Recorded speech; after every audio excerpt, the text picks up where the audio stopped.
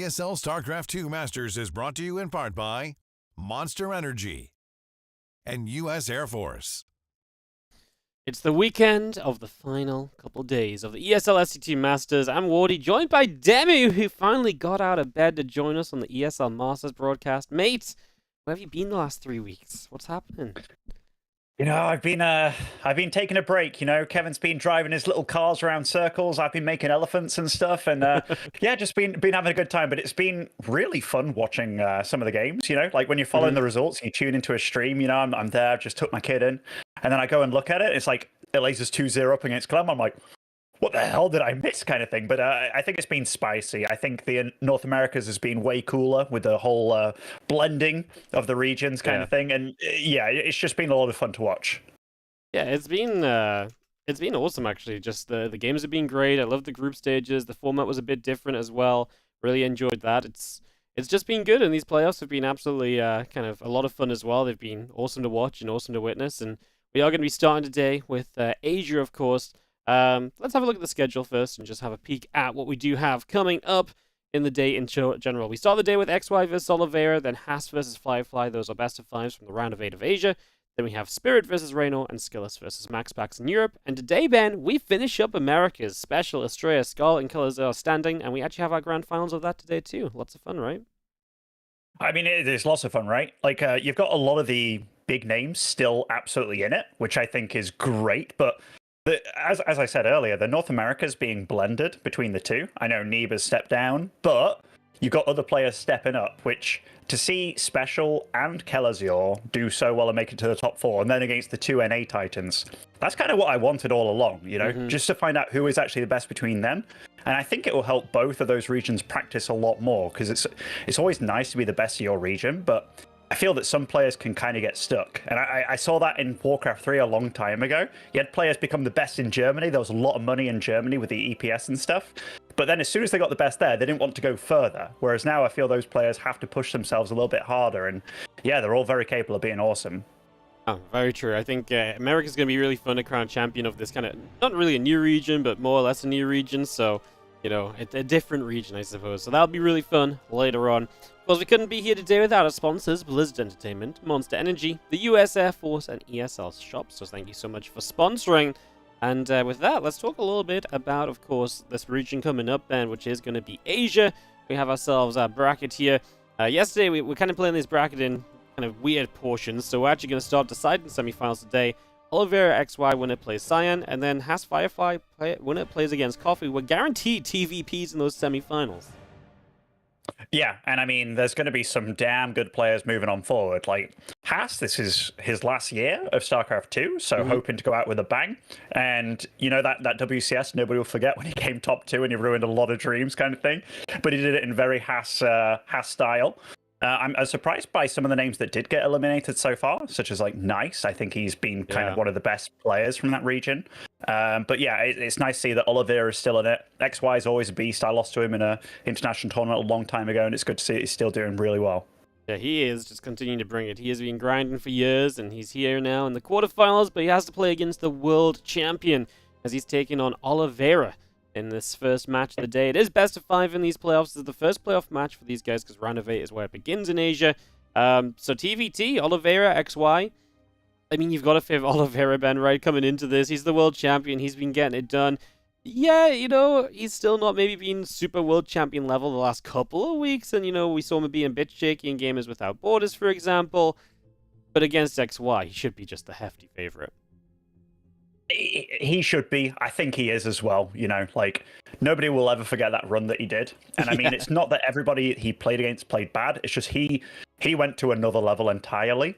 And it was kind of one of those moments where it's like he went Super Saiyan for a very small period of time. But whether he can keep it up or not, I mean, you know, you burn out of energy real fast. I don't want to say it's a fluke, but you know, he absolutely performed out of his mind. But we're going to get into the game. In the bottom right-hand side of Gressvan, it is Oliveira. Yeah, he had the stars aligned. Like, played out of his mind, the stars aligned. He's a world champion. I think that's it's still baffling to me, thinking back on how it all happened. But here we are. It did happen. It's still a thing. We didn't just wake up from that dream. As in the top left, Our blue Terran player will be coming in as a bit of an underdog here. We'll see what he can do. It's XY. Always a dangerous and crafty Terran player. Definitely one to not take lightly because he's very tricksy, man. You know, he can be very, and even in TVT, kind of come out with things and times that you maybe don't quite expect and just be so good on that aggression. And TVT also, it's like so punishing as well. Like, one thing that I do recall from that finals of Oliveira versus Maru, like in one of the I think it was the final game exactly, Maru used 2 interference matrices on 1 tank instead of 2. And then it was like the fight went totally opposite to how you thought it would go. And just little brief mistakes or little classic moments of a siege slightly earlier than your opponent, and things can go awry. But Terrans these days, they've had a lot to look at with the recent GSL semifinals and finals go ahead. It was filled with Terran, lots of good builds to go at, and I feel it's a little bit of a swing of how things are going, because the Terrans of old that have been indestructible like Maru, while they're still really damn good and probably the best at the matchup, you know, they're showing more weaknesses just because TVT, for some reason, it's getting more volatile and more crazy. Yeah, no, TVT is absolutely just... We kind of had like a phase where TVT was quite passive, and you know, everyone had Ravens, but if the first Ravens didn't do anything, then it was kind of like, okay, into a longer game we go. But nowadays, TVT has taken a much more aggressive turn yet again. And even with this opening, Oliveira double racks in base. It's a very fun one because you can just be very safe early. If your opponent does proxy you, you're going to be in a great position. We actually saw Kelazhur utilizing this to great effect yesterday against Massa in the Americas, just to guarantee that he wouldn't die in the early stages. And once he was set up, he was pretty much the favorite always and forever from there on out. So definitely understanding the choice from Oliveira, and it's not even like that committed of a 2 racks in base. You know, 2 Reapers and then straight to react to Tech Lab. The downside of this is you have to kind of play a bit more of a bio-heavy style, which in TVT you usually want to play a bit more tech-heavy. I think as long as Oliveira is kind of safe early, he definitely feels like he's probably going to be absolutely fine here. He does take a bad Reaper shot, but nothing too dangerous. Yeah, like you talked about Kelazhur, I think one of the first players I saw optimizing or bringing this back really recently was Gumiho against like a bunny or something in that Gamers Without Borders, and he was doing this, and I think it comes down to whether you want to play the Raven War or not.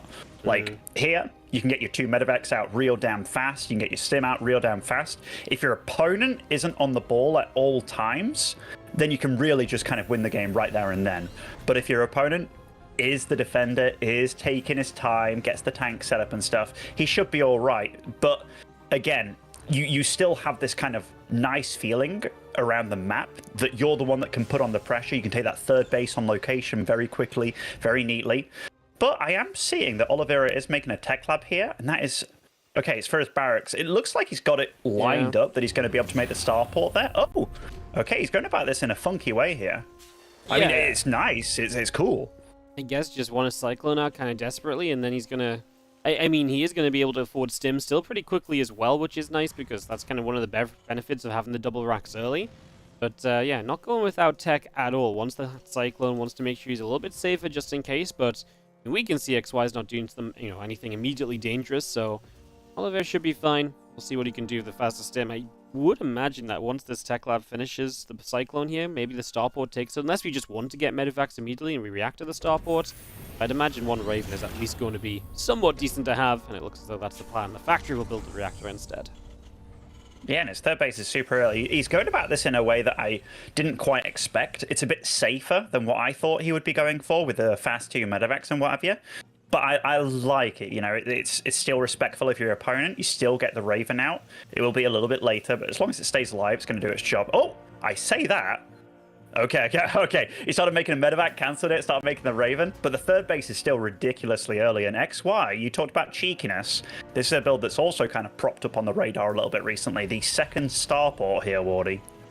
Yeah, this one's been very popular. It's funny because I think back to like over a year ago when Special was doing this in some of these pushes, and it was like, that's cool, but surely it's not that good. And now all of a sudden people are like, hey, this is actually kind of good. You know, you get a lot of tech units up early.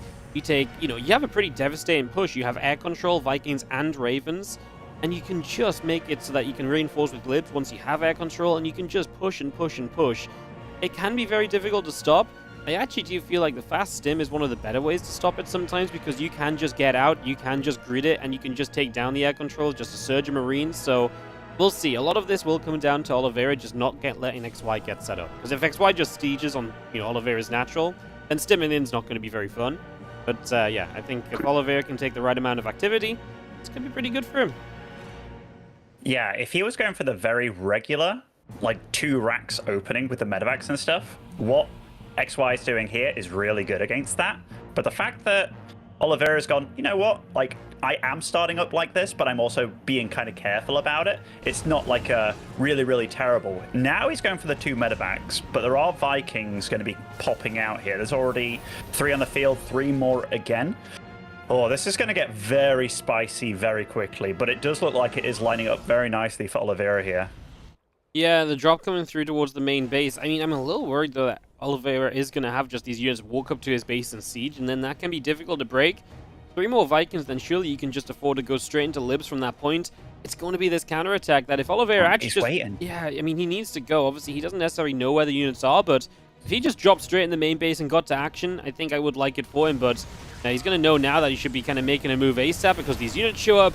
So this CC even in some trouble with so many Vikings in the sky. That is a lot, and I mean, Oliveira will catch the reinforcements, gets a Viking for his troubles, but I mean, that's just a group of naked Marines here. They will have combat shields soon as well, meaning they're a lot stronger, but this is chaos on both sides here, Wardy. But the army... Oh, Oliveira, he actually stops one of the Ravens here from being able to cast its spells. That's a big deal. All the Vikings going down. This is utter madness. Yeah, it is. The tanks, though, the tanks in the back are just doing so much. They are just free to do as they wish. XY's lost a lot of SCVs. The Marines on the other side are not being dealt with at all. I think we had a tank that spawned that actually went in down the ramp or so from XY, which is a bit of a shame because a tank on the high ground here might have been able to just buy that little bit of extra time still.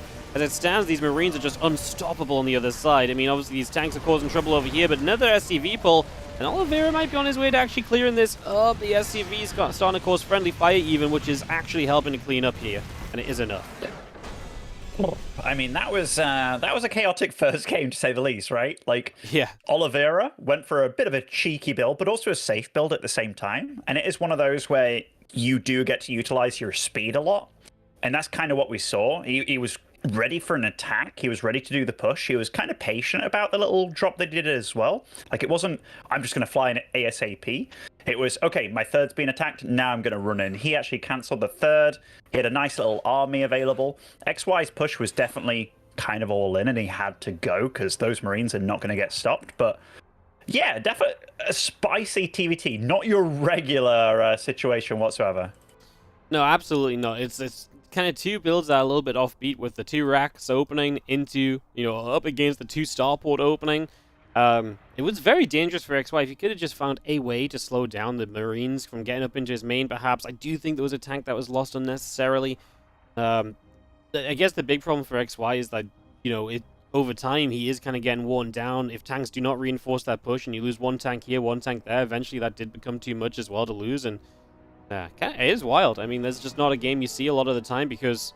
you're not watching for those kind of things. Like, these are 2 off kind of builds. You maybe see a 2 racks once every 10 times, and same on the other side.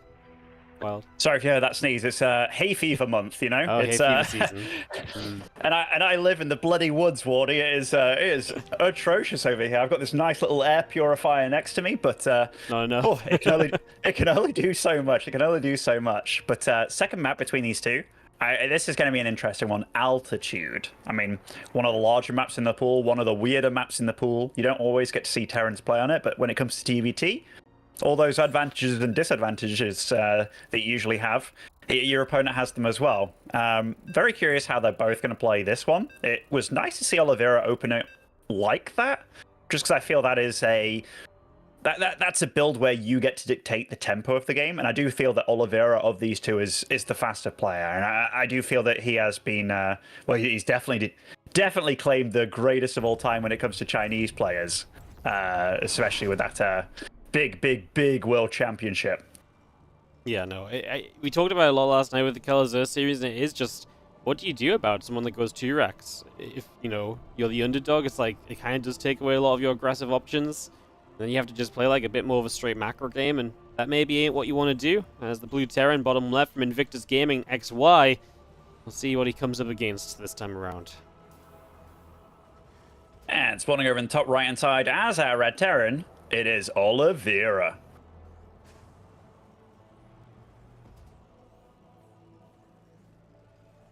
Man, it's been so cool watching Oliveira just kind of go to where he has gone.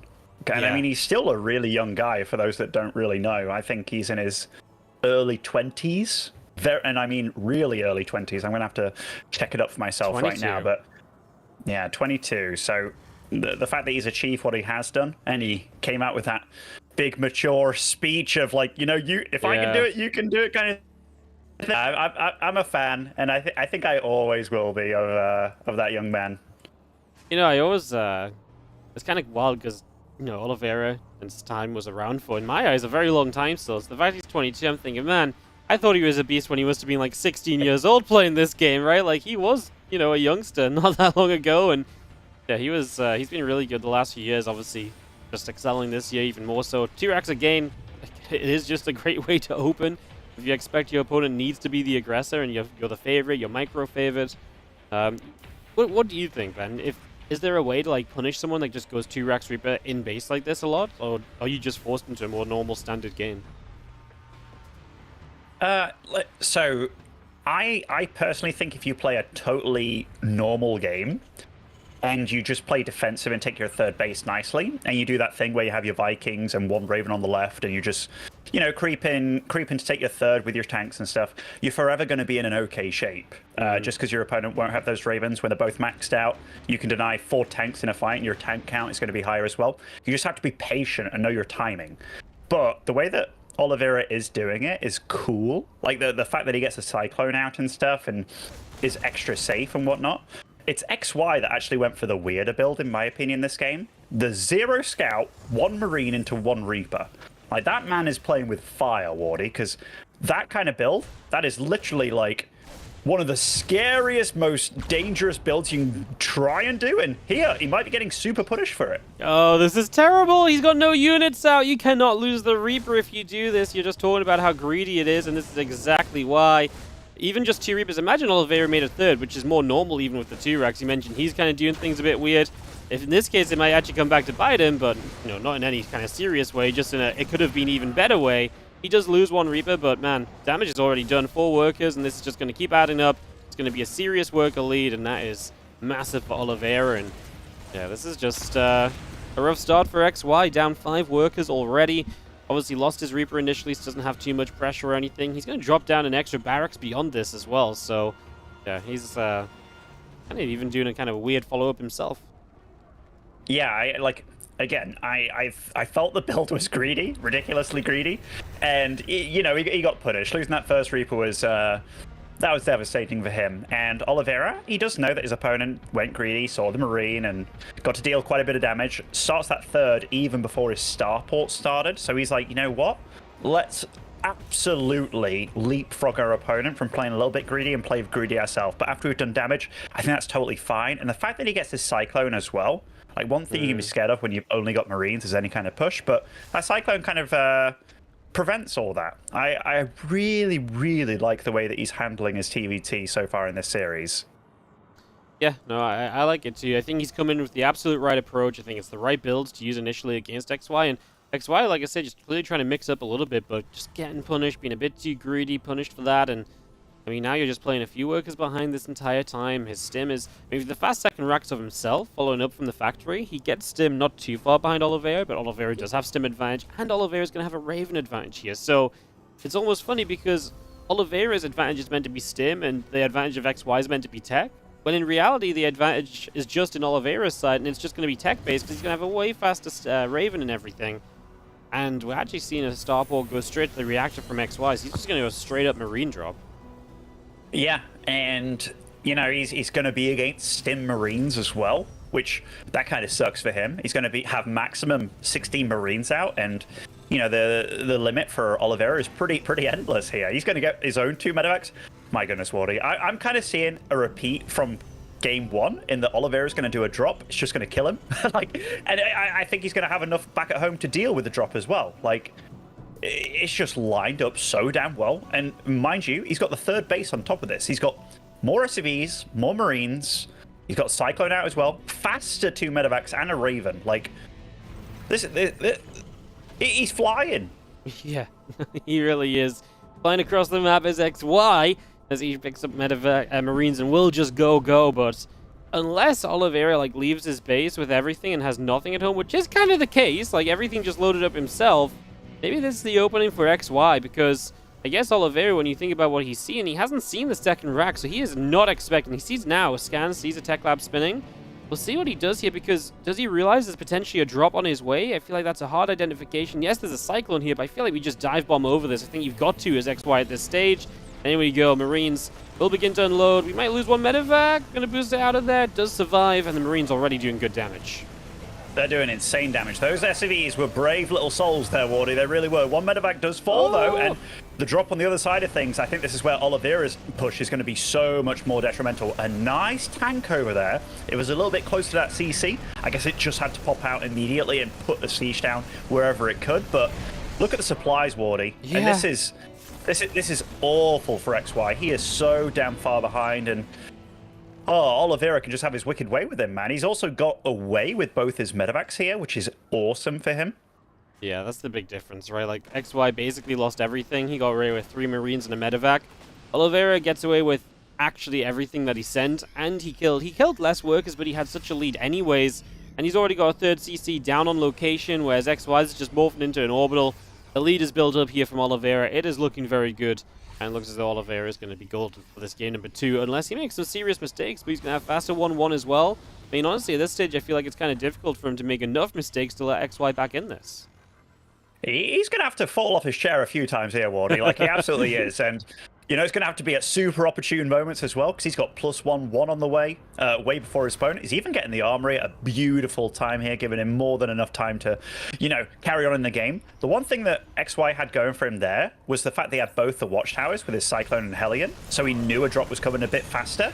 But now you can see Oliveira. Look at that map presence that he has. He has absolute vision here, there, and everywhere. I'm seeing red dots all over that minimap, and he's the all-knowing, he's the big bully on the playground, and XY, he is the one that is sheltered in his little corner here, Wardy. He has been picked on one too many times.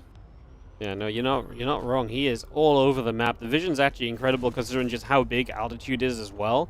He sees so much of this map, and as we've dropped the 3rd CC down to location, I feel like this might just get instantly punished, actually. We have XY with a few Marines moving down. Already, Oliveira jumps onto this base with Marines of his own. He has Marines poised on the right side as well. He actually would win that fight with 1-1. Even if he just turns around right now, it might be enough, but he has the other Marines going to dart up into the natural. There's no tank here as well, so we do just get in. We lose a couple of Marines as we go, but we'll deny an engineering bay, or we could have done. He did not need to pull back that soon, but yeah, I mean, just in general, again, Oliveira playing well, playing all over. There's a drop coming into his base. He has to deal with this. Oh my god, that one low HP medevac if the Marine targets it. Ah! Okay, there's Vikings, never mind. It's going to go down anyway. GG.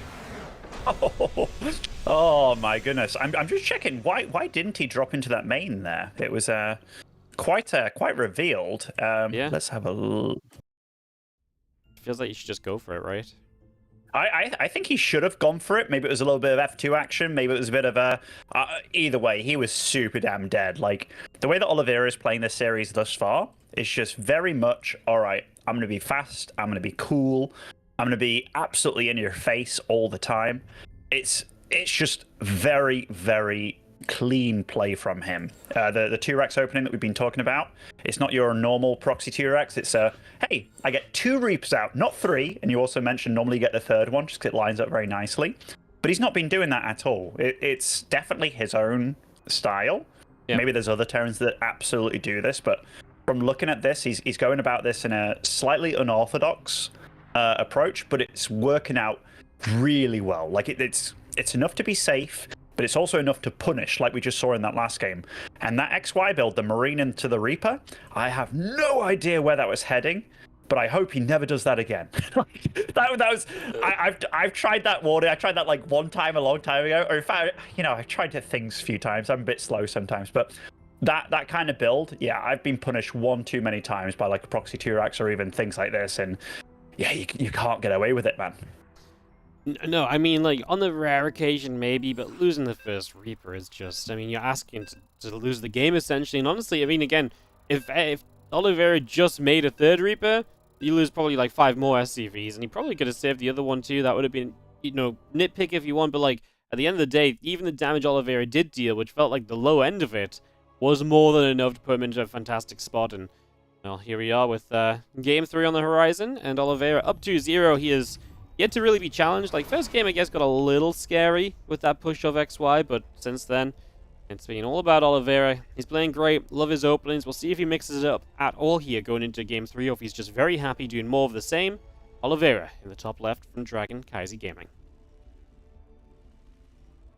And spawning over in the bottom right, Blue Town playing for Invictus Gaming, it is XY. I think so far he's been a bit unfortunate, has XY. Like, these builds have just not lined up too nicely for him. I was thinking as well, you talked about, like, how can you punish this 2-Rex? Because if you do your own proxy 2-Rex and your opponent's just got a more economic 2-Rex, you're in trouble. But the fact that he does kind of go into, like, he doesn't make the third Reaper, there is an opportunity where there's potential, you know? I think also maybe some of these, like, Barracks Reactor build, where you yourself are like, oh, you're pushing it, and then you go into Fast Factory and you end up with this, like, Reaper medevac stuff. That can also be pretty damn scary, given that you switch out of the Reapers very quickly, and it's a little bit hard to discover what's going on, but yeah, it's just cool, man. Like, so many years on from where we think TVT is super figured out, and then it's like, boom, baby, a brand new set of ways to go about it. As always, it's the beauty of StarCraft, right? Just, it's very fun to watch. It's very fun to see. It's just cool. StarCraft's a good game. Keeps on developing years upon years after, and yeah, even the mirror matches, which really should be out of all of them, like the ones that really do get figured out, it's still like, no. It's advancing and evolving all the time. You know, MaxPax is a fantastic example of that in PvP, where he literally does his own thing that no one else can copy because he's just got it so figured out himself. It's so hard to copy, you know, to replicate. It is just kind of ridiculous, but that's why we love it. Is this time we do mix it up from Oliveira. He does go for just the single racks into factory, so he is going to move away from that 2-Racks Reaper opening. I don't hate the fact that he's going to mix it up, because I also feel like at this stage, you've shown it twice, and you're up 2-0. So even if, you know, XY does take advantage of you, for some reason he decides you're not going to do it this game, he tries to take advantage, it's like, you know, it's still fine. You've still got a 2-game lead in the series, and you're probably favored anyways in a different game. So, yeah, like it from Oliveira, as he did get the better duel on this Reaper. Yeah, and I love everything that both of them did here. So Oliveira, he knows that the previous games he's been greedy with his opening, so even though he scouts the SEV and sees that it's a Reaper opening, he's like, you know what, we're going to keep that around and go again, because it's very likely you're going to keep on being greedy. You might go for Reaper, then Reactor. So winning that first Reaper war, he chased in there. But XY also, he was like, oh, I'm going to pull some SEVs, I'm going to get down here. He kind of feigned that he was going for that, and then he wanted to get the pop on, but Oliveira, being too good, sniffed it out and then got away from it. But you can just tell that both these guys are obviously very good with what they're doing, and they're both reading each other a little bit, hoping that they can get away with stuff. Because XY, this whole series, he hasn't scouted one time with an SV, I don't think. Like, this man is absolutely cutting corners, and I think that's absolutely how you should play it against somebody that is, for all intents and purposes, better than you, right? Like, because if you just go at it very, very handily, you're scouting nicely, you know, and then you see your opponent isn't scouting and they're getting away with stuff and cutting corners, and you're like, oh no, and you're better than me? Like, it just feels terrible. So I do like how they're both approaching the series. Yeah, no, I think it's the right way to sort of take things, and yeah, I do like the way that they've set up, but it's just working so much better for Oliveira. These 3 Reapers currently holding map control, but also with such good potential, because obviously at a moment's notice they can hop into the main and really go and get an SCV or 2 perhaps, so that's an option. If you see XY moving out with maybe the Hellion in the middle or so, you spot that move out, you go in and punish. Oliveira's already positioning himself very well, as otherwise everything's pretty even, right? We see both on 3 Reapers, 1 Hellion, both of them into a Cyclone, they both have a similarly timed Raven. It's going to be our first real look at what a TVT looks like between these two, without one player just having a bit of a lead, or just 2 very different kind of styles completely kind of going up against each other. Yeah, the one thing that's throwing me off a little bit is the fact that Oliveira is going up to 4 gases on just the 2 bases here. Like, that is pretty unusual to have that emphasis on gas, and that makes me think he could be doing something a little bit wild this game. Don't know what just yet. Could be some kind of follow-up with mech, but I like what you say. Aha, there we see. It is a second starport, so he's the one opting for that second starport Starport build this game. And I like what you were saying as well with these Reapers, because them being there, very often you feel like you have to do something with your units at all moments in time. But you had the Hellion in the middle, hoping that there would be like a Reaper Hellion move out with a Cyclone or something. And then he was going to hop into the main base. So everything serves a purpose here, like the reason that he's on the map with what he has. And now we're going to see, hopefully, how this 2 Starport build is meant to go when it goes up against a very standard build. Yes. No, absolutely, because it's still definitely kind of meant to be a deadly time, but at least there's some tech of XY that's somewhat made to kind of deal with this. Obviously, when Oliveira faced it, he just had like a lot of Marines, his tech count was very low, and that just made it awkward for him in general. It should be a bit of tougher going. I don't mean, obviously, the double Starport build lost last time, but I feel like to get going initially might be a bit tougher this time around because there is going to be that little bit more defense at first. It's just the power of this air control. It really does so much for you in TVT. XY has to try and find ways to be very patient, maybe slow this down, give himself a chance to get enough up to get in range and to kind of bust through, but it is tricky, man. I mean, it doesn't feel like fun when you're going up against this because it just feels like the opponent has so much control of the situation at every point. Certainly does, and a little bit of a skirmish here. That Widowmine will give him a bit of a heads up, but does get a bad connection on a Reaper there. The one advantage that XY does have is the fact that he is meeting this on the map and he has 3 Ravens out. But does that mean you're going to win the fight? I mean, they can't stick around for long, and this Cyclone, the fact they picked off the Cyclone, he can do all this kind of crazy shenanigans. He is... Oh, no! He used the Interference Matrix on the Cyclone, but does not save his own tank. This is a disaster.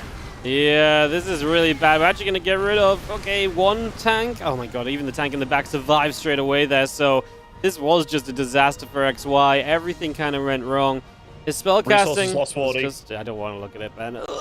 You do. So you have to look at it. Oh, yeah, 1,400 this difference. is, and it ain't getting better. An absolute disaster, yeah. Those Ravens, maybe they come in with a dream. I mean, stopping 2 tanks is good, but that other tank's not in range here, Wardy, either. And I mean...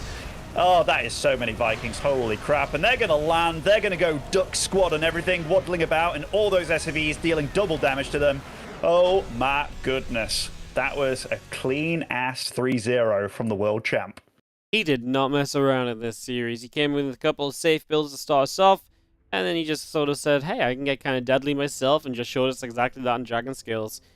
I think this game was a great example of how deadly TVT can be when it comes to those kind of, you know, just middle of the map engagements where one bit of spellcasting can change everything because, you know, the Matrix going down too late on the Cyclone's obviously brutal because then you lose a siege tank, the only one you could have sieged, and you've just got to be perfect at reading the Raven scenarios and figuring out in like a, you know, split second what you need to do, what the best way to respond is, what the fight is going to be.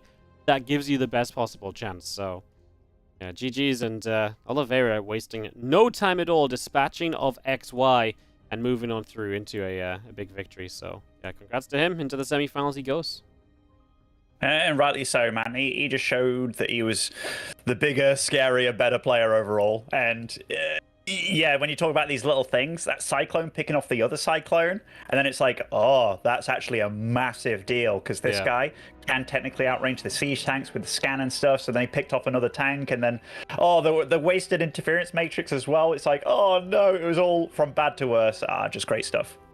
Great stuff, and that does mean that Oliveira is in the semi-finals where he'll be taking on Cyan. That will happen tomorrow, as tomorrow we actually round out the entirety of the Asian bracket. And as the Asia bracket stands, we have ourselves Oliveira versus Cyan, and either Haas or Firefly to take on Coffee. Our second TVP semi-final will be set in stone after our next series. So is Haas, Firefly, best of 5 up next. We'll be back with that in just a few. Don't go anywhere. It's day number... Oh, a lot. I have no idea. It's the second to last day, though, of the ESL SC2 Masters, and we'll be back after this.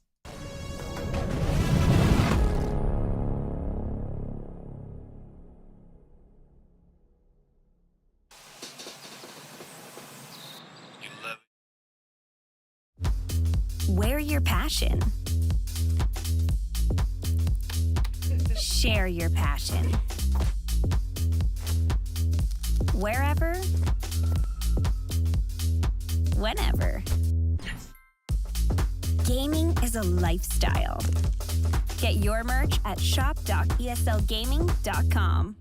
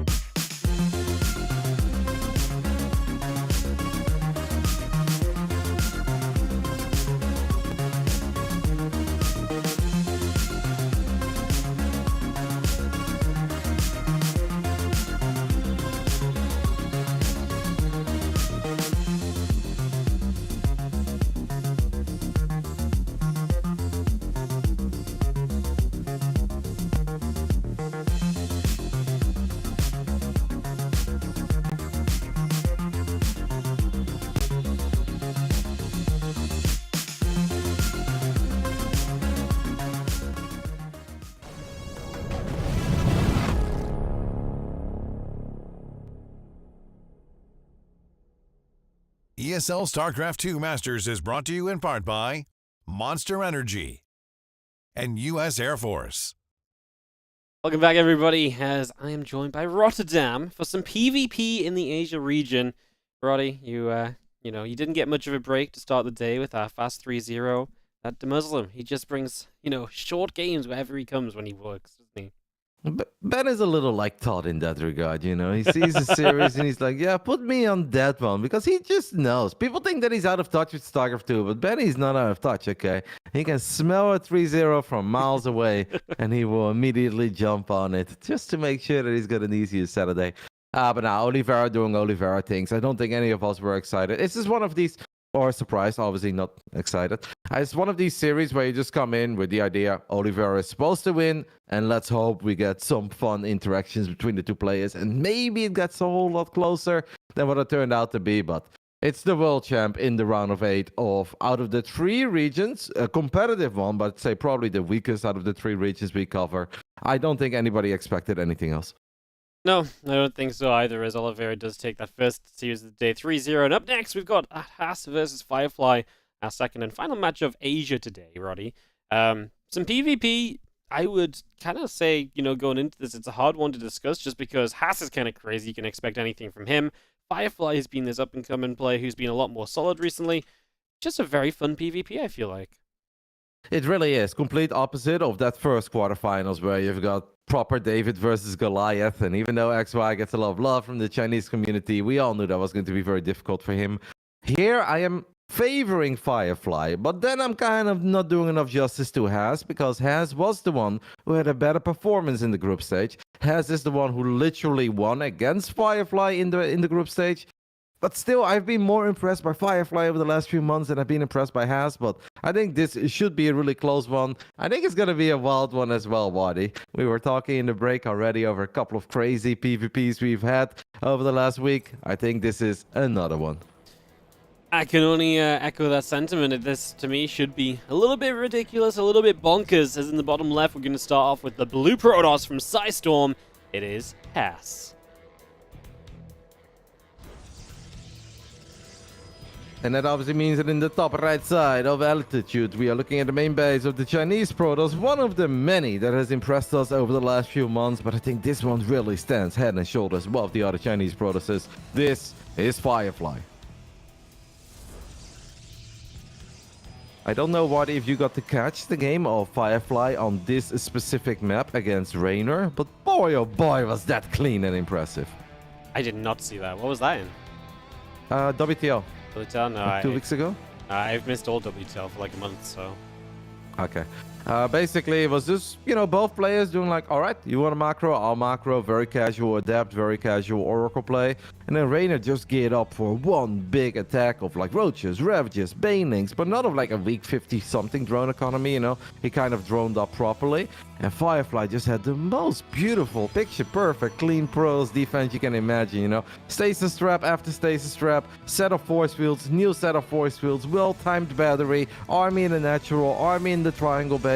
I was like, holy smokes, that wasn't just a hold, that was a massacre. And then he just grabbed everything, ran to the other side of the map, and wiped the floor with Reynor's army. Reynor did in the end win game 2 and won the ace match, which was a rematch between Firefly and Reynor, but that was also close. Now I know that's PvZ, and some people will think, what does that have to do with a PvP? Not a whole lot, but it just kind of goes to show the level that Firefly can compete at.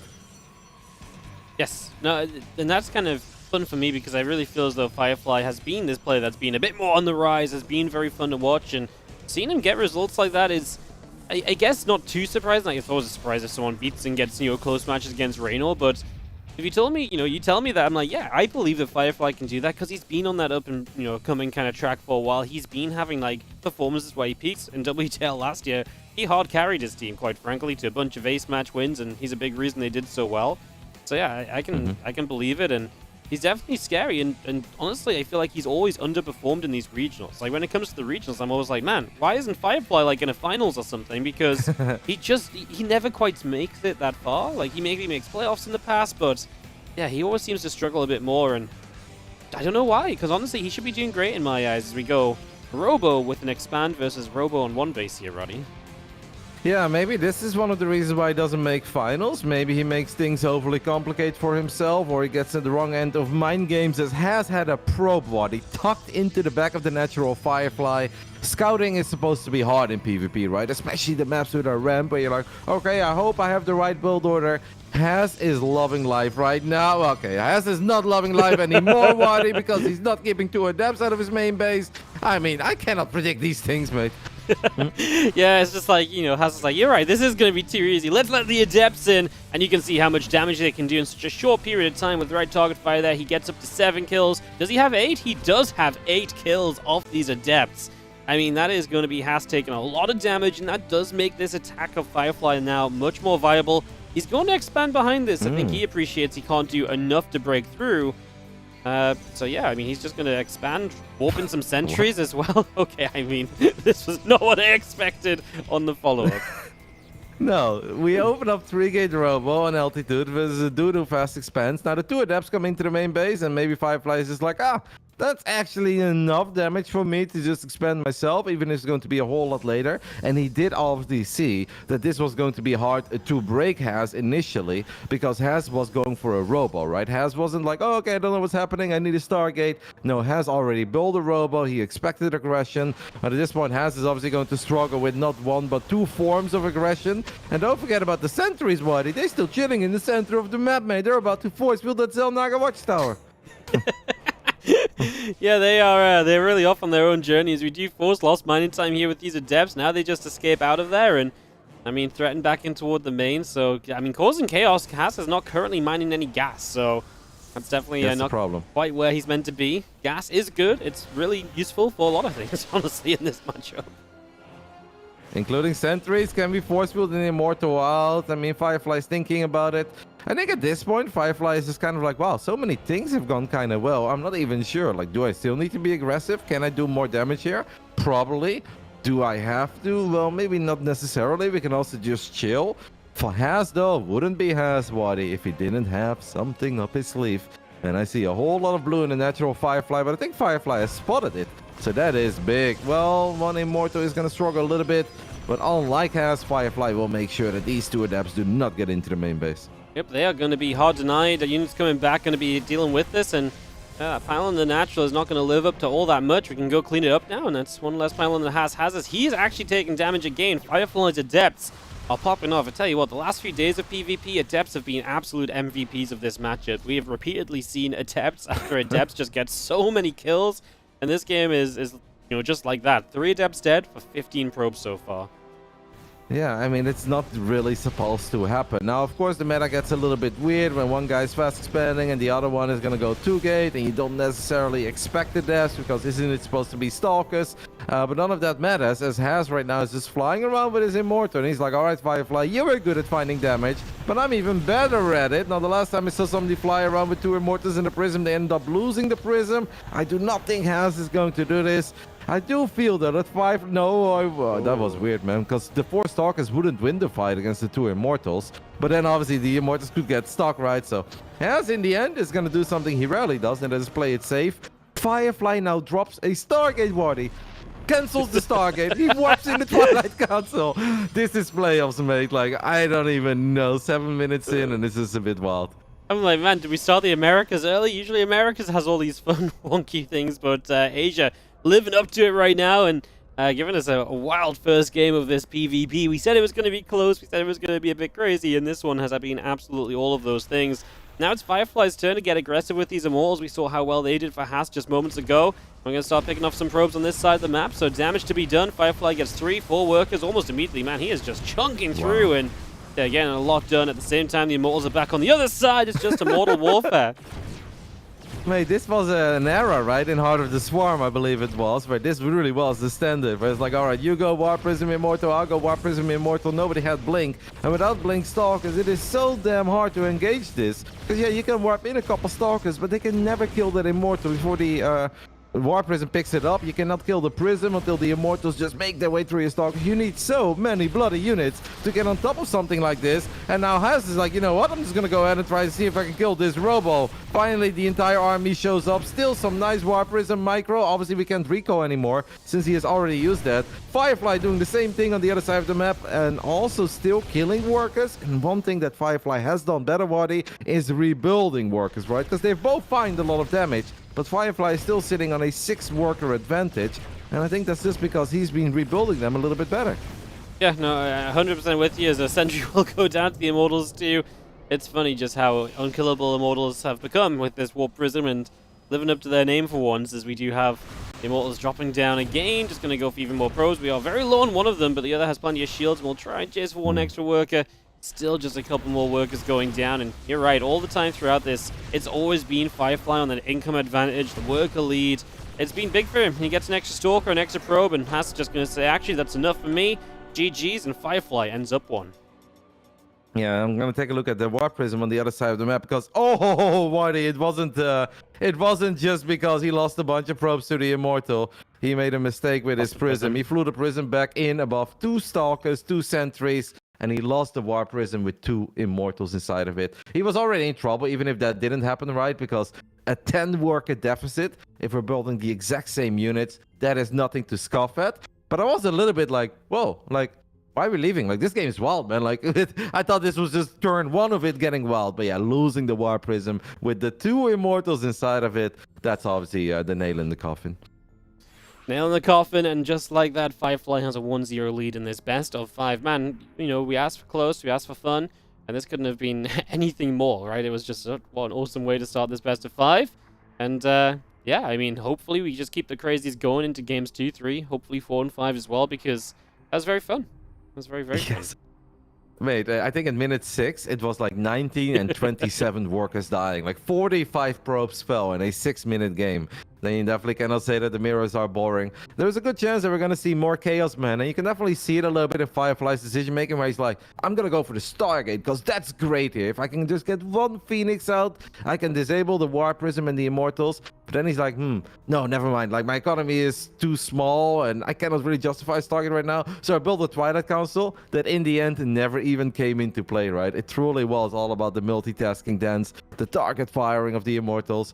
And it felt that both of them focused a little more on the offense than on the defense, but Firefly just got the best of Has in all of that. And it all started with the initial 2 adepts, though, because the build of Has is superior, right? MaxPax has literally proven that to us by now. Like, hey, if you can do this, this is always better than that 2-gate stuff on the high ground. And then, of course, it's up to the 2-gate player to make something happen. Well, literally the very first 2 adepts shade into the main base and kill 8 probes. We've got a completely different ball game, but that was really not supposed to happen. No, that was absolutely not meant to be the way it all turns out. We head to Babylon for map number 2, as we have another ramp with or another natural with a ramp up into it. So we'll see what we do. Obviously, we just saw our player Firefly go double gate anyways, tries the 1. I mean, just even the opening build was bonkers. The fact he goes 3-gate robo, he's just like, oh yeah, now I'm just gonna expand. By the way, like, never mind all the 3 sentries. Yeah. Like, he just made 3 sentries at home while the War Prism was on the other side of the map. I'm like, I've never seen this. Like, where are we going with this? And I felt that he wasn't totally sure where he wanted to go with it. I think it was kind of just, I'm just going to adapt. I'm going to react on the fly to how much I'm getting done with the Prism, with the adepts. But then he also got attacked, and he had to worry about adepts on his side of the map. And whatever I think the initial plan was of the sentries, it never truly came into fruition, but it doesn't matter. Well, the only thing that matters is that our Chinese Protoss has taken the 1-0 lead here in the playoffs of ESL Masters, our final quarterfinal, by the way. After this, it is time to head into the top 4. In the top left side of Babylon, representing SSLT, or as you would say, the Hungry Camels, this is Firefly. And down the bottom right, our blue Protoss player probe on the map is actually going to be scouted by another probe over there. This is Haas, who now has a very late pylon. Do you think he was trying to do the Astrea? Like, walk into the natural? I guess. Yeah, walk into maybe. the natural. Like, he was headed that like, way. Because, like, this is obviously not... Wait, 1 gas? Okay. Yeah, you're never gonna get both, but getting a gas is early. Oh, Forge still goes down, Marty. Welcome to ESL Masters Asia. Why are we cannon rushing? Why the Forge so late anyway? Like, I'm so lost, man. Well, I think the Forge is just late because he just had a pylon late, right? Because he was assuming he's going to put a pylon across the map. Like, he was like 200 minerals without a pylon. Now he's going to pylon wall Cancel the gate. Cancel the gateway. I would cancel it, man. I don't think canceling the gate is a play here. Wait, what is happening? I don't know. The Zealot's going to get warped inside of the inside of this little wall as well. Oh, this has definitely been something so far. 2 cannons on the way up. Probes will begin to knock down this first pylon. This is a... Does he have space for one more? Or he's just going to build a pylon there? We're going to build one more pylon? Okay, so now I guess it's... Oh, but the Zealot is going to... Oh, what? Oh, okay, what? It goes on the right side. But it will only ever get one cannon, though. That is a problem. It will only get one cannon. It's never going to get both. Yeah. This is bad. Those probes have been off the mineral line to try and fight, and the Zealot... Will it even get one? Yes. Gets one. Yeah. Huh. Yeah, but now the gate is going to get unpowered, so Firefly needs to rebuild, I think, a gateway, or he thinks he's going to go for a robo, but he has no gas because he only has one gas. Needs to rebuild stuff in his main as quickly as possible. At least one more Zealot does come out. I'm surprised that Haz is not working on that pylon, by the way. Why are we prioritizing a gateway? Like, this could have been unpowered already. If this Stalker comes out, that is a crime, because it was never supposed to come out, Wardy. No, absolutely. This was meant to be stopped already, but mistake made. Firefly on the other side did steal a gas, by the way, make Hass's follow-up a little bit weirder as well. There goes the pylon, and continue to fight the assimilator in the main as well, clean that up, and, well, how normal is this going to turn out to be? Because we've got warp gates on from Firefly, he's got his own gate finishing, and all of this is before Hass has a gateway, and his cannon rush kind of just seems over completely. Yep, I mean, one Stalker is obviously not like the sickest thing ever to have to worry about. It's annoying. What is going to happen is Firefly is just going to create a city in the natural of Hass. So you said the word normal, Wardy. Well, nothing normal about this, mate. It's building a base in the other guy's natural. Hass is the one who started it. Firefly says, I'll show you how to do this properly. I mean, the robo is being built at home. So that's a little bit awkward now. It would make more sense if this was done on the other side of the map. But at least he's getting Warp Gate. And I don't know. I guess we'll see where he takes this. Yep, he's going to start hitting this cannon now as he actually has batteries to heal himself up. But Zealot shows up too and just makes this whole situation awkward. Goes back to the Forge for a few moments. He has high ground vision because of the assimilators. So this is kind of the setup that we have between them at the moment. And I guess we just sit and wait to see if Firefly will break through. He has the prison that's going to come across, and then obviously that gives him some options to bypass this defensive wall at the front. And of course, Hass is an eternity away from warp gates. Yeah, that is true, but Hass can obviously just build units even without Warp Gate. I would say Hass just build another Zealot right now. Build a Zealot, build a Stalker, right? He's gonna queue up the second Stalker. Because I still think it's gonna be hard to just fly 4 units into the main base and then expect to be able to get a big warp in, because there's so little room in the main base of Babylon that probes can be very good against Stalkers, right? Obviously, if the probes can get us around. That the Robo is more than halfway done for Hass. It's about to finish up even. I don't know. I think maybe Firefly, the best thing he could do, mate, is just warp into a depth, right? And kind of start thinking about a follow-up, a transition. I think trying to break Hass here, is it possible? Absolutely, especially if Hass starts bleeding out Stalkers like that. Why did Hass never build batteries, by the way? He just refused to get a battery. Makes no sense. Yeah, okay, that is going to make it very close. Oh my goodness, he's in trouble. Now he just loses. He's going to lose this pylon. That's the only one power in the Robo, by the way. So this Robo's about to be depowered. There's not a pylon ready yet. It's going to be a little ways off if we target that, which we will start to do. This Immortal might not get out. Okay, the Immortal will pop. That's good. I still think we focus on the pylon power. Okay, the cannon's actually powered by another pylon now. Chaos. Really just pure chaos. Popping the barrier on the Immortal. Oh, Immortal could be in trouble. Immortal could be in a little bit of trouble. There is an overcharge available at least, but this is just a lot of Firefly. Firefly being able to get both of the pylons there definitely surprised me. It all started with Hass already being a bit sloppy on his Stalker micro, taking a lot of damage on one of the Stalkers. And now this just became a whole lot more difficult than I think it actually had to be. Because it would have been very hard for Firefly to really get into the main base. Firefly wants to get that one Stalker. As you're running out of battery energy, we'll now have a second Immortal. Still a chance that he stabilizes, right? Because 2 Immortals are insane. And one of the stalkers of Firefly does fly. Firefly is going to try again into the natural. The batteries of Firefly are not too full on energy anymore, so he has to be at least a little bit careful. Yep, gotta give a little bit of respect here as you can go a little bit overboard, right? As we actually warp in some Adepts now, there's a way in for the Adepts. Maybe that will be good as this Immortal is low. Got a little bit worried about it, but he didn't continue through. Now triple Immortal up. And Firefly just struggling to get up this ramp, of course. It's choked up and everything, so yeah, looks as though Haas is kind of holding on, but I guess to what end in the end of the day? Like, he's holding, but can he ever get out of his own base? He's gonna break down Apparently right now. Firefly's just gonna let him. Cool. Yeah, Firefly's gonna let him, but it's also just because Haas is just gonna let him warp in the 3 Adepts or drop the 3 Adepts in the back of his main base. We saw that in the PvP between Trigger and Astrea. Just because you have an army that can stabilize doesn't mean that you're safe against Adepts. As Firefly was, I think, a little bit derpy there with the Adept micro. Could have killed a few more probes. Is still getting a lot.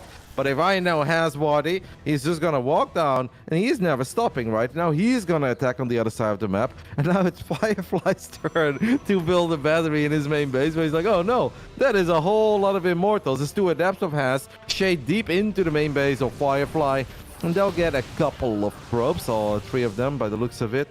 And what is Haas going to do right now after he saw, okay, you have an Immortal too, you have a battery, he's got a Sentry, and on top of that, obviously, if Firefly is not expanding, there is no natural to break, but I don't think that has ever stopped Haas from trying.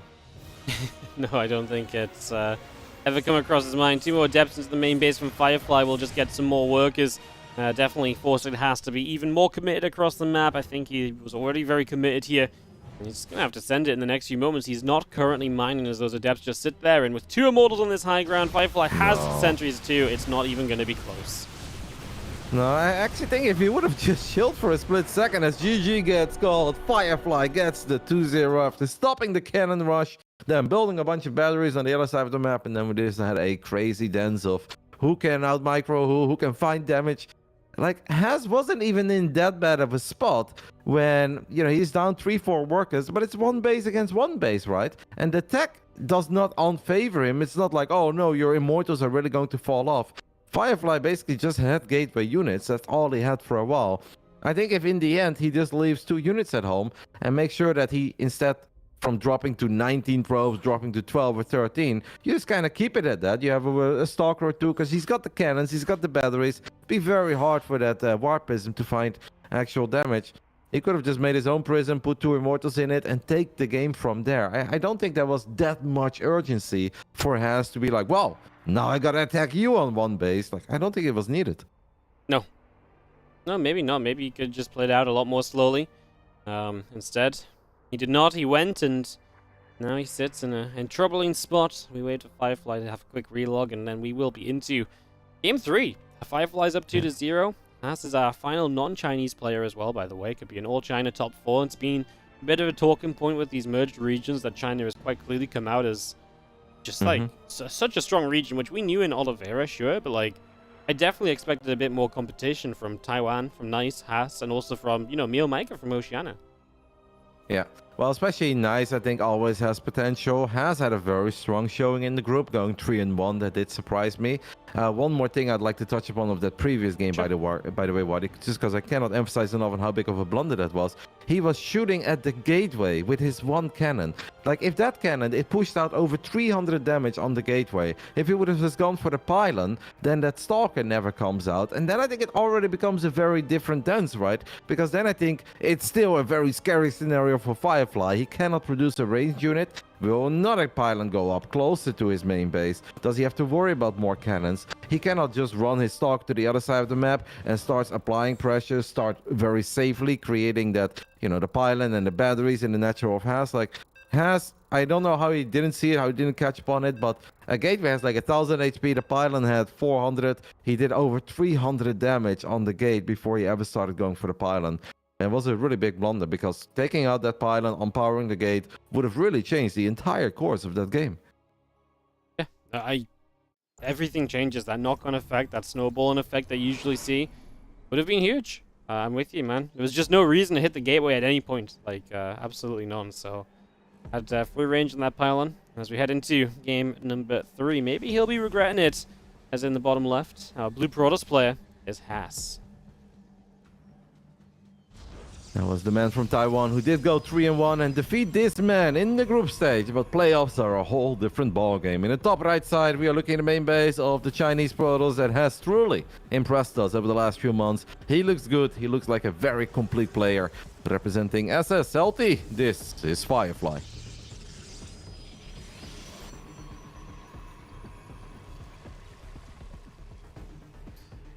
What do you think we see from Ancient System? First map without a natural ramp, so maybe 2 gates each, and that obviously invites us into all sorts of possibilities.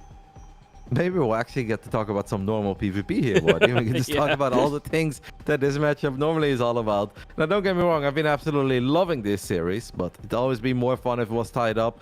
It has to be a little bit heartbreaking, where especially I think in Game 1, Has initially was loving life, because these games have been so crazy, we didn't get to talk too much about the basic fundamentals of high-level PvP, but Has having the 1-gate fast expand and the Robo versus a 3-gate Robo player and the Probe Scout, right? The probe that was hiding in the back of the natural on altitude, casually going into the main base. Dream scenarios. Like, some pro gamers will tell you, yeah, that's actually over. There's like nothing you can do anymore as the aggressor, unless the defender truly messed up. So that had to be frustrating for Has. And then in the previous game, it's like, it was a bit weird. He clearly had a different kind of weird rush in mind, but in the end, still got the cannons up. Could have unpowered the gateway, could have been his game. Instead, you find yourself down 0-2.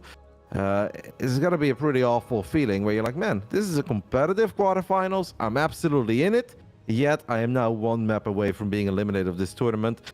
So I don't know. Maybe if we are not sure what to do, we can always just bust out a 3-gate Robo and we take it from there with a normal opening. Yeah, no, that's very true. We just kind of go the aggressive route. Always an option, always open to you. 2 depths opening here from Haas. He's gonna have a little bit more gas stacked up for potentially tech structures, although he's also just stacking those minerals and looks pretty interested in taking the low ground. He will pylon block the natural of his opponent, and that will be part of this setup, although 2 Stalkers can clean that out pretty quickly. As is going to put the money into sentries, so depth sentry, that's an expansion setup for him for sure. Yeah, it does. He has done this before on this specific map. I think it was against Maxset, actually, if I recall that correctly. Well, I was like, wow, Has, your opening is wild, man. Like 2 adepts into Nexus, into 2 sentries. I was like, how do you get away with all of that? That is criminal. Because the 4 Stalker opening may not be all that popular anymore. But if you would have 4 Stalkers and you just run them to the other side of the map right now, like, what is Has going to do about that? Absolutely nothing. Yeah. And right now we have got 2 Stalkers moving across. We actually found the pylon bottom right, so it looks like he might try and clean that up. The other 2 Stalkers going to try and meet these Adepts. The Adepts will threaten the shade, and that will keep the 2 Stalkers pinned back for a while longer. Still nice that Firefly will at least kill the bottom right. Though, buddy. It is very bad, because Firefly has dropped the Robo, has dropped the 3-gate. So I was thinking of maybe Has playing some 3-gate Robo, or at least just 3-gate and take it from there. Maybe Firefly has done his homework, because I've seen Has do this exact build on this map, and I remember thinking, I was like, man, that's criminal. Like, that's way too greedy. You cannot open up with 2 Adepts into a Nexus, into double sentry, because none of that battles very well, right? Like, what's gonna trade out against Stalkers here in the early game? Yeah, you have force fields, but even that comes in a little bit later. At least for Has, this didn't happen immediately before the battery was up and there were only 2 sentries, as these force fields are actually kind of cool, but we needed 1 more. I would have wished he dropped 1 more there, Wadi, because that seemed like a whole bunch of guaranteed kills. Yep, you would have had all the Stalkers forced to fight within range of the batteries. We're going to get this pylon if we don't start healing it up. No. So both the batteries are now depowered. And we do have another force field coming down me. It's nicely placed. It does net you 1 more Stalker kill. So that's 2 Stalkers down from Firefly. But the Prism's here. The Stalkers are warping in. Yes, we do have an Immortal on the way. Is that enough? It looks like we're going to bypass the batteries by playing into the main base here. And that 1 pylon is powering everything, Roddy. And nothing's in position to defend it as well. So if Firefly can just go ASAP, I mean, the Immortal will get out. The Immortal will be able to put some damage out here. Firefly's fully committed in this main base. But now Has has got his units in position to defend. Yeah, this is awkward though, because you don't have Blink, right? And the Warp Prism is gonna have a hard time. The Immortal is still alive. I mean, Firefly was just so indecisive there. He's like, do I want to go for the Immortal? Yes, no, yes, no. In the end, he ran to the corner in a world where you would have Blink, right? And it's like, oh, okay, we can just Blink. But you cannot do that. You cannot quickly evacuate 9-10 Stalkers with a Prism. And where it looked like Has was in trouble, Has is now absolutely cooking with these sentries, with the Adept, with the Immortal. I don't know what's happening, man. Like, these are some crazy decisions that have been made. Firefly on paper was in a very good spot if the first 4 Stalkers would have just ran to the other side of the map. That didn't quite happen. Then he absolutely dodged the bullet against the force fields that could have killed at least 3 of the 4 Stalkers, if not all 4 Stalkers. He gets away with that, then goes into the main base, and I think he saw that same juicy pylon that you saw, and he's like, yes. And then he's like, Immortal. Let me activate the barrier. He's like, do I go for it? It's scary because there are force fields in the mix. I shouldn't. And then he ran into the corner like he had Blink, but he didn't have Blink, and he could never take that fight. And now he's just in all sorts of trouble. No, absolutely. He's, well, I mean, you can just see the numbers. Down in workers, down in army. He has nothing to show for any of this, and he is going to get one more mortal and apparently go. Which, yeah, I mean, Haas is building a Stargate. I guess if you want to just build a Phoenix, shut down Prism play, that works right now as well, but it's going to come down to this one big push. Haas is going out with his 2 Immortals. If there's ever like a way or a possibility for Firefly, I guess that maybe is something of the opening that may lead to some hope. So we'll see if he can do anything as he pushes to the front, but it is feeling pretty unlikely. Well, I guess Haas just didn't know how committed Firefly is because he hasn't scouted and he's saving all the energy. If you take a look at the units lost at, by the way, Wadi, 1 Adept against 11 Stalkers. When is the last time you've seen that? Yeah, that's kind of ridiculous. It's the guy who's up 2-0 who lost. I mean, this is a lot of Adepts, by the way. This can really complicate things for Haas a little bit. Sure, Haas, your 2 Immortals are going to have a field day on the other side of the map, but I would say make your life easier, buddy. Just bring them home. Does he need them? Maybe, maybe not. But if he starts losing that 1 Immortal he's got here, like the Adepts are pretty good against Adepts. The Adepts are good against Sentries. Haas, just bring home your Prism, mate, and those 2 Immortals. Make it easy. He says, no, I like it hard. I like it the most complicated way possible. I'm going to pull the probes instead. Haas will obviously win this game. That is inevitable. Maybe he made it a little bit more awkward here than it had to be, but it is good enough because he can lose probes for days. Firefly cannot. Firefly is already losing all of his probes on the other side of the map. And Haas will win the game with the double Adept, the double Sentry. Expand against the 3-gate Robo. Well, it was quite something, Wadi. We've got a series on our hands, baby. Yes, we do. Firefly felt like he had this one locked down, and then it's all turned around. So Haas is going to get on the scoreboard. These final few units will finally go down, and that should just be enough to get Firefly to accept the GG and head on into that 4th map. And I've got a couple of Immortals still on the upper right. Obviously, they've just been slaying throughout. There it is, GG called, and Haas is indeed on the scoreboard. That was an insane sequence of events. First with the 4 Stalkers that ran deep into the natural. And I was like, okay, the 4 Stalker opening is good against the 2 Adepts and the 2 Sentries, but you have to go immediately. And clearly he didn't go immediately because he was working on that pile in the bottom right. He was chasing the Adepts for a little while. So then I was like, okay, a battery is up. You need to be careful against force fields. Oh my goodness, Haas gets all of them. Doesn't get all of them. Haas didn't drop that extra force field. I'm like, okay, Firefly, you just dodged the bullet. And then he went into the main base, Wadi, and the man lost 11 Stalkers for 1 Adept. Like, yeah. Those are numbers you don't see very often. That was really, like, horrendous in the main base, wasn't it? Like, it had so much potential into it was just the worst thing he could have done. Backing up into that corner, no way out. You could see he was, like, kind of flustered. He was like, how the heck do I get out of here? He's, like, moving around. Like, he's trying to, like, micro-force dogs, but he's, like, he's not close to actually dropping them on the low ground. So he's like, still trying to target the Immortal during that. Just made it, like you say, a bit too complicated and too much to do at the same time. Kind of missed out, and, well, now we hand ourselves into this game 4. Haas is on the board. Firefly is not just going to have what seemed at first like it was heading towards a clean sweep. You can really see the clock wheel starting when he dropped into the main base first. He's like, Juicy Pylon, never mind, Immortal, activate barrier, cool. Now I go for it? No, I cannot go for it. I go for it. No, I cannot go for it. And then he ran into the corner where it was just like panic kicking in. And obviously it all fell apart. But hey, that means that at least we get another series in this quarterfinals. And maybe we can even go to the rubber match. I wouldn't hate it. In the top left side, we are looking at the main base of the man who once upon a time made it to the finals of an offline DreamHack in Valencia. He is representing Storm Gaming. This is Haas. It was just about 5 years ago now, so still around, still kicking. It was in the bottom right, our red Protoss player. From the SSLT, Firefly. I have the feeling that Firefly is not in love with PvP. If I've seen some of his PvTs, I'm like, impressive. I've seen some of his PvZs, I'm like, oh my goodness, you are really good. And then I see the PvP, And it's definitely not like bad or anything, but it feels random, wild, chaotic. And I think he second guesses himself quite often. And obviously we can't blame him for that. It is PvP, it is playoffs, the stakes are high. But if there is one matchup where I think you need to be decisive, it has to be PvP. Yeah. No, PvP is. I mean, if you kind of, fumble around in PvP, you just kind of end up in this weird spot where you don't get anything going for yourself. Like, you've got to be ready to kind of blink in and decide, or to kind of be like, okay, this is my tech, let's go for it, hit my timing.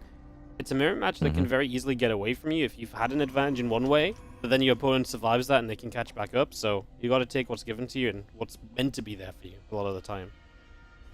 Ooh, Has gets the Nexus down, and Firefly didn't even... Well, he checked in the main base. Did not steal the gas, even though there was maybe potential to steal gas. Kind of let it happen, Waddy. He kind of just let it happen. Now, that could be a conscious decision where he's like, you know what? I am confident because I'm going to double gate. And I'm confident if I just go for the 3 gate or the 4 gate or the 3 gate robo that I can break you. Firefly definitely puts himself in the position here by allowing that Nexus to go up this quickly, where he's like, all right, I know I need to do something. If I don't do anything, this is going to be a very difficult game. I need to do something, but I believe that I can do it. And I'm not even hiding it. I'm going to do it in broad daylight. I'm coming for you. Get ready, Has. I am coming. As we have a Stargate going up at home. Now, that's something I didn't expect, Waddy. This is kind of odd. It's like the hard sell on like, hey, look, I'm 3-gating you or 4-gating you potentially. And then the Oracle shows up and hits the main base and just kills a bunch of pros. I guess that would be my guess at the plan here, because I don't see why else you would go Stargate at home. And also, like you say, like, he really made sure Haas saw this gateway. Like, he put it down right next to him. It's all about Haas seeing this. So I guess that's kind of part of the trickery that Firefly is going to attempt to play. We have some issues, man. 2 Stalkers, and there's nothing else to defend this pylon. So this is getting, well, not nasty yet, because the Stalker's actually taking a lot of damage, and the Adepts stay alive, but we actually cancel the gate now. Well, yeah. So the plan is kind of cool, right? Where Firefly is making it so obvious that he's doing this, that Has is like, oh, I definitely have to go Robo here, right? Because if we have to choose over Immortals versus Void Rays, yeah, we prefer Immortals. They are just harder to kill than the Void Rays are. Has now also going to drop his own Stargate as he realizes that he's been bamboozled. Either it is a Robo very quickly just to drop Adepts in the main base and kill Workers, or it's a Warp Prism to carry Immortals around, or it is indeed Oracles, right? Like, Has now obviously knows, like, okay, this is too good to be true. If you were actually serious about this, I'd be struggling a whole lot more than I currently am. That's why he went for the Immortal. Now it's all about not taking too much damage from these Oracles. And then it becomes very interesting. Like, Has will probably not go Oracle, right? I think Has is a guy that will just crank out a Phoenix and gladly play Phoenix Immortal if you give him the chance. Yep, as the Oracle here is going to turn around. Batteries in position. One Oracle's not doing much. 2 Adepts hitting at the front. Have to drop a Revelation and go out. It's obviously not great, and there we go. Phoenix on the way. Phoenix Immortal time, Roddy. Yeah, and now Firefly has technically the chance. Wait, is he going triple Oracle? Wow, yes. That's wild. Okay, if you talk about hit or miss, this is insane, by the way, guys. We almost never see this. A triple Oracle opening in PvP. The 2 Oracles are going to fly into the natural, and this is where they will start having a field day. Firefly is starting to find some good damage, and don't forget, there is another one where that comes from. And obviously, 1 Phoenix is nice, but you can't just expect 1 Phoenix to kill 3 Oracles, even though it's very nice if they start jumping on it in the center of the map.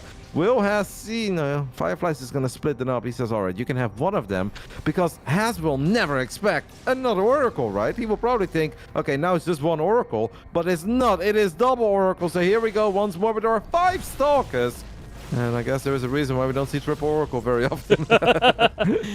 Yeah, the 5 Stalkers just in the perfect place, right? So, I mean, I guess where else were they going to be? That's the only, if there's 1 Oracle, your main base is protected by a battery. The natural was not in the mineral line at least, so it makes sense to have your Stalkers there. So it was just the wrong place for Firefly to head to with the double Oracle that was left over. Yeah, no, you're spot on there. That makes a lot of sense. Obviously, Firefly is under a lot of pressure, right? He's probably nervous. He's like, oh my goodness, Clown Fiesta with PvP. But it makes a whole lot of sense because it's a surprise additional Oracle. And then you even gave your opponent the confirmation that he killed one of the Oracles. So yeah, all the Stalkers will indeed always be in the natural. Firefly should have gone for the main there, but it's a whole lot easier said than done. It's a game of or incomplete information, as we like to call it. As now has also, by the way, made an Oracle where he's like, cool, if your Oracles are dead, I have a Phoenix, you don't have a Phoenix, maybe my Oracle can get something done. And at the moment, Firefly's got literally 2 Stalkers. Imagine if the Phoenix flies in there, lifts one of the Stalkers. This Oracle of has all the potential in the world. It really, really does. The 2 Stalkers on the far side of the mineral line as well, so not even in position. 2 more warping in, but actually as they warp in, the other 2 went up, so chance to get some damage done. You get 1 probe, and well, that doesn't quite live up to the hype. Into the main base, though, it will. Yeah, we're not totally done yet. We can at least get 1 more. The battery is not necessarily protecting all the probes there. Alright, man, where are we? 7 minutes into this game. We've got charge on the way now for Has. We've got +1 on the way. I can guarantee you guys at home that none of these things that we got to see right now are timings or pre-planned, right? This game is just wild. With the way that it all has played out, with the mind game early on, with the different expand timings, with the robo into the Stargate, it is just a very wild game.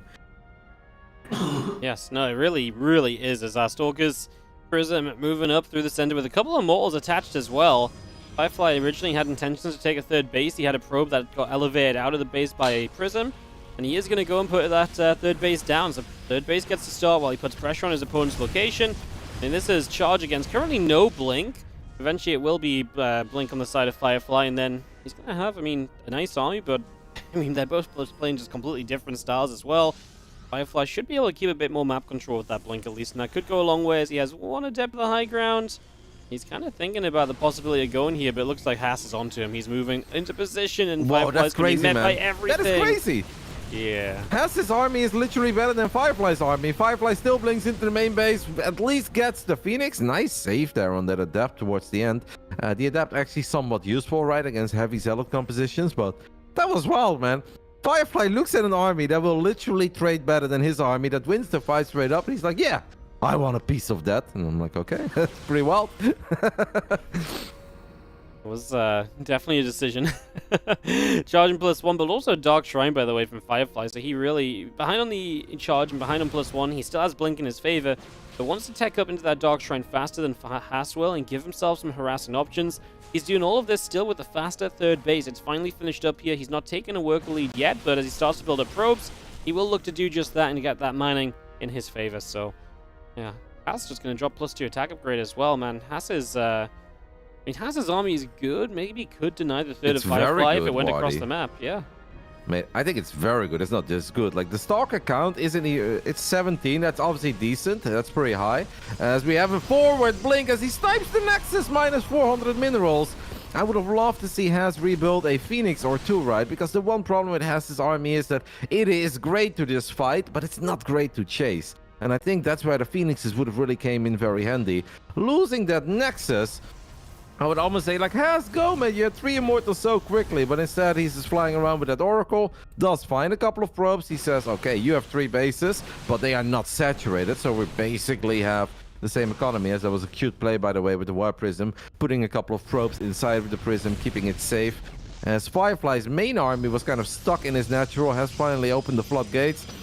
I mean, I still believe in Haas's army. Like, that is a terrifying army, Wadi. But a battery or so, or just very good defensive micro, can turn things around. And don't forget that if Haas loses his observer, he's got no detection, but he gets the heads up that this observer is so important as he spots that DT immediately. Now you can prep another one as well. Even Cannon starter back at home. And he's obviously got this massive army just sat here ready to fight. And Firefly, can he defend? He does have Super Battery on his side, and he will use it right now. He's going to get a good jump on the first Immortal there. He does finish that off. Couple of Archons. Going to make things a little bit messy to fight into, though. 4 Immortals on the side of Firefly, using his own Prism nicely, but losing a lot of probes quickly, and losing power to his batteries. So at least he got the Super Battery mostly off. He kills 1 more Immortal. He's doing a great job cutting through the tech units. I think that was a bad fight by Haas, man. He A, lost one of his Immortals immediately, and B, he fought for the entirety of the overcharged battery. Like, it was just standing there, healing up all this time. The other battery was doing its thing. And meanwhile, I feel like Haas's firepower was all over the place. Once more, it's Zealot's kind of running ahead. You can also see that the Nexus has taken a lot of damage. Either we go all out on the Nexus or we go all out on the army. Haas still believes that he can make something happen here, but it's 1 Immortal against 3. A second overcharge is going to be available. There's more micro in the Blinkstalker army. I do generally believe that Haas could have been able to get the job done there, but I think he just kind of butchered the attack a little. I think he really could have executed that better. No, absolutely. It felt like he had so much more potential, and, well, I mean, at this point, Firefly warps in yet another DT, by the way. Going to send that across the map, try and put some harassment into a third base that's only just now starting from Haas, realizing he's not broken through here. Has to go into backup territory mode, and, well, he's ahead on workers, but without the third to use, he's ahead on the +2 attack. Firefly still has Blink to just utilize, right? Just look for openings, opportunities, and that's one of the advantages he can really put into play at the moment as well. One nice thing for Haas is that he does still have that Oracle flying around, so A, that's always at backup detection just in case you lose your observers and things get gnarly. And B, that observer is still kind of forcing Firefly to keep a couple of units at home. But we have another forward blink. Last time around, this guaranteed a Nexus kill. This time around, that is not going to happen, as the Nexus does have some more HP. The War Prism with 2 Immortals flying into the main base. Obviously, Firefly's like, hey, you lost that Phoenix, and I've got Blink, but you don't have Blink. And dealing with a War Prism and 2 Immortals in your main base is difficult, but we have the overcharge. Battery gets on power, though. A couple of Zealots are at least going to be nice. There's still the cannon in the mix. Good defense by Haas. That could have been worse, as the 2 armies were also flirting with each other. Yeah, that could have actually been much worse. The DTs got dealt with nicely. That got warped in as well, so very well handled. And we do have, well, like you said, the army's flirting. Firefly has so many Stalkers here. This army of Haas does not look like that great. Like, 3 walls is nice, but the Stalkers have a lot of just, you know, fire and get out of potential, so I'm a little afraid he might be in a bit of trouble if he's not careful, so things to watch out for. Firefly needs to recall, by the way. Phoenix is out. Phoenix can start chipping away, and he does hit that snap recall. Very well done there. Don't be stubborn, right? Don't try to get out, because you're just going to make life harder on yourself. Firefly now warps in 4 DTs. Could potentially just morph them into Archons immediately, as he goes up to another base in the bottom left side, while still only being at 52 probes, but I don't hate it. I think we sniped the Oracle there finally, as that one Phoenix is going to come in somewhat handy. Man, I really think that Haas would have been absolutely cooking in this game if he would have continued Phoenix production. And I know you don't trust me when it comes from me, Wadi, but I really think that Phoenixes would have complemented the Immortals and the Zealots with charge so well, as he now does fire up a second Phoenix. Yeah, no, he's thinking about it now, but maybe the opportunity has passed. I'm with you. Like, if you can shut down some of these units and keep them in place, let the Immortals and Zealots take advantage, brilliant. And once again, these Stalkers and their mobility is really going a long way. They've found so much repeatedly, kills off a Phoenix right there. And it's just going to get a few more Zealots as we start to get out. And these Stalkers have found so much value. Like, they really have added up. That Blink that Firefly invested into early, where Haas did not, it's been invaluable to him, honestly. But it's still a very competitive game. 90 armies playing against 90 army supply, and Haas is... well, he's not going to get +3. He never invested in there. That is nice micro on the Immortal. Good job there by Haas. Gets a lot of shots off, as he's going to give himself a little bit more area. Firefly thinks that he can just go ahead and do this. We saw the power of the batteries. Now, I don't think Firefly will ever give Haas a fight as good as the previous one, as another Phoenix died. This is a beautiful position for Firefly to fight, right? Look at the Archons doing their thing. Look at the Stalkers just standing away, far away. The Immortals showed up a little bit late to the party, but I still love it, because all those batteries of Haas are not doing the same thing as the batteries of Firefly were doing on the other side of the map. And a couple of DTs as well. Just absolutely no answer to that. Haas lost his observers, so he is just not going to have enough, and Firefly is going to take it down, and he is going to win this series 3-1, knocking out Haas and putting himself into the semi-finals of the Asian playoffs. That is Firefly through to complete our top 4 already. What a final fight, man, because like 20 seconds before the ending of that game, it is 88 armies play against 88, then 90 against 90, Immortal count 4 against 4, Archon count 3 against 3, so absolutely no guarantee with even upgrades that you're gonna get the job done there as Firefly. But he just found the beautiful concave. He saw the right opportunities, like this actually is going to favor me. And the batteries is what kept Firefly alive in the bottom side of the map. Not just 2 batteries, but an entire overcharge doing its thing. And meanwhile, Haas, who also had batteries at the 3rd base, he takes the fight in between the bases. And that's obviously where, well, A, he was out of position, and B, the batteries are not going to do anything. So Firefly wins the best of 5, advances into the semi-final, and an all-Chinese top 4. I am happy to see Firefly make it, because he has been damn impressive over the last few months. And obviously, getting past a man like Haas in the playoffs, Wadi, is never an easy feat. No, Haas always has something up his sleeve. It's always that little bit of a dangerous opponent to play against. And our top 4 is indeed set. Firefly takes on Coffee in that semi-finals. Can he survive the SCV pulls where Nice could not? And Oliveira takes on Cyan. It's been a finals in China in the past on that top semi-final. And Cyan has reverse swept Oliveira last year or a couple of years ago. So that's just a fun set of semis, TVP across the board. I like it. What do you think our finals will be off this? Oliveira, Firefly is kind of what I'm feeling. But I don't know, man. It's just a good set of games. Yeah, it's very difficult to predict. Oliveira obviously is a big favorite against Cyan. Cyan did get that legendary reverse sweep one time. Maybe that is truly what ignited the fire for Oliveira, where he's like, oh man, I'm not even winning China right now. I really got to step it up. And by stepping up, he decided to win the biggest tournament of the year. So maybe you should give a little shout out to Cyan the next time around.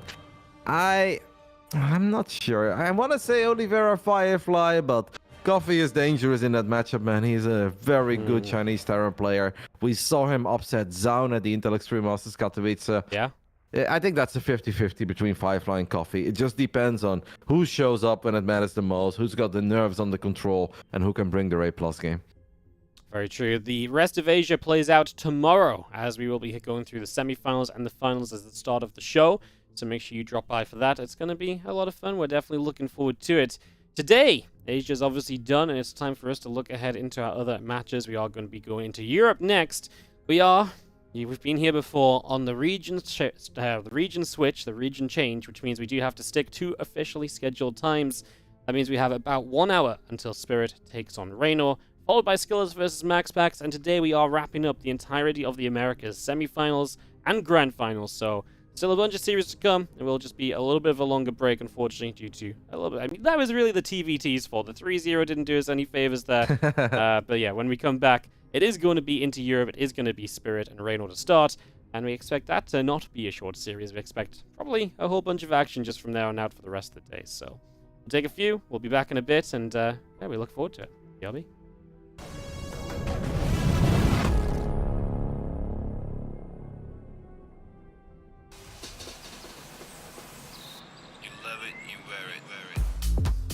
Wear your passion.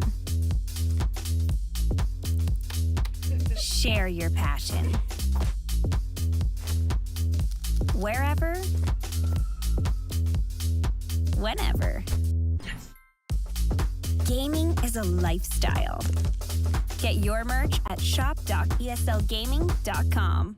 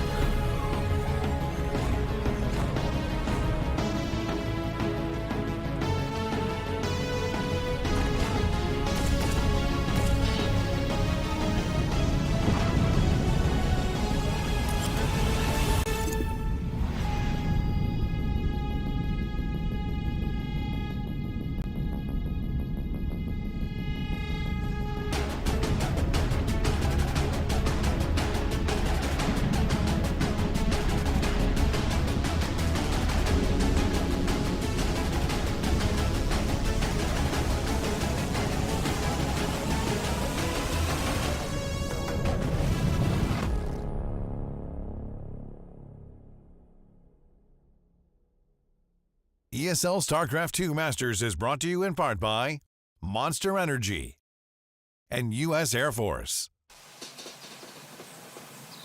You love it, you wear it. Wear your passion. Share your passion. Wherever, whenever.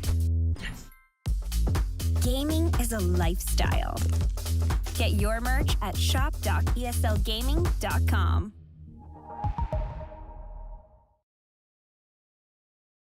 Hello and welcome back everybody as we come on through into more StarCraft action today. Wardy and Demu back with you as we head ourselves into a little bit more regional play. We're going to Europe, Ben, as it's time to have a look at where Europe is at. And yeah, Spirit versus Reynor up first, MaxPax versus Skillous. I'm just going to bring the schedule up so we can see what we're talking about today. And yeah, we've got some fun matches here in Europe as we have the second to last day. The quarterfinals get rounded out today. Europe, home of the brave, home of the strong, best region in StarCraft 2, some might say. Those guys were right a few years ago, and hey, they might be right still. Serral looks like he's doing absolutely amazing in this region. There's a few others that have been doing amazing as well when it comes to like Reynor and Clem to the world, although Clem, you know, he looked a little bit vulnerable there, maybe a matchup that people didn't expect. But yeah, today we've got some really cool ones, I think. Spirit, Reynor, former teammates, now both moved on to different pastures, I suppose. And then we got a cool Protoss match a little bit later as well. Yeah, we absolutely do. Of course, the European bracket is already set in the top half. Serral versus Clem at upper semi-final. And in this lower half, this is what today is all about. Spirit Reynor into the Skillous MaxPax series. The winners of each are A in the semi-finals and B qualified for DreamHack Jonkoping, aka the offline finals for our ESL SC2 Masters. So they get that seed into a higher portion section of the tournament. So that's going to be a pretty good factor. That's going to be pretty cool. So a little bit extra on the line. I'd say so far, Ben, we've got absolutely, you know, if before the season starts, if you ask me to name top 4 in Europe, right now I'd probably say Serral, Clem, Reynor, MaxPax. And obviously that's very possible to happen today. Yeah, I mean, the stars are set up for it, right? Like, there's no lower bracket here. This is do or die. Like, all these people have taken it as seriously as possible. And, you know, you have to run into one of those big boys sooner or later. And I think everybody so far has put up a really damn good showing. A laser, like I brought him up, he was 2-0 up against Clem. Almost made something wild happen. But yeah, today, Spirit Reynor, Skillous MaxPax. I think those are really good names to go up against those people as well. Like, if you asked me a couple of years ago, Reynor versus Spirit, I'd have been like, yeah, Reynor takes him hands down. Like, but Spirit's actually been getting better, which is a weird thing to say about a guy that we hyped up for so long. Yeah. But he's been solid, man. He's been really solid. The fact that he's been taking out Gabe fairly decently when he went on like a 20-game losing streak against him, it's yeah, I think this is going to be closer than people might think. No, it's definitely one of those matches where everyone kind of thinks Reynor, but Spirit, I think, can put up a good fight. We'll see what he can do, as we are pretty much set to go in game. Everybody is ready. Our referee was just finding the start game button, but now we're good. We're going into Grozvan to start. I mean, Spirit likes to play his kind of macro ZVZ, but I do feel like you've got to bring a bit of pressure to Reynor, otherwise he's just going to overwhelm you. So I'm excited to see what Spirit's approach and take on this is, basically, because I do think it can be very interesting. I think it can be very fun, and we're about ready to start. We certainly are. We certainly are. Grozvan will be the start of things. I always think this is an interesting map just for how it feels like it's smaller than it is. And it's just one of those maps that you can split. It's kind of tricky, but it's nice to set up your 5 bases if you're a Terran player, because you can get those nice, that nice forward PF on your 5th, on your 4th potentially. Then you have this nice little triangle to work with. But before we get right into things, spawning over in the bottom right-hand side, representing Basilisk, it is Reynor. And in the top left-hand side, our red Terran player is Spirit, and we are about to 13 pool. I did not have that on my list of things about to happen. No, that's pretty wild, actually. I dare say, like, Spirit, for most people, he's probably this guy that, you know, he plays the macro game, plays the late game, but he's a man of extremes. Like, I will never forget that series he played against Showtime, where he was the obvious underdog. And it was just like, you know what? I'm going to cheese the absolute living crap out of him. And nobody anticipated it from him, like absolutely nobody. So I think going for a build like this to set the tempo of the series, it's cool. Because then you let your opponent know that you're the one that's wild. You're the ragey one, you know? Like, because Reynor is a guy that can absolutely do anything. Yeah. I wonder if the idea here is meant to be it's just an early enough pool that if this was CC first, you can actually punish it, whereas usually like a 16 pool, the Lings aren't in time to do anything about the command center. Obviously, this is not a command center first, which to be fair, I think Spirit is very well known for doing frequently. So yeah, I think a lot of mind games and a lot of kind of advanced thinking going into this, but Spirit's going to get out of it, picking the right time to not do his usual. Okay, so he's going for an SCV Scout at a pretty damn good timing. He's getting the Reaper. There's no, like, CC first. I kind of repopularized, if you will. This SCV, though, going a different route to these Zerglings. That's a little bit unfortunate, because seeing 6 Lings and then seeing 2 extra. He might see the 2 extra at the back here, which will... In fact, did he actually see that? Ooh, I kind of feel like he should have. Yeah, maybe he is. I don't think so, though, because the Reaper's just hiding off to the side, and we are going to at least get a delay here. The first SCV on the low ground is going to drop very quickly. The 2 Lings in the main will keep the Reaper busy, and these Lings on the low ground with 2 more showing up actually maybe do still have a good shot of canceling this command center. It's going to get, I mean, it is going to get cancelled, right? So that is Reynor benefiting from this. The Lings going to get hit by the grenade, but yeah, you have to cancel. SCV putting some extra HP on it just wasn't fast enough. As our Reaper and Marine continue to kite away. I think so obviously quite a nice start for Reynor. I think he hoped for that kind of thing. I was going to say, nice handling by Spirit not to lose a single SCV against this, because even though it might look terrible for him, but then the last Ling hit there just got an SCV kill. So nicely handled by both of them, actually. But yeah, that makes me think that Reynor kind of knew what opening Spirit was going to go for straight away. That being said, it was a very, very normal opening to go for by him. Nothing wild. But it will just get them both into a regular game, except Reynor prepped this happening. So that can often make you feel just a little bit better about things. Yeah, he knew this was going to be the case. He knew he would be taking a bit of an eco hit to set up early, whereas Spirit was a bit more, now freestyle, trying to figure this out. We do see double CC going down, so we're going to go straight to 3 command centers. That part should not be too surprising, because, well... It's TVZ and it's Spirit. He wants to play the macro game and not be surprised if the majority of these games saw 3 early command centers. No, absolutely. Absolutely. Like, he's good with his bio.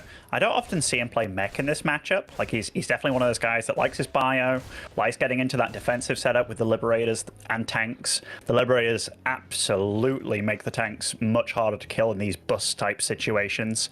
But yeah, Reynor, like, when it comes to Gressvan, and any sort of large map especially, Reynor is the kind of Zerg that will consume the map. Like, he takes Zerg to the next level of how greedy you can be with it, while also being exceptionally safe. Like, he really does utilize his speed and his ability to just know where he's at in a game, but also just to handle most of the tricky situations as flawlessly as possible. He's a really hard Zerg to go up against.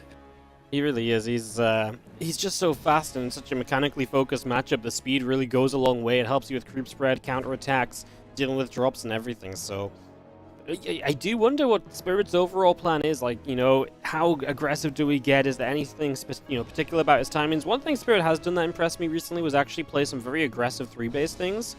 That helped him see success against players like Sola, for example, from Korea. So that kind of thing might be on the agenda too, just kind of getting in there so it's not like full-on, fully-fledged macro game, but it's not also relying on super early cheese. You're just looking for the one big push mid-game and keep that push going basically forever.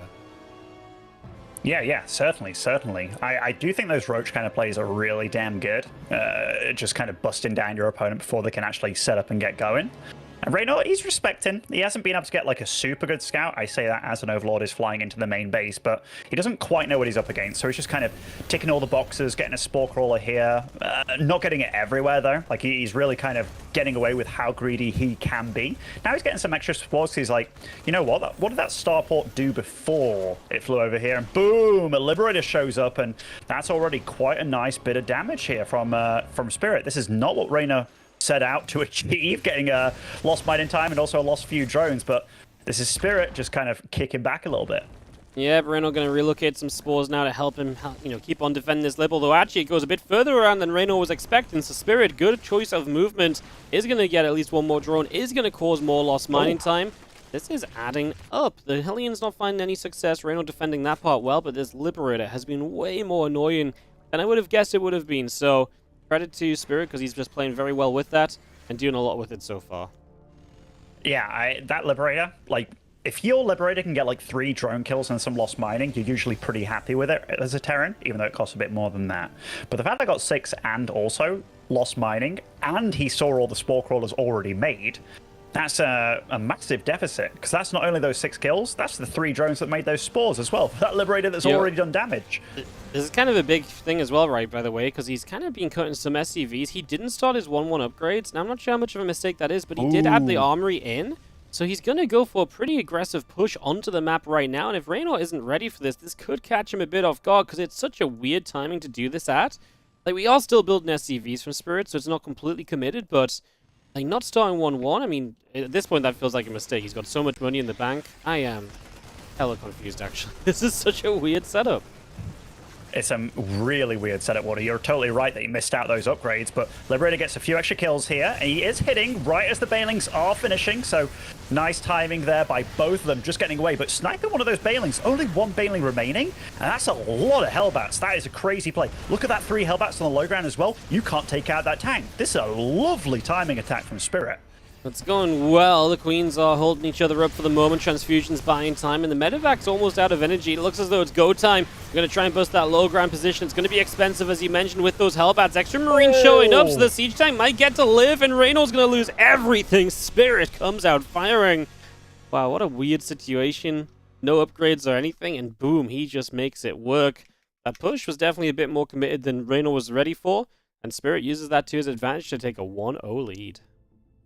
You know, I do believe it was maybe not planned to miss out on those upgrades, because I think, like, you know, you want to get those little edges in TVZ. Like, you're getting +1/+1 against 0-0, even though it's for a little window, it helps a lot. But I've got to say, you could really tell that this was all planned. The amount of Hellions that he had, along with that single tank, and getting the hug down, because that armory being as early as it was, it wasn't the kind of armory that it's like, oh yeah, this is going to time up for my 2-2. It was an armory for Hellbats, for just that. And the timing on the low ground, the little Hellbat hug as well, that was absolutely beautiful. And if Reynor actually managed to save maybe 3 Banelings on that morph, just 2 or 3 extra, we might have been looking at that game still going. But beautiful timing by Spirit. And to say how that game started off with the whole 13 pool shenanigans, what a way to turn that around.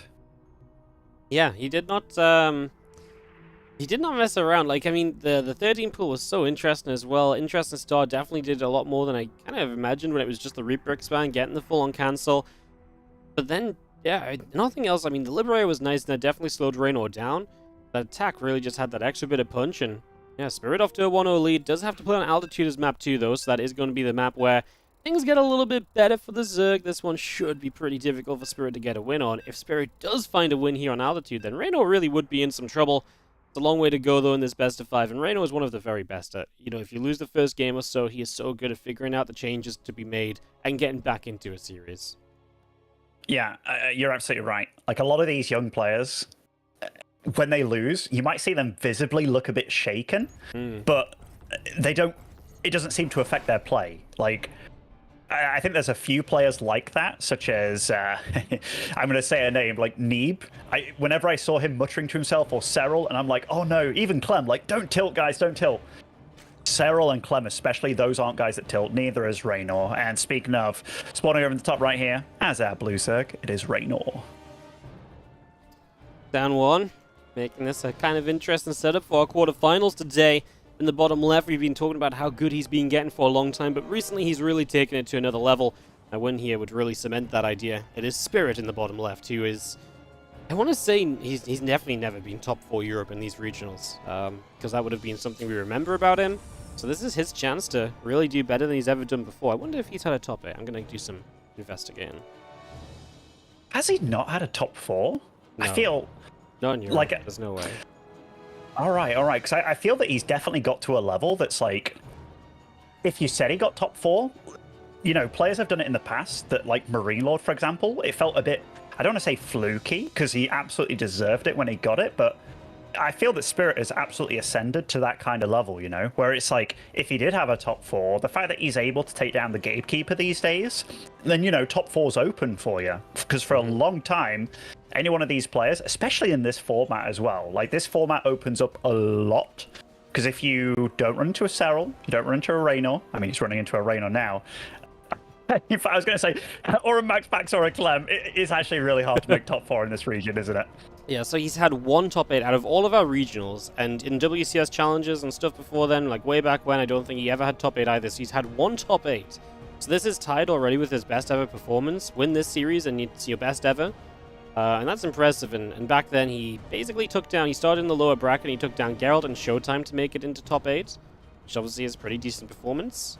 But yeah, already taking down here, Marine feels a step up on that, and if you could take down Reynor to make top 4, it really would just be the examples that we've been kind of talking about so much, where we've been saying, hey, look, this guy's getting so much better. He's had great games recently.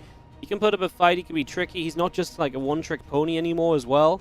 So yeah, go Spirit, I guess. Shows the upset. No, absolutely. Like if the amount that he's come on is... He goes from being that Terran in Europe that isn't as good as Clem and Hero Marine, that he's good, you know, but he was kind of unreliable at the same time. Now I feel that he's really worked on that reliable bit of his game, and it's like everything's gone up. The reliability, he can beat pretty much anyone that he's better than, whereas before he used to take unreasonable risks against everyone, and across the board he's just showcasing a much better, more solid overall performance. So I don't know what happened to him, but it was obvious, but if it was something you could sell and dish out, everybody would be gobbling up whatever it was, you know, because it's done him a world of wonders. This game, he did opt for a CC first. He scouted as well, went for a Reaper. So a very, very reasonable build, and now he's going for a very quick third CC behind it. So a nice, greedy play from him. Yeah, super greedy on a map where you probably do need every single edge you can get against a Zerg. It's just large, there's bases galore. You know, as a Zerg, you have eternity to deal with attacks of the Terran before they get across, and a long time, or a lot of ways to set up counterattacks too, and a lot of open space, great for surroundings. Just in general, this map really does play into Zerg's favor, but that doesn't mean it's just going to be naturally Reynor's game. It might be a bit more of an uphill battle for Spirit, but, you know, you hit a good time, you hit a good strong 3-base push that has a good, strong start, and you can still reinforce, you can still rally over, and you can still win games, so... I love the extra, like, just a bit of additional greed from Spirit, because that gives him the best possible chance heading into this mid-game to really do something that's necessary, which is to slow Reynor down some way, somehow.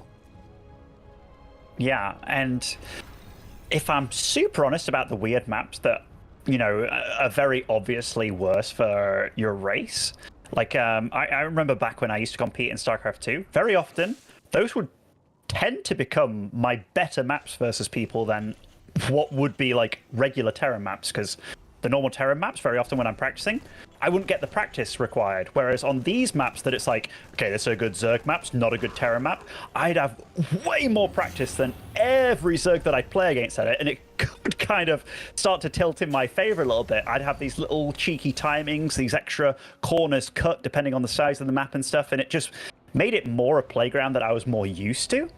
So we'll get to see. Like, it's definitely not a foregone conclusion. We've seen some crazy things happen on altitude, like especially in PvZ, where, you know, I've seen players like Hero just pop out with something rather ridiculous. But yeah, not a foregone conclusion by any means.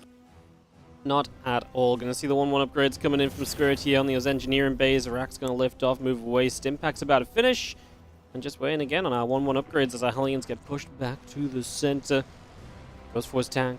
There, Baneling Nest from Reynor. Very standard from Reynor, you know, very safe and kind of considerate as to what could happen. He's not going to risk super early double Evo Chambers. He's going to prioritize Bane speed.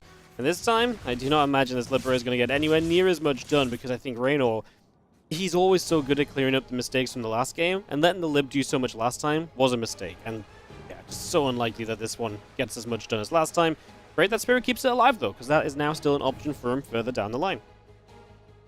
Yeah, absolutely. If that died right there and then, you'd be kicking yourself if your Spirit, because you're like, damn, why did I do that? And it's like, well, it went really good the first game, so why not? But he has got his +1/+1 approach in here. Reynor, does he have 2 Evos? He does have a second Evo available, so can start off his +1 melee anytime soon, but did Prio getting that speed out, which I think is a good call by him. And as Zerg plays, it's good to get that carapace over the melee upgrade initially, just because often it's your Banelings dealing the damage, not necessarily the Lings, but keeping them alive, keeping the Lings alive for a little bit longer can really pay off in dividends. And also, can't forget that the Queens benefit from the armor as well. But Spirit's about to move out, and Reynor, you can see that he's in a position to pounce. So this game is going to start to get gnarly very quickly. Oi. Well, oh, nice pickup. Immediate movement from Spirit there, lifts that depot. He did have the pre-warning depot in the front, so that's really important. Reynor cleans that out now. There's a bunker on this base as well, so that's fine. These Lings not really in position to help out. We do need medevacs with this bigger push. The Spirit will start to work his way through some creep spread initially. Baneland speed not quite done yet. I mean, what a timing. Just before Bane speed, just before 1-1. Unfortunately, I think all we're really going to get is some creep. Now we're going to reposition, but of course, with that, we are going to see some of these upgrades finishing up on the side of Reynor. Still, those tanks and just lack of creep into this top left base. And is he doing the Hellbat Hug again, Wardy? Oh, he's getting a Queen kill or 2 over here, so that's really nice for him. The upgrades have finished, as you talked about. Not yet for Reynor. And Reynor, look at this positioning from him. He's got the flank ready, which should be able to clean it up, but this is going to be quite costly, man. And Spirit behind this is getting another drop going. I love the way that Spirit's handling this game. Yeah, he's just going to lift up these Marines here. I don't think there's any reason to let these Banelings connect, and he is focusing with the Siege tanks to get every Baneling possible. So this is going to be cleaned up, but he's already moving up the right side with another drop. I love how Spirit's approaching this, just very clean up the left side. Good decision, didn't stick around too long, and he's keeping Reynor on a lower drone count than he'd be comfortable with, right? So worker count is much more even than you'd expect. He actually drops back in, gets another Queen over here while the drop is on that right side as well. So Spirit still playing very well and just all over Reynor at the moment. Going to jump up in the main base and just be so annoying. This is how you know these guys are on top of it right now. Like, they are playing so well. As soon as their upgrades finish, look at that. Boom, 2-2 starter for both of them. And that's amidst all this craziness going on. Spirit's still getting a little bit of damage done. Reynor's actually holding on very well. Let's have a look at the drone count. 78 versus 69. Nice. Definitely close between the two. Spirit this game opting for a second factory now. Going for the armor upgrades over the attack upgrade. So not going for that Marrow-esque style where you have the +3 weapons in mind for the Hellbats later on. Not just yet anyway. Does look like he will be wanting to go maybe into Widow Mines with this, getting that second factory up. Yes. Especially with the plating, the Widow Mines definitely just seems to make the most sense. I mean, you can kind of get it for the tanks too, but as we make one more tank, I wonder if that's just going to be his baseline kind of defense, and now he just starts to really crank out the Widow Mines. We try and drop into this main base. Oh, that was a retarget on the Spork roll, I believe, to start shooting that low HP medevac that had units inside a little sooner. So, good play there. The Queen does survive as well. At least these Marines will trade with the Lings, but it's time to lift up and get out. We try and drop down for a Baneling or two, but Reynor's not going to let the Banes run into single Marines. I thought he was going to try and snipe the Queen there, because getting a Queen out of sorts can always be a little bit of a nifty move. Look at Reynor's resources, by the way. Like, he's definitely feeling the pressure. Like, his resources are way higher than they kind of should be at this point in time, I feel. But, I mean, he has been under a lot of pressure. 90 drones to 80 SCVs. Definitely both macroing up, like crazy here. I was going to say like 1-0, and I just knew that you're going to be like, what's 1-0? And I was like, damn you, Nottingham slang. But yeah, Vipers do start up, so he's utilizing that bank that he had, making a lot of drones extra, getting a lot of standard defense ready. It feels like Reynor knows he's survived the scary part of the game, and now this is where Reynor really thrives. Yeah, Reynor is absolutely in the driver's seat in terms of where he wants to be. I still love what Spirit's doing, though. I mean, he definitely realizes he can't just go for a larger push. He knows Reynor is safe enough, so he's just taking these little bits and pieces. Creep Tumor, couple of extra Banelings at the end here as well. Just any little nap he can find, knowing every advantage will go a long way. As he sets up with a couple libs and 2 more tanks, he actually kept on tank production. I wonder, I guess he is just going to sit back because he got the Ghost Academy up. So we're just going to start playing defensive, which in a way is where Spirit loves to be. Let's see if Reynor can play into this later game then, because Spirit is, I guess so far, really done everything he wanted to. He's never overcommitted, and now he gets to play this kind of, comfortable later game. Yes, Reynor thrives late game, but late game where there's like a lot going on, there's action everywhere. This is very much so going to be Reynor trying to attack in, but a very defensive Terran may not allow that to be super good for him. Yeah, I feel that Reynor is the kind of guy that consumes the map very well. But because he consumes it so fast, if it's a split map scenario, then he gets in trouble. because the trades might not always be as efficient as you may like. If you put a Dark in that kind of situation, you really know that he's gunning for every fight to be as good as possible. But so far, Reynor's playing nice and patient, getting a few cheeky Liberator grabs here. I mean, so far, he's handling himself very well, and they both know what they're up against. I do worry a little bit for Spirit playing this kind of game against Reynor, just because right now, the unit comp-wise, Reynor's getting to a point that he can go absolutely anything he wants to. Yeah.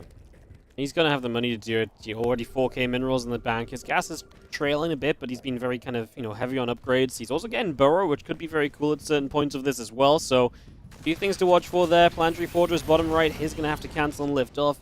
The moment that one link saw that CC landing, I was like, there is no way there's not going to be a larger force there to delay that. And that's what you want to do as Reynor. Make it as difficult as possible for Spirit to get a 5th base so that he can't reach that extra little bit of economy that really secures you. I mean, you get a 5th base now, you're kind of more or less good on economy for the next 10 minutes or so, which is a long time in a game of StarCraft 2, as we are going to go for a larger push in. The tank line is heavily layered here, and his Lings clump on initial tanks. It lets the others do a lot, but there's just so much Ling Bane still pushing forward. And that's a lot of dead siege tanks on the tail end of this, if nothing else. I gotta say, those EMPs were absolutely sick. I think Reynor ran in there just hoping those blinding clouds were gonna land, but they never did. They never did at all.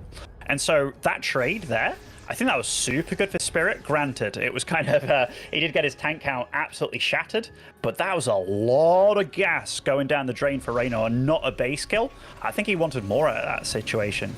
Yeah, definitely agreeable. We had some Mountifacts I just saw coming back home from the top left. I don't know if they got cleaned up and there was units inside that didn't do so hot, but that was something else going on at the same time. Just both these players staying extremely busy throughout this game as we once again see Spirit attempting for the bottom right. I actually think he did cancel a base of Reynor on the top left because that was on the way before, so he's seen some success in multiple places at the same time, which is always nice. We do get rid of this Ling and just instantly drops mules on this base, knowing that the more money he can get off of it ASAP, the better. So he's not afraid to drop the mules on this new one the second he gets it landed. Look at this, by the way. Spirit's not been making Widow Mines at all. He is going for this setup that I've seen him do time and time again, where it's like tank Liberator. That is a lot of Reynor, and yet again, not that many Vipers available, just 2. There's only 1 Blinding Cloud left, but the Ling's getting massive wraparounds here. The Ghosts are staying alive. That PF is standing, will get taken out, so that is what Reynor was here set out to achieve, was to limit the bases, because he will be able to rebuild a lot faster than Spirit. It might look like not the cleanest kind of play, but it's how you can play Zerg. You outmass your opponent, you swarm them down, and behind it, Reynor's doing everything right. He's just growing, and he's starting to take bases that don't belong to him, and he's going to start mining them as well. And Spirit, I don't think he's going to be able to weather the storm in this game. Even though he's holding and trading decently well, it's exactly what Reynor's setting out to do. With the bases that Reynor's starting to get up, Spirit needs to start finding even more efficient trades. And honestly, I think he's just struggling against it being so Ling Bane heavy. Ghost can be good, but in this scenario, you kind of need something to deal with the Ling count a little bit more. And Widow Mine's definitely missing in a composition like this. I feel like we are going to have to split up this ramp. Let's see what we can do. There's a lot of Lings leading the charge. There's the Planetary Force to help. A couple tanks already taken down. A few Hydras mixed in here as well just to aid. And the Baneling's now starting to grab some of these units. And there is just too much Reynor because he's ready to rebuild once again. And Spirit just cannot stay stable on a 5th base. With the extra bit of economy he really needs to just bounce back from these attacks time and time again. Yeah, like Reynor, even though he's not truly maxed out yet, 190, it's not because he's not lacking the resources. This was a lava situation, which expanded more, 40 Banelings at once. He made 82 Lings before this. He's got another army rearing to go. And this one, this push, this is going to be really hard for Spirit to hold. I mean, he's been doing a good job so far of just hanging on, but the resources lost. It's actually fairly close between them, and it looks like it shouldn't be, but it's because Spirit, while he maxed out once, he didn't have enough for the next one, the next one, the next one. Whereas Reynor, he did. He has been macroing like crazy behind this, and look at that spread. That is the swarm. He is enveloping the Terran army. All the Ghosts called out as well. I think this is the beginning of the end here, and look at the supply for Reynor going up, and yet again, so many Lings. Wow. Yeah, I'm just going to knock down this Planetary, continues through. There's another great EMP on the Vipers out of Spirit, but honestly, just so much Zerg, and that's kind of the problem with altitude, right? For how well Spirit did early on, there's just so much opportunity for Reynor and so much net safety, and he did a great job of just saying to Spirit, hey, you're not allowed to play this kind of turtle up kind of game. Spirit's going to type GG's right there. And that is going to be Reynor tying this series 1-1. Very comfortable game on his own map pick. We'll see what we do going into Game 3. I do feel as though this is kind of a statement to Spirit, which says, hey, look, if that's the kind of long game you want to play, it ain't going to work for you. No, I think you're absolutely right. And there are players that I've been scared of their styles before. You know, I'm not currently active competing anymore, but that's the kind of Zerg that I'm scared of, Wardy. Like, that's the kind of Zerg that I played against in the past, and I've been like, that is definitely a way of doing it that would actually give me a world of trouble, and Reynor does it better than anybody. He pretty much innovated it, if you will. Like, he was good enough and fast enough to be the one to pull it off and make it happen, and he's made it absolutely his own, and he's so damn good with it. And if there's one thing that I really liked that he assessed in that game, it's that I don't need to tech up. I don't need to make, like, he had a what's it called, Hive techs, and he had the 3/3. He had all the upgrades he needed. He had the Vipers, but it was like, you know what? I'm in a position here that if I bust you once and I keep the pressure on, I keep leaning on you, I've got you. So he had the Hydras out that helped take out the Liberators and stuff, but pure Ling Bane, the mass that you could get going. And it's the kind of army as well that you can just replenish time and time again. So I like that he stuck on that, and he didn't try and overcomplicate things, which is also the sign of a good player, knowing when to make it clean and when to make it a little bit tricky for yourself. We have Neo Humanity up next, which is a fun one, right? So this map is kind of one of the weirder maps in the map pool, and some people really like playing TVZ on this, others don't. It's been one of the maps which either side has vetoed at different points in time. Interestingly enough, kind of the maps further down the line, Reynor chose to veto Royal Blood, so we will, after this, have Dragon Scales and Babylon, which, for the most part, I would have said are definitely a bit more Terran favored, and of course Spirit is guaranteed to see at least one of those, because he's got the first map of this series. So I do feel like, there's definitely kind of a story in the maps that, after Neo Humanity, it definitely gets more and more towards that kind of Game 1 sort of style for Spirit, where he can be very good pushing, he can be very aggressive, and honestly, I go back to how Altitude started as well. I feel like on a smaller map, you 100% as Spirit are able to just do a little bit more, keep on pushing, and with all of that in play, I actually think that Spirit could probably have taken that and just sort of said, oh, on a smaller map, I just run away with the game and never have to look back again, right? So I think that's a couple things to look at. Keep in mind, Spirit's asked for a small break, which is why we're talking a little bit more than we've done for the rest of the season. Just a rare occasion where we actually have to wait around for players, so yeah, that's why I've got a couple moments here before this TVZ resumes. 1-1 between Reynor and Spirit currently. I mean, it's good to give the players a moment. There's no lower bracket this time. Like it's do or die. Every game they play. And Reynor's like the Piotr Classic. Yeah. And I know that too. I knew the players that would ask for a break when they needed it, and everybody is allowed their break and stuff. But yeah, there's a few players that I knew more often than not would take their breaks, and it could be after a win or lose. It wouldn't matter. As soon as they could, they would. But yeah, he is back. He's ready to go. And Neo Humanity, yeah, I like what you're saying about it. It is a little bit smaller. I have seen a lot of really good games on this, and I think this suits that tank liberator style that Spirit likes a lot more. Just because you can really, even though it is wider, you can make it very narrow. And then the tanks and liberators can cover a far vaster area while also still being useful.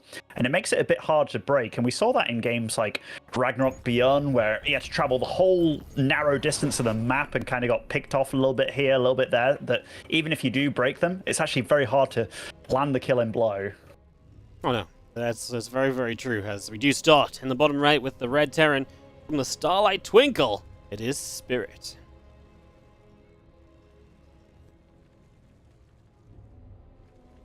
And spawning over in the northwest side, it is Reynor.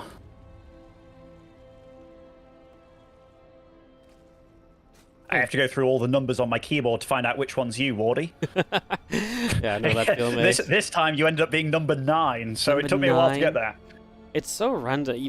It's always the one that's like the last in the list. Honestly, it really is the one that you want. Like, unless it's the person hosting the game.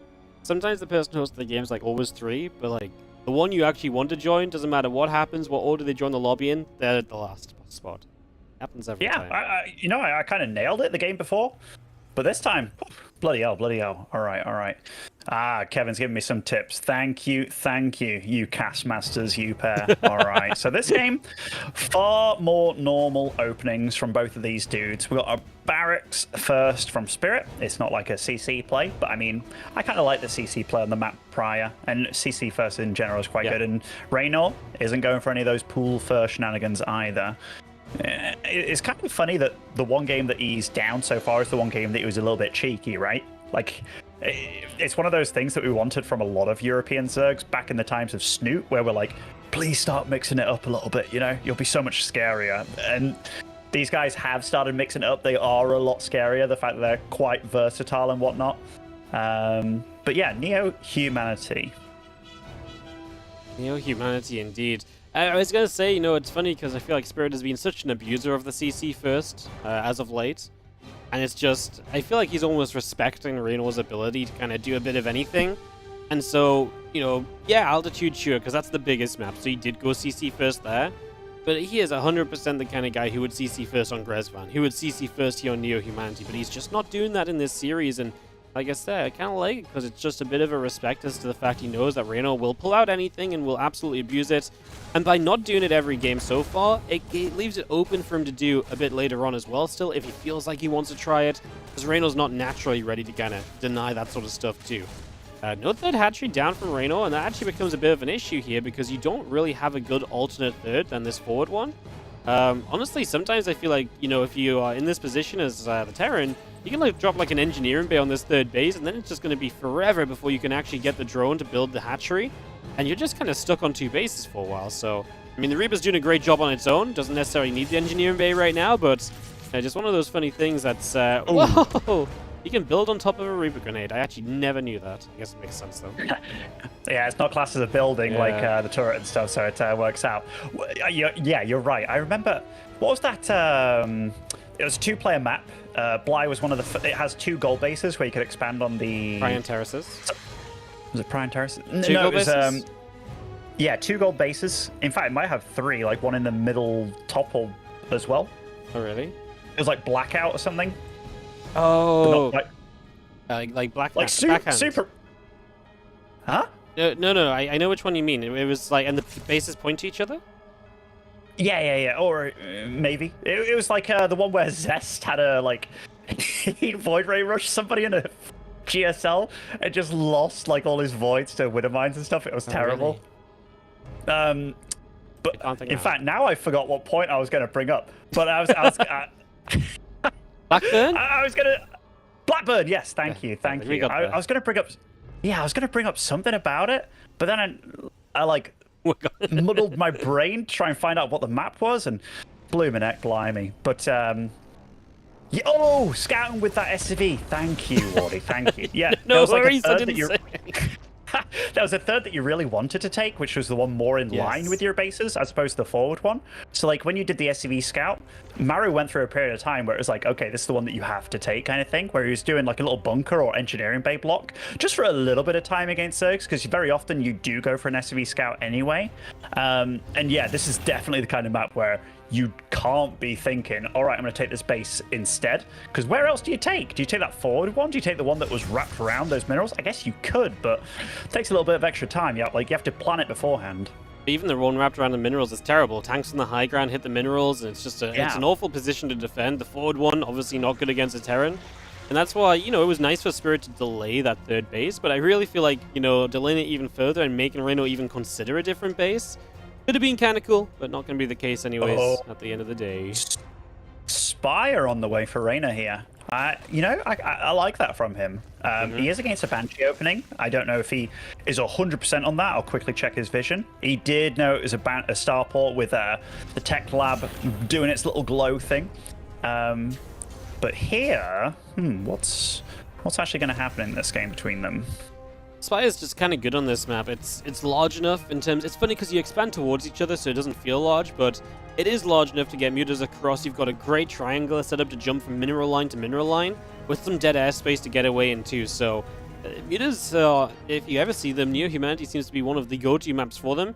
instant pull away, by the way, from these Banshees. Yeah. That was really quick from Reynor. He is real. Wow. Yeah, okay. Talk about making sure you take no damage early game. Obviously, he is losing mining time, but that's very minimal compared to actually losing workers, as we get one drone for all of that Banshee hunting effort. Yeah, that was really well done by Reynor. One drone, and then these Banshees are at event. So doing that again, that's going to be a little bit tricky. You have to wait, and one of them's half damaged as well. Does get a scan going down. Where was the Spire? In fact, that Spire. Yeah. Yeah, you're not going to scan that out. And Spirit knows something's up, but he doesn't know what, which is always kind of a tricky spot. But the fact that this map is so narrow does make it pretty good for Muta. Like, the Muta, for defensive purposes, there's not many avenues where medevacs can, like, sneak around the edges and what have you. But also, if you are on the other side of the map, it takes your opponent a long time to do that counterattack and get to you. Kind of like the whole Jagannatha thing, where it's so narrow and long. And also these slow zones, can't forget that, just make it the avenues which you can go still a little bit tricky to go about. No, absolutely is. First Mutas will be on the map, so we will see them, see what they want to do very soon. Spirit, by the way, just so good at kind of keeping units alive right now. Very Clem-esque, But I always say Clem's so good at retaining units, and it's kind of what we're doing here. We're keeping these Banshees alive for a long time. We're now using them to keep, creep cleared out. He didn't just go overboard trying to get through and force them into, an advantageous spot. The Mutas are going to show up, and there's going to be damage taken here from Spirit. He is pushing up the left side with Marines only. But yeah, these Mutas show up, and there's just no prior preparations. Yeah, nothing whatsoever. And let's see what he can get done. I mean, the turrets do start coming down, but these Mutas, they've been unanswered. And Reynor, he's droning up behind this. He's also committing to the Mutas pretty hard, which I like in this kind of situation. He hasn't started his +1/+1 ground, by the way. Like that. Okay, it should have started now. If it was any longer, I'd have started worrying a little bit. But Spirit does start booting up his 2-2. A Thor on the way as well. And for all intents and purposes, he did have a very quick 4th, so he's not dead by any means. Yeah. And Reynor's absolutely the kind of guy that gas bank isn't there, the drone count is there, so it will probably start scaling pretty soon. But the 5th and 6th, their gases aren't flowing yet, but he does have a rich gas available to him now. But yeah, he's not as rich as you might think, at least when it comes to just throwing in banelings here, there, and everywhere. No, that's very true. Because that Muta's going to come dive in. Missile turret is going to get knocked down. A couple more Marines will go down, but the Thor gets a shot off. With the way that Reynor's playing, super behind on upgrades, very, reliant on the Mutas, it's so important that he does control the game with these, because there is a point where if Spirit maxes and pushes, the army comp of Reynor is not ideal to deal with that. It's not impossible, but it's going to be some rough trades, and I do like that he's finding, even though he's going very heavy on the Mutas, he's also getting an Infestation Pit, El Hydra Den too, so it looks like we're thinking about a Lurker switch down the line here. That might actually catch Spirit a little bit off guard. It's not the most common kind of go-to at this stage. No, it certainly isn't. Nice little Spore Crawler making there to save all those drones. This unit situation for Spirit is starting to get scary though. And Reynor, he's not being stubborn. As soon as he hits the max, he's like, you know what? I've got a lot of Mutas. These can obviously deal a lot of damage. But he gets the Hive started, and he's got the Hydralisk Den finished as well. I like that. It's a mature play where it's like, you know what? I've got map control. I've got my opponent there. Can I start throwing units at him? Possibly, but there is a chance that he wanders across the map and kills me. So I'm just going to make sure I tech up, get all the boxes ticked, and start getting to that next stage of the game, because my gas is not quite high enough that I can do anything I want just yet. Yeah, no, it's very true. He just doesn't have quite the bank set up. Ling's set up on the bottom left side, of course. Spirit's been pretty defensively set up for a while. He's even going to knock down the rocks in the center, so takes that option away. In terms of maybe rocks coming down mid-fight or something a little bit crazy like that. We've seen a few that happen a few times the last few days, where there have been some crazier moments. And as you have our bio just splitting across all these bases, and well, the problem is you want to kind of stay spread, but you also don't want to stay so spread the Mutas start picking you apart heavily. But also the more that Spirit sits back here, the more it's like the Lurkers are coming online kind of freely as well. So Reynor's just very happy to kind of let Spirit sit here and take a base, because his army's getting better with those Lurkers very shortly. It's going to get a whole lot better, and Spirit has not gone cheap on the turrets. He's got a good 12 or so on the map right now. That Thor, that's the only Thor alive. Okay, he does make sure to keep it alive here. Reynor's just making sure that his creep spreads get in places, man. Like, this map is looking unbelievably purple right now. There's creep anyway that Spirit leaves his bases. I know that south little slot there, probably going to be his next base at the 12 o'clock. There's even creep there from an Overlord, I know, not yet creep, but that blue is just, it's everywhere, man. 5k minerals in the bank, 1.5k gas. I don't know what the income is, 1600 gas per minute for Reynor, and look at that production.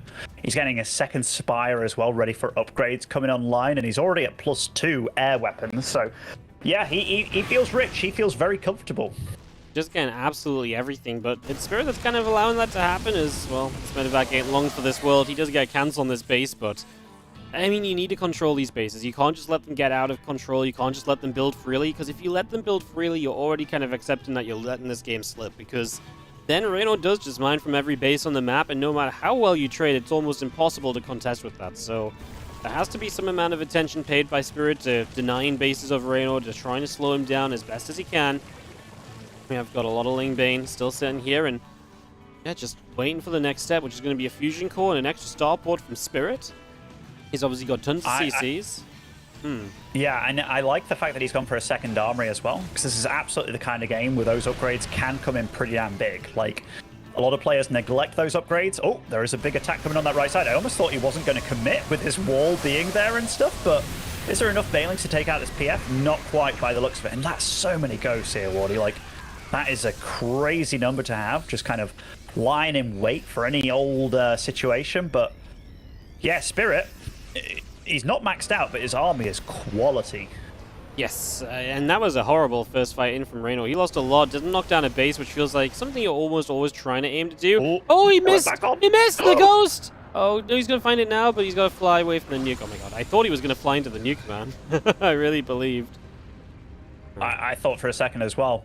And that little nuke there actually bought Spirit quite a bit of time, because he is not remaxing, but like purposefully. Everything that he's remaxing on is gas heavy, like 4 ghosts and 2 liberators at once. That's pretty massive. He's also getting the Liberator range online. He's getting all the turret upgrades as well. High sec auto tracking, the armor upgrade as well. You don't often see that one, but that will make these mutas a lot less useful as this game goes on. But it also makes those PFs a lot better against these Zergling numbers. But that's a healthy number of mutas. Holy crap, 36. Yeah. It was 39, just lost a couple there to snipes, but I was just thinking, I was like, man, it's a ridiculous amount of mutas for how, honestly, inactive they've been as well, right? Like, the entire game's been quite inactive. There's not been a lot lost. It's been very minimal fights, 1 or 2 push-ins, but that's about it, and, I mean, these mutas still have to put in work, because if they just disintegrate and disappear during a fight, that's a lot of supply lost very quickly, and it's very possible. And then, what do you rebuild into at that point as well is a good question. I mean, Reynor's adding more mutas on, so he's not done with mutas. He really wants these mutas to just absolutely dominate here, and there is just a lack of Thors, right? We only have the 1 Thor, whereas at this point, 3 or 4 would have actually really been amazing to have. I mean, it's nice having 20 ghosts, but he kind of can't have them all in one area right now, because he just have to worry about what can come from another side. But Reynor, he's like, you know what? 36 mutas, let's throw down 5 more. They're going to be getting sick upgrades as well, going up to +3, 1 right now. So these armor upgrades for them are... they're going to... I mean, they're almost going to be fully upgraded mutas very soon. And they have to be careful, though, because ghosts do not give a damn about your armor upgrades, Wardy. Yep, those snipes will just cut through mutas and shoot them out the sky, so... As we do see, Spirit is going to contest that right side base. It's important for him to do that. He wants to make sure that Reynor doesn't mine more than his half of the bases on this map. And that's what Reynor's trying to do with these mutas, trying to be active enough, busy enough that he's able to do that. So, continuing in that vein, we do knock down a hatchery on the right side. We line up a nuke that cancels straight away. It was just a bit of a fake out. And maybe gets Reynor looking around for a little while, but Reynor now just pulling back up with the mutas to the top side. We are sat at 42 of them. 4 lurkers left. We just killed a few on the right. And Reynor just not replacing those at all, just letting the 4 be all there is. It's starting to get to a point that I am getting a little bit worried for. Yeah, I'm a little bit worried for Reynor, because if Spirit does at any point choose to just kind of go, like those mutas, remaxing an army that's capable of beating this amount of ghosts, that's actually, unless it's just pure Ling Baneling afterwards, but it's going to be tricky, man. But these mutas, they're definitely getting some damage done. I mean, they take out a PF with armor upgrades really damn fast, but not without loss. Oh, yeah, we kept it alive. Nice play. There's a lot of snipes going off as well, so he saved the base. Now the mutas are going to go for the ghosts. We actually have Lib showing up as well. More ghosts from behind are going to try and snipe. That's important. The ghost in the front took a bit of a beating. We got the Overseer. With the Overseer going down, you don't have detection to keep hitting the ghost, so that's important. That's a big one. Why we're rebuilding 14 more meters? I feel like this is one of the games where afterwards, we potentially, you know, if we talk to Reynor, he'd be like, yeah, I don't know. It just felt like a good idea. Looking back, it was kind of dumb because I just don't see them doing enough. I mean, you're losing so much on these mutas now. And you just, like I say, you've got nothing else. You've got, I guess, doubling the lurker count is nice. That's really the only fighting units he has. I'm baffled. This is beyond expectations when it comes to mutas. You know what it feels like to me? It feels like Reynor's kind of said to himself, I can't beat that army with anything, so I'm going to try and avoid it as much as possible. Which mutas do really well, but at some point, you're going to need to battle the beast, innit? And he is getting good damage here. That's a couple of Liberators down. I mean, this is starting to get good damage done. The Ghosts do finally get back here to try and sort things out. So these mutas getting the value that they've been after for a long time, actually. This time around, a ton of Overseers making sure they can't all be sniped easily. Because again, if the Ghosts line up a snipe and the mutas get on top of them, they just need one shot and boom, the glaives bounce and suddenly the Ghosts, none of them are firing because damage interrupts the sniping ability. That is a big part of what Reynor is going to utilize to try and limit what the Ghosts can do. As we hit 9 more mutas in production, that's 40 mutas on the map once again. So 40 mutas alive, 41 have died. We're talking 8k in mutas this game. That's a huge investment. 16,000 resources of mutas? That's, yeah, expensive. It's actually mental. Like, it is mental. There's no other way to put it. And these mutas, they're a lot. It's almost 2 groups here that he's microing with, going full Jadong on us. And that army, or that base there, will get kind of swallowed here. The missile turret's doing a little bit of tickle action going on. These Liberators don't yet have the air attack going on for them, so these mutas can actually sort of go toe-to-toe, which is kind of funny. Lots of Liberators, actually. Lots of Ghosts defending as well. Oh man, this is one of those games that's frustrating for Reynor, because he does feel like he's in good shape, but it's like, alright, I can't touch your army right now with what I have, but it's kind of from his own doing, really. He is doing a very good job of making it frustrating for Spirit, though, because Spirit's like trying to respond to his little attack on the left, and then Reynor finds all the tanks on the right because they were just left alone. So the mutas are able to kind of swoop in and get a bunch of free kills, and just keeping track of these mutas is almost impossible because they're so fast moving. And that's the one thing Reynor is utilizing extremely well so far in this game. The speed and mobility of those mutas and their ability to just reposition around the map at a moment's notice. How many Ghosts have we got? 27 Ghosts on the field. Oh, all those fresh mules. That base won't be around for long, but oh my god, he's actually committing there. I am genuinely shocked that Reynor ran in there, because that... How many mutas died just then, Waddy? We're down to 28, so it must have been a good 15 or so. Yeah, we just lost 12, and he killed some lurkers as well recently too, so he's been just... He is getting good trades. I mean, that said, the resources lost is actually more even than you'd expect, only a 3k difference, and that's purely because... Reynor is finding moments where suddenly the mutas kill like 1-2k resources of the Terran. Because there's just that many of them, it's impossible to keep track of these mutas 100% of the time. So for all the bad fights they take, they are taking some good ones too. Dive in this base, we're going to try and repair the planetary while the Ghosts get in position here. Try and make the mutas stick around long enough. This time Reynor is very aware of what Spirit's trying to do, and he leaves very quickly. But Spirit's got to push up the middle. I just don't know how do we fight the main army? That is still a question I have. And it's a question that I don't think will be answered for a while. He is starting to transition into more lurkers here, which is good. Because one thing that this army... I was going to say, one thing this amount of Ghosts isn't that good against is a bunch of lurkers and banes, if you can kind of wrap around on it. And I mean, he's doing a good job with these mutas, man. Even though we've been kind of critical of him for the amount that he's got and stuff and still kind of roaming around with, he is getting damage done. They are useful. And Reynor has done a good job of just kind of slipping out the drones for static defense, not losing them, and he is getting a massive army behind it all as well. He just has to be careful, because Spirit's been in this situation time and time again, where he's used to playing these kind of games. You don't want to fall into his hands of getting all your eggs in one basket and just going for one big fight. No, you do want to be careful, as a tank across the way is going to get taken down by those few lurkers. Ling's going to hit this base bottom left. That is just a command center. It can lift off, but that's all the turrets going down, so mutas creating value by forcing turrets that are not going to be used and just get killed. I mean, I'm glad he's finally transitioning. To be fair, maybe the entire plan was muter until you have enough of a bank to make this massive switch. The only thing I will say about this massive switch is it's not going to catch Spirit off guard. It's not like he's like on 6-7 Thors because he was like, oh my god, so many muters. Like, he built a lot of libs, but libs are so multifunctional, especially against lurkers. They can just siege up and shut down lurker lines. So I like what Spirit's done against these muters. Like, he never, like, yes, he's responded to them, as we got to be careful of that, but he's never left himself open to his opponent just doing something completely offbeat moments after, and like switching it up on him with him not being prepared.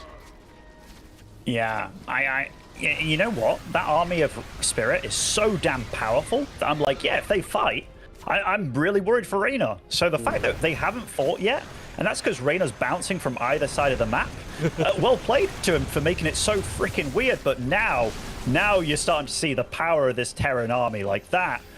That is scary as hell. And Spirit still has a lot of supply to utilize as well here, Wardy. Nice CFPs going down, trying to stop those Vipers from doing their magic. Spirit just has like 2,000 more gas in the armies on the map, and also like 1,000, 2,000 more minerals. So his army is just that much more valuable.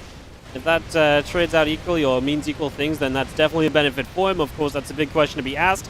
We are going to get through all these missile turrets over here. These meters finally really just dropping in numbers. We've been seeing that for a while. We've known that for a little bit. So it shouldn't be too surprising. They are still going to have a final say on this base, as the libs are going to show up. And I mean, honestly, only 9 SCVs felt like that was meant to be a lot worse for Spirit.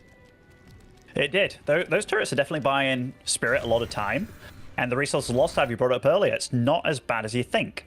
And Reynor, he's done a good job of every time he gets one of these new bases, he's making sure that he's getting the gas out of them. Minerals starts to become less of an issue. It's that gas that becomes a massive issue. To take out this kind of army, you need gas to take it out, which I think he knows. He's playing a very patient game here.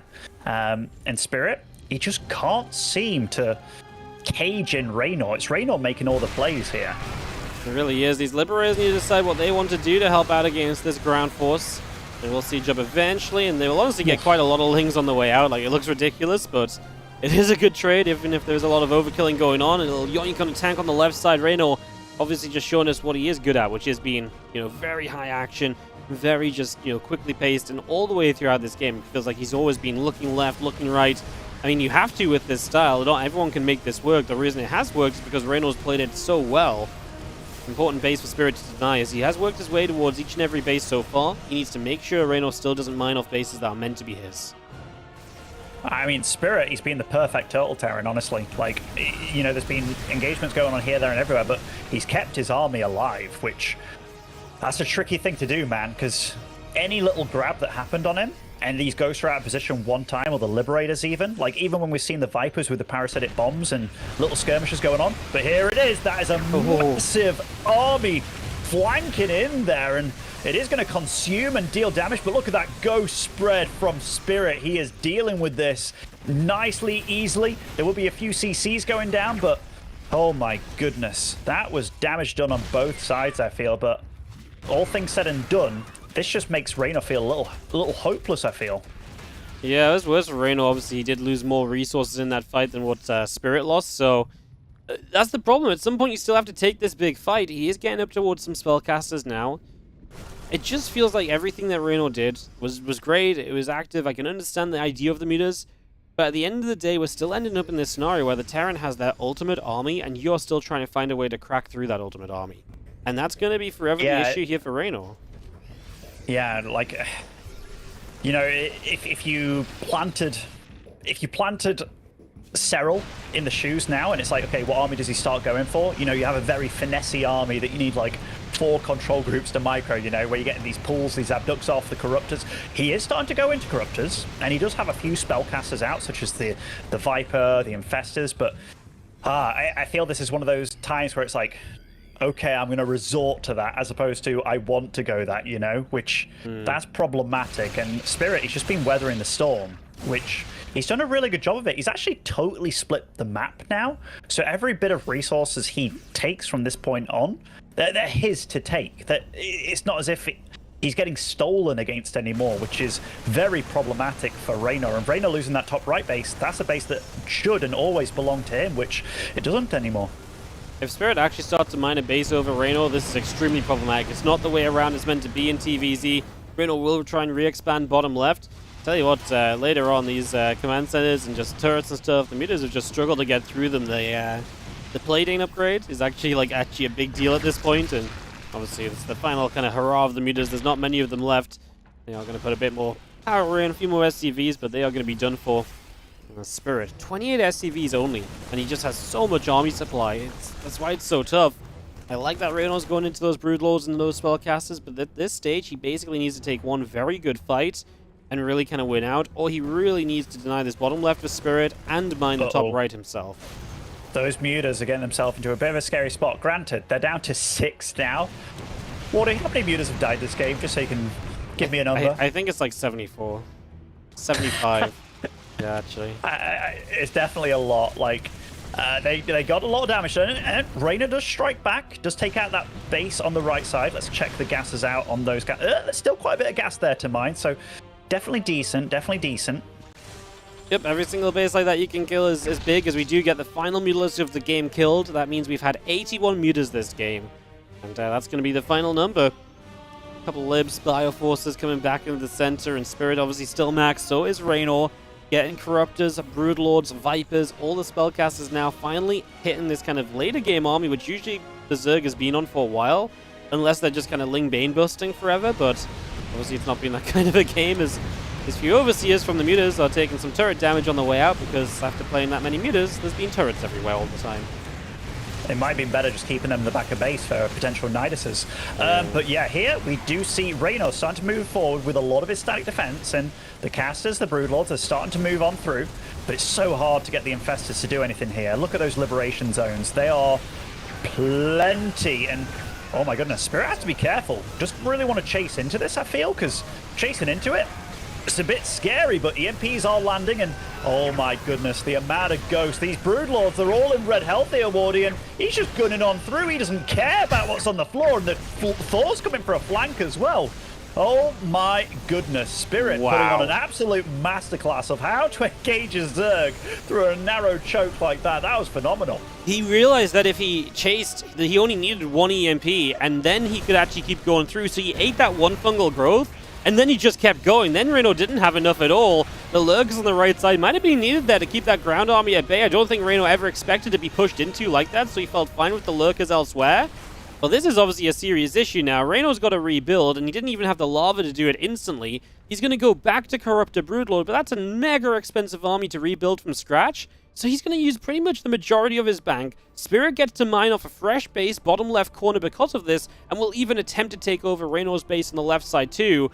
I mean, Reynor's going to be given the time to rebuild, but this is a massive win for Spirit, who has a larger bank than Reynor here, 29 minutes deep on Neo-Humanity.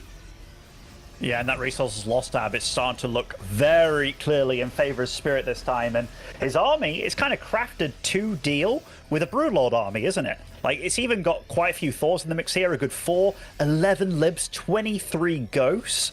Like, these are some of the scariest armies that you can go about making. What's the Viper count and Infestor count? 4 to 4 there. 7 lurkers. It is a real shame, though. You called it the lurkers. If he just had like 2 lurkers on that left side, 3, 4, you know, you can't do what Spirit did. That would have been, you know, that siege would have probably still been going on. But yeah, we do have Reynor now looking for these fights on the left side. He's kind of had enough of getting bullied about by Spirit. And he is doing good stuff with the burrow here, stopping the command centers from landing, but I feel the frustration from Reynor being able to fight against this army. It just feels like Spirit has got his number here. It really does. We're getting to the very low eco stage of this. There's not a lot of workers left on either side. Obviously, a Terran has a ton of energy off orbital, so if you want to just go mule, you can if you get a base. Just mule it out very quickly. Obviously, we'll need to scan away a couple of those positions, and that Liberator just being so annoying, right? Anything you can do to slow down economy and mining at this point is a big deal, because if there's one more big fight and your opponent can't rebuild off of it, that would be huge. We do kickstart a fight down here with a fungal and a parasitic bomb.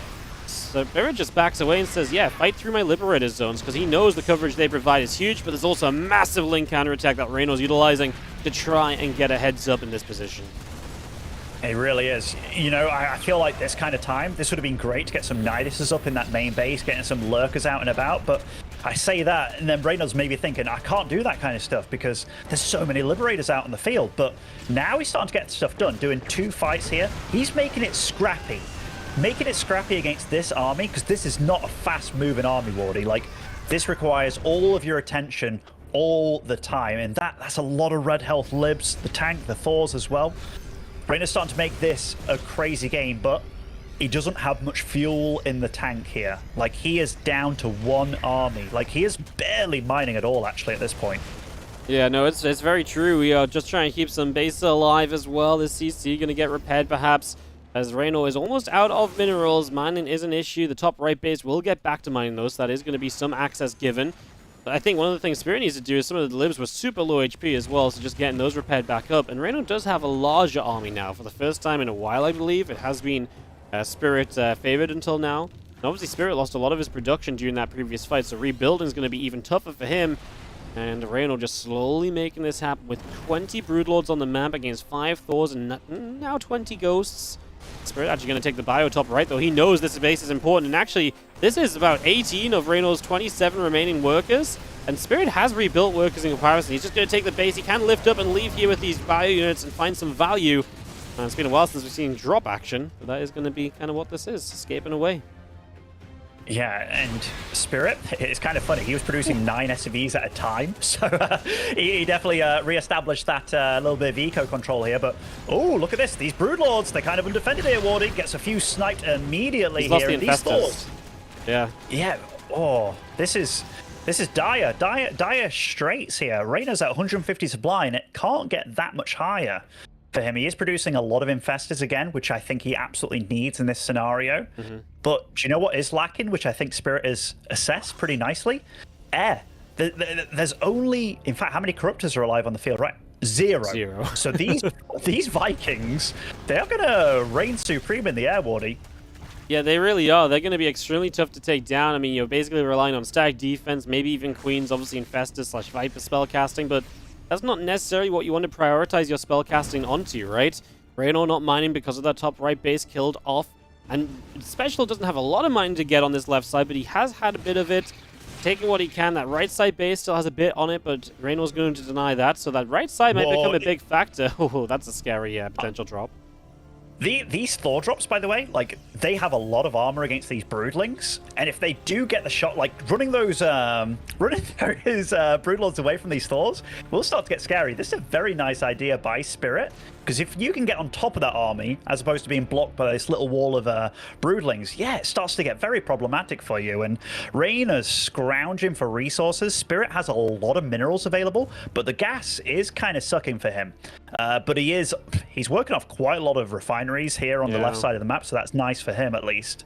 Yeah, I was just thinking, like, how much gas does he have? He has actually even gas to mine in his natural if he gets back there.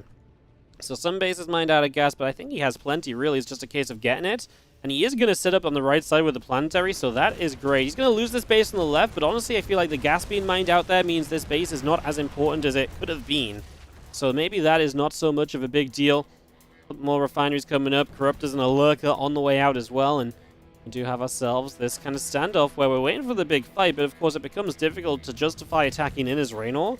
I think he might have to soon, because Spirit's just getting the extra bit of mining going that's going to make it so difficult for Reynor. Who is, mining in the top right, but that is all of his mining. Yeah, and you bring up that income tab, Wardy. Like, Spirit's massively out mining his opponent here, and on gas it's like almost tripled here. And he's got the mules as well. He's got the scans for days. These ghosts as well. They're just playing the war of attrition over here. So he's doing a good job. I think Spirit's played a phenomenal game here. This is not easy StarCraft to do. He's on 10 orbital commands, and still. Look how patient he's being. These ghosts just running forward, getting some snipes off here and there. Lovely EMP, the dodges. Just really trying to find little bits of damage, right? Just saying, you know, I only need a bit of time and I should be okay, and he's doing exactly that, just saying.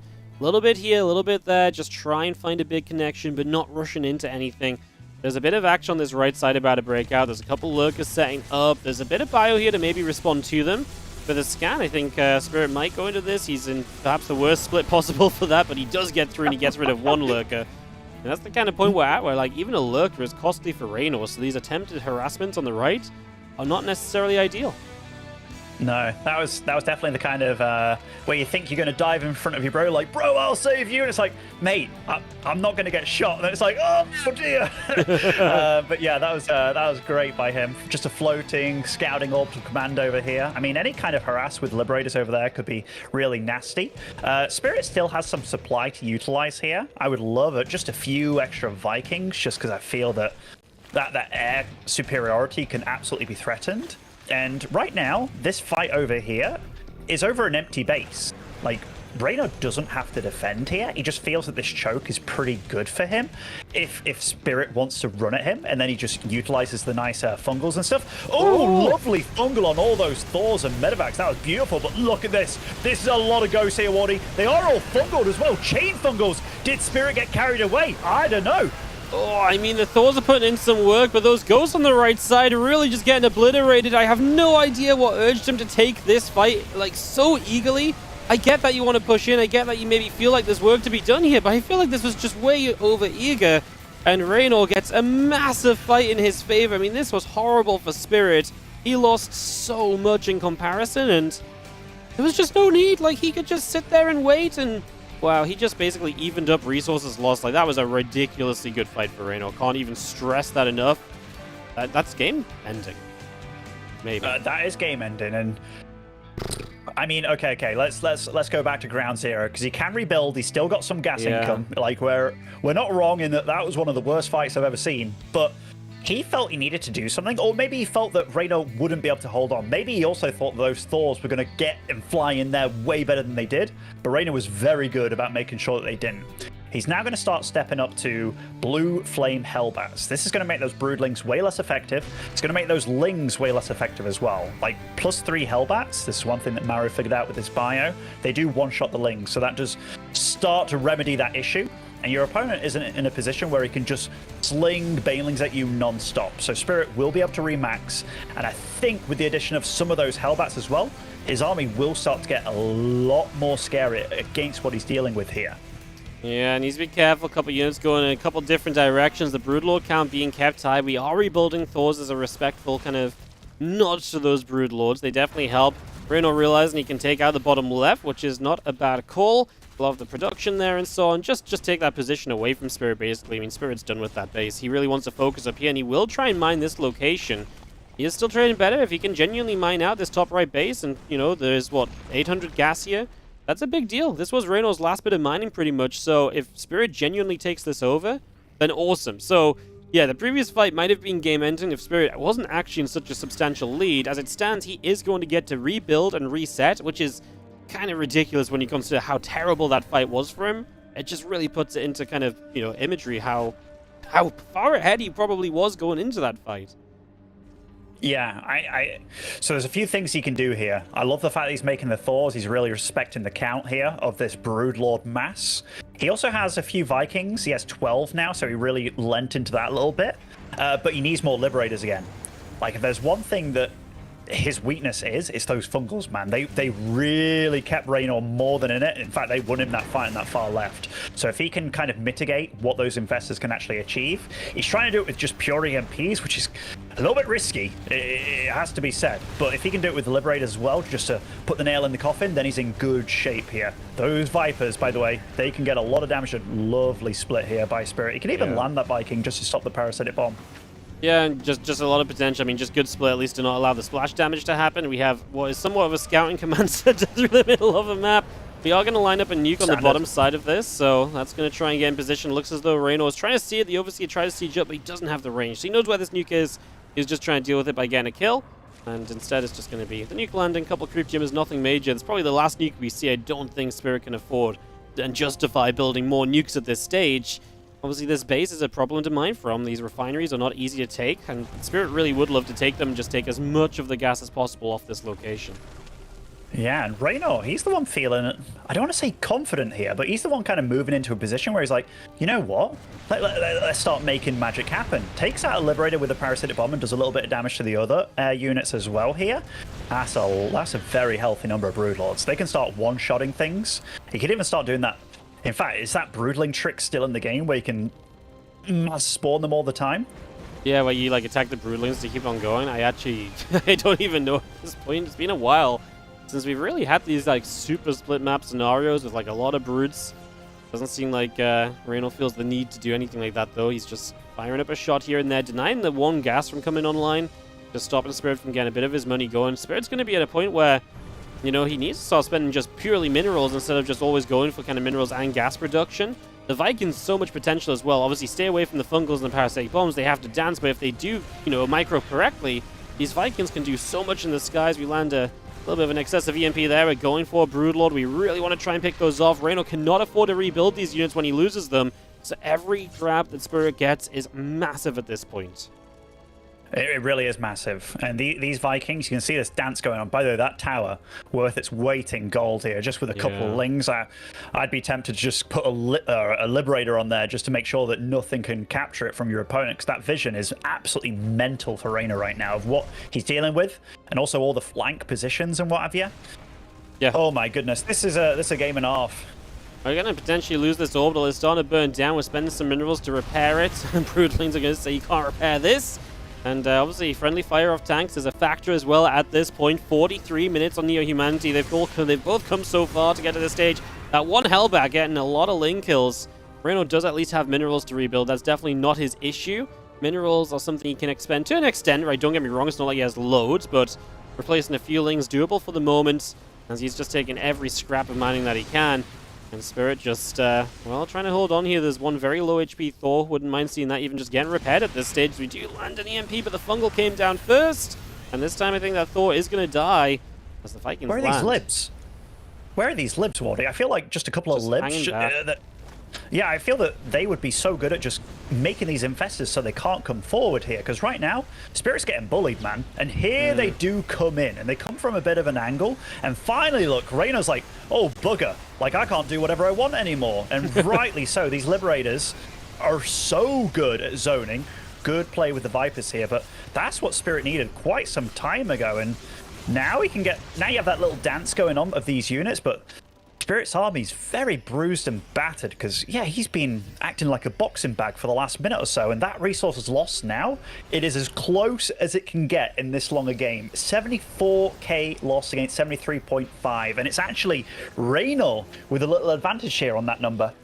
He kind of needs it though, right? Because Spirit has absolutely mined some of the bases that were kind of meant to be Reynor's at different points. That this left side base, this top right side base. These are very, very important things to keep in mind. We scan out, we scan ahead, just seeing the Broodlord count so hard. I mean, I don't think Spirit's going to rush into a fight to kind of, you know, an aggressive fight at all. And by the way, we're out of gas, right? So Spirit has no more gas. These top right gases were still active. There is a gas that has gas available in the natural. I don't think Spirit's ever going to realize that. But at this stage, just taking a little bit of extra gas could mean the world of difference, because that's even the difference of being able to repair or not right now. And that's why these fights are now even more scary than ever before, because even repairing's being taken off the table. Reynor doesn't have gas, so he's going to build up queens just for a little bit of extra anti-air. Every fungal that does damage here, every parasitic bomb, every, you know, shot off a siege tank, like, none of this is getting healed back up any longer. Are you feeling an Ukko versus Nina coming on here, Wardy? A draw.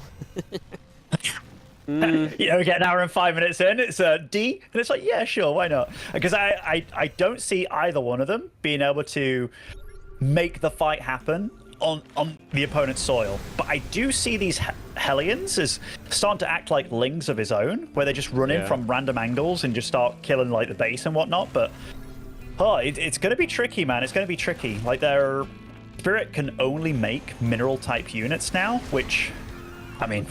We're at a point in time where mineral type units aren't going to achieve anything. That's what you think, man. He's building barracks. He's building barracks, but I mean, what else can he do? Yeah, not really anything else. I suppose the idea here, you also just build an engineering bay where I guess at this point maybe you just need turrets, right? Like maybe that's just what you invest your minerals into, so you can make it tougher for Reynor to attack into you. Reynor's going to have these gases, and 600, 700 gas at this stage is you know, just value that Reynor didn't have before. We are going to snipe an Overseer. You just got to take those, right? Actually, how many Vipers? By the way, 2 Vipers left on the field. Like, this comes down to a point where your pick-off unit is the Viper versus the Ghost kind of thing. And if you lose those Vipers, I feel that would be it. That would be literally it. And I do like Spirit's situation still a little bit more. Like his army still, there's quite a lot of finesse to it, isn't there? Where he can make things happen. And now, when it comes down to such a small amount of units against this flock of ghosts, but I say that 21 ghosts, it is a big number that can also get depleted, I suppose, with one fungal. It's very true. I mean, it just comes down to the fight. It comes down to every single spell cast. It is just going to be one big moment that decides everything here. You can see the Vikings are looking for a free pickoff, and they're going to get a Broodlord. It's also difficult to replace, as Reynor is trying to get the gas up at least, so you will have something of an option for replacing. I mean, these are the sort of moves you make, and now it is, you know, we mentioned this tower before, it is Spirit's watchtower, so he sees this army constantly, where Reynor does not. So actually, these Broodlord, you know, these Vikings getting a grab like that is a little bit easier than you might have thought. I do feel like with the minerals that Spirit has, maybe just run some Hellions here or there just to cause a bit of trouble and to cause a bit of a distraction could be a big deal. We're going to try and kill a Spore. Transfuse comes down. Of course, transfusions at this point are really important as well, because energy is the one resource that is never running out in this game. No, absolutely, absolutely. I mean, these fungals, these spellcasters, like the ghosts as well included, they are everything in this situation. Every kind of little victory they have, it's because of the spells that they're using. Spirit has to just be careful about what he does. I almost thought he was going to try and Neural Parasite and Medivac there just to bring it into him and just kill it, you know, or heal his army a little bit. That'd be kind of cool. But Spirit is starting to think about moving around these Hellbats now, which I like from him, because trying to deal with this with your mobile army, which is just pure Ling at this point for Reynor, that's actually going to be really hard for him. Oh my god, these Lings are going to run into these Hellions, so that's a fast way to deplete some of this. He didn't have Neural Parasite, so actually that was not available to him until he just mined the gas off the top right base. So, you know, when Reynor was denying these refineries, it was so important because it's actually now enabling him to get Neural, which can be a big deal. We knock down this base on the left side, there's a handful of minerals left there. I mean, again, it just doesn't feel like necessary minerals are what it comes down to. We're making Banelings at this stage, which I find... I mean, I guess you need something to deal with the Marines and the Hellions to some extent, so I get it. We kill off a Queen here, we're going to get the final Lurker. No! That nerf to the Ghosts where they do not snipe, even with vision, actually comes into play right there. Saves the Lurker. I can't believe how big these armies are, man. 9 drones versus 15 SCVs. I don't even know if there's necessarily enough mineral patches on the map for these 15 SCVs to mine. But these armies are damn scary. And how many orbitals on the map? 8 are still alive. You know, that's only because one of them turned into a scouting orbital at some point and started navigating the map. But even this army that's going through here, I think this can go from base to really pry open Reynor. And all the tech is obviously on the right side for him. But yeah, Reynor is just going to slowly see his base, his creep whittled away, I feel. And that maybe gives you a bit more of an option as Spirit. You gotta be careful while doing this. There's a new Infestor on the way, by the way. Again, I cannot stress enough how important this gas was, but that's it. The gas is gone. We are officially at a 0 gas game, apart from the Natural of Spirit, which has 500. He will never look at that. I don't think he's ever going to think about it. So that's not going to matter. But this is it. That's the last Infestor. We really are at the stage now where every unit you see die is irreplaceable. There's only 2 Overseers, by the way, as well. Could also be important. Like the gas units for Reynor are so damn important. I mean, they're important for both, you're absolutely right, but single spellcaster that dies, any single unit, that's it. That is absolutely it. And now we've got both of them staring each other down, trying to control this watchtower. A group of ghosts at the top there. That could be crucial.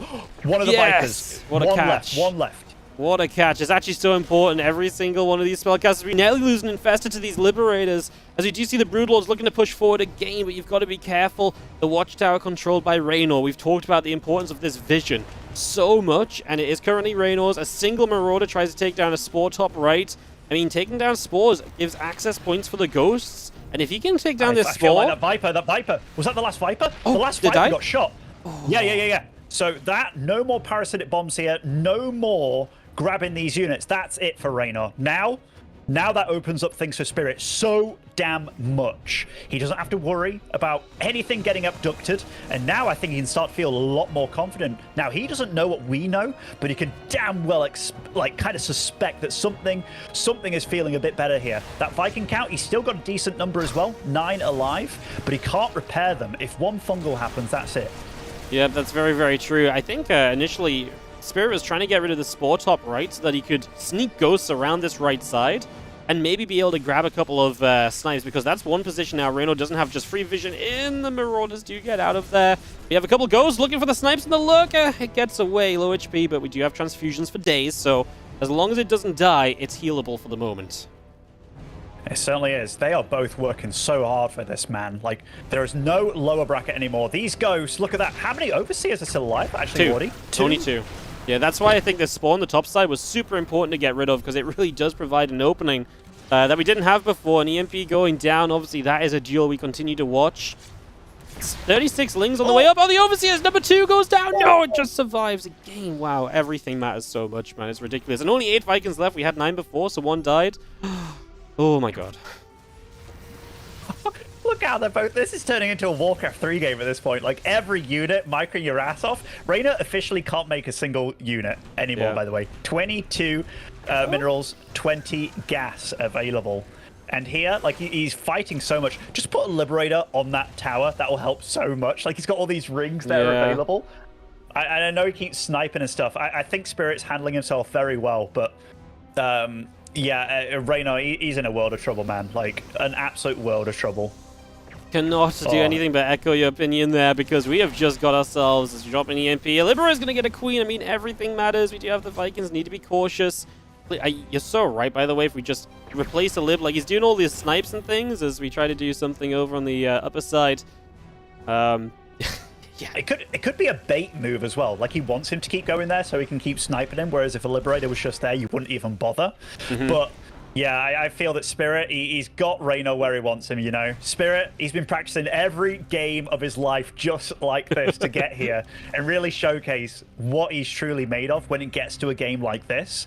Reynor's vision, like that creep spread, it's been absolutely decimated this game. And I mean, Spirit has to take it slowly. He can't do what he did on that left side of the map a good 30 minutes ago at this point, where he just kind of dives in with all those Thors and just gets fungled to oblivion. But I feel that the way that he's approaching this game now, the patience of him, 12 Hellbats on the field, 17 Broodlords still available, but no Vipers left to speak of. This... what a sad game for Reynor. This is one of those moments where you see the players on the webcam usually, and you see them kind of like, you know, their hair. They always stroke their hair. I notice more than anybody because I'm bald. But they run their fingers through their hair through sheer frustration. And I feel that that's what Reynor's probably doing at this point in time. This is a, yeah, I mean, opportunity for Spirit to go up 2-1 in the quarterfinals, a chance to move into the semis, his best result ever when it comes to the European regionals. On the doorstep. It's within reach. If he can win this game, he's going to have 2 shots at closing out the series. A draining game, too, and such a mental victory as well. If you're the one that wins this super long game, that's got to feel amazing compared to the guy that just worked for an hour to be no better off in the series. No, absolutely. And, I mean, the games that Spirit's winning, like this one, especially, this was really... a true game of StarCraft, you know, like this wasn't the normal, hey, I'm going to outgreed you and outdo all this kind of stuff. This, Yo, he's going to EMP all the infestors. He's going to get all the infestors. Oh, he's going to snipe them. That works as well. We can fungal to stop. Well, okay, 2 infestors for 2 ghosts. I think I like that for Spirit because he's got a lot more ghost. 3? Okay. He got 3 of the 7, so 3 infestors for 1 ghost here, and just kind of the moral victory. Like this is... Spirit's making this look... good. Like he is like every kind of win option that I think of that's available for Reynor, it involves Spirit messing up at this point and just getting over eager. If Spirit doesn't do that, if he just kind of inches forward a little bit closer, because he's still got a lot of minerals to utilize here, Wardy, if things do get rough afterwards. Oh, I love it. What can I do? I mean, he's doing the right thing though, right? He's just playing it slow. I mean, to be fair, like, what was Spirit meant to do when Reynor built 80 Mutalisks this game? Reynor literally played in a way that said, hey, don't do anything. Like, sit back and defend, because if you move out, you're going to die. Yeah, this is, you can feel the salt. You can feel the salt, man. And that hair, you know, that's been rummaged through a few times at this point, and now the salt is coming over the keyboard. I mean, it's... when this means so much to these players, you know, you kind of expect that kind of stuff to be going through your mind. But right now, yeah, Reynor, he's just... it's those movies where you're stranded in the desert, you know the vultures are going to eventually eat you, and you're just waiting for it to happen, and it's such a depressing feeling. And Spirit, He's going about it slower than normal, I must admit, but he's moving his way up. You see him approaching the right side of the map here. I think he's kind of working out where he wants to go, because his ghost right now, he's just looking for moments where there isn't a spore crawler, because there's only 4 left on the map. That's a lot of Hellions. It is a lot of Hellions. It's obviously one of these moments as well where it's just like, Spirit has to pick the right fight now. You know, he can't just dive into haphazardly, he can't let the fungals be ridiculous. He's been looking for the little bits and pieces, the little catches when he can. But now Reynor's really like doubled down on spores on either side of this army, right? He's really making sure there is no entry point. And Spirit's going to siege up these 2 tanks here. I mean, it's kind of a brave play because obviously they can be shot down by Broodlords. He's just going to push the spore back a little bit. Man, it's still such a tense situation because you can see how it can go wrong for Spirit. I know like this army should win. It should be the better army, but he's even going to try and sneak around the back again, but Reynor thought of that. He's even going to scan ahead because every unit matters. And he's got the ability to scan ahead, so why the heck shouldn't you? As the Viking Libera is going to back it up too. We're about to hit an hour here in this Game 3. You know, all the posturing now, though. I feel that Spirit can start to creep ahead a little bit, but, you know, this is how I know I'm a real bastard, Wardy. If I knew my opponent was kind of molding a little bit, you know, I'd also make them work for it a little bit. You know, just kind of savor the moment a little. So you see your opponent just opening up avenues, getting everything that he has. It's just, yeah, I mean, time is on your side. You do see your opponent mining a few minerals long distance from the middle of the map, but it's like you don't really care about them adding more minerals at this point. Yeah, this is a fun, like, this is just one we're observers. We just got to wait and see what happens between them, because it's really down to Spirit making a move, because Reynor can't make a move. Gets one of the 2 snipes needed to kill this lurker. The one lurker that might make a difference, right? A couple of spine shots during a fight. You never know. So he's being kind of quite persistent about trying to grab that. The Vikings trying to find the left-hand side, but Spore Crawler relocates. I mean, it is just a case of waiting and waiting until you can make that play. You can make that move. You can see Reynor's re-establishing some creep spread as well. And actually has a lot of minerals on this forward base, so he will slowly add on a few more queens. Not that they're really going to make the difference. I feel like queen count is not going to be the deciding factor in this fight. So, yeah, you got to do what you got to do. And for the moment, Spirit just takes down some rocks, opens up the map, and again, just seeing what he can do. I like that we, you know, between regions, we're like, you know what, we got to wait an hour just because, you know. Yeah. And it's like, hold on, Spirit's waiting on the other side. We should have reassessed the situation. Oh, that's a Big Daddy Thor crawling rather far. You know, it's so nice when you don't have to play against Vipers, man. Like, Spirit can just kind of wander ahead and just be totally fine. Oh, that Ling Bane has to be careful, because this amount of Hellions, they can just start running rampant. He can even kind of run up to the main if he wants. I mean, it doesn't have to at any point, but that would definitely make some of this army have to move back to deal with those Hellions. Yeah, I was kind of thinking about it in terms of, wow, I don't think I've ever seen those things killed. Wait, what was it? There's like there's rocks behind this base. Oh! I mean, I've probably seen them killed, but I've never noticed them killed. I didn't even know they were there. Yeah, no, me too. I thought he was killing his own drones, actually. I was like, there's still a few minerals. He's made this long-distance mining more efficient. It works. Solid. Yeah. I like it. Very cool. I mean, there's changeling.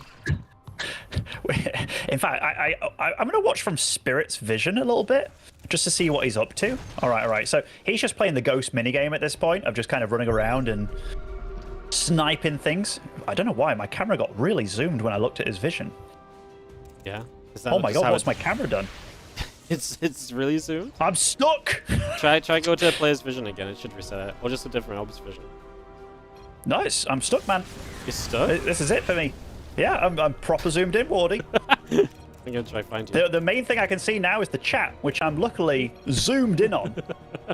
What's the plan? I'm winning it. All right. Well, yeah, I mean, he's not wrong. But I think he is winning it. No, he's not wrong. Yeah, I think he's absolutely winning it. He's just, I mean, he's the one that's got to play it slowly. Reynor's just going to sit here. Like, that's all Reynor can do. Reynor can't make plays, but Spirit can. Slowly but surely edge around and make Reynor make a mistake here, a mistake that. I mean, that's how Reynor potentially wins too, right? But until, Spirit makes a lot of mistakes, there's no reason for him to think that he's in any sort of losing position. This is one of those moments where Reynor's like, damn, why did I handle that fight so damn well on the left side earlier in the game? Because maybe he could have done that kind of thing now when it really, really, really mattered, you know? But yeah, I mean, it's a roughie. It's a toughie for him because he's getting picked off a little bit by little bit. Granted, it is the slowest death I've actually ever seen in my life, I think. And you know, I've lived through a lot of eras, Wardy. I'm old, but this right now, I'm so surprised that he's not starting to kind of try to suffocate with the Liberators just a little bit, even just to etch forward a little. You know what I mean? Yeah. No, I mean, we're really just taking this like as slowly as we can. I mean, I just said it before, I'll say it again. It's the right way to do it. Like diving in, we've seen how that can go very badly. A couple good fungals can absolutely twist a fight massively in one player's favor. So he's right, just move forward, get a couple shots off, threaten the potential snipe. See, you can see the idea. He was thinking about maybe trying to get the Overseer, I think. But can he sit there long enough to get the snipes off? Reynor's ready to dive on those ghosts. That's what the spore positioning has allowed Reynor to do. It's allowed him to kind of set up like this and just to see any movement forward from any of these units that previously were getting pickoffs. The Vikings are going to tank a spore shot to get a kill on something. They're going to think about it. I don't think it's worth it. Like when you see those infestors, and it's like, The only angle that might be good would be from the middle of the map, but that's the slow zone, so that's also not a good idea. Yeah, honestly, I think for Spirit, if he actually wanted to try and win this, just go round to the bottom area. It's a lot more open for you. You've done a good job of clearing out most of the creep over there as well. And you're not truly funneled in. You've got a few ramps to work with. Like, yeah, at the south of your screen here, just quite a bit to look at. But, you know, he's going about it. He's trying to pick him off from both sides. If he kills that Overseer, that could be kind of cool. I know he's obviously still got the spores to work with, but yeah, we're in a game here, Wardy. We're in a game here, you know. Kevin's probably sat there on the sidelines being like, this guy, you know, just having a little giggle. Yeah, this guy, he's only casting 4 matches today. We're both casting 5, and we're casting this as well. Like, this is a match in itself. Yeah, it certainly is. I mean, cheeky guy. Hey, I like these overlords, by the way. Joining in. The overlords? Yeah, just like tanking, potentially, you know. Make it as good a chance as possible to survive. Oh, yeah, you're absolutely right. I didn't even notice them, actually. Yeah, it's just a blob of Zerg. Yeah, you can almost put them on patrol a little bit ahead, I guess. Oh, what did he get there? Was that a brood? I think so. No, all right. I zoomed in on the Zerg army. Didn't think anything was happening. Okay, scale of 1 to 10 right now. How mad do you think Reynor is? Oh my, extremely. Now he's really mad because now he's making mistakes. Yeah, we'll say 1 to mold north right now. The highest, I think. Yeah, I mean, actually, maybe earlier. I think at this point, maybe you've even started calming down already. Helling. Couple creep tumors. It's almost getting to a point, if I'm Reynor, that I'm like, you know what, screw it. Like, clean up this game, then I win the next 2. You know, like it's starting to get to that kind of feel. Oh my goodness. It's a queen. Oh, the transfuse wasn't enough. He's 10. He's Moldnor. 105. All right. We're getting to the Uko Nina situation, but Spirit's obviously not going to call it. No. Oh my goodness. Spirit is not going to call it. Another scan comes down. Obviously, we just got constant stream of scans. Another queen! Okay. like Reynor was doing such a good job against this before. Now I feel like he's... You can see he's slipping because in the last minute, he's taken more damage than in the last 10 minutes. Yeah. And I mean, that's it's still only been 3 queens in the last 5 minutes, but it's still more damage than he's taken.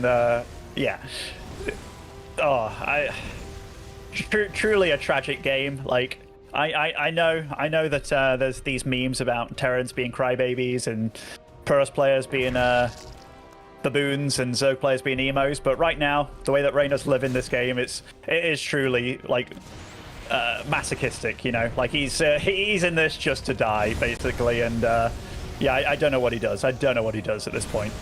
Nope, he's still got that Ling Bane poised on the top side, just holding back so the Hellions can't get a free shot on it. As Reynor kind of ventures a bit further forward than he's done in a while. It's funny that these Vikings have been on this many hit points for like the last 20 minutes or something, because they've just had nothing else to do. There's no way to heal or repair. Yeah. You know, it's also kind of crazy. I don't think I've seen a single fungal over the last few minutes. Yeah. Like, maybe over the last 10, which is his only kind of grab right now. But I guess he has to be so careful about them, A, getting sniped, and B, getting EMP'd. Oh, yeah. No, you got to be super careful. We saw already when he was 7 infested, he lost a 3 to the flank, and obviously he's better set up against the flank now, but if you get a fungal, it doesn't matter unless you capitalize on it. Unless, I guess, on the Vikings or so, maybe. But if it's on the Ghost and the Ghost get away, there's medevacs to heal him and everything. And at this point, if you trade 1 for 1 Ghost to Infested, that's also amazing for Spirit, because without fungals in the fight, that would be obviously incredible for him to potentially end the game eventually. Just kill off our own missile turret there, I think. It was a misclick. I mean, it would definitely be a misclick if it did die. Because obviously no reason to do that at this point. These Hellions are starting to do what we talked about them possibly doing maybe 20 minutes ago. Starting to clean up the area. These Ghosts still prodding in from either side. I see a Queen body over there. Oh yeah, another one. Eventually gonna get a Spore Crawler down there. Oh, we catch the Ghost this time. Hey, he's getting some Ghosts, Wardy. He's getting some Ghosts. He gets one of them. Right. Okay. He did lose the Spore in the top left, though, which is maybe an opening for some Ghosts to flank around. If Reynor didn't notice that, and he doesn't have the money to replace it, this is an issue, because he actually only has 4 Spores. So he can't cover every single entry point anymore, and that might be the opening that, you know, we actually want here out of Spirit. He can actually still mine those minerals long distance and get a few more spores if he wanted to. Yeah. I do wonder why he's not doing that, actually.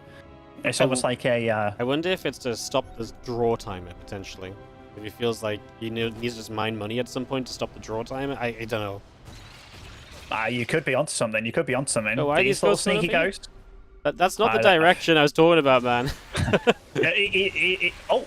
Yep, that ain't the EMP either. Yeah, that was a warning EMP, man. Like, come here, I'll have you.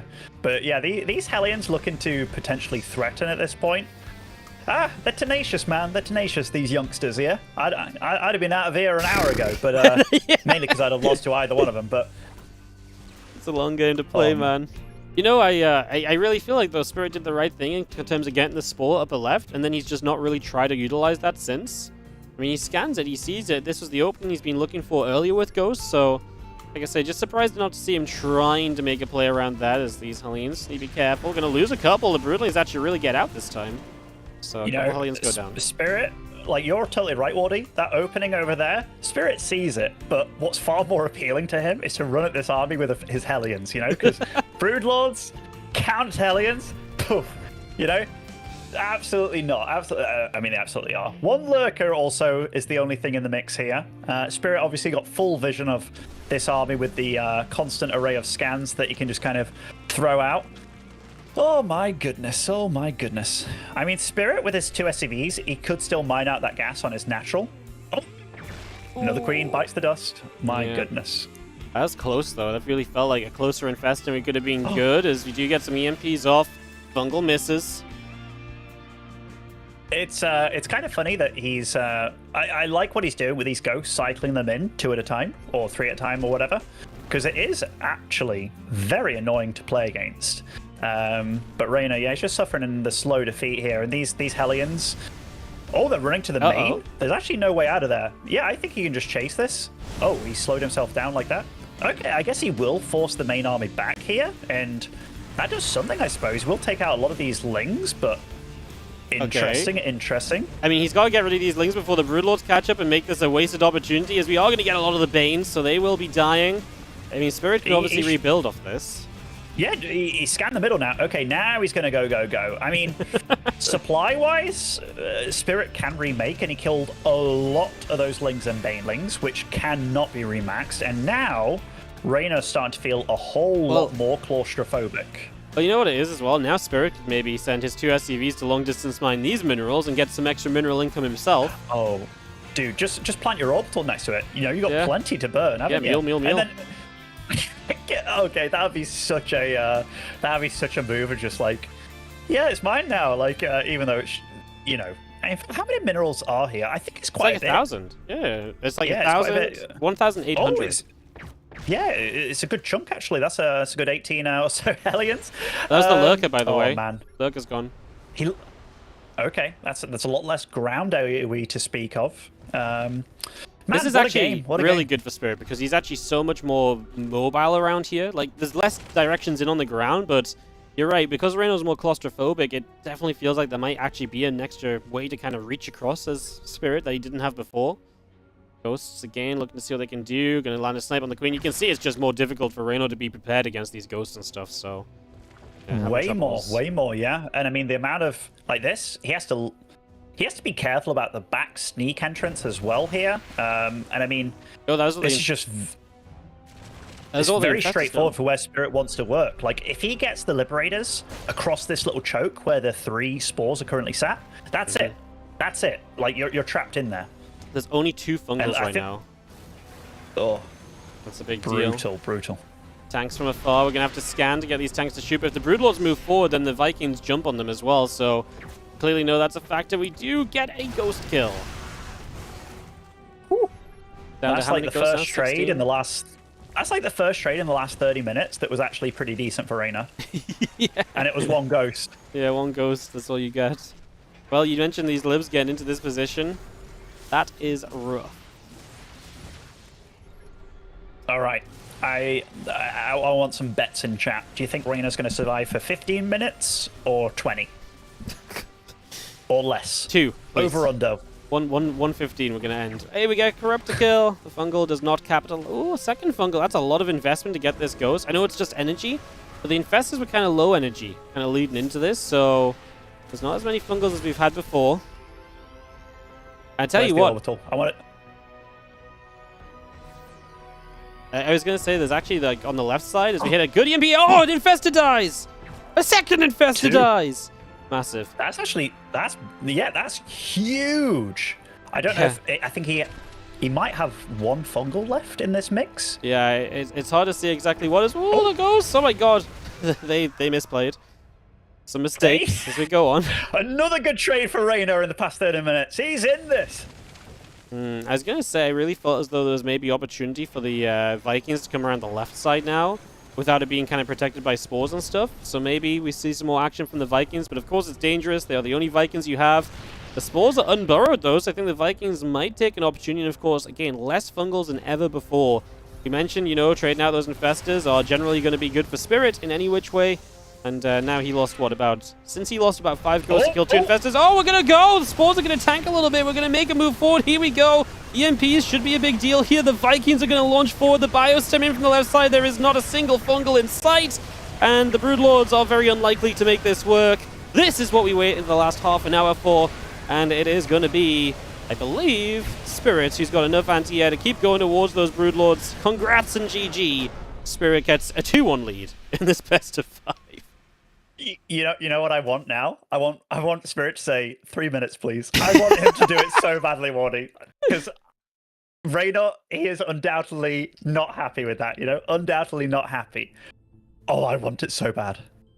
Yeah, that was, man, I said 115, 114, 56. Hey, you're an oracle. I just felt it, man. I feel like Reynor was looking at the clock. He's like, no, we can't go past this point. I mean, he was just losing, right? Like, he's been losing for the last half hour. I think there's a point where you're just hurting yourself by staying in there, so... yeah, rip. Oh, the referee said it. If players wish for a break, we can give up to 5 minutes. I want it so bad, Wardy. I want it so bad.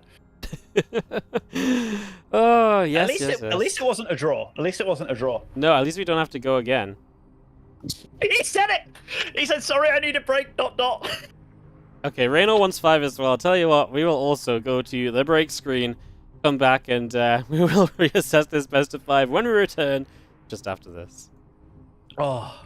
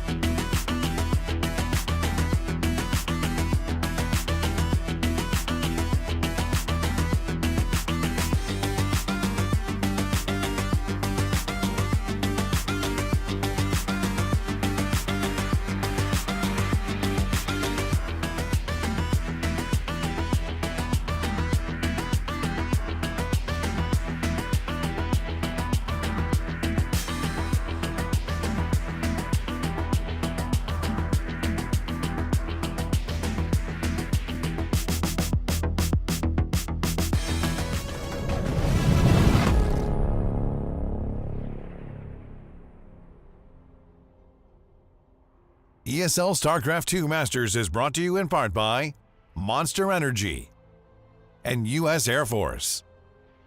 We are back as Spirit leads 2-1 in the quarterfinals against Reynor. 1 hour and 15 minutes for Game 3. And I did, about an hour and a half ago, mention the kind of map board we had coming up then. And it is Dragon Skills next. Typically a great Terran map. And Babylon to round out the series as well. So now we get into more aggressive Terran maps. That might not be where Spirit excels usually, but he was, believe it or not, kind of excelling aggressively in Game 1, remember? And even in Game 2 at the start of the game. So definitely some potential. If this was ever a time for Spirit to beat Reynor to move into top 4, I would say this is the setup to do it. Yeah, I mean, Dragon Scales along with, is it Royal Blood, pretty damn good Terran maps, or at least enjoyable to play. And I think for Spirit style as well, after winning a game like that, like if you come out the victor as opposed to the loser in a situation like that, and we have to remember how long it went on for as well, yeah, it's... Reynor's definitely molding. You know, we saw it in the chat during the game.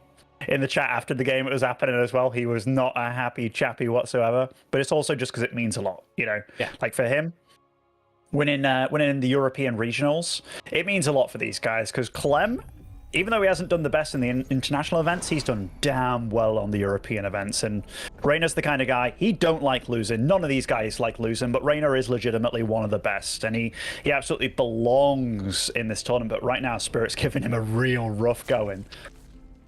He absolutely is in the top left. Down a map. Hopefully refocused and ready to go again after that previous map during the break that they took. It is Reynor, our Blue Zerg. And spawning over in the bottom right-hand side as our Red Terran, it is Spirit. 2-1 up against Reynor, you know, and we said that this match was going to be maybe quite a bit closer than people thought preemptively. Yes. And that's not because Reynor's somehow in some slump or anything like that. It's just that Spirit's... we hyped him up for several years, Wardy. Several years. And he's finally got to where we all thought he could be. A real contender in Europe. Like, you've got Clem sitting as the best Terran. We had Gabe being very much so, especially with that kind of beats they run. The second best Terran in Europe. Maybe even the first, you know, because he did well on the international stage. But Spirit, he started climbing unbelievably as well too. And here he's going to start things off with a CC first. Yes, he is CC first on a shorter map. Reynor has opened pool first, but pool first is not great against the CC first because you obviously hit at a time where the CC is basically finished with the Lings, so you can't really punish too heavily. So yeah, generally, we like this for Spirit unless he severely messes up and lets the Lings do way more than they should, but at the very least the CC will be done, morph into an orbital, and you can't stop that as Reynor. No, you can't. It's kind of funny how things have gone in TVZ, because initially we thought, like, oh, CC first, he's against a pool first. You thought, oh, it's really bad for the CC first, but as things have come along and worked their way around, I remember the first time I ever watched MKP. Yes, massive throwback, I know. Hold off like the pool first with the CC first, and it turned out it was way better against it, and I was like, what the hell? It took somebody really good showing me. Spirit does get a full on scout here, doesn't get to see like a Roach Warren going down or anything like that, which can often be the go-to. But as you can see, the Spirit, he's not worried at all. He's even utilizing a factory here because you don't want to make a second depot with this build because the second CC works as your supply, so just gets to utilize the build layout very, very nicely for himself. Only suffering 1 SCV loss, but it doesn't actually slow down his economy whatsoever. So when it comes to builds going up against one another, they're both pretty okay with what they got achieved. In fact, lifting it up like this is interesting. He's terrified of the roaches, I think. Like, absolutely terrified. I think also he's like, I really want to make SCVs, but if I make them on that low ground, it kind of sucks for me. I wonder what he's going to follow this up with, because mineral-wise, he's absolutely lined up to have a third CC, but he did go for quite a quick second gas with this. I like what he's done here, that he's like, you know what, let's just whip out the Marines out of the reactor, because he is threatening me. And if you get stuck in that position where you want to lift it, and then it can go from bad to worse very quickly. Yep, no, absolutely, as we see the feelings just retreating back home, and CC gets down to the low ground, Hellions come up. So it was a delay from Reynor in the end, just Spirit kind of doing more damage to himself, just being overly cautious in a way. But yeah, I mean, he gets away with it all, and we are going to get to the next point of this, which is going to be a Viking. So, looking to deny some vision of the Overlord, and we'll see if there's anything super fun beyond this. It looks as though we potentially just start Stim, though, and it's a very casual kind of opener, not too harassment-focused at all, and we'll see what Spirit can build into from this point. He has been terrifying on this map with some of his 3 base pushes. Oh. As it is a more aggressive one. Yeah. This build really makes me think about, and I've brought this up before on the cast, so I do apologize, but when Reynor went to GSL Korea to really kind of give it his all, and I really thought, wow. And I remember being there at a LAN, and we were sat with Bunny and Hero, and he was like, yeah, I'm going to come to GSL. They both instantly went, no, because they didn't want to play against him, you know. But then it was Bunny playing him in the group stage, and he beat him with this kind of build, CC first into a 2-base all-in. And if Reynor doesn't spot this out, this could be haunting him. And yet again, and seeing this kind of setup and not being able to get a true scout of what's going on, unless he's he is a way better player than me, let's be real. But if he can somehow sense what's going on, because so far, nothing is really, showcasing that this is super weird. But with this scout, maybe. I mean, it's a tough one to really know what you're up against. Yeah, no, Spirit's not, leaving anything kind of to be revealed, right? A couple of Hellions in the middle, the Hellions defending at home, the Vikings clearing up vision as well. There is just no way of seeing this, and you can see how blind Reynor is. He's starting up Spore Crawlers. He's afraid there's like a Banshee follower potential, or at least a Liberator. And these are all things that are not going to help him when it comes to this 5-rack striking onto the other side of the map. So, yeah, I mean, as Spirit powers on up, all 5 of his racks getting reactors, apart from the one that's going to build Combat Shield in a second, is going to be extremely powerful extremely soon. I just saw another Ling run in and die to the Hellions, not even getting up to the ramp, so he has no idea what lies beyond. He saw the 2 Hellions in the middle, saw the 3 Hellions at home. You see how big scouting is for him. Those units on the right side of the map, they want one thing, which is scouting information. And Spirit, he's cleaning up this path, Lordy, where he eventually wants to go with this 2-base attack, and it's going to be a scary attack. And you can see that he wants to clear a path for his units, and Reynor right now, yeah, he is none the wiser, but his drone count's really damn good. He's up to 8 queens as well. Selling up 2 Evo chambers. I feel that he still thinks it's a normal game, but he has stopped worker production at a really damn good time, and he is kind of respecting what's going on, actually. Yep, no, he is making the units that he needs to have right here. And we are going to see Spirit making a move out, so it is time for him to begin going. The Viking catches the Ling on the right side this time.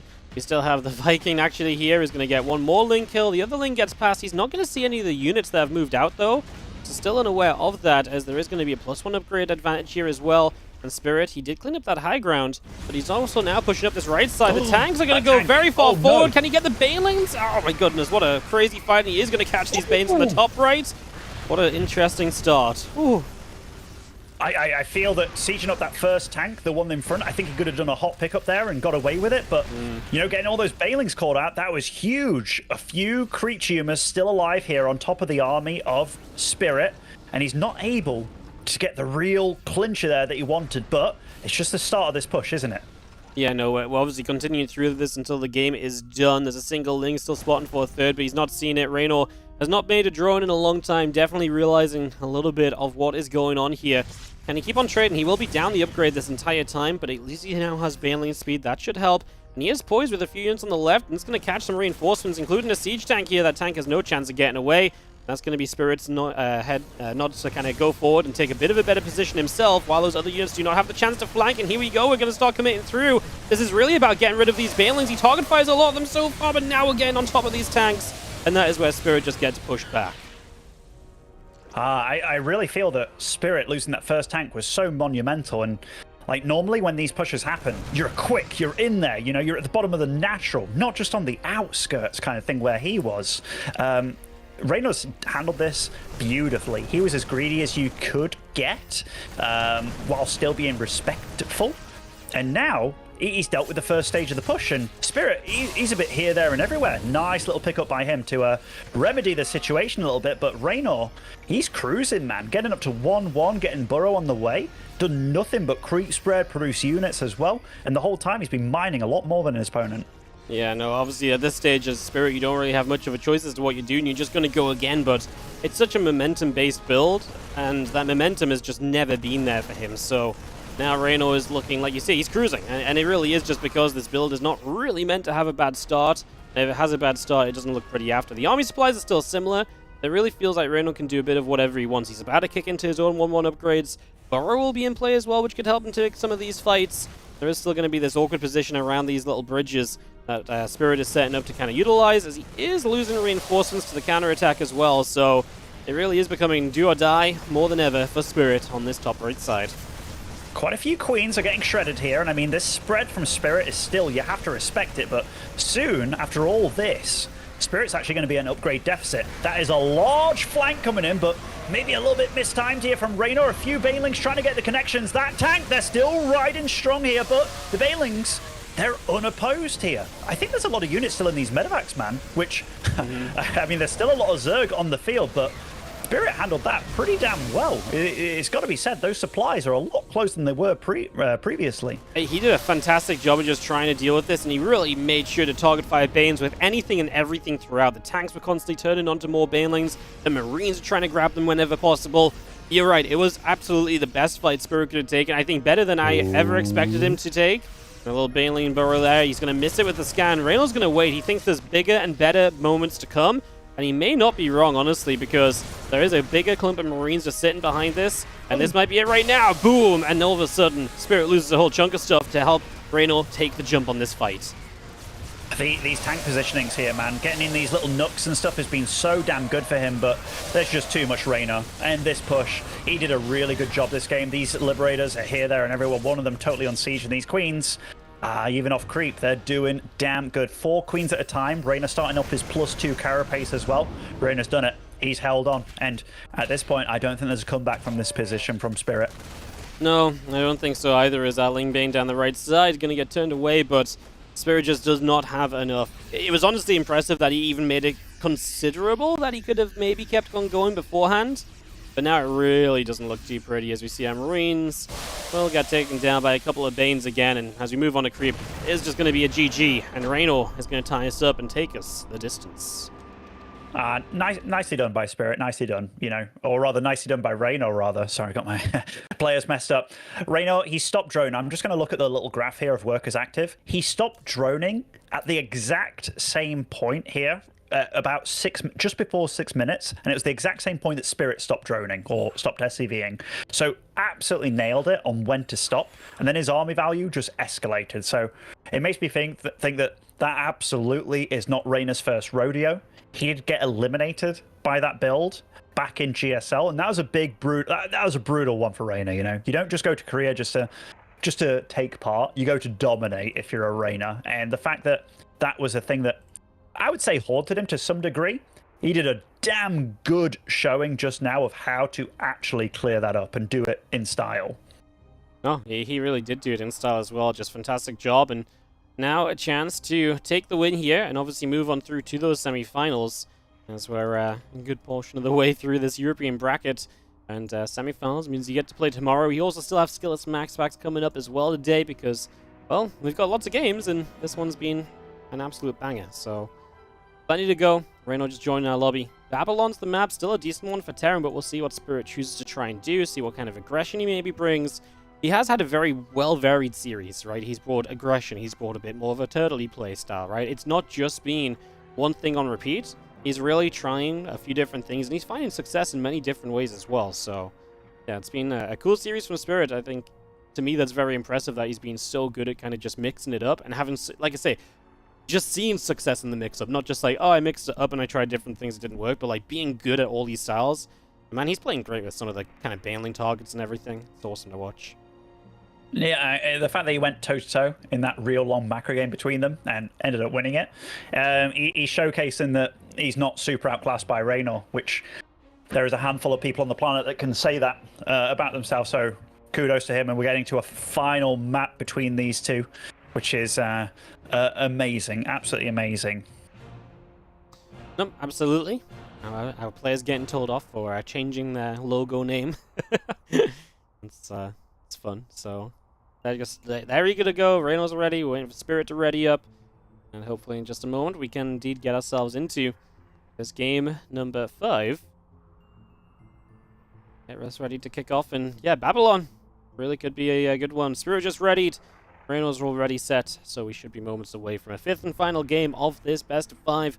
Win it, not just semi-finals, but also the seed into Jonkoping, which is the offline finals for this season. That is a big deal. Paid travel, you start a round early, you know, deeper into the tournament. It's always been a big talking point. It's always been a big advantage. Spirit's looking to nab one of those seeds for the very first time. So, can he do it, or will Reynor book himself yet another trip on ESL's dime? Find out here on Babylon. Comes down to one map, and whatever Spirit's been cooking in the kitchen, now is the time to really show it. And you said it, Babylon, not a bad map for Terran. We've seen quite a few of those funky builds as well, where you go for like the 2 racks at the top of the ramp, you can open up with some Reapers and what have you. But it's also quite a small map. And speaking of, talking about Terran, spawning over in the bottom right here to finish things all off, it is Spirit. And in the top left, an important win for him in that last game. Get over that hurdle of that big, long game loss. And just obviously keep yourself alive in the series, but that has to help him mentally. A blue Zerg player from Basilisk, Reynor.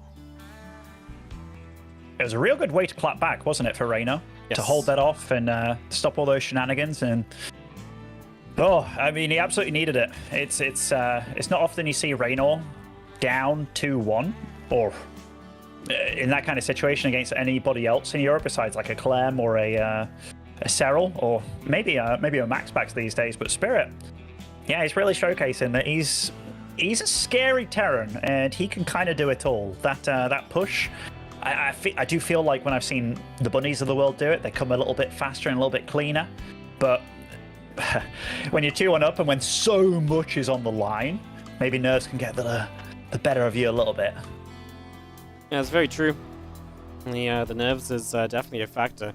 I always remember Spirit from Katowice this year, where he was going up against Gumiho for basically a play-in match into the playoffs, and he's like, "Man, this is like the biggest match of my life, biggest best of 3 in my life. Because if I win, it's like a thousands of dollars difference." He's like, "Is it and he was like clearly quite like nervous about that, and that was like the day before it happened as well. I was like, man, definitely taking this serious, and I think this is very similar kind of stakes, prize money, trip to Sweden paid for, and obviously as well that seed ahead helps you in more prize money as well. Just a lot on the line right here and right now. And honestly, with the way he's playing, I honestly could see Spirit kind of have a very good time in the semi-finals too. I mean, his run does not end the round after this. Like, he has the potential to go all the way with the way he's playing at the moment. Well, that's just the thing. Like, if you're in Spirit's shoes and you're thinking, oh man, it's so hard now, it only gets harder after this, you could potentially say it doesn't if you take down Reynor. Like, who's harder than Reynor? There's people kind of equal to Reynor, but harder than. It's a pretty difficult thing. So if he can win this, you can pretty much say, hey, I can beat anybody, man. And that's where it really starts. You can really start believing in yourself. But this game so far, we have very normal openings. I love this by Spirit, by the way. Really utilizing that SCV to do the block in here. We talked about this earlier in the series on certain maps. I think it was on Neo Humanity. And look at this. Yeah. He might be able to do it. He's doing it, Wardy. Killed the drone. Uh-oh. Reynor ain't gonna like that. Has to send a new drone out. Obviously still hasn't been able to get the hatchery down. The drone will be seen moving over. The SCV leaves because that didn't go down either. And I mean, good delay on the hatchery. A drone kill you're not meant to have. Reaper just survives as well as that queen got a shot off. Yeah, so that's a super delayed hatchery. Oh my goodness, that Reaper. How much health is it? It's 1A. Wow. That was unbelievable. I looked away for a moment. In this kind of game, in this kind of game, literally, this comes down to one map. So many things went right for him early on. Delayed that third, killed the drone, really delayed the third. And then if you lose that Reaper, that's all your cushioning for these Hellions, That's also your kind of safety net of seeing what's going on. The reason why that Reaper's so damn valuable, it regenerates, so you can do that poke in action. You can actually fight the queens a little bit as well. It just provides so much safety for you and the ability to threaten. And this game, Spirit is opting for a third CC very, very quickly. So it's going to be a macro game. Also, how many Banshees does he... Has he got a Banshee out already? No. Okay. So it's not mistimed or anything. It's going to be a Banshee opening. I like this. I think this is a great map for it as well. Well, the thing is as well, you like the map if you can get into the mid-game, and the Banshees can obviously do that very nicely. They kind of guarantee you mid-game. And of course, the Banshees are so good at harassing around. You can find a drone here, you can find a drone there, and just slowly chip your way through those workers. It doesn't come down to Reynor just being like, oh, I built spores, I'm fine. That's the beauty of the Banshees. They can find damage anyways if you're good with them. And Spirit was very good with them earlier, so I'm absolutely down for this. I think it's going to be a good way to accelerate into the mid game from a good position. And for me, that's what Babylon is all about for the Terrans. Full scout from Reynor. He knows everything that's going on. But that's kind of fine for Spirit. Like, none of this necessarily needs to be hidden away. No, this is kind of the go-to build when you want to just go toe-to-toe with your opponent, isn't it? Yeah. Like, it's the one where you really get to see how good their defense is, how good their Banshee defense is. 6 Hellions only. I mean, he's kept 2 at home, just 4 on the map. We do have a lot of Spore Crawlers out in the field as well. So, I mean, Reynor, they're both prepared for what the other one's doing. Reynor, or rather, Spirit is not fully aware of, like, if there's roaches or anything, but you can absolutely expect that there isn't with how this game's gone so far. And even if there was, Banshees are not bad against that either. It's the good all-round build for Terran players. It really is. Yep, no, it's very true. There's extra barracks all come online, the engineering bay finishing up. Ooh, so I like going straight there. across the middle, because he can actually get these Queens Warder. He can. Yeah, he's going to use the Hellions to help speed up the process. First transfusion down, but that's the only transfuse we have, pretty much. The Queen on the bottom side just got the energy, didn't drop it. 3 Queen kills. Great start, and the Banshees take no damage at all, so still healthy to go poking around for drones a bit further down the line here. Wonderful start, and actually going to find another Queen on this bottom side. Okay, there's other ones tagging up with it, so it's not going to be that big of a deal. We do cut back across, though, and maybe now a mineral line. Another Queen takes a few shots. Just going to get 1, not quite 2 drones. I like it, though. I mean, cutting down the Queen count slows down a lot for Reynor. Inject slows down some of this troop spread being replaced as the Hellions now punish that. So, yeah, a lot to be missing out on here. Yeah, 3 Queens as well. You can't forget. Like, that's good 450 minerals right there and then. And it kind of messes up all your control groups as well, because you have your control group for your injecting Queens, your defensive Queens, and yeah, it's definitely thrown a spanner in the works a little bit. But Reynor, he's re-secured himself, getting all his upgrades online. Drone count still very good for him. 78 versus 62.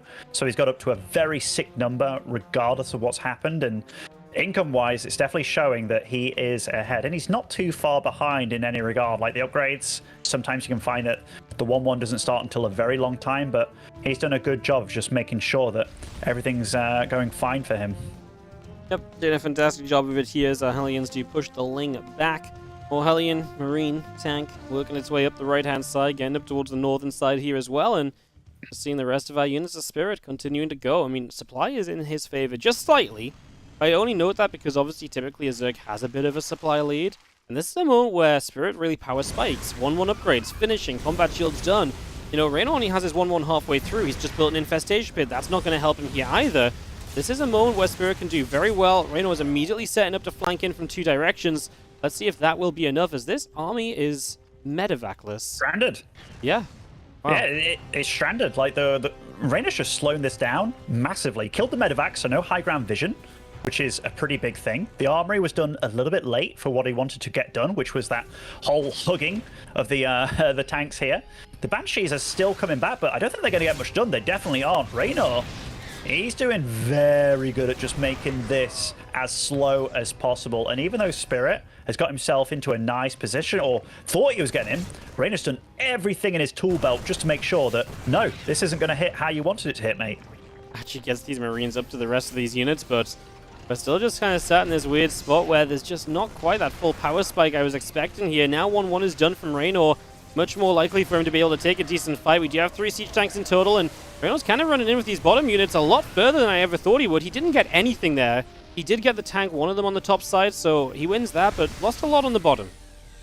Oh, there's a drop on the far left side as well. Spirit, he did this in Neo-Humanity as well to start things off, I think it was, where it's like, okay, the push is happening, immediately another double drop, and he's going to take out the 5th base of Reynor for absolutely free over here. So even though he didn't get achieved what he wanted to in the top right, you know, he may have lost the battle, but he's winning the war, I feel, with what he set out to do. But his 4th base, uncharacteristically late for him. He definitely put a lot into this, far more than he has done in previous games.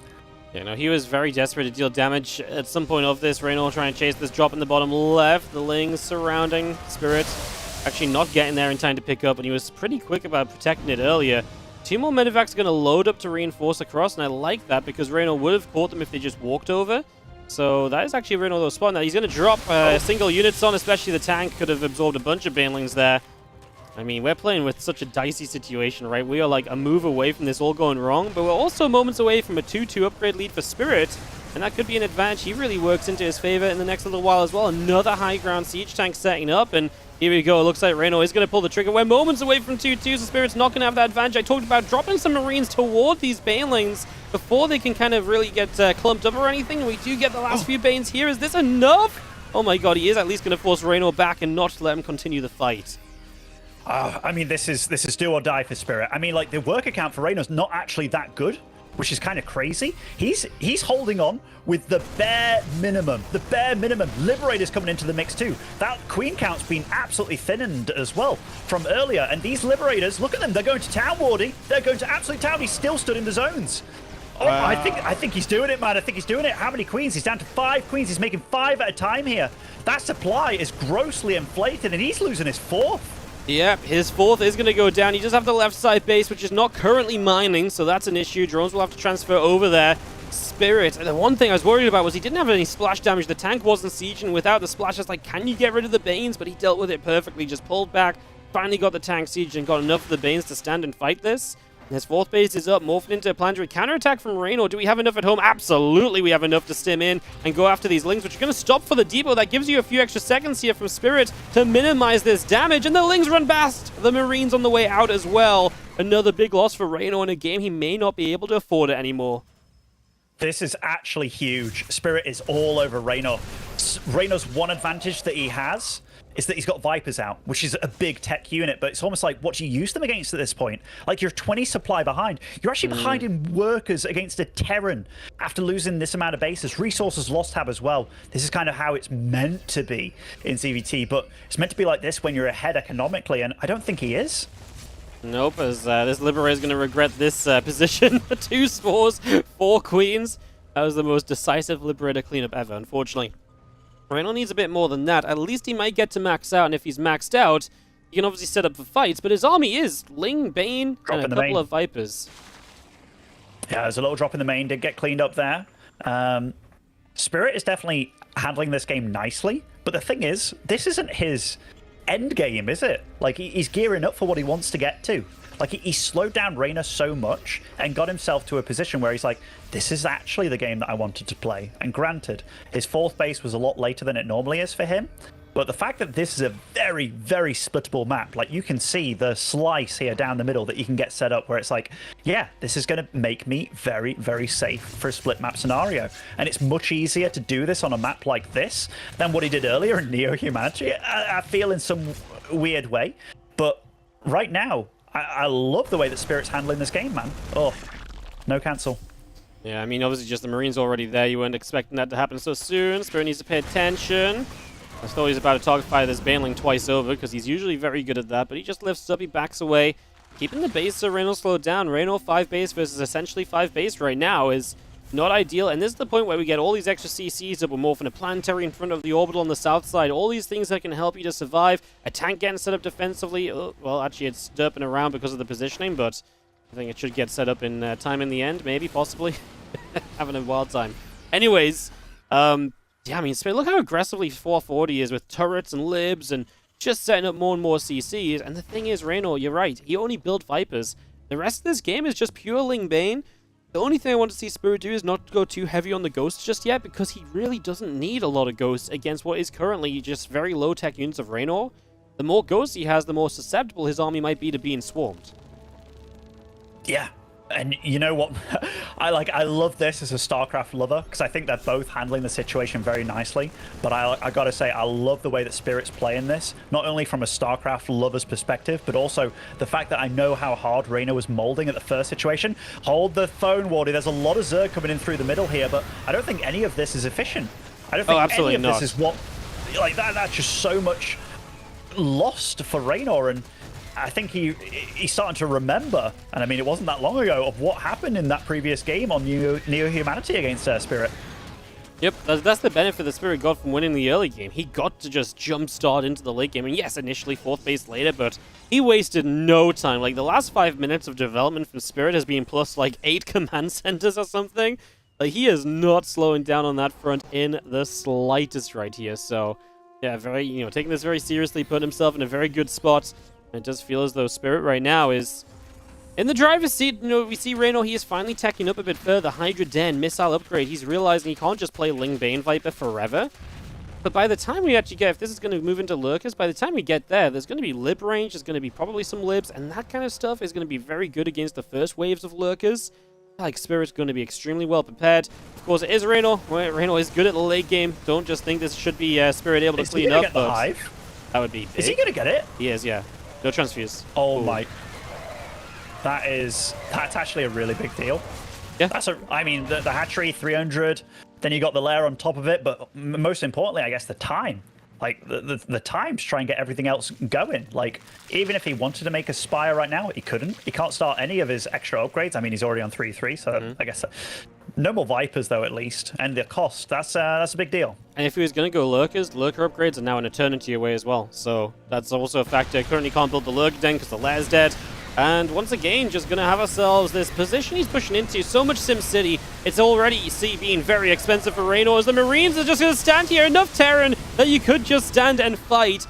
And wow, I mean, he lived up a few Marines at the end because he was a bit unsure, but he's also just killed a base on the top side. Spirit is consistently outspeeding Reynor. Like, as Reynor makes one move, Spirit's already making a counter move. Yeah, and the thing is, these moves, like, I think Reynor's doing all right for himself because Spirit's bank is not high yet. It's not the same situation as Neo Humanity where you move in and, your opponents just refund or re-establishing themselves. But it's getting to the point where Reynor can't afford to do that. Like, it's getting to that point. He has to be so careful. But that fight was obviously not the engagement he was looking for. There was tank line after tank line. Even here, look, this is not good for him, and he realizes it a bit too late here. Yep, absolutely is just taking so much damage every time. This bottom side is definitely the weaker point right now for Spirit. This is where Reynor has been working through, and he's definitely getting some advantage from it. And it's been expensive, but now it's a bit more exposed. He's having a bit of a better time, so that's a benefit. There's a Banshee working through this hatch. We need to just get rid of this Ling over here. We can land another base, and it's actually kind of ridiculous. We're about to have every base on the map taken. Of course, Reynor kind of has the double base on the bottom, so that is something Spirit wants to try and stop from developing further. But yeah, to kind of be just here so quickly, again, just sort of says just what Spirit was able to do after that earlier game. Nukes coming online, resources lost about 9k in Spirit's favor. Just to compare to Neo Humanity, it was like a 3k difference up until about 30,000 resources lost or thereabouts. So this has just been way better for Spirit economically, and he has just continued to take positions right now, and he's been very good and very active at just keeping Reynor slowed down, a hatchery killed, and once again not cancelled. I'm looking at that income tab, man. That is the power of mules there. 5k resources per minute, or in fact 6k including the gas. But here, might be able to snag that PF before it comes online. Nice grab from Reynor there, getting some damage of his own. Granted, it's mainly just minerals and floating command center at the bottom. Just Spirit things going on in this game.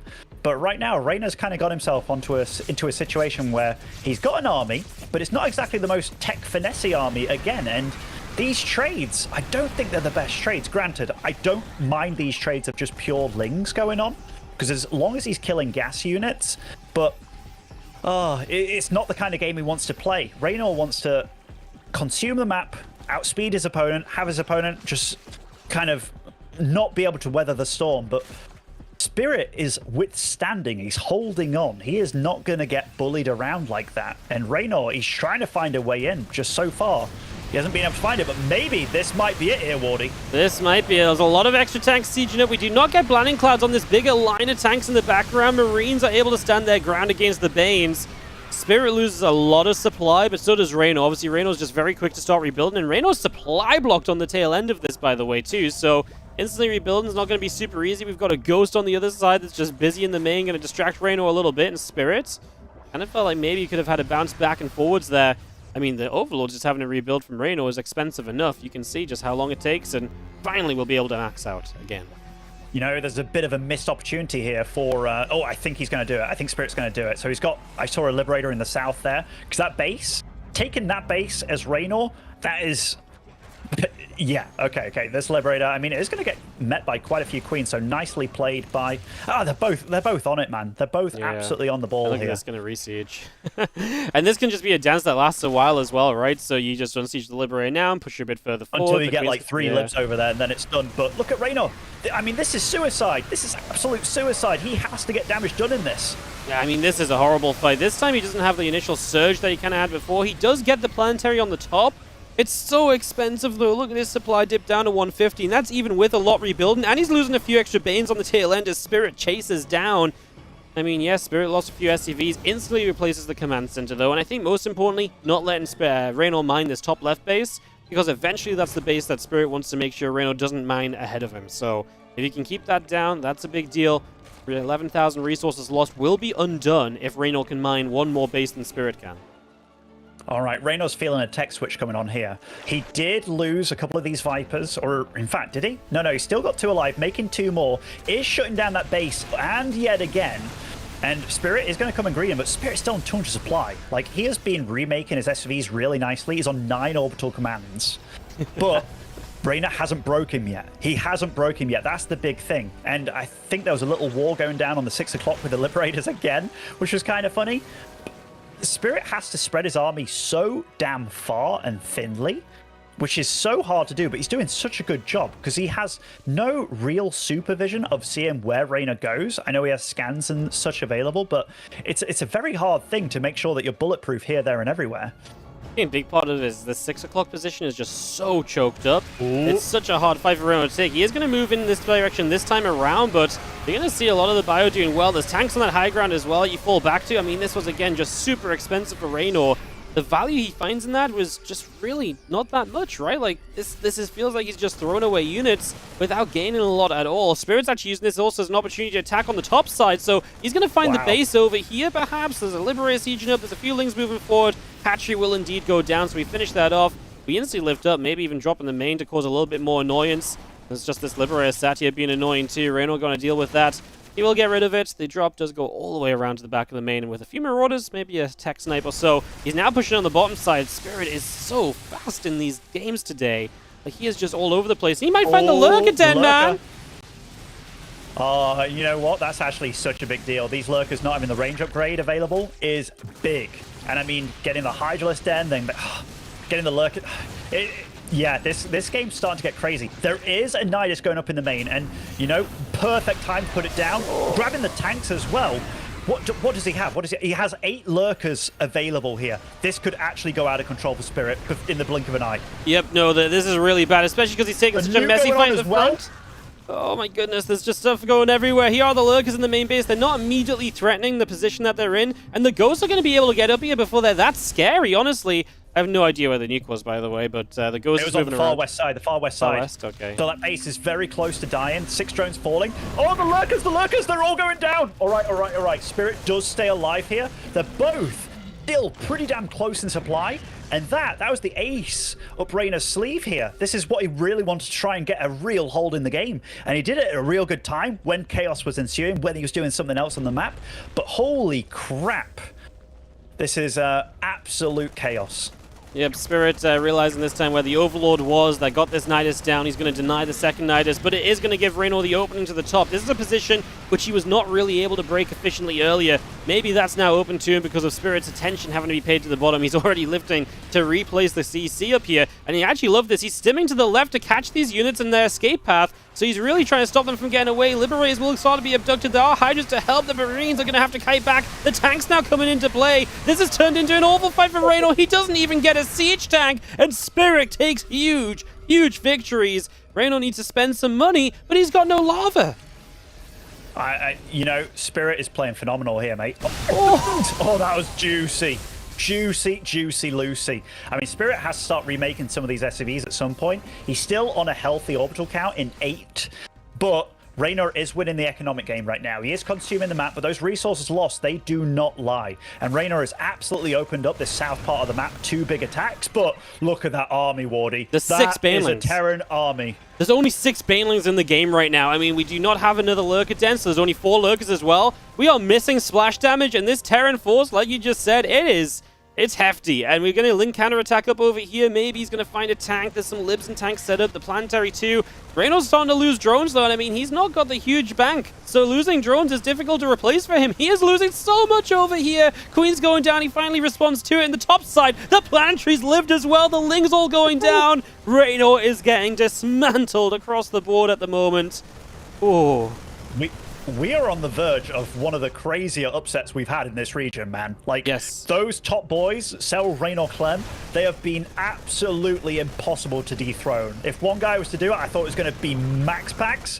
But the fact that this could be Spirit here, and in a slog of a series like this, he's not just doing it flukily either. I think he's been straight up outplaying Reynor in this series. He's been faster. In this game especially, I feel like he's always been the player to have the counter. Whereas Reynor's been like, I'll dive here, but then Spirit's like, yeah, but what about my drop over here? And then Reynor loses important tech structures. 37 drones in this bottom corner, by the way. That is, what, like 70% of Reynor's economy on one base right now that's about to be sieged with no escape really available? That's a problem. Reynor is in some trouble. Nidus in the middle of the map getting taken down. Planetary is holding on over here as well. The tank getting shots off. Snipes on the Overseer too. Those lurkers will not do enough. Oh my goodness. The drones did get away from the bottom corner at least. I mean, Spirit's everywhere, man. Spirit's absolutely everywhere. He's defending, he's retaking, reclaiming. He split the map totally in half. And his army composition is so much better. He has crafted an army made to deal with Reynor, what he has now. And Reynor, he's just been unable to switch or get out of it. And it's really been like his weakness of being able to adapt and play. I say that, but he's going to get in here. And I mean, this is a good grab. He's abducting quite a lot of these tanks. The blinding clouds are good, but he's running. This tank line is so damn deep, Wardy. He has to climb through the fire, and he's not able to clean up. Look at this split. This is split for days from Spirit. He does hold to some degree, but he gets away with such a huge chunk of these ghosts that I don't think he's even bothered. Yeah, you know, the ghosts could have joined the fight if they wanted to, but Spirit said he'd rather just keep them back. If they joined the fight, they could have had so many snipes off. They could have been really influential. Now they're going to come forward and look for something. Reynor realizing the ghost, so he is going to back it up. I think that was a missed opportunity from Spirit. I think he could have done more if those ghosts had joined in. I just don't think he thought it was going to go well enough for him. Of course, Reynor has had barely any income. The income graph is horrible for him, and he's just not been mining, so his rebuild is limited, and that's the problem. Spirit can keep on reproducing, and just reproducing bio-tank is not something that Reynor can deal with right now. No, it isn't. And Spirit, he's still healthy, man. Look at that. How many mules do we have active right now? 8 mules active. That is absolutely fierce at this point in time. The supplies, I mean, taking down a PF, that costs you. That costs you quite a bit. Look what Spirit's marching forward with. Oh my god, so many lines from these snipers, and oh my god, I think this is it, Wardy. I think this is it. It very well might be. Spirit backs up a second, gets another scan down. Now you can break through these lurkers properly. There's only one left over in the background. GG, says Reynor, and Spirit, with his best result of Europe ever, is going to take down Reynor. What a run. He beats Hero Marine. Now he beats Reynor, and he's in the semi-finals. I mean, what a way to play it out, man. It just... He honestly played so good this game, too. Like, he was all over the place, and I know a lot of people will complain about him playing very slow and turtly, but you know what? He was so active in this game for, like, yeah, he sat back at points, but he was always doing other things at the same time. It was a beautiful way to play it out. Like, he didn't just let this go super late. He waited for the moments, and he created moments for himself. Wow, Spirit knocks out Reynor, and a massive upset as Spirit is top 4 in Europe. Mate, he was so resilient in this series, so resilient. Every time Reynor did something, he seemingly had an answer for it. And it was like all these attacks that you've seen great Terrans get overwhelmed by the likes of Reynor, and by these kind of moves where there's multiple things happening. But he has a fight going on in the bottom left, and he's defending with the Ghosts and the Liberators in the top, and like landing command centers here, there, and everywhere. There's a Nidus going on in the main during all the chaos while he's landing a nuke, by the way. That was some absolute top tier Terran play. Yeah, that was phenomenal, man. Absolutely phenomenal. Well played to him. There's actually so much going on. Because when the nuke was, I was like, I don't even know where the nuke is. There's just been so much going on that, like, there was an attack here, attack there, and keeping control of all of that on both sides is impressive. But obviously, you know, we're excited for Spirit because it is an upset. He is the underdog, and great to see him getting his best result. I'm going to say it's his best result ever. Top 4 in Europe is absolutely no easy feat. And again, the route he's taken through Hero Marine and through now Reynor as well. I really like his position in this bracket. I mean, Skillous and MaxPax are very beatable opponents for Spirit as well. I feel like the biggest hurdle for Spirit in this bracket would be Serral. And obviously that's a potential finals, but maybe Clem gets to him first. Yeah, awesome stuff. This is what Europe looks like, and we are going to have to go straight into our next match pretty much. We'll take a quick break, come right back, because believe it or not, this series did in fact break the schedule. We are actually somehow only an hour and 15 minutes behind, so we'll make up for that with a quick break, and we'll come back with more StarCraft. PvP of Skillous and MaxPax is next.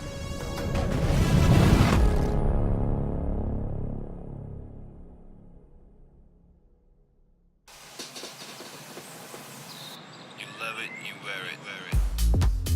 Wear your passion. Share your passion. Wherever, whenever. Gaming is a lifestyle. Get your merch at shop.eslgaming.com.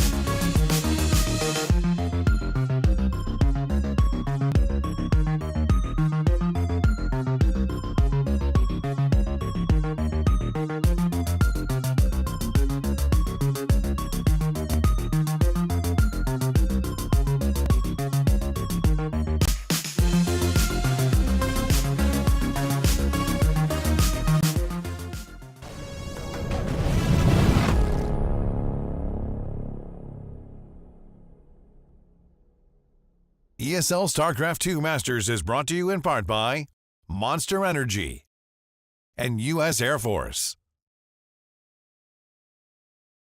Welcome back, everyone, to the ESL Masters Europe Regionals, where we swapped Wadi out for Roddy, as we are going to figure out the fourth player to make it into the semifinals. We know Cyril's there, we know Clem's there, we know Spirit has just joined us, and now at least one of the alien operators will be there too. But which one will it be? Benny, Skillous versus MaxPax is coming up. Is it just going to be the Pax, or do you believe in another little upset here in the Europe Regionals? I mean, honestly, MaxPax is one of the scariest protosses to go up against these days, but especially in PvP, I feel like he's a trendsetter. He's the guy that's absolutely made it so you play PvP in a certain way in the past. Now, it got opened up a little bit, but I think it's starting to get to a point in time where he's starting to learn again all over. Yes. And yeah, you feel it too? No, I love that you bring that up, Ben, because that's kind of what it felt like. It's like, Neil Patch, the Boris map pool is like, he can't really do it anymore. And then, like, week after week, it feels like we're getting closer and closer to, no, he can still do it. He can do it all over again, especially if he just plays on the European server, right? This is not cross-server PvP, where it is hard to micro those Void Rays or that one Immortal. No, this is Europe. The man barely has any ping, and I don't think I could have said it any better. It really does feel and he's starting to figure out all over again. In the top left side, guys, we are looking at the main base of the man that is representing Storm Gaming. We call him the Prince of Denmark. This is MaxPax. And spawning over in the southeast side, newest edition of Team Liquid. It is Skillous. This is, I mean, for all intents and purposes, this is a really interesting one to me, because when it comes to PvP in Europe, MaxPax is obviously an absolute beast. And when I think about players that he's kind of dethroned as the king of Europe in this matchup, it's like Showtime was obviously an absolute beast. But Skillous, he also feels like a thirsty up-and-comer, you know? Like, he lives and breathes StarCraft, he thinks about it all the time. But they are so different in their playstyles and about how they approach the matchup. And you see that right away here. Skillous opting for the 2-gate, which in the past he's been a massive advocate of, but he's gone up against the king of the 1-gate fast expand here. How do you see this one playing out for both of them? Well, I think we're going to get a lot of mind games throughout the best of 5. And that's obviously something that's always been around, right? Since the dawn of day, PvP, mind games. You try to trick your opponent. You try to show something what you're not actually doing. But especially, I think, in the modern era of PvP, where you know MaxPax goes for fast expands. Like, Skillous has a couple choices, right? Choice number 1 is delay. Pylon block into Cybernetics core block, and expand yourself. Option B is do the exact same thing, but that is just where MaxPax really seems to excel, so you don't really want to do that. You have another option where you're like all out aggression, right? Whether it's a 3-gate or a 4-gate or a 1-base Blink Stalker all in. And the final option is, I'm gonna make it seem like I'm all-inning. I'm gonna force out a certain reaction, but then I'll actually play normal and take the game from there. And I have the feeling that we're gonna see a lot from that from Skillous, but obviously you can't do that every game, right? Because MaxPax is gonna pick up on things very quickly.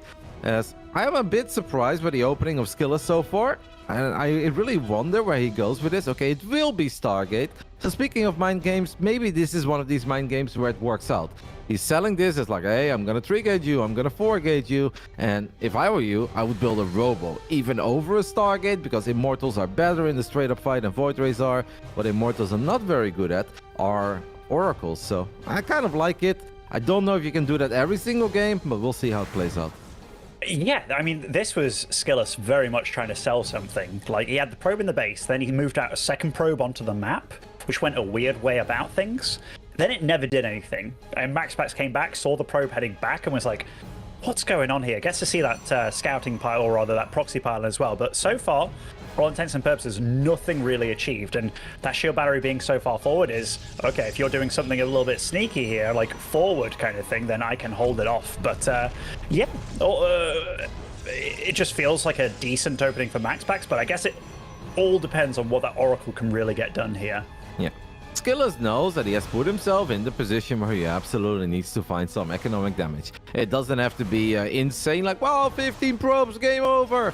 But he obviously needs to do a decent amount with these oracles. Maybe he can make up for the little economic deficit that he's currently still in by going up to 3 bases quicker. As MaxPax may be forced to let this shield battery finish up, and well, he at least does that. Now one battery can heal up the other one. But now we're gonna have to keep a close eye on these oracles. Oracle number 1 is out. Oracle number 2 is about to reveal itself. Oracle number 1 goes into the main base, but with the shield battery there, I don't think there's a whole lot this first oracle can do. We're gonna try to drop the stasis, but we'll get, well, literally a perfect reaction out of MaxPax. Oh, and sneaking up a pylon in the main base, but is spotted by Skillous, so does get to find out what's going on. I think that probe did get to spot that Twilight Council functioning as well. So both players totally in the know of what's going on the other side of things. But yeah, Skillous has definitely been a little bit sneaky. And even though his Nexus was later, the fact that MaxPax had to respect the kind of madness that Skillous had on the map, he's actually equal on the work account. Yeah, no, he's done a great job. If you're equal on the work account, your blink is slightly quicker than the blink of MaxPax, and you still have those 2 oracles flying around, you love it. Now, is it all bad news for MaxPax? Nope, because MaxPax did have a very quick robo, and information is so important in PvP, and having an observer on the other side of the map is lovely. Skillous is aware of that though, so he drops the revelation, observer goes down. Yeah, overall, I'd say Skillous definitely got himself in a very playable spot here, and as I mentioned earlier, he should be the one going up to 3 bases a little bit quicker, right? Because obviously, MaxPax cannot really defend 3 mineral lines right now until he's got Blink, so it makes sense that Skillous is able to go up to 3 bases a little bit quicker than MaxPax is. Yeah, absolutely, absolutely. And a Dark Shrine on the way for MaxPax. Now, it's not always a sign that you're going to play the DTs and run them in, but if you're relying on your oracles for vision, for revelations as well, there is absolute potential. And those oracles have had to be at home for quite a while just to sort out the observer, sort out the depths on the map. But this is a beautiful scout from Skillous. He's seeing everything that's going on. Yeah, I think it would have made more sense for MaxPax to have the Stalkers a little bit closer towards the edge of the main base there, to make it harder for a single revelation to reveal everything. I guess the thing that MaxPax was worried about was the Oracle sneaking in all the way via the top left side, and then they would be able to activate Pulsar Beam, and since Blink wasn't quite done yet, he'd still lose a bunch of probes. So MaxPax decided to play it very safe. We'll now also know that he can get too carried away with his Dark Shrine investment, as we're gonna have our first potential Stalker skirmish. But Skillous' oracles, they're still finding damage right now. It's just 2 probes, as 2 Stalkers have blinked towards these oracles. I think one of the oracles should absolutely be able to get a couple of additional workers. So 2 initially, 3 on top, forward blink though. MaxPax does punish the greed. He punishes the greed, and for the loss of 5 probes, but I'm looking at that production tab. Like, Skillous has had to go into cannons in his mineral lines here because he didn't go for that robo. Still has forgone it entirely. And I mean, that is always a risky move because those cannons can die pretty damn quickly. But charge on the way, and he's been pretty good to defend everything. MaxPax is going to find his own economic damage here. Nice splitting of the adepts, but the firing, it's not actually together here. Nice little revelation. It's starting to be a little bit of madness between these 2 almost. Yeah, but Skillous is definitely deflecting all of it quite well, right? He has taken care of the adepts. The DT is not able to accomplish a whole lot, and he didn't send too many units into the main base on natural. So he left plenty of units at the 3rd. 1 DT is being a bit annoying. That's one thing that the adepts did, right? The adepts gave MaxPax the heads up. Like, hey, you have a cannon in the main base, but you do not have a cannon in the natural. So if I can just sneak a single Dark Templar into the natural, you need to make sure that your Oracle is there. And the Oracle is there in the end, but this is still one hell of a DT. 7 probes go down in the end. And now suddenly things look a little bit better again for the Prince. But, you know, it's still not bad for Skillous. He's already made an investment in all the extra gateways. He even has a Phoenix on the production tab right now. I think it's just to take care of that pesky War Prism. Does not want to be bothered by that all game long. And I think it's a move as well. Like, to prevent that Warp Prism, or just to force a recall or anything, just to stop it from being a thorn in your side is definitely a move. Would definitely be annoying for me as an F2er, you know, getting my Phoenix in my group all the time, but the supplies are very close. We can definitely say that Skillous is ahead on upgrades, having charge almost finish here, +2 on the way as well. Going to start his 4th base a little bit quicker than MaxPax, but it's not because he's slow to the punch. He looks like he's establishing it over to the left side. So both going about their bases in a little bit of a different fashion as well.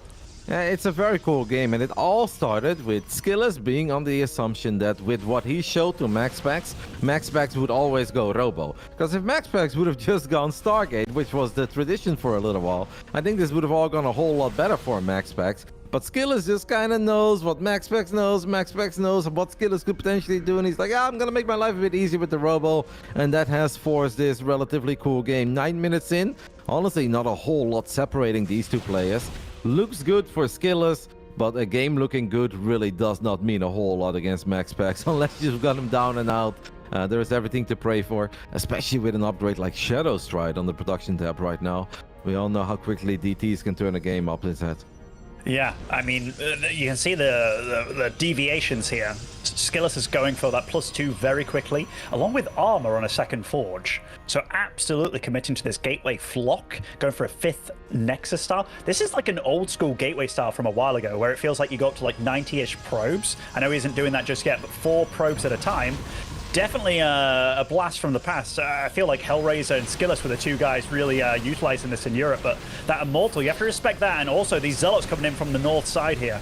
Yep, love that blink by MaxPax, just kind of opening up the path for the Zealots, for the Immortal, to start participating in the fight. Will MaxPax continue fighting? It's always so hard to fight into the defensive reinforcements of your opponent, as +2 is going to finish up for Skillous as well. And with this many Stalkers, I really want to believe Skillous should be fine, because he has the reinforcements as he blinks forward, snipes the Immortal too. That was not just a hold for Skillous, but that's a little dub in the end, because he's the one working with Double Forge. He's the one who just picked up the power unit that's the Immortal, and he is the one going up to 5 bases, while MaxPax is only now starting his 5th base. It's definitely all starting to look pretty good for our Team Liquid member here in Game 1, but it is hard to end the game, especially if we enter the stage of PvP where multiple batteries and cannons are in the mix. We saw a fight earlier today in the ESL Masters Asia between Haz and Firefly, where a battery really made all the difference. Now, Skillous is very experienced, and even though once upon a time he made that famous tweet saying that shield battery overcharge wasn't really all that good, man, oh, he knows, and he's gonna avoid the bad fights.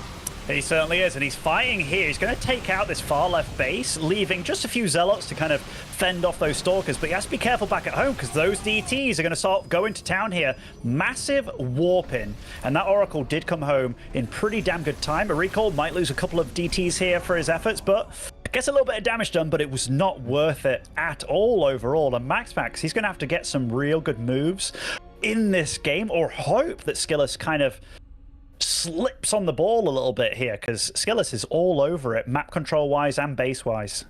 Yep, but it's still difficult to end it once more, and I don't know, like, it's so hard when you're working with the exact same units. Like, when do I fully send it? When do I go into the Zealots? When do I go into Stalkers? Skillous says just the Zealots and Stalkers is good enough here. If you make Archons, my Stalkers can take care of it. If you make Zealots, my Zealots have better upgrades. As he blinks forward, snipes that battery immediately, and that should really open the door for these upgrades of Skillous to shine. As long as he just keeps warping in, and he's got that warp prism in the back. MaxPax, the king of PvP, really is in all sorts of trouble here in Game 1 as he does warp in a DT. There is one observer, it's a little bit towards the right. It's going to show up in a couple of seconds. I do not believe that this one DT is going to make the difference. It bought some time. MaxPax going to have to snipe another observer, but I don't think it's possible. Look at how well Skillous is positioning it. Yeah, I mean, Skillous is the one sniping the obs, and look at that supply, it is dwindling. MaxPax fighting for his absolute dear life here, but GG, Skillous takes a little bit of a surprise first map here.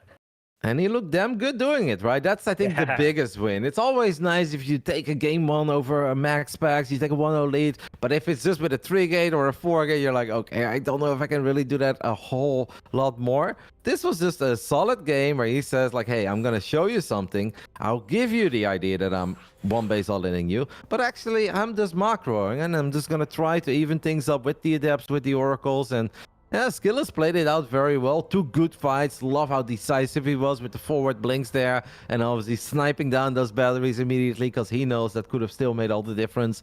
And he just didn't really give any openings to MaxPax, where MaxPax normally is so good in turning a little deficit into an even game or even an advantage for MaxPax. Even when MaxPax was Adepts in the natural, DT in the main, Blinkstalk army the third, Skillous is like, nope, copy units, main army, I'm good, I'm fine, I know what's happening. Skillous looked really good there in Game 1. Yeah, like, even though Skillous went for this, what I think is a inferior opening when both of those match up, those little mind games that he didn't look like he was trying to super trick his opponent in like a super gimmicky way. It was just like, you have to resort to this if I'm doing this, and it slows you down a little bit. And I like that he spots the Robo, goes for the Oracle, and, you know, the Stasis, the initial thing didn't work out that well. But all the little games that happened on the map, there was like a very small resource lead for Skillous when it came to who's killed more, and then having 2 oracles on the field as well. That's so annoying in PvP, because you have to have the ability to deflect them, but to like make them go away, because you want them to go away, because they can always threaten your base and your situation that you're in. So very nicely done by Skillous. And yeah, Skillous isn't the kind of Protoss that you can just out micro in this matchup. Even if MaxPax did have the best micro in the world, Skillous isn't that far behind. So yeah, when it comes to a lot of these Stalker skirmishes, you can't just bulldoze him down. Now, Skillous is very good, but historically, MaxPax really did have his number. They have played 46 series against each other, Ben, and MaxPax has won 38. MaxPax has also won 12 out of the last 13. Like, those are insane numbers in PvP, and there is no one else that's gonna beat Skillous 12 out of 13 series in a PvP, man. I just don't see that happening. But so far, so good for this, man, because the history, the past does not matter. It's about this quarterfinals right now in the ESL Masters. Top right side spawning as our blue Protoss representing Team Liquid. This is Skillous.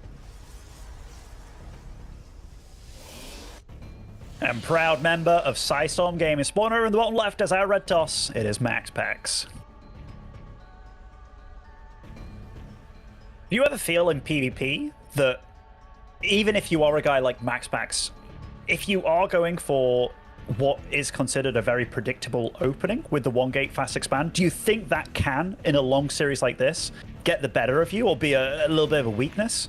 No, I do not believe that, because literally there is not one guaranteed great build against it. Like, we went over it a little bit in the beginning of that previous game, where it's like, okay, Skillous can do A, B, C, D, E, but especially on maps with a ramp, I really don't think it bothers MaxPax at all. Now, this is a map, obviously Royal Blood, and there are a few more out there that don't have a ramp leading into the natural, as MaxPax gets the Nexus down before the cybernetics core. So this is very greedy, obviously the second most greedy build possible besides Nexus first. Since Skillous wasn't even there, didn't even try to block it, Skillous just came in with a plan and he said, alright, on a map with a ramp like Dragon Skills, I'm gonna try to trick you. I'm gonna make it seem like I'll be aggressive, but I actually won't be aggressive. This time around, I know what you will do, and I believe that I can break you here. Now, many players have tried, Ben. Not all of them have succeeded. Most of them have failed. But if Skillous is going to do this, like, this is obviously going to hit as hard and as quick as possible. And this is really going to be one of these one base, all in or die trying kind of scenarios. Yeah, I'm looking at this, and you know, all the chrono boosts that Skillous is going to have available. I would imagine they're all going on that warp gate whenever they're up, whenever they're available, and he gets the scout off. But Skillous, he didn't even try and block the Nexus, you know, like, this is planned. Yep. This is absolutely 100% planned, and he's going into this game and like with this in mind of this is exactly what I've practiced for is going to happen. MaxPax is still kind of unaware of where the proxy is, but he's going to find out very, very soon. I wonder if MaxPax is going to build a forge, because this time around he went for the Stargate, not for the Robo. In that previous game he wished he would have had a Stargate. MaxPax will in the end see it, but definitely took a little while. Gateway number 4 goes down as well. We are back in the Wings of Liberty days, and that adept that MaxPax made is not going to be very useful here at all. A single adept will just not add a whole lot. First Void Ray gets Chrono boosted out. I mean, MaxPax is gonna have to micro the ever-living hell out of these Voids. And the Forge does go down. We're gonna get a lot of batteries and a lot of cannons in the natural, Ben. I mean, this is from last patch, right? Before all the nerfs, to the Void Rays, to the nerfs to the shield batteries. And this kind of situation, expanding on the low ground, this is kind of the stuff you have to deal with. Skillous, he's putting metal to the pedal kind of thing, and he's going for that first shield battery before the others are getting up. It's actually starting to get very, very spicy very, very quickly. Yeah, but obviously MaxPax did not make a mistake there, like using an overcharge on a battery that was not going to have an impact. So that overcharge is still available. First Void Ray is out, second Void Ray is on the way. This is just a good old micro battle, guys. It is all about that first move when Skillous feels that he can get a Void Ray. Well, Skillous does not go for the Void, goes for the Stalker. Did kill the cannon there as well. No cancel on that cannon. So a whole lot of minerals have gone down on the side of MaxPax. There is still only one pylon there as well. That's obviously a little bit scary. Gateway's taking damage. Void Ray count at 2. Couple cannons going up. MaxPax should really warp in something. That was a lot of damage on one of these voids. But the overcharge is still available. It's still available, but... Oh man, I mean, that gateway, if that gateway goes down, that's actually a big deal as well. The cannons are definitely going to start working wonders here. They make it a lot harder to poke and prod. They're always a bit of a damage dealer, but look at this. They do go down pretty damn quickly, and that shield battery overcharge does not get to keep that battery, or rather that cannon, alive. And that is it for shield battery overcharges for the next minute or so. Yep, and that overcharge is going to still do its thing for a little bit. Now, the next dive is going to be such an interesting one. Void Ray number 3 is out. It will all come down to the Void Ray positioning. Skillous is looking for that one opportunity where MaxPax exposes his units ever so slightly too much. Skillous feels that there was a moment there. No, he goes for another cannon. Did get the kill. So at this point, it's 3 Void Rays. All the Voids use prismatic alignment. And I guess MaxPax just thought that this was a very scary moment, and this is what he needed. Every second that goes by, MaxPax is mining more. Skillous is now Zealots in the mix as well. Here we go. But look at the pullback on the Void Rays, Ben. Before the Stalkers even get a single shot up, the Void already went back. One of the Void Rays does die. But I think Skillous is losing a few too many Stalkers here. Prismatic alignment is going to be ready again soon. One more fresh Void Ray is about to come out. And MaxPax knows all he needs to do. Okay, that battery overcharge betrayed MaxPax there, healing up the Adept instead of the Void Ray. But I still think MaxPax has it, unless he makes a big mistake.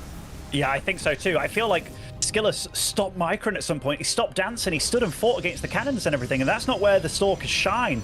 They really shine in this real dance back and forth kind of thing. And now the cannons, there's 3 up here. Granted, there's no more shield battery overcharge and what have you, but MaxPax's micro has been on point. He knows how many probes to pull here just to make things a bit more difficult, just to soak up the little body blocking as well. Like that body blocking is so good for the Void Rays. It's beautiful, man. MaxPax is really once more playing beautiful PvP here. One cannon is going to finish up. I think one prismatic alignment is available. Shield battery overcharge is not quite available. But these Stalkers do not have blink, and it's just so hard to get them all in range of Void Rays at once. And Skillous does get one more cannon. Skillous clearly not done yet. But Skillous obviously knows tick-tock. He's on the clock. He gets another pylon. That's something that MaxPax has to keep in mind. As MaxPax activates prismatic alignment on all 3 voids there, it does guarantee him one more kill. I have the feeling MaxPax has done it, but Skillous is still gonna try, waiting for that one final opportunity. But MaxPax's Void Ray movement, Ben, honestly, frame it, hang it in the loop, because it is a work of art. I mean, he still has to be careful. I mean, it's a lot of firepower, don't get me wrong. Another shield battery overcharge? Holy crap, that came up fast. And he does get to hold on here. 10 supply ahead. He's had a unit working on the gateways of Skillous back at home as well amidst all this. But, okay, it's just a little cheeky probe. And he's holding. He's been holding really damn well, hasn't he? I mean, these cannons are really good at just securing your line as well. Still has to be a little bit careful, obviously. But I think at this point, MaxPax, as you said, he's done it. I think he has done it. Skillous knows it as well. One thing that's a bit scary for MaxPax is that maybe he's not 100% sure there is like a weird base somewhere, right? So obviously he's going back into probing. He's got a 35 probe worker count at this point against the 22 of Skillous. But Skillous is walking into a trap, does get very close to getting a Void, finally gets one more Void Ray. That is only the 3rd Void Ray though that he got all game long. Yeah, this positioning is cool, but prismatic alignment is too much, man, for these Stalkers. The Stalkers of Skillous do not stand a chance here. GG gets called. And MaxPax puts on another clinic of how to hold 3-gate, 4-gate in this case, on a map without a ramp. The Void Ray micro ban. A lot of people wonder, like, if this is so good, why doesn't every other players do it? And it's because we die. We try, but we die. It is so hard. But MaxPax's Void Ray micro, obviously when it's PvP on the European server, so it's not against the Korean Protoss and US West, where it's a whole lot harder to pull this off. It is it's magnificent. Like, he really does that better than anyone else. I always thought Void Rays were clunky, silly units with little micro potential, and he makes them glide, doesn't he? They glide back and forth, and they're always dealing a little bit of damage as well. Like, the first little tickle does the damage, so you don't need to wait around and stuff. And yeah, he makes them look like they're ice skating kind of thing. It's very tricky to do. That's definitely one of the moments where I'm like, that's a map where Skillous had it planned out exactly how his opponent was going to play. And it was scouted pretty late by MaxPax. That isn't saying that he didn't know about it, obviously, but he scouted it late. And he got the Forge up, but it felt like everything was done as well as it could be in the situation, which is... Because I've seen those games where one extra volley goes off on a unit and, you know, you lose the game. And it just comes down to these very little moments where it's like one misstep from either player and they're dead, you know? But he's a hard man to beat, Kev. He's a hard man to beat. With the way that MaxPax played there, especially the build that he faced, there just is no room for errors. Now, was it 100% perfect? No, maybe he could have cancelled like one cannon, right, that died when the Stalker shots were in the air, but those are like the only little mistakes. When it came to the Void Ray positioning, when it came to timing the overcharge as well, and one time he actually got betrayed because he activated a very solid overcharge that would have kept the Void Ray alive, but that Void Ray was like, oh, Adept needs help, and the battery went for the Adept first, and then it went for the Void. Well, obviously it should have been the other way around, but it's like you said, man, Skillous knew that was going to happen. He wanted that scenario to happen, and he couldn't get it done. So back to the drawing board, back to a map with a ramp here in our final quarterfinals of the ESL Masters Asia. Maybe that was not quite as epic as a 1 hour TVC, but I love it, man. I'm just in awe when I see the micro of these guys, and I can't wait to see what Game 3 has in store for us. Top right side of Altitude, we are looking at the main base of the man who's built... Is he cannon rushing or something? What is this? A pylon next to the Nexus? This doesn't make any sense. This is Team Liquid's Skillous. No. I love how excited you get. But, I mean, it is weird, right? This is some Roddy base out here in PvP, I swear. But spawning over in the bottom left-hand side, you know him, you love him. It is MaxPax. There's only one high-level Protoss in the European scene that sometimes builds his first pylon very casually around his Nexus, and that's Strange. Strange does it, and he's very good at dealing with the first two Adepts, if that would be the case, but I do think that Skillous is playing a somewhat dangerous game here, because obviously MaxPax is going to see it. MaxPax will probably not take a crazy debate, and it's like, oh, I should really chrono boost 2 Adepts, because that's gonna kill him. I'm sure that Skillous is doing this because he has a plan on how to deal with 2 Adepts, and maybe that's even what he wants to go up against, but yeah, it is pretty fascinating. I'm really curious to see where this game will go. I mean, okay, so, like, what is the advantage of not walling off on a map like this? Like, be it at your ramp, and I mean at your high ground ramp, not just your natural ramp, because I don't see many. Like, if I was to ask you, why do you go for this kind of stuff? Is it because you're greedy, that you want the pylon as fast as possible without moving far away kind of thing from the middle field, or? Yeah, that is my reasoning, and in the old days, the reasoning was as well that it was actually good if I went up against Adept, since I'm obviously a Phoenix lover, as you know, so I want to go up against Adept. So going for this opening, it may entice your opponents to go for Adepts, which is actually a good scenario. Stalkers are more problematic. For Skillous here, I am honestly not 100% sure why he decided to do it like this.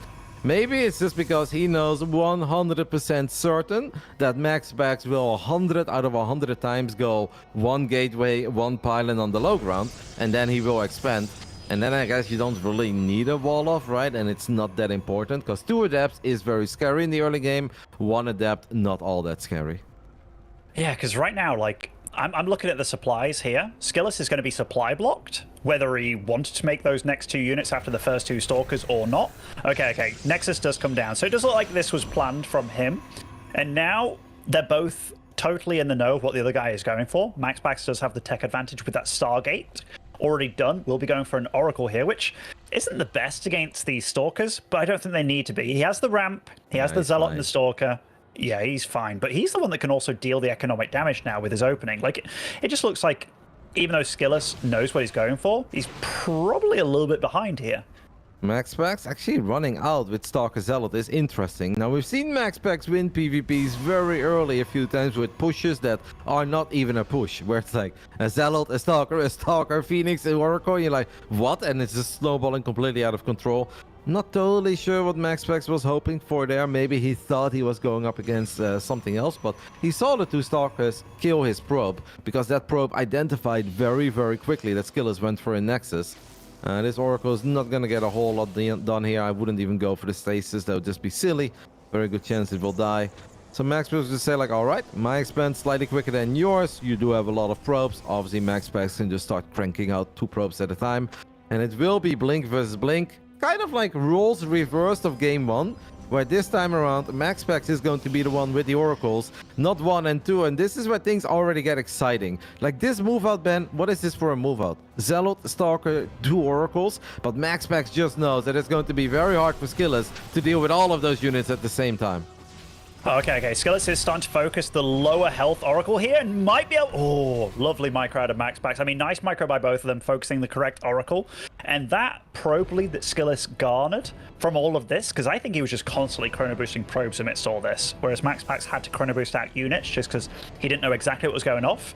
He has managed to retain the probe lead here. So any advantage that Skillous had, which was very, very insignificant, now absolutely not there. So yeah, you're totally right. Blink Stalker for both of them, but now MaxPax is the one that is able to really work on that economy of his opponent, and he's going to constantly be the thorn in his side here.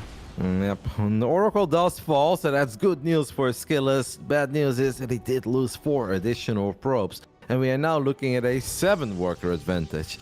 Where does Skillous have the advantage? Well, his blink is a tiny bit quicker. Sometimes these windows are so small, Ben, I don't even want to call them windows, but obviously we are looking at the very finest players in Europe. Maybe Skillous can gain a bit of an advantage out of the fact that he will have blink for a solid 15-20 seconds before MaxPax has blink. And he does already find a probe, and now he wants more. He wants to get the pylon, but obviously needs to be careful. But maybe we can start dancing, right? As the Oracle is still going to be active, by the way, on the other side of the map, and that's something that Skillous still needs to respect, as he loses the sentry for not a whole lot. Not a whole lot indeed, and he doesn't want to... Oh, I was about to say, he doesn't want to pounce with his blink, because he doesn't know what situation his opponent's in, but he's close to his base. He has denied the 3rd base for a little bit of time here, just by posing a threat, took out the pylon, took out the probe itself as well, but he has to be careful. He's close to his opponent's base. He does not want to stick around. He knows his opponent has blink, and might suffer a Stalker loss for his troubles here. If it's just 1, it's not that bad, but I think there's a good chance he might lose 1 more, because obviously MaxPax is going to try to blink forward. We'll get a few more shots off. Now Skillous is going to be the one forced to fight here. Does not have a battery yet. MaxPax may just go for that battery, as it's obviously a sitting duck. Also sees a sentry there. Sentries do not have micro potential. Like, the numbers are close enough that Skillous will never die here, but MaxPax is just looking for a good fight. As MaxPax did lose 1 or 2 Stalkers there, I don't think he necessarily had to lose. Skillous could really use a battery right about now, because the micro has been great, but he barely has any HP on any of these Stalker Renos. In the end, the battery finishes up in time. That was close. That was really close. The resource loss between both of them. Nice stasis by MaxPax. Decent pull away from Skillous over here, but the damage will be done. Just a few probes stopped mining in a very similar scenario game. That being said, that 3rd Nexus is so much delayed from MaxPax, isn't it? Like, this is starting to eke out a little bit of a resource lead for Skillous, but he's also functioning off far less gas right now. He's down 7 Stalkers though, Ben. That is a problem. Skillous has invested in a Robo. He's got an Immortal on the way. Once Big Daddy Immortal joins the fight, obviously that's going to be lovely. But at this point, yeah, we need an overcharge. Without an overcharge, Skillous can simply not fight such a big Stalker deficit. And this is still going to be scary. Don't forget about the Oracle that's still around. But at least the Immortal is there. MaxPax will disengage. I'm surprised that MaxPax does not have like a single pylon or a single probe on the other side of the map. I feel like that would have made this push a whole lot more scary, because it's 7 Stalker advantage. Like, that's serious numbers. It's nothing to scoff at. Nothing to scoff at whatsoever. He is still putting on the pressure, though. He's finding little angles here and there, both dodging, microing very well. MaxPax, amidst all of this, is still doing work with that Oracle. Still trying to land that dream stasis just to shut everything down. And MaxPax is prowling. He's on the map, and he knows he's got a bigger, better army right now. And he knows that potentially he needs to deal a little bit of damage. But we're looking at the supplies. We're looking at the probe count as well. He's actually sitting very comfortable in this game. Now, Skillous might be gearing up for 1 big attack, right? As he does have 2 Immortals. 2 Immortals is not something that MaxPax currently has. Immortals are funny units in PvP. Sometimes fantastic, sometimes so-so. Sometimes you feel like they don't really add a whole lot. but Skillous obviously makes them for a reason, as MaxPax is setting up his first little adept harassment in the natural. This is where things can get scary, because the Immortals are going to be a little bit exposed. MaxPax once more looking for triple prong, and unlike Dragon Skills, this time around I do feel like he's already finding a bit more. And keep an eye on the Stalkers of MaxPax, because this man is never just doing one thing at a time. No, I mean, all these probes that are in the main base, you see them just coming out of stasis now. So MaxPax absolutely testing and pushing Skillous to the limit when it comes to multitasking. And he's getting the damage done. And also he's growing behind it all, most importantly. Look at that probe count. 71 now, 72 to 59. And a fourth base on the go. He's also getting a Warp Prism, the charge on the go, Dark Shrine. He's just evolving behind this. He's not slowing down at any point in time. Yeah, it's going to take a little while before that Dark Shrine comes into play. Like, if Skillous already had a Warp Prism, this would still be scary, right? Because you would normally believe in the power of the Immortals to really make a difference in a potential fight like this. As charge is still not quite done. Zealots are funny, sometimes they're great, and sometimes they can actually be a bit mediocre. If the amount of range units just gets a bit too high, Stalkers or Zealots kind of run in one by one and they die one by one. As another stasis trap has gone up in the natural. Skillous was reacting to it though, only a couple of probes. Skillous is looking for an opening, but I don't see how he's ever going to end this game, man, without a Warp Prism or a Warp in point on the other side of the map. Altitude is simply way too big of a map for an attack like this. Oh, and MaxPax knows it as well. He blinks on those Immortals. They are gone. Any kind of advantage that Skillous had, it's just gone. And now he's having to fight near a shield battery if he wants to engage. But Skillous, he's on a clock, man. There's no fourth base. Not one started even remotely. And the game is not going to get easier for him before it gets much, much harder.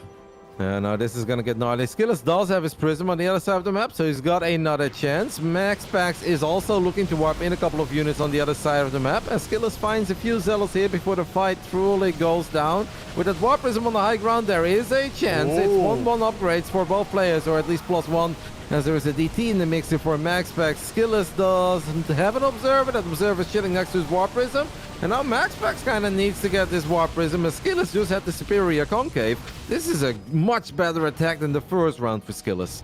Holy crap, that went a lot better for Skillous than I thought it was going to go. He's also got a cannon in his main here, but I'm seeing a red dot in absolutely every one of Skillous's bases right now. Yeah. So much harass going on. There's an Oracle in his... In fact, there's a DT Oracle in his natural, DT in his third base. That dies. In the main base, it gets cleaned up as well. But the supply is pretty close, but MaxPax is able to hold on. But he did lose his fourth base behind it, but he's kept alive his eco as well.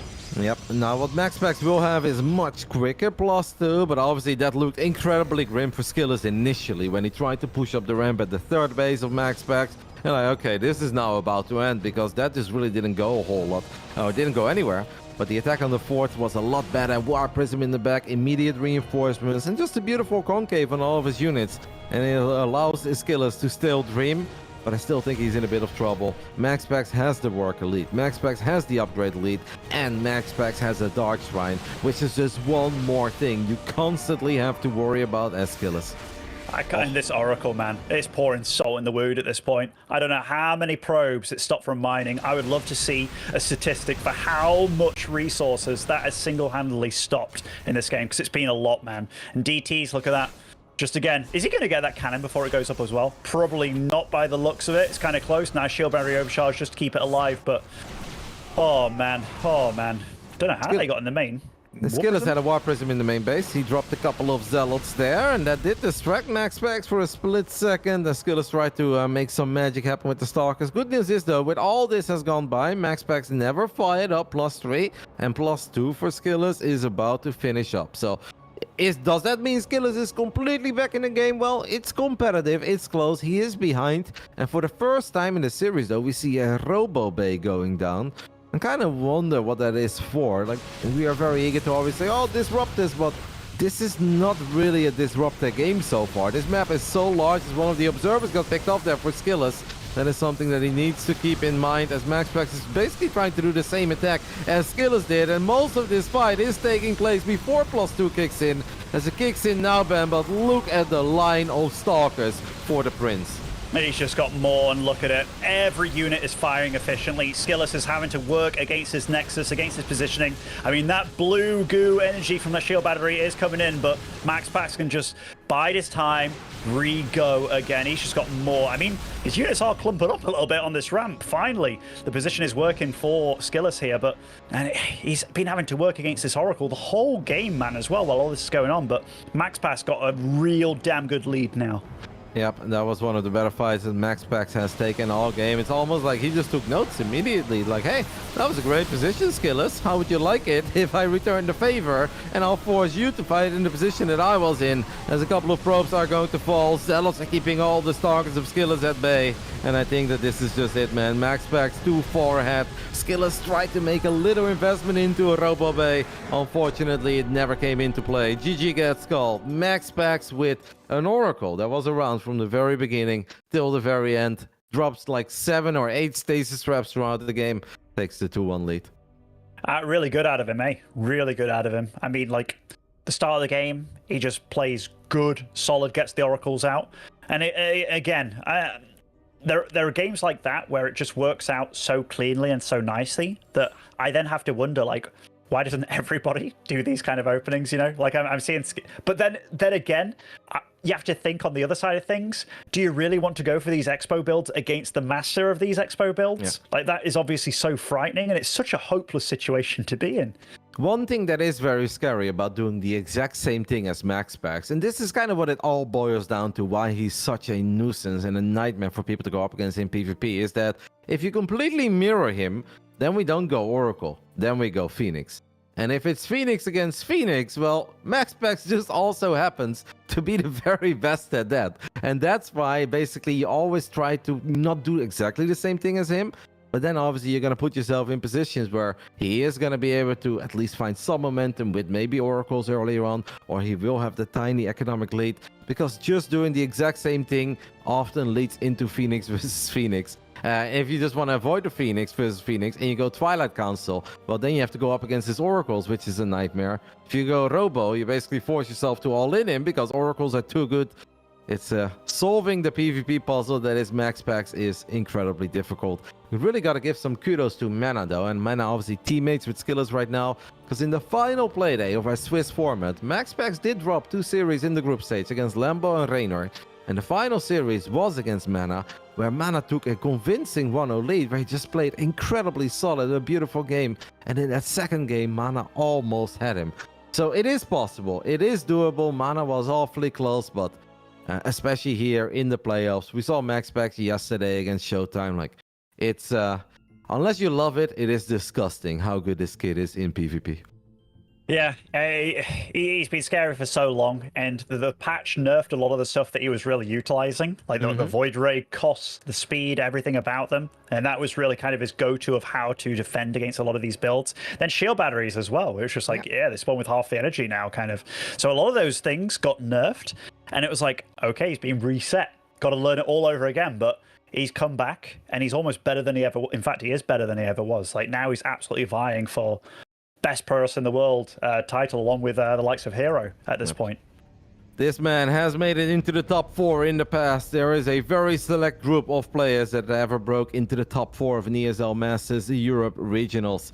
But he is one of the 2 Protoses to do so in the past. In the top left side of Neo Humanity, now 1 map away from once more making a semi-finals appearance. This is Psystorm Gaming's MaxPax. And spawning over in the southeast side, again opting for the high ground pylon, it is Skillous. I don't know what to think, man. I don't know what to think, you know. I look at the openings and I'm like, okay, how's he going to bust this one? How's he going to get ahead in this one? I mean, obviously a different map and a different scenario, but whew, I just start to feel a little bit hopeless, and I'm not even the one playing. Well, one thing that we haven't seen yet, Ben, and that's basically the 101 on how to tackle a guy like MaxPax, is some serious delaying on the Nexus. And if I think back of why Mana found some success against MaxPax, is where even if Mana played double gate, he actually got his Nexus down at pretty much the exact same moment as MaxPax got his Nexus down. And that wasn't with, oh, I'm gonna pylon block and I'm gonna build a Cybercore. No, it was pylon block into cancel, into another pylon block, maybe one more cancel, and then the Cybercore. But apparently Skillous just has different plans. Skillous says, nope, I am not going to play that game. I will not play the delay game. I don't want to go up against your quick Stargate shenanigans. Go ahead and take that Nexus, and I'm gonna try to do something about it. And this time around, Ben, he's building a pylon basically next to the natural of MaxPax, but obviously that's still divided by the gold minerals. Yeah, so like a pylon in this position, obviously the walk distance to your opponent, you have to go round regardless. Is this more of a like a Stargate proxy or a robo proxy, or is this literally just a proxy pylon? No, it's definitely not just a proxy pylon. Ooh. It is going to be Stargate this time around. Look at this, by the way, on the production tab. Yeah, but that's fake. Like, what Skillous is doing here is like, hey, I'm just building 2 units the way that I'm always building 2 units. But he cannot show that these gateways are not working. Because if they weren't working, then MaxPax's alarm bells and the spidey senses go off immediately. MaxPax only needs to catch a glimpse of that for a couple of seconds. So that was just skidded like, hey man, nothing to worry about. Definitely no proxy Stargate. And then the probe leaves and he's like, all right, let's cancel these zealots. Zealots are useless. But obviously they are the cheapest of the 3 options. So he just had to sell it once more. That goes into the mind games. But I don't think that MaxPax is really buying a whole lot of it. It is going to be a Stargate for MaxPax as part of the ramp in the natural. Skillous goes for an Oracle, so it will probably be Oracles into Expand for Skillous, because obviously an all-in here seems very unlikely. I am curious to see where this one will go, Benny. I mean, that is as close as a Stargate as you can get, practically. And I mean, there is a Void Ray on the go, which if it gets its hands on the Oracle, will take it out, obviously. But I do see potential with this, Kev. I mean, the shield battery, where's that other shield battery being morphed in here? It is at the front. So MaxPax, he thinks he's up against something at the front. This is absolutely one of the ways to make magic happen, right? Yep, look at this Oracle just very casually flying into the main base. Void Ray almost out. Ooh, Skillous, there's more potential there. There was more potential than just 3 workers, Benny, because there was barely any anti-air on the side of MaxPax. Like, this is a very solid Oracle. It's 6 in the end. You gotta be happy with that. And I still felt that he could have gotten a little bit more. But what is very cool right now is that MaxPax seems to think that the follow-up, as there is an adept, by the way, in the main base of Skillous, that is going to hurt. But MaxPax seems to think that this is a 1-base all-in, but Skillous has taken that very weird base at 6 o'clock. He has, but this single adept, man, this is getting some real damage done, isn't it? Like, this is not what you want. You will get shut it down eventually, but maybe he gets 1 extra probe here, waiting for it to pop out. I mean, that obviously shouldn't have happened. Well done by MaxPax. Uh-oh. Someone is lagging. Mia Nonna. One of our Italian casters, I think. I mean, I wouldn't be surprised with a name like that. Mia Nonna. Oh, that's maybe just the way that I pronounced it. I think it was definitely how you said it. You can also go with like Mayan on. You know, then it sounds a whole lot less Italian. But you can also go with Mia. In fact, dude, my Italian sounds like my Swedish. I was about to try and do it. I was like, no, it's just going to sound Italian again. All right, memes aside, obviously that's 1 adept. Earlier I said 1 adept is not normally the worst thing in the world to deal with if you know it's going to show up in your main base, right? If you don't go for a wall off, you're like, okay, I have to make sure that if 1 adept shades in, I can deal with it. Skillous did go for the wall off setup, so obviously he was not supposed to let that 1 adept sneak in. And that 1 adept kind of ruined an amazing start, but it's still an alrighty start for Skillous, right? It's still, there's everything to play for, and it's going to be very hard for MaxPax to really figure all of this out. Even though MaxPax, his scouting truly is second to none, but out of all the bases on the map, Ben, that's the last one that I would check for. Absolutely. I mean, it's so.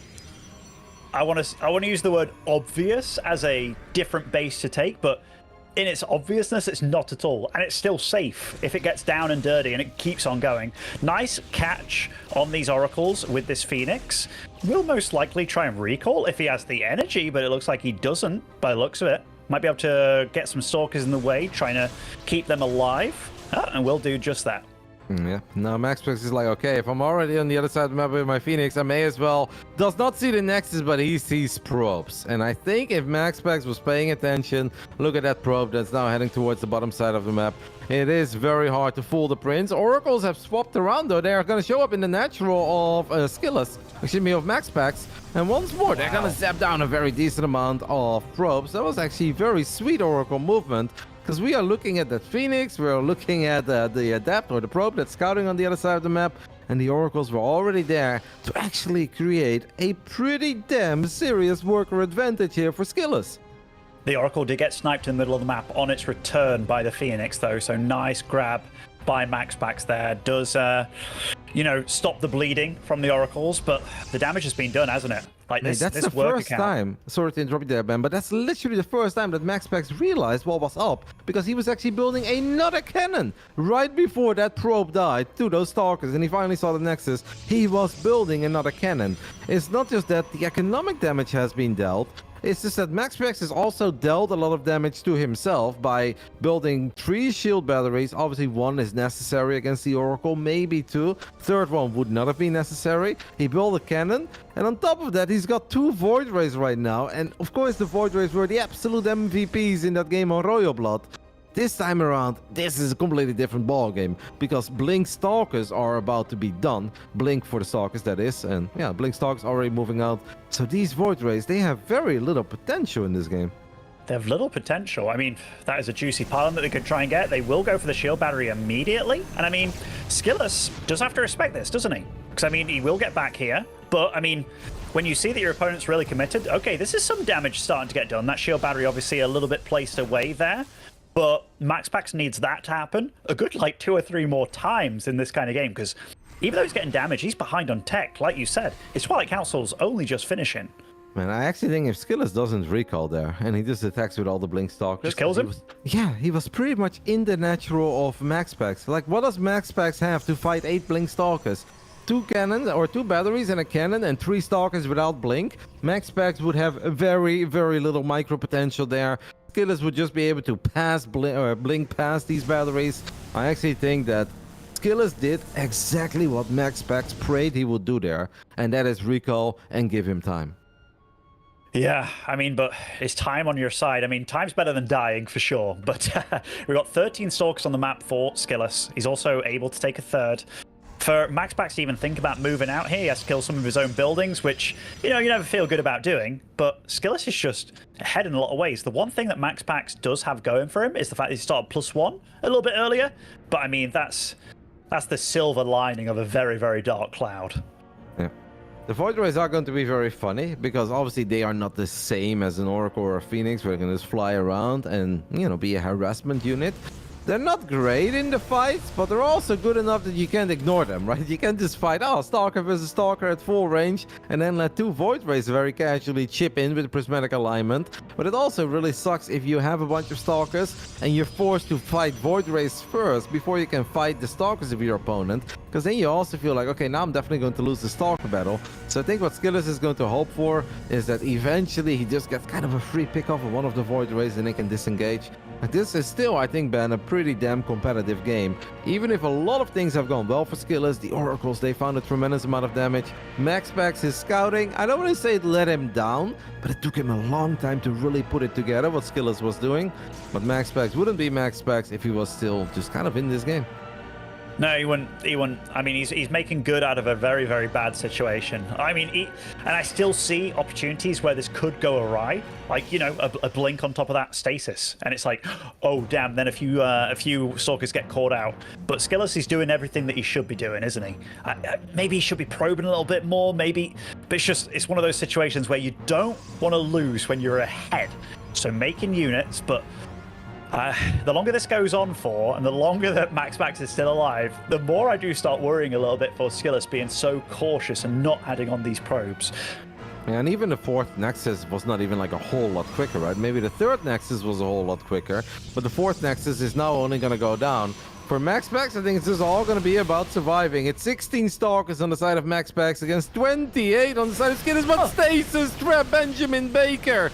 Do you predict the future, my friend? And how good is Stormgate going to be? Please tell me. But yeah, that was a big old stasis. The funny thing is, War Prism was actually carrying a couple of the sentries. MaxPax blinks forward again. Oh, yeah. But eventually, all of these other units are going to be freed up. And Skillous does still have more units than MaxPax. But there is another state. No. That is pure pain. Because in a weird way, it wasn't even that bad at first. Where are all the other units from MaxPax? He recalled them. He needs to buy some time. Now the reinforcements have shown up. MaxPax still down in army supply, but he's buying once more a lot of time, and Immortal is on the way. 18 Stalkers against 34, but static defenses are nothing to laugh at in PvP. Oh, and like, because they blinked into it, their blink was still on cooldown. I mean, we look at supplies now, Kevin. All of a sudden, we're actually in a game. Like, that was the dream scenario. That was what MaxPax was truly hoping for here, and my goodness, Skillous's heart must have sunk on that first stasis trap and must have fell right out of his body on that second one. Yeah, the second one was even worse, because the first one was like so big that you don't have to worry about it, where it's like, okay, I know I need to run away. The second one was awkward, right, where it's like, I can't let those units die, but I also can't stick around because it's still too many units away from my army right now. And because indeed Blink was used, obviously they couldn't just run away immediately. I think there were a couple of adepts on the right side, but it seems like Skillous has already taken care of that. MaxPax is going to drop the Robo Bay and the second Robo. So for the first time in this series, I know we saw one Robo Bay on altitude, but it never really came into play. And Skillous is doing the same thing. Skillous is playing Double Forge, by the way, Ben. That's the only real difference between these two. We're going to get some good old Disruptor Wars here, because Colossus, even though they can be solid sometimes in PvP, this right here is not a Colossus game, because the armies are basically pure Stalkers, and there's no need to ever make a Colossus against a pure Stalker army. No, that would just complicate things for yourself. An unmicrable Stalker in this situation that doesn't deal bonus damage and just takes a hell of a lot of bonus damage. But I do like the double forge kind of situation that Skillous has got himself into. He does have a massive store count. In fact, both of them are huge, 40 versus 34. But MaxPax, what a little warrior, man. He's holding on here. He is on less bases, but that just shows the confidence of him. The fact that he's able to hold on here and really utilize every unit to its full potential. What a scary situation, man. Yep. One thing that Skillous already has is 3 observers, by the way, and that's actually very nice. Because vision is everything in Stalker Disruptor. That's going to allow you to put your army in the correct positions. As a revelation goes down, Skillous needs to be careful, as there are still some stasis traps around. Just got a couple of shots off there. I'm surprised that Skillous is here at the moment. I almost feel like this is just like, I'm going to see what I can get done, but he needs to be very careful because he does not have his Disruptors here. And obviously that is a bit of a choke point. Skillous is going to very wisely disengage. Like, this is just one of these games, Ben, where I think we're going to see a lot of Purification Novas flying around. Both players felt that this was the right moment to transition. As MaxPax maybe think, hey, am I the only one with Disruptors? Yeah, how aggressive can I be? But I think with that revelation, he will see that Skillous has at least one and potential multiple Disruptors. I think we're just going to get a good old bowling game here. I think so. That is a scary first one to start things off. That Immortal almost dying before the fight really began here. But now it is a game of cat and mouse. And as you said, bowling balls going on. And right now, neither one of them can really truly engage through this choke here, where it is very nicely set up with the destructible debris lining things up. But MaxPax somehow found a way back into this game, and now he's not looking down and out anymore. Skillous is already thinking about the potential next phase of this game as he goes triple Stargate, 4 Stargates, cancels one of them as I guess the Disruptor got stuck, and he's going to build his second Cybernetics core. Doesn't Skillous, no, he lost his Stargate initially because it was proxied, never mind. I was like, maybe he can already build a fleet beacon. That is not the case. What I loved for Skillous initially was the fact that he already had 3 observers out, but 2 out of 3 observers died very quickly, so this right here is the only one that he currently has out on the map. I'd love to see both of the guys invest in observer speed here. I think it's very important. As MaxPax has found a way, something that Skillous tried to do for a while, and that is trying to catch the army out of position. Skillous was napping there for a split second. MaxPax gets himself in a scary spot, and this now becomes a very difficult base for Skillous to defend. Skillous is trying, but I think he's making life very hard on himself. He does have a little flank, and he blinks forward, Ben. Oh my goodness, I mean, he gets a few of the Disruptors, and he comes in with a flank on the bottom there with a lot of Zealots, which actually do a good job, but he has to be so careful. MaxPax, he got over there way too freely, man. Like, Disruptors, they are so good at defensive play, but they're not necessarily great at pushing your way in. So the fact that MaxPax just kind of canoodled on over there down that left valley, that is not what Skillous can allow him to do, and I'm starting to feel the panic and worry in Skillous. Well, yeah, that's something that happened once, and obviously Skillous is like, okay, that shouldn't have happened. I do love how decisive he was in the end, where he said, nope, I believe that I can defend this, especially with a couple of Zealots coming in from the bottom. But yeah, now once more, Skillous is kind of getting bullied. It is 6 Disruptors against 5, but I only see 3 of them here. And as who fired first? It is MaxPax who fired first. Skillous is setting up a bit of a flank with a couple of Zealots and a Sentry, apparently. I guess we're just going to try to free up some army supply here. I mean, he is going into the carriers here. Like, he has been richer throughout this game, and he's been working off at least 1 more base throughout the entire time. He's on 5 bases, soon to be 6 now. It feels like every disruptor that's being shot by MaxPax gets something done. Whereas I cannot say the same about any one of Skillous's disruptors. Oh no, they're so exposed, man. All 4 of them are going to fire. The Disruptors will get a couple of decent explosions, but that is still all the Disruptors that Skillous had out and about on the map. All of them fall at the same time. MaxPax got 7, and these 7 Disruptors are about to make this game a little bit more complicated. I think Skillous is just going to have to temporarily give up a base. There is no need to lose a game over one of your many bases. Skillous is investing in carry, is investing in double cybercore. I don't think there is a need to take bad fights before your carriers show up and can have an impact. Skillous is still trying though, does not want to lose this Nexus for free. In the end, he is forced to let it go. One more Disruptor, a little bit misrelied. I think a tiny forward blink could have gotten it there for MaxPax. But it seems that the Prince is happy with what he got out of all of this so far. What he doesn't know, though, are those carriers, man. 3 of them are out. 3 carriers are impactful. But I don't think it's like a game-changing number, especially not with this many Stalkers on the side of MaxPax. But if that carrier count climbs a bit higher, then it's going to be very interesting to see what MaxPax will do about it. I mean, MaxPax, he just feels so big, like his army. He's the one that's constantly bullying. He's also dealing economic damage to that far right base here. Disruptors are also working wonders for him. Right now, he's just getting edge after edge after edge, and I feel that he is just bigger and stronger, which... Oh man, what a situation for MaxPax to come back in a game like this. He truly is the best at PvP, Kev. He truly is. The forward blink there gets 2 out of the 3 carriers, and carriers are way too expensive and build way too long to produce to lose them like that. Well, actually, only 1 of the 3 apparently went down. I thought 1 more fell, but the bigger problem for Skillous is that, again, he is back to a single Disruptor. And we can really see how MaxPax uses these Disruptors so well to zone out the army. Skillous feels that this is his moment, his one chance to get the job done. As we have a forward blink, 1 of the 2 carriers dies. The final carrier will die, as MaxPax is also able to recall a couple of the Disruptors out. A messy, bloody fight with a lot of casualties on both sides. But Skillous has lost the bases, Skillous has lost the economy, and that will do it. MaxPax turns things around on Neo-Humanity. And MaxPax will, for the 2nd time in his career, advance into the top 4 of ESL Europe Regionals Masters. Man, what a result. What a result for him. Like, I'm looking at the resource collection rate graph, and from minute 4, MaxPax was mining significantly less than his opponent throughout the entire game, even until that, like, final moment there. Just absolutely insane by MaxPax what he's able to do. And it really... If we talk about a defining moment, really came down to those 2 stasis traps, Kev. Like, it really did, and it was one of those moments where I absolutely jinxed it, didn't I? Yes, you did, but I actually think it goes back to the first time that Skillous recalls with the Stalkers. Now, it's obviously a bit of a weird opening. It's a bit messy and hectic and scrappy, but I really believe that if those Stalkers just run in there, it's not Skillous who needed to recall, it's MaxPax who needed to recall and hang in there for dear life and need those Void Rays defensively to deal with all those Blinky boys.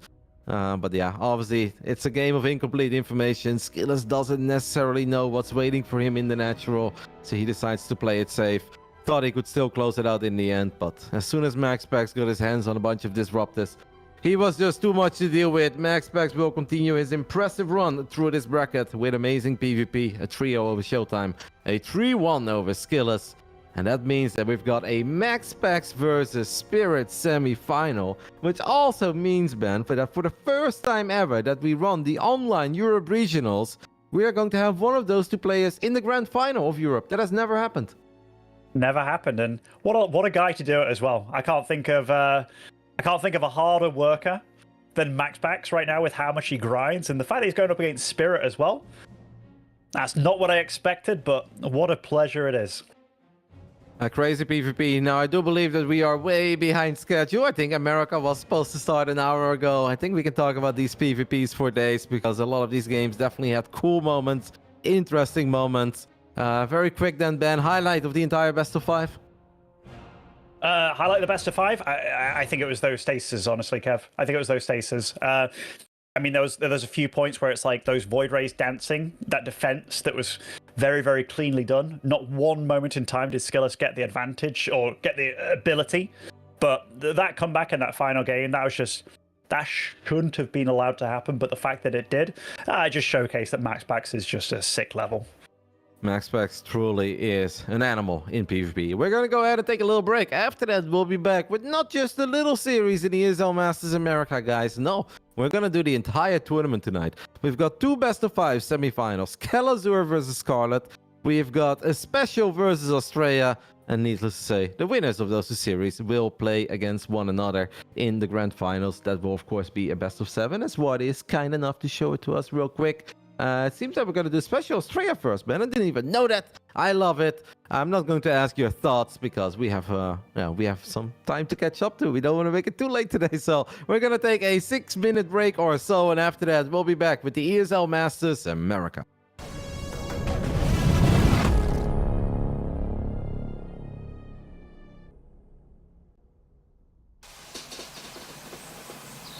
You love it, you wear it. Wear your passion. Share your passion. Wherever, whenever. Gaming is a lifestyle. Get your merch at shop.eslgaming.com.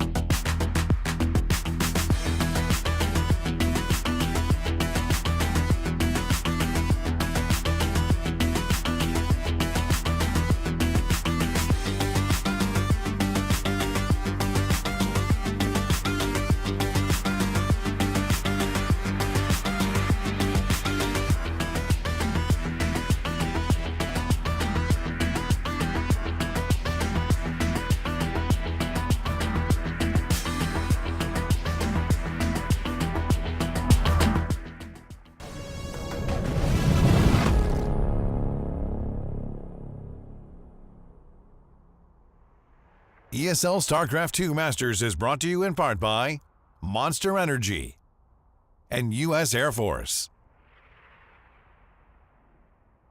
Welcome back to the second to last day of the ESL Masters Regionals. We are done with Europe for today. Of course, Europe will continue tomorrow with the semifinals and the finals. Today, though, we are playing the semifinals and the grand finals of ESL Masters America, our new, not quite super region. I would say Asia is the super region where a whole bunch of regions got formed together. But obviously, America's changed this season as well. We didn't split up Latin America and NA like we did in the past. It is one big America's region now. We've got a perfect 2-2 split in our final four. I'm Roddy. With me is Benjamin Baker as we get ready for our first PVT semifinals, as we're going to play the lower bracket of the semifinals. First, special Astrea. Ben, your thoughts on that one and perhaps the playoff bracket overall? So first and foremost, I think it's super cool that Latin America, in my eyes, stepped up, Kev, because I always knew that like Special, Cham, and Kelazhur were good. But it felt like a fairly free region for them, you know? And then we kind of sent them to the wolves with the whole NA scene. And NA isn't bad by any means. I know they lost Need, but they're still pretty damn fierce. And the fact that two of those guys got to make it here to the top four, and I think Cham only lost to Special. So, I mean, like, you know, that's one of those things that happen. But South America doing themselves proud here, and I think they've both got a pretty decent shot at making it as well. Because Astrea, he doesn't look as unbeatable as he did do. Maybe like, I want to say, maybe 6 months to a year ago, he felt like he was completely on the up and up all the time. Whereas Special, he's the one that recently, I feel that there's more life in the old dog than there once was. So yeah, I think this is absolutely going to be a fairly close match. Yeah, I think if you would have asked me 6 months ago, Ben, I would have said Astrea, and it would have been 3-0, yeah, and I would have been very confident in the prediction, 3-0 or 3-1. Not too long ago, actually, I made this once a main event in the Big Brain Bouts that I like to run on Friday. You know, the tournament where you perform incredibly well in, Benny, and Astrea won, and he won convincingly, man. He was even having a bit of fun one game where he was just taking a bunch of extra bases, going up to 110 probes. I don't want to say like it wasn't even close because that sounds so dramatic, but it really was a pretty one-sided affair. Now, those games were played incredibly late for Special. It is once more incredibly late for Special because he is currently in Korea. We're going to keep it fair with the service though, guys. It's going to be America, Korea, and then America for Game 5. But over the last few months, our Mexican Terran player has truly stepped it up. He was good in Katowice and he just didn't back down. If anything, he has just gone harder. So I think right now it's dead even, or perhaps this man is even a minor underdog. He had an absolute banger of a quarterfinal. If you guys missed it, an amazing best of 5 against Trigger. Did they go full NA, Roddy? Oh yes, full NA and a whole lot more. It was entertaining, it was dramatic. But in the end, this man came out on top, representing Alpha X. This is Astrea. And spawning over in the bottom right, representing Storm Gaming, it is Special. Pretty cool representation from Storm Gaming in these regionals, man. You got MaxPax top 4 now in Europe. You got Special over here, top 4 as well. Like definitely some damn good players doing very, very solidly across the board for them. And it's nice to see because MaxPax is obviously doing exceptional. He's been on the up and up for the last few years. But the fact that it's Special, whatever's happened to him recently, obviously he's gone through a big physical change in his life, treating himself a lot healthier. Whatever he's doing is impacting his game as well. But we do have a very unusual start here for Astrea. He's just going full NA every game so far. Yeah, we know that Astrea has lately been having a bit of fun. He's been very active playing Terran, and basically at one point, even around the time of IM Katowice already, he was a bit burned out. He pushed himself so incredibly hard in the previous years, and we definitely saw him reap some of the benefits of that, right? You think of him being the best performing Protoss at a Home Story Cup, not once, but twice in a row. But eventually, everyone is human, and apparently Astrea just said, okay, I actually need to take a tiny break because it's not good for me. I'm not having as much fun as I'd like to. So he's been playing a little bit of Terran, obviously still competing in this tournament. And even in Astrea that didn't push himself 100% to the limit, makes it into the semifinal. Yeah, there is a good chance that he just continues having fun, playing wild, and perhaps that can bring out the very best in him, because Astrea has always been a player that does thrive in chaos. Absolutely. Like, I'll never forget his series with Neeb, where it's just a billion zealots all over the map, here, there, and everywhere. Absolutely a classic. And here, doing a build like this is really cool. Now, Special does go up that ramp. What does he actually see there from? He does see 2 gates, so he already knows that his opponent here is up to it. But how does he respond to it? Because if I was to say who is the cheekier one out of these two, I'd have said Special any day of the week. But maybe with Astrea of what he's going through, feeling a little bit cheeky, throwing it on the other foot, I want to see how Special starts dealing with all of this. Yeah, the problem for Astrea, though, is that Special has gone for the high ground CC, so a very safe opening. Now, is this going to be annoying as the Reaper, by the way, gets not 1 but 2 probes? That is a mighty fine start. That's obviously a little bit more than Reaper is supposed to get. I don't think you're going to get probe number 3. No, Reaper is actually going to fall. The thing is just that Adepts are bad against buildings, right? And these 2 Adepts, they're not going to gun down a depot. They would love to just fight 2 Marines. Fighting 4 Marines is something maybe you can do with a bit of micro. Make sure you don't lose the Adepts, but this is never ever what you hope for as a Protoss, because now we're 3 minutes and 30 seconds into the game. Work accounts dead even. 27 against 27. Oh no. As the Adepts die there as well. Like the Cyclone is just a no fun lounge unit here. You think you're gonna have a good time with your Adepts? Stalkers are great there. Adepts not so much, but even the Stalkers ideally want to get Blink by the time a Cyclone is out. This is just not a good start for Astrea, but we'll see where he takes it. Yeah, I'm almost wondering what he was hoping for with this kind of opening, you know? A low ground CC? I mean, a low ground CC, but I mean, it's I mean, that's pretty normal, Ben. Come on. Like, very often they do build CCs on the low ground and SCVs are exposed. But you know how much more they're starting to do these double gas openings with a CC on the high. Like, it's almost more pop. In fact, I would say it is more popular in TVP these days. But here, he didn't go for that. He went for a 1 gas on the high ground, which was definitely a weird way of doing it. But yeah, he's going to be opting for Cloak, which there is a Robo just about to finish. So I'm not doom and gloom for Astrea just yet. But this is going to pack a punch. Like, he's making the 2nd barracks, 3rd barracks now. I dare say there won't be upgrades coming out for them. It'll just be a large flood of units, which those kind of pushes are so hard to deal with after the initial start has failed for you.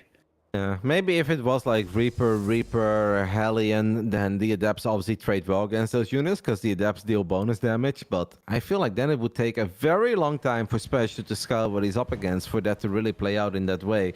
But even quite often, if they go Reapers into Quick Factory, they will still build the CC on the low ground because they feel very confident that they can get that CC up. As we have the Banshee sneaking into the main base right now, Ben said, oh, as we take a look at the Observer, it's just very casually in the center of the map. Will there be a recall available? Yes, there is. You got to recall that ops immediately, and that is what Astrea will do. But it's just, yeah, inevitable that you're still going to lose a couple of Orcas. -4 probes and a very healthy Banshee. What a sad situation, because I saw the production tab, I saw the warp prism being made as well. It wasn't a 2nd obs or anything like that. And it's because he wants to be on the other side of the map dealing damage. He's not allowed to do that. In fact, what is that unit that flies by? A Banshee spots it, and look where it's going, Kev. This spells absolute disaster. Oh my goodness. Everything has gone wrong for Astrea this game. Everything. Yep, Astrea is really going to have to clean it up. He does have a decent amount of units, so maybe there is a world where he takes a good fight, because obviously those Marines don't have Stim, don't have Combat Shield, and Astrea does get one of these Banshees. That's going to make it a little bit easier, right? Because Banshees have crazy high DPS, so it's very nice for Special to have that with your army if you're pushing. And Special was actually a bit concerned about the amount of units he saw there. He decides to send it home. Banshee number 2 took a lot of damage. It does live. All right, well, from doom and gloom to maybe it's not all that bad, but obviously Astrea needs a whole lot more because he is down 7 workers in a PVT. Yeah, that's not where you want to be.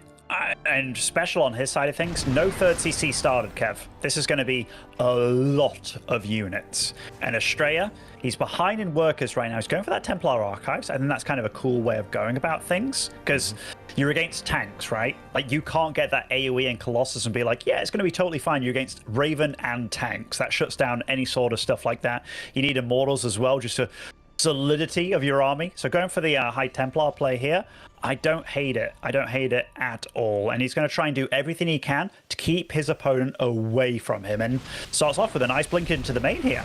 Yep, once again, one of these tech labs will get the tech lab, so no combat shield for a little while. Also grabs a Marauder. Now once again, the Raven gets the Raven. That's nice, because even when you want to play High Templars, as we do fire up Storm, I was hoping he would see Storm, because I was like, I think this is one of these games where Quick Storm is actually better than just playing Zealot, Stalker, Archon, as Astrea loads up, Special loads up 2 medevacs full of bio units. But that Raven, even if you want to go High Templars, is a problematic unit, right? Because it can drop an Interference Matrix on the Prism, and then you can do the War Prism drops. So that's a very nice pickup for Astrea. Gives him some hope. He's still far behind an army supply, and ideally he buys more time for himself. But yeah, how do you buy time with 5-6 Stalkers and some of them already better than bruised? Yeah, and I mean, this is a scary army, a really respectable army too. It's got +1 done. We'll have combat shields as it marches across the map. There is going to be a little moment in time, maybe, where some storms can land while it's massively grouped up like that. Because, I mean, the medevac count's pretty low as well. But the thing is, Astrea needs an absolute dream fight, a dream scenario. And I don't think he had any idea that it crossed the map at all. Well, we have a couple of High Templars, and High Templars have some potential, but the tanks will siege up, and now it's all about keeping the Marines safe. First Storm does clip a decent amount of Marines. Second one actually connects with a nice amount of Marines as well, and the third one is a bit of a zoning storm, where I think Astrea was hoping to at least take out both of those tanks. But with all the extra Zealots being warped in, it comes down to the Widowmine connections, and those are going to be quite nice, at least on the first Zealot. It's a lot of stim though, not a whole lot of healing power in these armies. As the 2 medevacs in the back are just chilling. One more storm will land. I mean, with an extra Zealot warp in, you want to believe that Astrea can stabilize as he goes for a mix of Stalkers and Zealots. Can he blink forward, snipe one of the medevacs? Oh, that could have actually kept him totally in this and actually thwarted that. Because remember, he's on 3 bases. He's actually got a probe lead here. We'll start cleaning up some of these Widow Mines. Nice play by him. Blinks onto it, drags it with the Zealot. I mean, that is not what you want to that tank in the back. He is going happy as Larry, and Astrea, I think he got a little bit too carried away there. Warps in 6 more Stalkers with defensive reinforcements. You want to say there is a bit of a chance. Imagine 1 shield battery here. That would really do wonders as well. And Special is still a tiny bit low. We're going to see a little bit of that medevac macro, but we have the Big Daddy Immortal showing up as well. Can the Widowmine get a shot off? The Widowmine goes for the War Prism, so that's going to take away some of the micro potential there for Astrea. Warps in 2 High Templars, could just go for an Archon immediately. If he defends all 3 bases, you want to still believe. I think queuing up a War Prism here is a little bit ambitious, but what do I know? I mean, it will help with the micro for sure, but I mean, Astrea is doing what he can, man. He is going to take out that tank on the top, splitting up the army a little bit. I think Special might maybe biting off a little bit more than he can chew here. He's definitely making this feel scrappy. Astrea has quite a bit of money in the bank. What? Both of them do, actually. A 4th? Yeah. That's all. Wow. What? We're going up to 4 bases, and we just made a Prism. Now, obviously, if we can buy enough time for these High Templars to get stormed, then Prism drops are going to be super scary once more. But Astrea, it almost feels like he's thinking about a phase in the game that's really not happening yet. Now, Special is building a 3rd CC, so down the line, maybe this 4th Nexus is going to be okay. But at this point, like, Astrea is just not stabilized yet. Special's knocking on his front door, man. Like, Special's gonna try again. And obviously a Nexus and a War Prism is not going to help out a whole lot here. Certainly isn't. And yeah, the fact that I think Astrea thinks he's against like a normal 3-base setup, doesn't he? Like, that's the only thing that calls for getting a 4th base up like that. And these Widowmines, they go down, they go down. That's actually quite a few probes. One of them is kept alive as well. Salt in the wound at this point. Astrea is floating 1200 minerals after a couple of his gateways got empowered, has sent his War Prism to the other side of the map, so he should at least have a very good idea right now of the timing of that 3rd base, realizes that it was late, as the Widowmine count is going to go up, and even a couple of Liberators already being sprinkled into the mix. One Marine drop? No, that's Big Gabe right there, man. I mean, Big Gabe would have took down everything, let's be real, but that 4th base, I mean, we said it. It was a bit ballsy, a little bit gutsy, to say the least. Does go down before it can get anything done whatsoever. Maybe the least useful Nexus of all time. But Astrea's army is growing. And if Special does get too carried away with some of these drops, like a random 1 Marine, maybe Astrea can still be in it. And the fact that he goes for that 4th base and yet again, same location, he's playing gutsy, man. Astrea is a bit out of position. There is 1 pylon there powering 3 gateways. That would be a problem, especially since Astrea already had a hard time spending his money. Marines and Marauders are just going to stim forward. They want to go for the Forge instead. I honestly think that's a better loss because +2 only just started, so it's not all that dramatic for Astrea, who is just trying to catch up in the supply. Does find a couple of these Marauders that were left behind, is finding a little bit of economic damage with a tiny Zealot run by, and Special will probably pick up on the fact rather quickly that Astrea has very little actual map vision, right? Had some pylons, but that's about it. There is one observer, not in the best location, so it's just incredibly difficult for Astrea to figure out where he should position his units. We don't mind. It's not the cleanest approach from Special, but it's one that, while you're ahead, it can work. Just throwing units at your opponent. Because, you know, all it takes is for one of these drops to go unanswered, or one of these attacks to go unanswered, and catching your opponent constantly bleeding out. And I mean, this fourth base, again, least useful fourth base of all time. That one was up for even less time than the other one.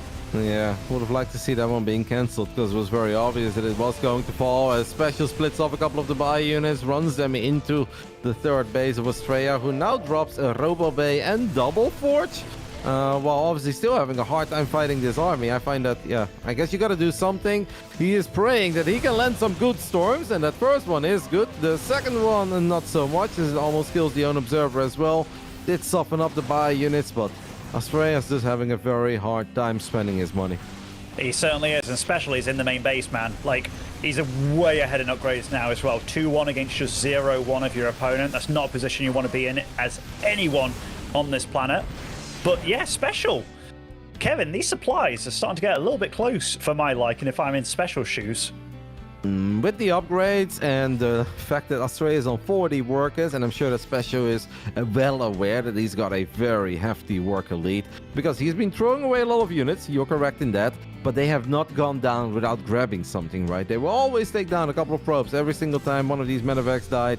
So I think Special knows that he's in a very good spot. We can't forget that this is the first game on the American server, so Special is working with a bit of a ping disadvantage. One EMP and a couple of High Templars could really spell the end of this game. Obviously, if Astrea hangs in there a little bit longer and we get a Colossus out, that is the case right now, yeah, it's gonna get harder and harder, but we can't ignore the fact that Special is 2 upgrades ahead and 17 workers ahead. Massively ahead, isn't he? I mean, fourth base on location, that's something that will take a little bit of damage here, but the Warp Prism does go down, a lot of the Zealots go down, and honestly, a nice little defense by Special. While being greedy, planting that on location there, but he can be. Like, when you know you're this far ahead when it comes to the upgrades and you've dealt good damage. In fact, how many probes have died this game? 38 probes to 6 SCVs. That is... Oh, that is dirty. I guess Astrea is probably feeling all right with the upgrades that are about to come online, but he does have no idea that Special's not started his next set yet. Well, Special throws down a scan. He feels he can take this fight. Lands an EMP on a couple of these High Templars. Lands an EMP on the Protoss army as well, as that base gets killed again. No cancel. So 3 Nexi in a row have gone down as the Colossus gets picked up as well. The storms are juicy though, as a couple of the High Templars come in from the bottom. That was very good, but losing the Colossus, losing all your spellcasters, and again the Nexus. Like, if we would have cancelled these Nexi ban, we would have had another additional 12 Zealots. And I would have been like, you know what? I might start believing that we can make something happen with the remaining army. But that just really starts adding up. If you're only on 49 probes, losing 400 minerals like that over and over again, it truly hurts. It really hurts, man. And a player of Astrea's caliber, he should be realizing that's not staying up. Oh. This Widowmine as well. My goodness. I think this is the same Widowmine that's been alive the whole time. All right. Will be nifty, using his own Colossus to sort that bad boy out. But yeah, you're totally right, Kev. Astrea's been, he's been bleeding out this game. Those Nexus kills alone, that's, yeah, 12 Zealots, 24 probes. Either one helps you out a ton. Special is going to set up another triple drop. Astrea's got 0 observers out on the map. What he does have is a spotting Zealot in the top right side. Unfortunately for Astrea, he will not spot that triple drop. Special is going to try to end it again. Obviously, it is a bit frustrating. If you're Special and you feel like you're so close to winning this game, you feel like you've done such a good job in dealing damage, you know that you're ahead in the upgrades, especially after sniping that Forge earlier. that eventually like, all right, let's just go ahead and end it. Let's see if the triple drop in the main base this time around will be the nail in the coffin. As we even have some middle mines maybe burrowing on the low ground there. That would be kind of a cool play. I like it. Special's just waiting, right? He's like, how many units do you send into the main base? And he's waiting for the moment that Astrea sends a few too many units into the main base. And then he's going to try to make something happen with the army in the center of the map. I mean, this is the kind of drop that's actually dealt the damage he was looking for the whole time, right? Like, killing the Forge was one thing, but you were totally right. That was the lesser of two evils if you're a Protoss player. And those medevacs were the most YOLO medevacs. There's definitely some proper NA playing going on with these medevacs. The single drop from earlier with a single Marine, big game going in, but yeah, it's special. He is so far ahead in supply of this game, so damn far. Ooh. Oh, well, those are bad medevacs, especially if they would die carrying all these units. In the end, it doesn't happen. The cool move there for Special, though, was that he did have a ghost in those medevacs, so he was speeding the ghost forward, hoping to land a big EMP on the High Templars and thinking that that could be the tipping point. In the end, maybe that didn't totally work out, but Special does do what we felt was coming, and that is win game 1 on Grass 1. He had to work for it. It turned into an 18-minute game where we actually thought that in the very beginning, everything went wrong for Astrea. So the fact, Ben, that we hang in there for 18 minutes, maybe that's a little bit of a silver lining for Astrea heading into game 2. Really, absolutely. The bad thing for Astrea is the fact that we're moving over to the Korean server now. And that is something that, you know, we can't skirt around it. These online competitions where apparently Astrea was kind enough to say, even though it's an NA competition, we can switch servers between us because, you know, I'm West Coast, you're in Korea. So very nice of him to go about that. But yeah, it won't get easier for Astrea. It certainly won't. No, but of course we cannot forget about the fact that he opened up with the double gate, not a totally standard opening in PvT. It's less economic than many of the other Protoss openings are. And what he went up against was pretty much worst case scenario. And to make matters even worse, he loses 2 probes against the Reaper and then loses 2 adepts to the other side of the map. Like, if you take all of that in consideration, you might be like, actually pretty impressive that Astrea made that a game and was able to get up Storm and was able to land a couple of juicy Storms and get at least 3 bases fully up and running and try to make it 4. It wasn't obviously all bad. But I am a bit worried just because we haven't seen the best Astrea in a little while now. And the reasons were obvious. He just kind of took a little break, took it easier, played a lot of off-race. But if he wants to take out Special here in the semifinals, we do kind of need to see that 2022 Astrea that got us so excited. We really do, because that Astrea, like, the rate at which he was getting as good as he was, and as smoothly as he was getting there too, it was like... Every event that came, it was like, oh, Astrea's getting better. And then it was like the next event, you felt the same increase and the same increase. And that's ridiculously hard to do because you tend to find that the ramp to get good and then staying good, it gets way harder. But for him, just didn't seem to touch him. It's nice to know that he's human. But yeah, he will absolutely step it up because Special, he's done just that. Like, he's the guy that's been in the limelight for a long time, had slumps, had high highs as well, like top 4s at BlizzCon and stuff. But he seems to be finding his own again, which is really cool to see because he's not one of the young dogs. I think Special's like early 30s at this point. So really nice to see that he's kicking it into gear again. Yeah, no, it's very impressive how well Special has played. In 2023, coming into IEM Katowice, we looked at it, we're like, okay, Special's here, but that's just because he got a bunch of points in Latin America, and he's not going to do all that well in IEM Katowice. He was actually leading his group at one point. He was 3-1, got very unlucky with the way it all played out in the end, and he did not make it into the playoffs. But going 3-2 in an IEM Katowice group with strong victories over top-tier Zergs, I mean, we're like, okay, Juanito still got it, and he really just hasn't let go ever since. He has looked good since Katowice in a lot of the online tournaments. In Gamers 8, he impressed us with a couple of very nice games as well. So let's see if he can make it into the grand finals of the ESL Masters America. But for the first time, he doesn't just duke it out with the players from Latin America. He also has to go up against the likes of Astrea. We're getting ready to hop into Game 2. Ancient Sistren. This is a map ban that over the last few weeks has given me some of the best games that I've seen throughout the entire year, especially in this matchup. If you think of, well, some of the finer European and European Terrans and Protestants that are out there. This map, it produces bangers. Let's hope it's going to give us another one. Bottom left side, Storm Gaming's Juanito Special, taking the 1-0 lead. And spawning over the top right-hand side, representing North America, it is Astrea. All right. He's the hope of the region, Ben. He's the hope of the region. I mean, he's the last American standing, technically. Yes, American. Which is, yeah. So I mean, it kind of is a cool thing for him. I mean, he's gotten a lot of fans. I like that you talk about TVP on this map being good. I remember a really good game between a British bloke and an Australian Protoss back a couple of months ago on this map. Oh, I thought you were going to talk about a British bloke and a Dutch bloke, because I remember an absolute banger on this one too, Benny. I had a broken mouse, mate. Broken mouse.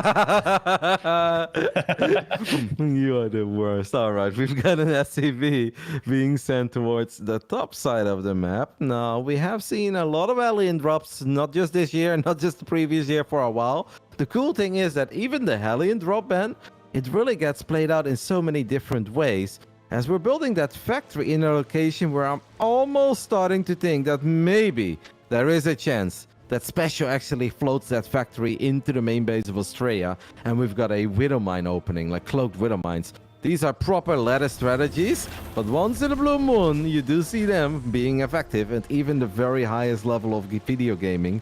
What do you think, Ben? You think it's going to be Hellions, or you think it's going to float it into the main and build Widow Mines? I think it's going to be Hellions, Kev. I do, but you do bring me back to a time. I remember playing Lost Temple against Hasuobs of all people, and I made a factory and floated it into his base and killed him with 3 Hellions. Like, it was absolutely beautiful. So you absolutely made me smile about nostalgia. The fact that he's been scouted here, like, very quickly as well.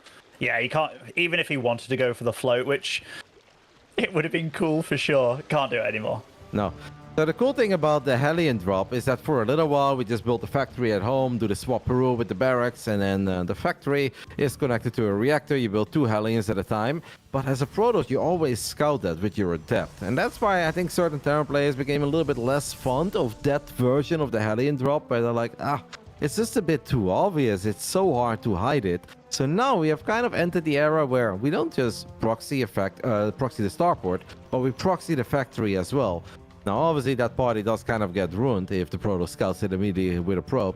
Astrea's response, though, to this was the Robo, which is an interesting one, right? Because if you think of the Robo, I don't think necessarily as like, oh, that's going to be amazing against Hellions, but it is good against Widow Mines.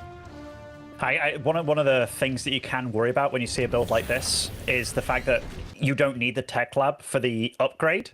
Or you need the tech lab for the upgrade on the factory, but you can get an armory, meaning they're cloaked afterwards, which that can make you go a bit like, And I guess he's just feeling all right with this. The Robo's obviously the much safer option, and I guess you can be thinking, like, Special's already kind of hurt his own economy anyway with this, but yeah, and it's difficult to play in the dark as a Protoss. The only way you can get vision across the map is an Observer, a Sentry with a Hallucination, or a Stargate. And yeah, he's opted for the very, very safe option here. What I do really like is that Astrea's not being ultra stubborn here, and he's going for a shield battery in the main base and a shield battery in the natural. He knows he's got a good start. He knows that he's economically ahead. He knows that Special's in a spot where Special needs to deal some damage. Why not invest in those 100 minerals then, right? Make your life a little bit easier, or even if you're forced to spread your units thin, a Special needs to be very careful, because I was about to say, if he unloads behind that main base, I think that medevac is in trouble. The 3 Hellions, a force field could go down. Wow. I love that force field, because 3 Hellions one-shot workers, but 2 Hellions do not. No, they don't. I mean, these Hellions still getting a bit of damage, but, you know, for 3 Hellions, you hope for a lot more than that. And I love the fact that the force field, as you said, it was like the last minute for those getting through. So the fact that you let 1 get through, got the 2, but it was just enough time for his units to get a bit closer to deal more damage. And Astrea's probably feeling very good after this kind of opening. Yeah, the only thing that mattered there with the force field is that you guarantee yourself 1 kill. What the other 2 do is not important, because we had that shield battery in the natural, and you know that battery will keep you safe for quite some time against 2 Hellions. Now, Astrea's build at this point, though, Ben, is getting a little weird, right? He hasn't built probes for a little while. He's building a lot of gateways. If Todd was here, we'd be talking about l'explosion of the gateway. So now Astrea has put himself in a spot where he needs to do a lot of damage, if not win the game, with a 6-gate, 1 Immortal War Prism push. Will it work? Maybe, potentially, but it's kind of crazy that we're talking about it because it was not necessary to play it out like this. This is an old school PvZ build with like a soul trade, isn't it? Like super old school. And in fact, Kevin, this is about as old school as I remember. He's going to lock things out of the main. I mean, fortunately for him, there is a medevac here that can throw things in, but I think this is actually kind of scary, you know? This is such a cloudy build. Yep, the other turret gets picked up immediately, and obviously Astrea's got force fields for days. If you just look at those little bubbly boys, I mean, he is not going to run out of force field energy anytime soon. The medevac is going to try to pick up these units. Astrea is now trying to dive on that medevac. Didn't quite work out though, as the Banshee shows up on the right side as well. All the SCVs are fighting. Not crazy firepower in this Protoss army, but with the Guardian Shield, the units will survive for long enough. 18 SCVs have already gone down, and more Stalkers being warped in. More force fields go down. I mean, it's maybe not the prettiest thing ever, but it gets the job done. Astrea with the 2-base, 6-gate attack. He just said, all right, but the opening that you've gone for special, I do not believe that you have a whole lot of firepower at home, and I think I could pull this one off. And that was a win on the Korean server, Ben. Mate, the good old 6-gate 0-tech build coming in hot and yet again, the classico, you know? That was, I mean, it actually was the perfect situation for him. Like, there's not a single tank on defense or anything. Like, special had to be a little bit crazy with that, like, afterwards, after that opening, so he had to skip steps. Even that probe waiting there at that third base, ready to build like a third nexus, I think that also kind of tricked special, him thinking like, aha, delayed the third a little bit. But it was never planned by Astrea, so that a lot of things worked against special as well, like his thought process. But yeah, that caught him massively off guard, man. And that gave me flashbacks to Parting and his Soul Train situation and like Zergs without the Ravager kind of situation. But yeah, if we're thinking about like what could special have done a little bit better, maybe picking up, going to the far left side of his base, like with a few units, with that medevac and what have you. But yeah, problematic situation. Fun game. Yeah, it is cool, because if you think about units that are normally a big problem to face there as a Protoss, when you go for something like that, it's like, you don't really want to go up against Cyclones, because you don't have Blink, you don't have Phoenix, you have nothing that can really trap a Cyclone, so that Cyclone is just going to get lock-on after lock-on. Tanks are a big problem, because you don't have a very fast-moving army, but if the factory is being built on the top side of the map, and that factory has been busy producing Hellions, yeah, maybe it makes sense to go for something like this, even though it's obviously somewhat risky, because if you don't get the job done, you are just in a horrible spot as a Protoss, because it's very hard to transition out of pure gateway, no Twilight, no Robobay, and 2 bases. But yeah, he didn't mess up, didn't lose the Prism, nilled the force fields, and we're all tied up, Benny. We're all tied up, and yeah, you can't forget those sentries when you've got totally unupgraded Marines without stim and everything, and it's, you know, the Guardian Shield is just beautiful Guardian Shields, you know, mitigating all that damage. But yeah, really cool. And nice for them both to win, not on their home soil as well, like server-wise. Which, and, you know, if you ask me, like, hey, did it look like Astrea was playing on Korea there? Like, absolutely not. Like, he was pretty damn clean with everything that he did. The force field was super well timed as well. Yeah. So, yeah, the ping seemingly didn't affect him. You could definitely say that Special maybe looked a little bit more sloppy in the first game, but now we're back to NA, I believe, between these two. That is correct. Dragon Skills is going to be our third map. So far, a very unique, weird best of 5. Maybe something that you do expect as the deeper we get into the playoffs here in the semifinals, where players often come in with a plan, they come in with a build, and they are willing to take a few more risks. In that first game, we had the double gate opening that didn't quite work out. Second game, though, just kudos to the scouting of Astrea, right? Because that is a completely different game if he does not pick up on the fact that that factory is proxied. And it's not easy to assume that there is a proxy factory, where if on the other side of the map you see 2 depots and a barracks, that can mean so many different things, right? You don't just immediately be like, oh, that means it's a Hellion drop. No, there are many different ways that Terran can play it from that spot. So just excellent scouting by Astrea, which really was the alley-oop to the slam dunk that was the old school Soul Train. We can just go with the Soul Train, Ben. I love it. In the bottom right side, we're looking at the main base of the man who has managed to tie things up, representing Alpha X, hailing from San Diego, California. It is Max Angel Astrea. It's the fact that it was 0-tech as well. It's great. It's spotting over in the top left-hand side. His name is Juan. It is special. I didn't know where to go, Kev. You knew exactly where Astrea was born and raised. Yeah, I think Juanito's from Guadalajara. That is my guess, but I'm not 100% certain about it. He's a good lad anyway. He's a good lad. What are you expecting here on Dragon Skills, Ben? I was kind of thinking about it, and I dare say this is maybe after, some weird shenanigans, maybe a double gas from Special. Okay, the second gas just popped up there. Just a far more normal opening, like knowing that, okay, I did something slightly weird in game one with the one gas high ground thing that worked out very well for me. Then the second game we tried the proxy factory, just go back to basics again.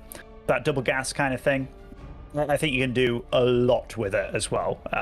Obviously, this is not the server of his choice, so maybe some of these, like double Reaper Hellion, trying to do a clem where you get like 7 probes out of it, maybe can't do that kind of thing, but yeah, just some good, honest TVP, single Raven kind of opening. I like those things these days. They seem very, very strong.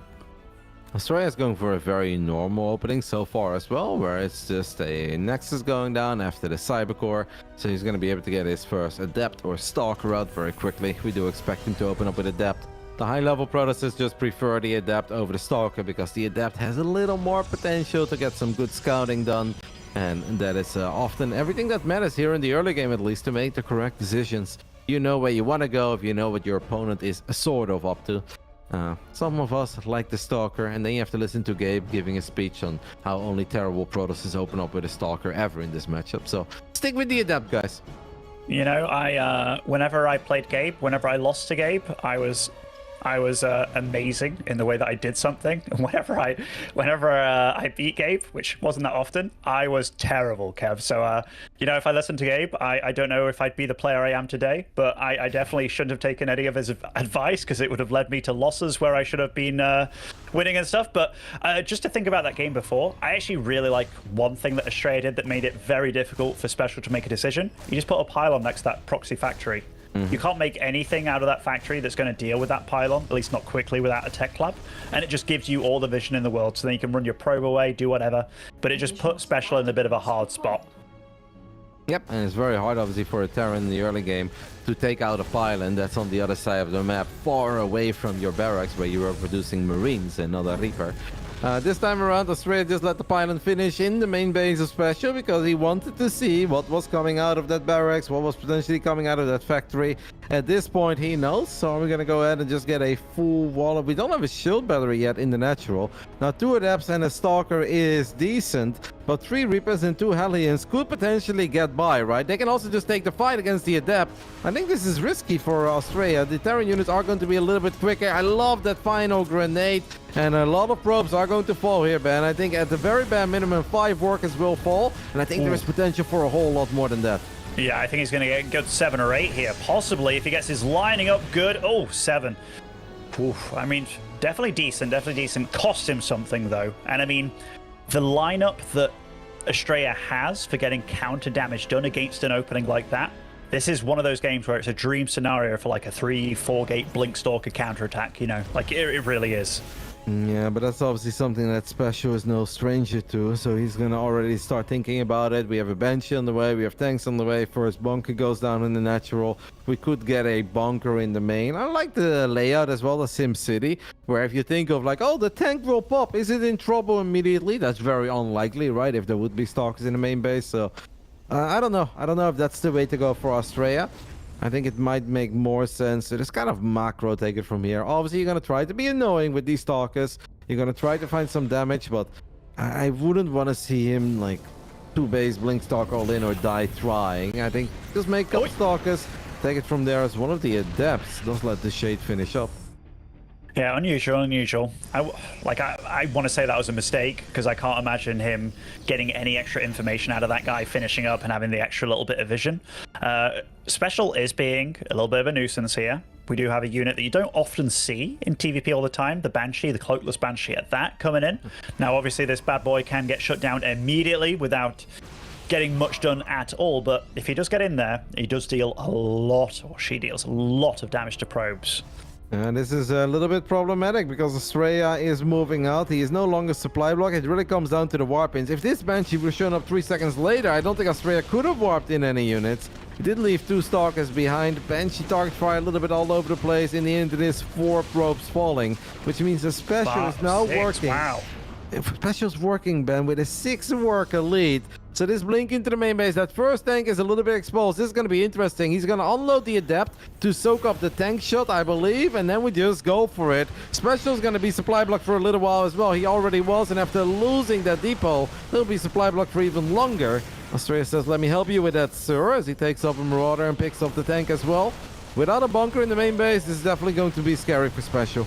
It certainly is, and Astrea's micro is pretty good, Kev. And that Raven gets away by the skin of its teeth just then, moving down to the bottom of the ramp here. We'll be able to pick off quite a lot of SCVs on this exit, but he gets to exit with a lot of these Stalkers still intact and Special.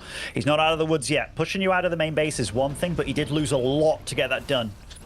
She's checking with the Observer. There is a Raven, so you have to be very careful. Don't really love the idea of putting your Observer in surveillance mode. Astrea does feel that there is another opening to go into the main base.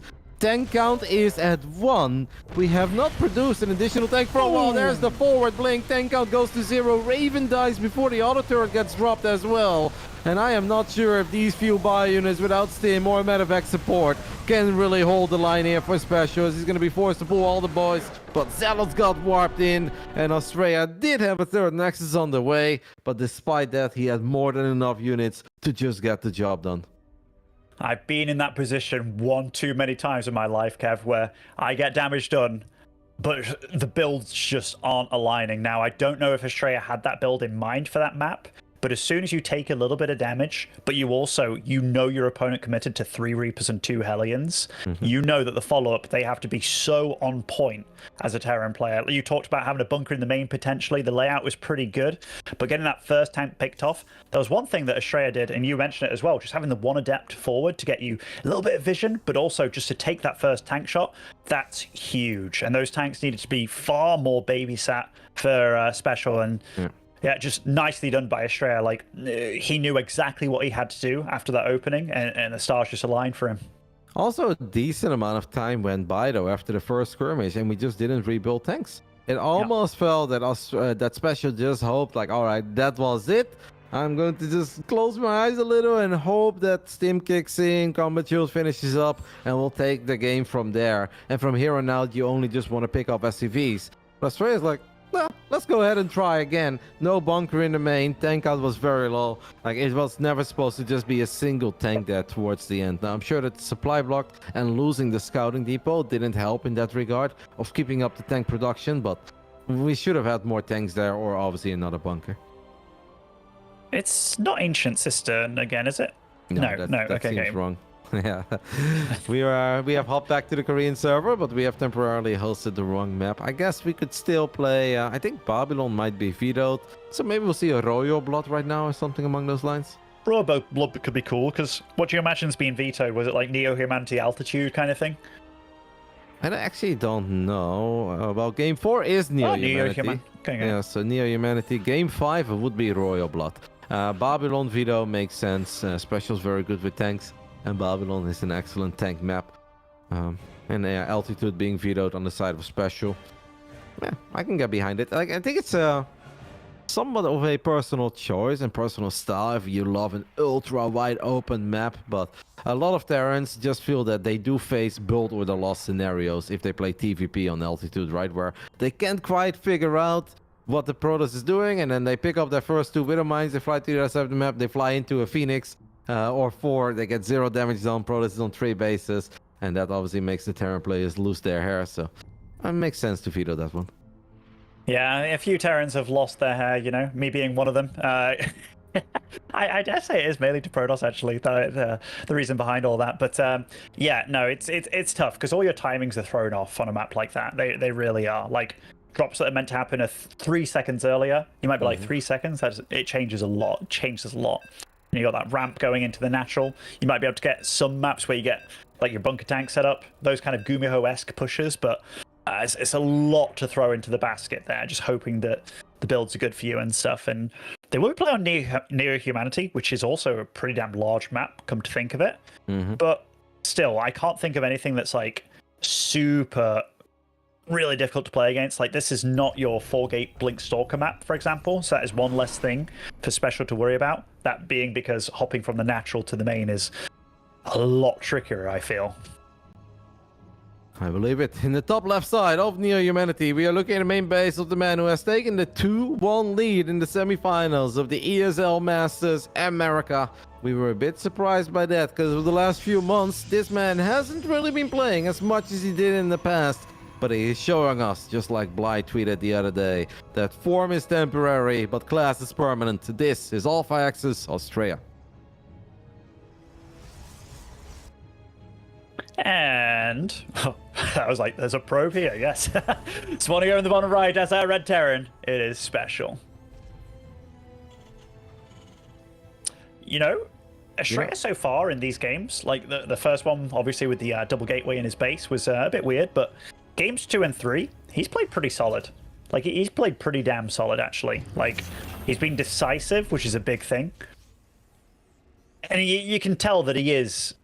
Yeah, you said the MMA quote there, like the class thing. I do think he is a very classy guy, and he does have a style that does shine on through. He's a little bit weird and wacky, but there's massive, solid fundamentals behind all of that weird and wacky. It almost feels that he's growing into the tournament as well a little, where it was obviously a bit of a bumpy start for him in the group stage, because Astrea went up against 2 Terran players. He went up against Future, and he went up against Kelazhur, players that in the past we would have absolutely favored Astrea over, but he lost both of those best of 3. So it actually came down to the final playday of the Swiss format for Astrea to secure his ticket into the playoffs. Then in those playoffs, he played in the first round against Trigger. And I do think that Astrea, even if he takes a 6-month break, his PvP is always going to be scary. And it's always going to be very hard for anyone to really take out. But it feels that he's just getting better with each round, the deeper we go into this tournament. And now he is just 1 map away from making it into the grand finals once again. That grenade made me laugh, by the way, because like he wasn't going to stop that probe or kill it, but he did stop himself from mining a little bit. So that was definitely one of those like, oh, I love you. Oh damn, I kind of slowed myself down a little bit. But there was a period in time where I think you could stop the recall with those grenades, but they patched that out quite a long time ago. So oh, that was close to getting that second hit off there. That could have been a proper mess up for Special very early on and could have caused a lot of damage to him mentally, I think, considering he's already down 2-1 in the series. What do you make of the fact that Special just does not want to deal with that pilot initially? He just says like, nope, I want to get these Reapers to the other side of the map. We're going to try to drop some zoning grenades. This is not going to work out. Can he adapt Shade at least? Maybe. I feel like maybe with a Shade he could have gotten on top of that Reaper. And if I was Special, I would start taking out this pilot, man, because that would A, really just bother me to have that big blue dot on my minimap, but B, this pilot is giving Astrea an immense amount of information.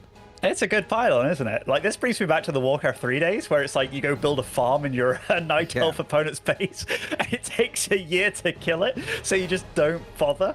But yeah, I mean, that guy dies pretty fast, but it is revealing everything that he's going for, but I guess it does cost a bit. Like, that's 100 minerals, and it's kind of info that, you know, worst case scenario, they expected you to be going this anyway behind it all, but yeah, now he's going to start dealing with it by the looks of it. So, I mean, I think Special's doing it in the appropriate way here.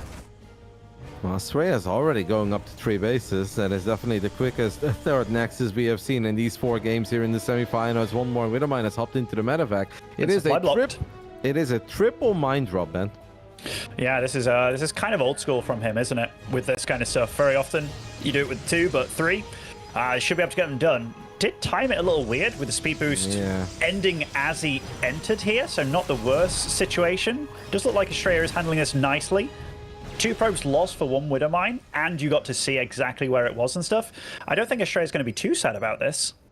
No, the one thing that's very weird though was, yes, the Widowmines are going to make it into the main base. It would have been cool to sync this totally up with the Reapers, right? As this mine has potential, gets a double kill. Stalker count is high right now, but because Astrea went for his Robo rather than a Twilight console, just as an immobile army, this brings me back a little bit of the days that, oh no, the medevac is just getting F2'd into the Stalkers. The Stalkers were still there. Oh no, Special, that is a big mistake. Because one of the absolute best things about Widowmane drops is that it comes back, right? There is a round 2 and sometimes there's a round 3. Especially in this case, man. I cannot emphasize enough on how big of a deal that is. Because Blink is light years away, so it'd be so hard for Stalkers to normally kill that medevac. And Astrea just got the freebie of the century. Super freebie, and he can't blame this on server either. This on Korea. This is Special's home ground here. So these misclicks, these happenings. Ooh, okay, has to be careful with that Raven there. I mean, Blink isn't done yet. His army's pretty stocky. Special kind of using that Raven to spot a little bit for his army that is actually on the map, and he's got an absolute free entry into that third base. And this Raven, I don't want to say you want to lose a Raven for free, because you never do, but Special's using the opportunity to move over on that right side. Yep, and the Raven is actually still alive, so that means that a couple of these probes will fall. Liberator is going to siege up as well in a very gnarly spot. And since Astrea did go Robo instead of Twilight, like, how do you run into this? Do you just let the tank soak up the first volley? It is a cool idea of actually outmaneuvering the Liberator. One of the tanks did not siege up yet. Hallucinated Archons to soak up some damage. Especially says, alright, to hell with it. This push will get cleaned up, but at the bare minimum, I want that Nexus. And I'm gonna go ahead and get that Nexus. As the Liberator sieges up in the natural, and the probes were hogging the Nexus, but those probes were still in range of the Liberator. So a lot of chaos here, a lot of chaos. Like this push from Special, he absolutely saw it and was like, you know what, let's get that third base. Killed the sentries as well. That was a lot of gas used. Overall, I think Special's probably okay with what he got done there, considering how bad things initially started off with losing that medevac, you know, with the Widowmines. You talked about it. The Raven did live, right? Where is that Raven? Did he just bring it all the way home? Yeah, the Raven is going to get repaired. Plus 1 air weapons? That's got it? What? Stargate? No, Stark? I have no idea. I have no idea. I am as confused as you are, Ben. Australia wants to head into the latest Phoenix Colossus ever or something like that, because we cannot forget that he still does not have a Twilight Council. And he only has 2 gateways. He's got a whole bunch of Stalkers, but these are obviously kind of lame Stalkers. So maybe Australia just looks at this game and says, I'm going to go ahead and play Phoenix Colossus from here and turtle into carriers or something? Do you think it is going to be Phoenix, though? Like, Well, you think it's going to be a Void Ray? I mean, I kind of thinking about a Fleet Beacon, mate. I'm thinking about it. I mean, it's weird. Like, there is no reason to be getting that fast +1 air weapons right now. I don't know, man. I don't know. This is great. A Fleet Beacon, Kev. Second Stargate. All right. I mean, it's weird. It's wacky. Also getting +1 now on the ground units for the remaining Stalkers and the Colossus and the Immortal. And maybe he just wants to go straight into carriers, but I kind of thought that you need a couple of Phoenixes, because how else are you going to keep drops at bay? How are you going to deal with harassment all over the place? That just seems so difficult if you don't have Blink Stalkers. Now, there is a little bit of map vision. There is a Stalker on patrol. There is a Zelnaga watchtower there. So I think Astrea's got plenty of time to deal with this drop. He's got to build a cannon and a battery in the main base. Yeah, I guess he does indeed just not want to go any Phoenix. And he says, I'll go straight into Carriers or Tempest. But this push is already coming. And Special's army is just a whole lot better. It will be Tempest for now. And normally I hate Tempest, but I kind of think that's his only choice at the moment. I think so too. I think you're absolutely right. And Special, upon being scouted on that left side, he scans the main base and he's like, you know what, let's bring this medevacs over. Let's get everything in one situation here. And Astrea does get to spot out the army, does get to get shot at here. But, you know, I think finding out that he's here with everything is a really big deal. And there is a Disruptor on the way as well, so one Nova could obviously complicate things. I mean, a Tempest is going to be sick here. It's going to take a little while before Special is going to get Vikings. I almost want to see Special really push the issue, as there is an overcharge there that allows the Immortals to get in range and already pick up one tank. Like, I think Special showing a lot of respect to an army right now that he didn't quite have to respect. But now the Tempests show up, and these Tempests have +1 air weapons. Apparently that's still, yeah, there we go with the forward stim. I think the stim is smart. Oh, the Raven gets picked off. And one Tempest almost bites the dust here, but Astrea is going to lose this base. Almost guaranteed here. That's so much firepower, but these Tempests, it takes out one. I mean, a little bit sloppy by Astrea, but oh man, this is a really weird situation to get yourself into. Yep, I really love that Special just said, wait a minute, I don't have to take this slow and steady. Like, your army is just not that good. If you're going double Stargate Tempest here, you've got very little DPS. I don't need to respect this army. I don't even need to worry about that battery over there. I can stim forward and get on top of that Nexus. That was a great call, because if you do take it slow and steady, well, then these Tempests are going to reign supreme. Now Special already got what he was looking for. He can go home, drop a second starport, and go into Viking production. And I think at this point, Astrea cannot continue building Tempest, because obviously Tempest will never win an air battle against Vikings. What do you do then, Ben? Do you now go mass disrupted? Do you still try to get some carriers out as we need to cancel that Nexus? Like, Astrea just doesn't really have a lot of choices, does he? I'm honestly not 100% sure. Losing this Cybercore would actually be a pretty big deal as well. But he doesn't want to be losing these Tempests. A few of them are in range. That was the weird hit. Oh, the short-range disruptor shot over there going on. But these tanks, I mean, this was cute what Astrea tried this game, but it is not working out for him in the slightest thus far. Nope, it is unfortunately not working out, especially not after losing those disruptors. If he's only mining up 2 bases, every unit counts. Losing your Cybercore sucks, but then losing a few disruptors for nothing is just kind of the cherry on top for Special. And yeah, Special's like, cool. Love it. I'm a 4-base Terran against a 2-base Protoss that now once more has re-established the 3rd base. But obviously Special knows that he is getting close to max out. Astrea is not anywhere near there. The only thing he needs to do is just get somewhat decent trades, right? At this point, Special doesn't even need to take a great fight or get the best trades. You can lose 2 Vikings for every Tempest you kill, and you'll be more than happy with that. Tell you what though, these Tempests in this position that he's got between these bases, very annoying, isn't it? Like, you need air units to deal with them. You can't do it with just pure Marine unless you make a massive misstep.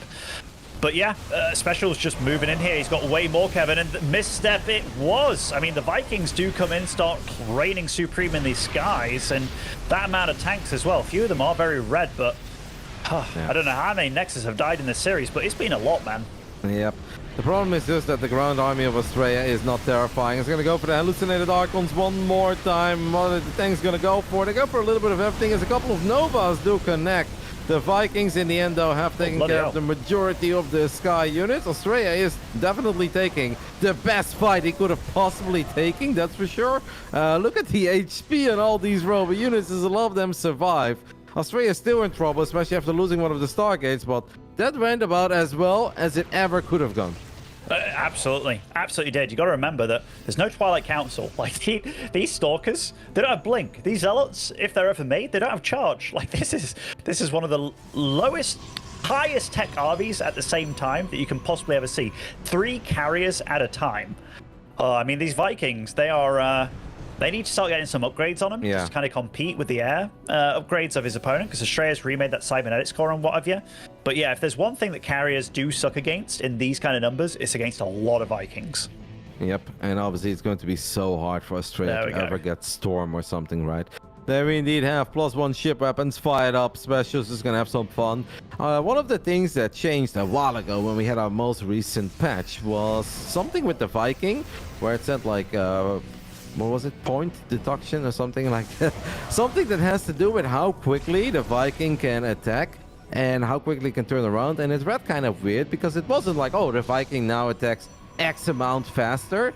You read it and you're like, okay, it's not that big of a deal, but it really made the Viking so much more microable against Skytoss. And I think that Special's gonna have a field day with the economy that he currently has. He should be totally fine. Was that just one random Tempest over on the far left side there? I mean, probably feeling a little bit lucky. Okay, it's like a medevac scouting Tempest here, but it feels like Astrea's just looking to King Cobra this one, you know? Just getting out a big mass air army, getting good upgrades and stuff, and if he can stay alive, like I think one of the worst things Special can do at this point is let Astrea get to where he wants to get. So he wants to keep up this pressure. He wants to stop him from taking a 4th base if he can. And Astrea is finally getting a Twilight Council here. What is on the far left side? In fact, is it like a drop in the top with a Liberator or a drop on the left side? It's a lot of low HP medevacs as that one Tempest is trying to do his best. Tempest and a cannon. They actually get, oh my goodness, 2 of the medevacs there. That is pretty cool. But obviously Special trading out some supply for even more Vikings. If all he has to worry about are these carriers, right? It's not even that bad to get rid of a couple of the Marines. The official terminology, by the way, Ben, was the damage point was reduced from the Viking from 0.12 to 0.04. And it really makes a very big difference as these disruptors are exposed. 2 of them get picked off, and Special with the hot pick up there. Lovely little catch. You know, Astrea is an amazing player. He has definitely looked a little bit sloppy in this game. The fact that he's still in it, though, Ben, that's once more very impressive. Massively impressive. Massively impressive. And Special's like, Tempest, screwed up my drop real damn hard. Take that.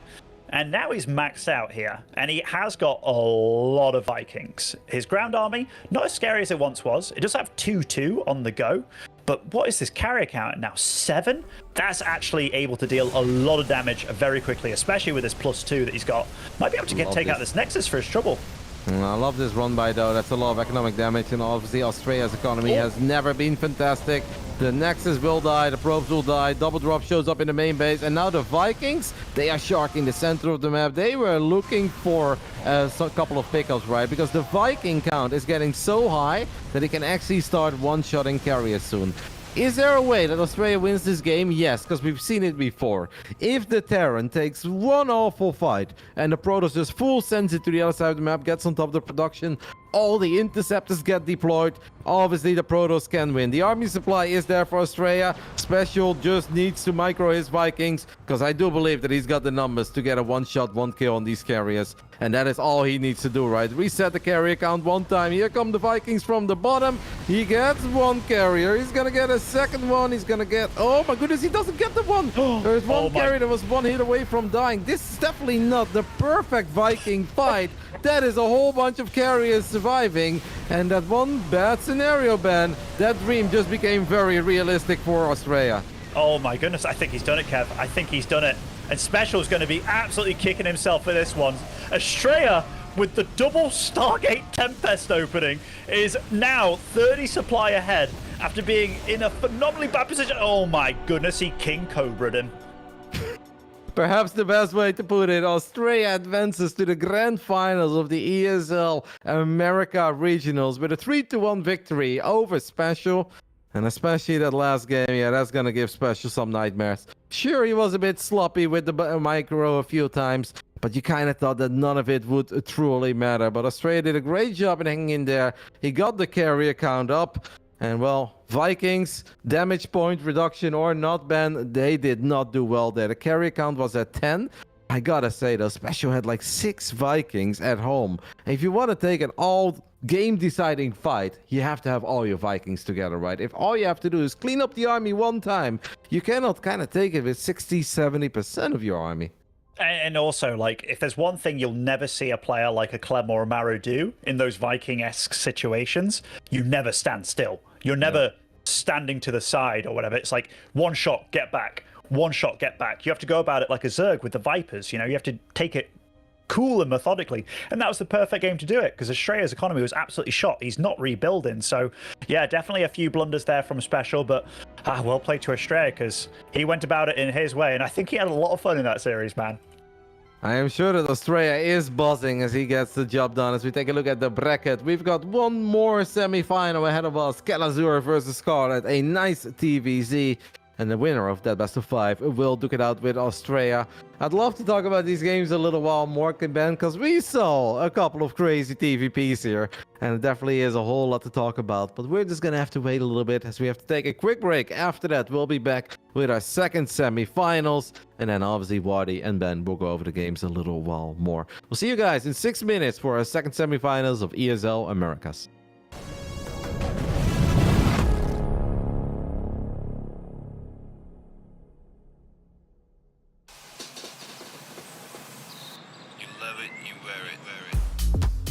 Wear your passion.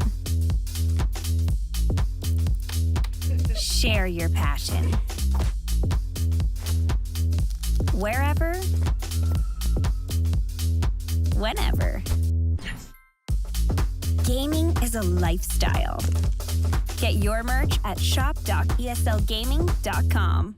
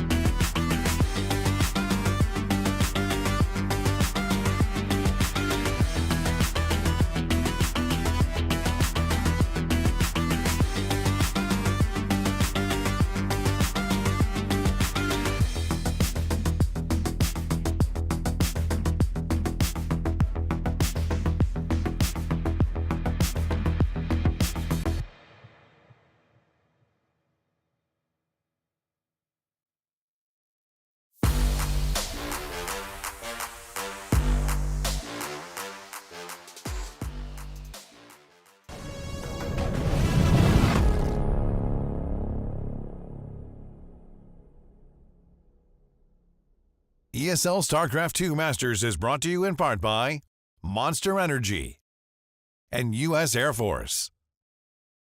Welcome back once again, as it is Wardy and Demu to come at you with a little bit more StarCraft action. We are going to be heading into this next series, the next semi-final, as we are going to have Scarlett taking on Kelazhur. Ben, I mean, you just came out of that previous TVP. Now we've got this TVZ to see who our finalists are going to be. Yeah, I'm wondering if this is going to be equally as much of a clown fiesta. I doubt it, though. I doubt it between these two. Like, Scarlett's always been pretty damn solid. I think this is kind of her trademark matchup of all matchups as well. And Kelazhur, it feels weird to keep talking about these players being on the up and up, but I feel that Kelazhur's just been in a place where the spotlight hasn't been on him at all. And I feel that's where he's been shining, weirdly enough, just without any kind of, oh yeah, he's going to be really good right now. Blah, blah. But he's just kind of quietly got to the top 4, been solid about doing it, and he was doing pretty solid over in Europe as well. So I'm, thoroughly looking forward to see what both these players bring. I think it should be fundamentally a pretty even match between the two.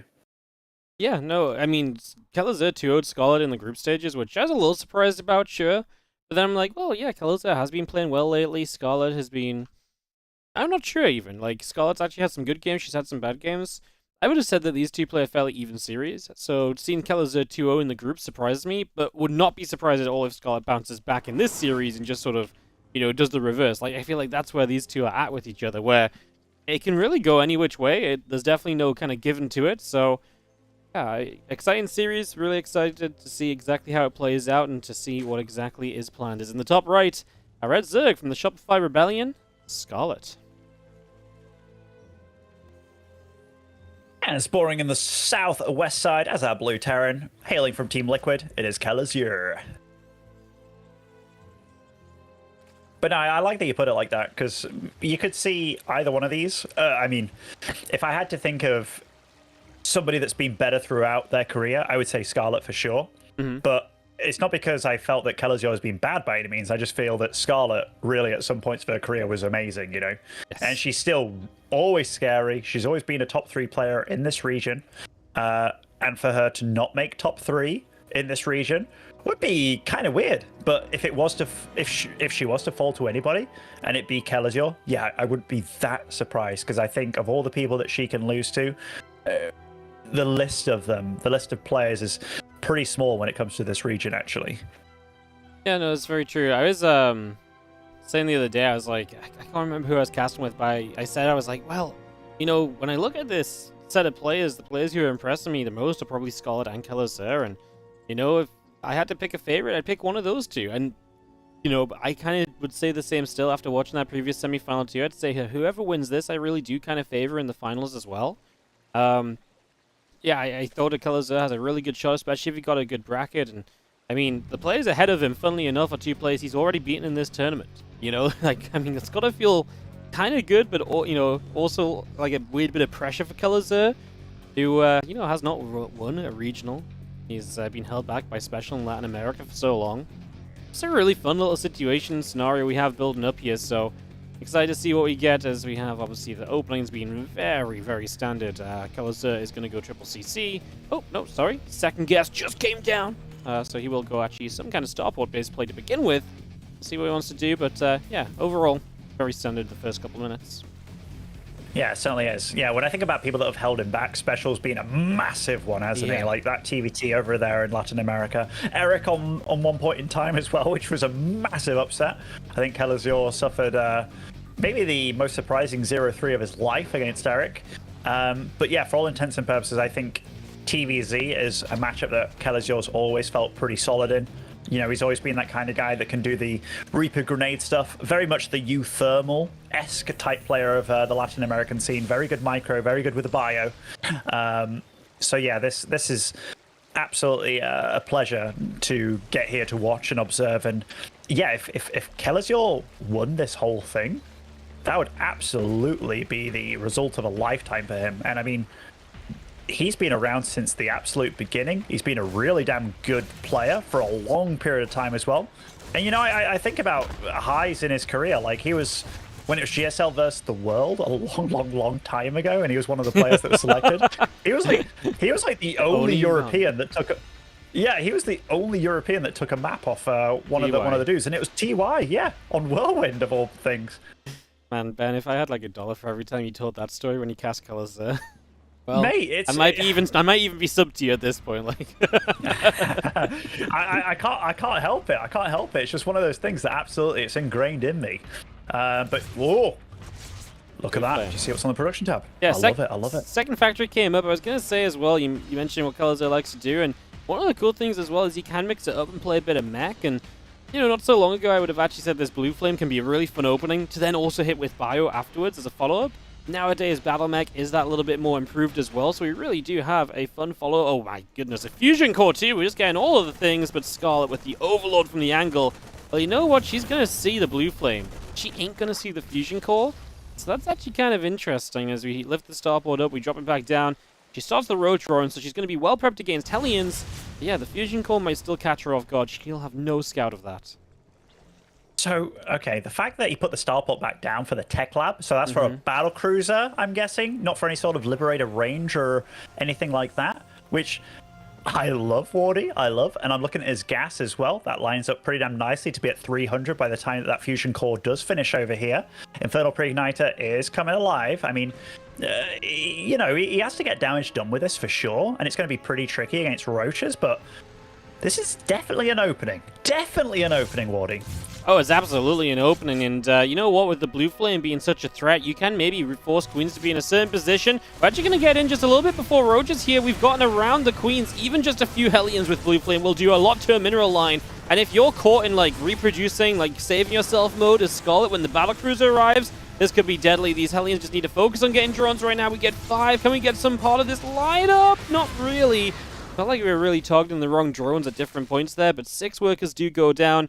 It's something. It's still a drone pull as well. And like I say, the preparation against the battlecruiser is nil. We do not have a spore crawler building or anything, so that part of this is really the surprise factor. It's quite scary because if Scarlett hits a timing, it's very possible Kelazhur doesn't have enough because he's invested in first a lot of Hellions and Blue Flame, and then the BC is nice, but it'll be on the wrong side of the map. If Scarlett doesn't know, there's not much she can do about it, so... Yeah, here we go, actually. It is Hellions! Oh my goodness, how do they never get the lineup shot, man? It's crazy. I tell you what, though, that's still quite a lot of damage being done from these Blue Flame Hellions. I mean, 9 drones killed with a second approach, and now all these Queens in this base go to the main. Go to the main with that BC, man. Yeah. In fact, where is the BC? It is finally teleported to the main! Ben, are you a pro player or something? You knew exactly what he was going to do. Yeah, I mean, this was set up very, very nicely for him, man. Baiting all those Queens over to that third base with that second run by, and now the Queens, they want to come to this main base, and now look at that from Kelazhur. Everything's lining up how you want it to go. He's making Scarlett's life very miserable, very not what she had planned. Oh no, not what she had planned in the slightest. And the thing is as well, even with roaches out, like, it's difficult to deal with these Hellions because they just have to run by for a couple moments to deal damage. It's not like, you know, the roaches are just going to kill them before they kill a few more workers. And I mean, Scarlett's doing a great job of droning up consistently behind this, but Kelazhur's had a great start to this game. He's definitely slowed Scarlett down, and I do wonder what Kelazhur can do on the follow-ups from here. It feels like he should still have a lot of potential in the next little while.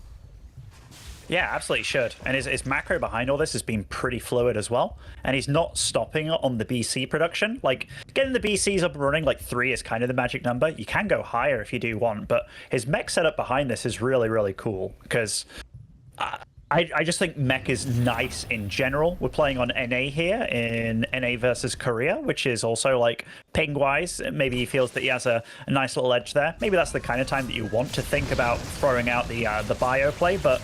yeah, so far, for all intents and purposes, he started off this series with a lot of fire, a lot of tenacity. That's a lot of Queens, by the way. Yeah, there's a lot of Queens. The BC going to keep him busy. We do have double BC on the map now, and just going to keep on moving around. More factories, more armories coming up.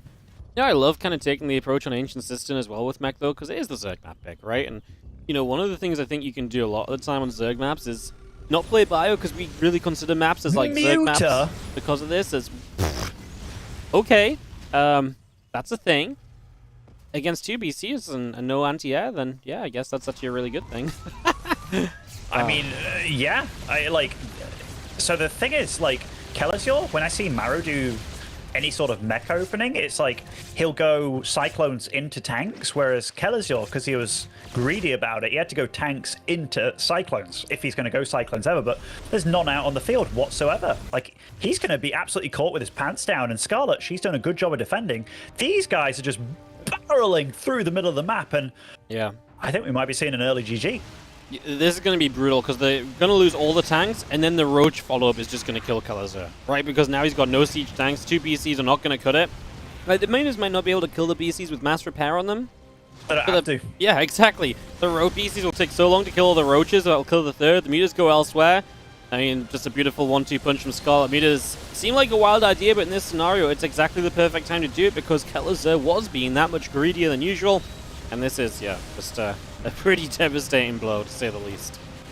And that's a brave turret holding on with all those SCVs hugging it, but the supplies don't lie, Wardian. Those Cyclones, they pop out, but I don't think they'll be alive for long. The Mutas were rallied right on top of where those Cyclones pop out, and yeah, GG. Wow, Scarlett just not messing around, was she? She knew exactly what she wanted to get into there. She was very aware of kind of the style she was going to play. Just super, super confident. Straight up standard. It's just impressive, honestly. Like, I mean, this is the Scarlett we kind of know and love, right? When she just identifies what's going on, even caught a bit off guard, and she did struggle against the mech of Future yesterday a little bit. But this game, she had such a solid plan, even when it went wrong, even though she had to improvise a little bit, she bounces back so perfectly, and now she leads 1-0, so she already goes more than what she got done in the best of 3 they played in the group stages. It's got to feel good for Scarlett. As, of course, if you win this as well, we've got an All-American, or All-North American, sorry, Grand Finals too, because that kind of tournament point you and Roddy mentioned it, this kind of LATAM, North America, you know, both matches today are LATAM versus North America in the semis. I think it's a really cool little thing, because this is our first time seeing these regions all joined up, and it's really fun to see how they compete and compare with each other, and, yeah, just something extra to think about. But, this game too, Grezvan is going to be the map. I mean, I feel like we start seeing the maps that Kelazhur wants to play on as a priority now. Ancient System was 100% Scarlett's choice, so Kelazhur probably picking Grezvan too, and then see where we go from there. I actually have the map order, so I'll bring this up quickly. Oh, and we're not switching servers for these two? Oh, no, it's just on America? Yeah, just on America, because Kelazhur's in EU and Scarlett's in Korea, so there's just no other alternative. So the maps are actually... awesome. So, Kelazhur vetoed Altitude and Scarlett vetoed Dragon Scales, which I would have said like a month ago was like the absolute go-to vetoes, but more often nowadays we see actually sometimes Ancient vetoed, sometimes, you know, something other than Dragon Scales vetoed from the Zergs. And then map 3 will be Royal Blood, Babylon 4, and Neo-Humanity 5, so I have a funky series as you work down the list. It'll be kind of fun to see if we actually, you know, get more than 3 games as well, especially, I would love to see Neo-Humanity between these two. I feel like that map's been delivering lately. So, yeah, we'll see. Although maybe we've seen enough of that in TVZ today after that Reynor Spirit series. That was enough ZVT to last you a week. That single that single game, you know. But it was a glorious game actually. Now thinking about it, a real glorious game. Anyhow, speaking of spawning over in the bottom right hand side as our blue Terran, it is Kelazhur on Grezvan. What's up, left? Our red Zerg player from the Shopify Rebellion, Scarlett. Those Blue Flame Hellion builds, they always feel a lot scarier than they are. Yeah. Like, and the damage points, I think it's like 14 damage for a Hellion, then they gain +5 to light, meaning they deal 19 damage. So it still takes you 3 hits with or without Blue Flame to kill drones, which is always a bit deceptive. They're just slightly, well, they take 2 hits to kill Zerglings instead of 3. So I just feel that those kind of builds are a bit like, oh, there's Blue Flame Hellions in the main. Oh, 6 drones. Oh, okay. But that's kind of the same as with the regular Hellions. So I'm always kind of like, are they the best builds to go for? Like, I very not often see them work out. It almost feels like you can go with the Red Flame Hellions, like, just as they are and get your tech up behind it a little bit faster. That's true. I guess it's you just have the second factory to get the extra Hellions is the biggest difference, and then there's no reason not to get Blue Flame off the tech lab unless you just start Backfield super early, but you don't have Cyclones. Sometimes, yeah, kind of. Yeah. I guess just being able to kill Lings more quickly if they're trying to defend off Lings only, if they don't have the Roaches straight away, that surprise factor can really help with the Blue Flame. Yeah, don't get me wrong, there's absolutely advantages to it. But there's also this thing in my mind where I'm like, is this actually the best thing? Like, Yeah.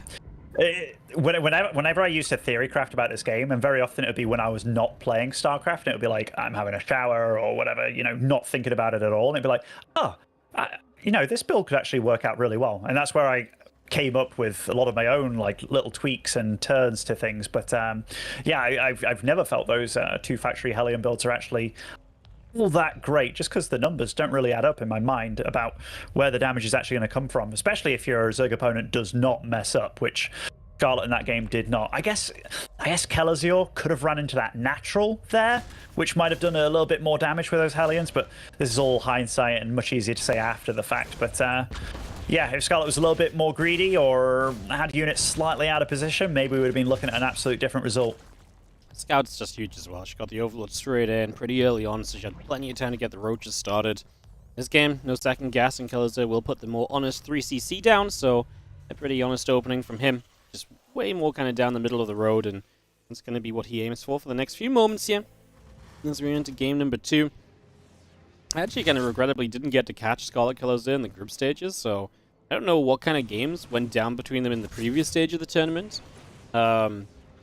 But yeah, obviously Kelazhur 2-0 earlier, but when you think of that being like a couple of weeks ago now, so much can change in StarCraft in a couple of weeks. And so much. Yeah, it's kind of ridiculous, and Scarlett is absolutely the kind of player where she learns from every game she plays, so you lose a Series 0-2, there's no way she didn't go over those games, figure out what she's going to do differently, and, again, just come into this series as a whole new player, essentially.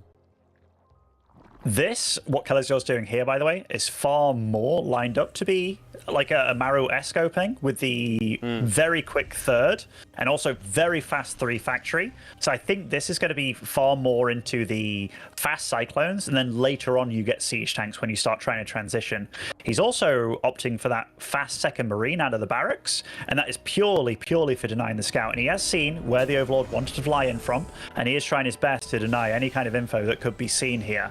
This kind of build here, this is the one that I'm like, oh yeah, this one makes a lot more sense to me. So I like this so far, and also the map layout. Like, you often think about Bio being the one that's all on the map and stuff, but it's not out on the map for quite some time. Like, not until it gets medevac support and also stim, combat shields, you name it. Whereas this is very quickly active, which is kind of a weird way to think about it, like this whole switch on how mech is done. But also look at that, Magfield is the one in play here. So I like all the switches, everything that we talked about between the games, and it's a complete flip on its head, isn't it? Just immediately moving into this battle mech does so much for you. This is what we saw actually Future have success with yesterday against Scarlett, and Scarlett just really couldn't deal with the initial move into kind of like tanks, especially. She tried to counterattack, there was tanks in position. Future was very well timed with his transitions. So Kelazhur will have to be sharp, because Scarlett was very good with the ideas of her counterattacks. The first 2 tank timing was absolutely perfect yesterday. If Kelazhur can do that, I like what he's going to be doing, but otherwise, it could still be scary. We do have our Rotron finishing. Scarlett's very on top of what's going on here. She ain't messing around. Well, she doesn't actually know, but she clearly has a bit of a feeling. 3 spores. Yeah. 3 spores though, Wardy. That absolutely signals to me that she's thinking it could potentially be Banshee still at this point, which you always have to respect. Making a lot of ground units as well. Like, all BCs again, absolutely. 9 Roaches at once. Got a lot of Zerglings out as well, I do believe. In fact, when I say a lot, 11. That is not enough to deal with this kind of thing from Kelazhur at all. But nice transfusions to start things off. Yep, keeping these alive. Scarlett obviously wants to try and stay away. Magfield's not done yet, so you don't see that Cyclone bonus damage ready. There is a counterattack of Lings heading down the right side. Checking on that in a moment, because we are going to see at least a couple of Queens dropping here. Magfield now finishing. The Lings do get straight into the natural, so we will get some SCV kills right away as Scarlett. There's a fantastic first move for her. She will get 6 workers. She is keeping the units busy at the front. She's starting to lose a few more now. Yesterday, she was also very quick to get into Burrow, which was very helpful in the end, because you can obviously use that to deny the lock-on sometimes, force scans every single time. Right now, though, she is losing a lot at the front. My goodness. Yeah. I love this barracks, by the way, just for vision, just for being annoying as well. Like, even if you do attack move, the Queens start attacking that barracks instead of chasing down the army. She's down to 1 Queen, Wardy. 1 Queen. Yeah, she has just been losing Queens throughout the last few moments. They have been the main targets of the lock-ons. The Roach count is good, but Roach speed isn't done yet. And Kelazhur just has so much potential to get more damage done for a little while. Yeah, this is starting to look a bit scary. Even though Kelazhur actually lost a bunch of workers, he's only 3 workers behind, which really goes to show just how much Scarlett's struggling to kind of keep up at the moment. Yeah, look at that resource loss tab as well. I mean, Kelazhur's microing this really damn nicely, and this mag field, this is night and day from that first game of what he's actually getting done with this. And you remember when this mag field change came in, people were like, man, Cyclone's still going to be bad. It's like, nope, that's still great. Yeah, that's still good. And now he's got Blue Flame as well behind this. And I love this as well. Back at home, this is exactly how Maru does it. He goes up to about 6, 7 Cyclones. Then he goes into tanks. And look, those Roaches marching to their death. If he gets a repair on that tank, he might be able to keep it alive as well. Does just that. Scarlett, she's dead as a dodo. She's dead as a dodo, Wardy. Dead as a dodo. Why did you even bother existing? Because Kelazhur has just been all over you here. Yeah, she clearly struggles a little bit against these more straight-up battle mech openers. That roach timing is exactly what I talked about from yesterday as well. She counterattacks, but the tank timing is just absolutely spot on this time from Kelazhur. So even though it wasn't sieged, it was just enough to hold off those few roaches that came across. And Kelazhur takes a supply lead. Scarlett, I feel like almost a desperation spire, where she knows continuing to play straight-up roaches is not going to cut it. So you put down the spire, you kind of hope you survive, and then probably just Mutalisk. You overwhelm the initial mass cyclone count, and then you just hope you can get across the map and do a lot, and maybe then follow up with roaches. I don't think this is usually her go-to in this scenario. It's just very much so a case of she knows she's taking way too much damage, and she needs to kind of pull a fast one on Kelazhur to have a chance of looking back at being in this game. Yeah, absolutely. Like, if Kelazhur is going to follow the Maru playbook, no longer do you use mules, it's just scanning. Constantly scanning and just checking out what's going on. He does it more than any other Terran I've ever seen. And then, if you do spot anything like this, a little bit cheeky, you just go into like your Cyclones or your Mule, or rather your Thors. You can even go like Ghosts and stuff from here, which might sound a little bit early, but they do the job as well. Yeah, no, very true. I mean, you really just have the kind of the driver's seat of this game at the moment. It's Kelazhur. Scarlett's going to try and crank out some Spire units. There's the 7 Mutalists starting up. How many Cyclones do we have currently? 4. 4, no it's turrets. A bit scary. Yeah, it is scary. Because Kelazhur, the first 8 minutes of this game were perfect. But now I feel that he's kind of letting things slip a little bit. And the scouting, like he's scanning the army, but look at this, Wardy. He's moved out and he thinks this is it. This is all he's against. And we know absolutely it isn't. The best move by Scarlett here is trying to sneak out these Mutalisks. Absolutely sneaking them out, because that is enough to take out this army, surprisingly. Yes, no, it really is. All you have to do is get rid of these few Cyclones. We're going to see the Roach Ravager immediately greeting. There's a couple Biles to start as well. Knock down some tanks already. And the Mutas are going to decide to come and deal with the army in particular. So that does mean that Kelazhur should get defensively set up at home. First Muta shows itself. Well, you don't want to lose Mutas too freely, because you do want to kind of have enough to actually knock down the tanks afterwards. But Biles are helping out for the moment. Still, Mutas feels like a very slow going. I mean, I guess that many Mutas just doesn't have too much DPS. Kelazhur knows these units are dead if they return home, so he's just going to try and push them forward. And that's going to be messy as well, as corrosive Biles are landing. Scarlett's losing a few drones, but every tank is going to die. I mean, these tanks are dying. They're dealing a lot of damage, but Kelazhur's made this game so much harder on himself. I mean, his army didn't shoot up, Wardy. It didn't shoot up, and all they had to do was find out what he was up against, and Scarlett is just finding a way back into this game, because it's a game that she has no rights of still being in. But well played to her, well played on her. Absolutely, to Kelazhur's misfortune here, he's found himself in a real hard place. Scarlett did lose 19 drones, but she'll get some SCV kills now. And yeah, this is exactly why you went Spire. Keep building Roach Ravager, and you probably do die, even if, Kelazhur just, decides to push then or a bit later on. The Muta's maybe not so high in numbers anymore, maybe not scary anymore. She's not doubling down into further Mutalisks. She's actually just going now Mass Roach Ravager. Is that the right call? Can she? I mean, she seems to think she's going to have enough to break through here. She killed a lot of tanks previously, but it's very slow going cleaning out these tanks.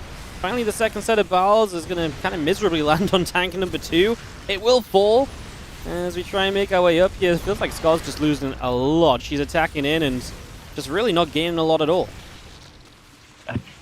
I don't know why, Wardy, whenever we come to NA delivers. Like this, it isn't clean, it isn't pretty, but it certainly is cool to watch, because what on earth is going on? They are just absolute slobber knocking all over the shop, and I think it's the fact that we go from Europe to this, that it looks so chaotic, but Yeah, I don't know who's winning anymore. I would probably give the edge to Scarlett here, given the fact she's got up to Hive and getting that Great Aspire, but my goodness, these guys, they do like baseball and throwing over there in NA, don't they?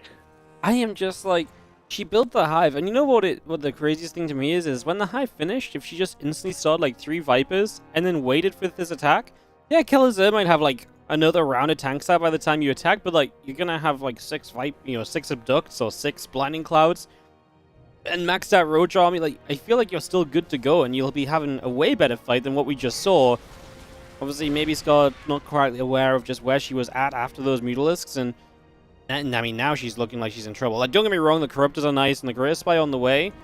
I guess it's a game of information, because if Kelazhur doesn't realize Broodlords are about to pop, he might still be in a lot of trouble. If he knew Great Spy was building, he started building Thors right now, I think Scarlett's still in a ton of trouble herself. Oh, yeah, absolutely. Roaches get significantly worse against tanks when the tanks hit +1, because then you 2-shot them with your siege tanks. Never mind when you hit +2 and stuff. But yeah, upgrade-wise, Kelazhur's going to be massively ahead. Also, the Broodlings, they suck against armored Thors. So the fact that she's getting that plus melee may seem really weird, but those Broodlings deal a lot of damage if they have the upgrades. But if they don't, they absolutely tickle that mech army. So you have to be careful about that. Got to be quite cautious, as do you have the 5 Broodlords morphing. Scarlett lost a lot of drones not so long ago. And do you have our first Thors coming out? Scarlett again, Roach Ravager in the center, just being lost here. That's going to turn out to be quite expensive, so a little bit unfortunate as we do see our 3/3 upgrades continuing through for Kelazhur. He's pushing through the center. I mean, I like it in some ways, but you don't have your Broodlords here, your Thors here yet, so the Broodlords are going to be a good answer to this army, and Kelazhur's just A-clicking forward. He's not going to siege up or anything, and this literally feels like you're letting the Broodlords have the best chance. I mean, he's getting damage done. I actually don't mind it from him right now. These Broodlings, I think they deal 4 damage without any upgrades. Yeah. And these tanks, they have like 3 armor with the +2 upgrades that he has. So these guys, they just kind of ran rampant through this base. And I mean, now he's getting the anti-army back at home. Better these Broodlords on this side of the map than outside your base. Yeah, I mean, I guess that's true, right? It worked out 100%, like way better than I thought it was going to, and now he's got Ghosts and Thors on the way, so he is going to end up in a good position. I was just a bit shocked. I felt like this was unnecessary until he got the Thors, but I suppose then it worked out. It was well calculated, so I'll take back my thoughts on it. And Kelazhur, absolutely now 100% back into the lead of this game that was meant to be his from kind of the beginning. As you said, this was absolutely a Kelazhur game, and Scarlett brought it back with the mutas, but we are now 100% heading towards Kelazhur here for Game 2. Tie up this Series 101, and we really will have a semi-finals on our hands. Yeah, and that army now, that mech army, that's a mech army. That is scary as hell. I mean, even if you had a few Vipers or a few Infestors in the mix, you got the Ghost to counter those as well. And this amount of Thors, especially with the upgrades being so minimal right now for Scarlett, like let's be fair to her. She has been crawling back, real clawing back in this game. But right now she's met with one of the scariest armies you can possibly imagine, and she doesn't quite have the tools to deal with it, but she makes it look like she does. She's going to move forward with confidence. I mean, you kind of want spellcasters, right? Vipers, Infestors in some combination. There are 0 spellcasters on the map, unless you're going to count the 3 queens that can transfuse. So yeah, we don't really have what we need, but she moves forward aggressively and kind of maybe makes Kelazhur second guess his position on the map. He's going to pull back. He's still getting more Thors, but it's also time for Scarlett to get set up herself, so we'll see if she can muster up enough to actually take a fight here, and a successful one at that. Kelazhur is not going to be far from pushing again, because as soon as he maxes, he's got 0 reason to keep on waiting around. Right now, 3/3 against, like, you know, the ranged attack is on the way. The missile, but those Broodlings still deal absolutely 0 damage.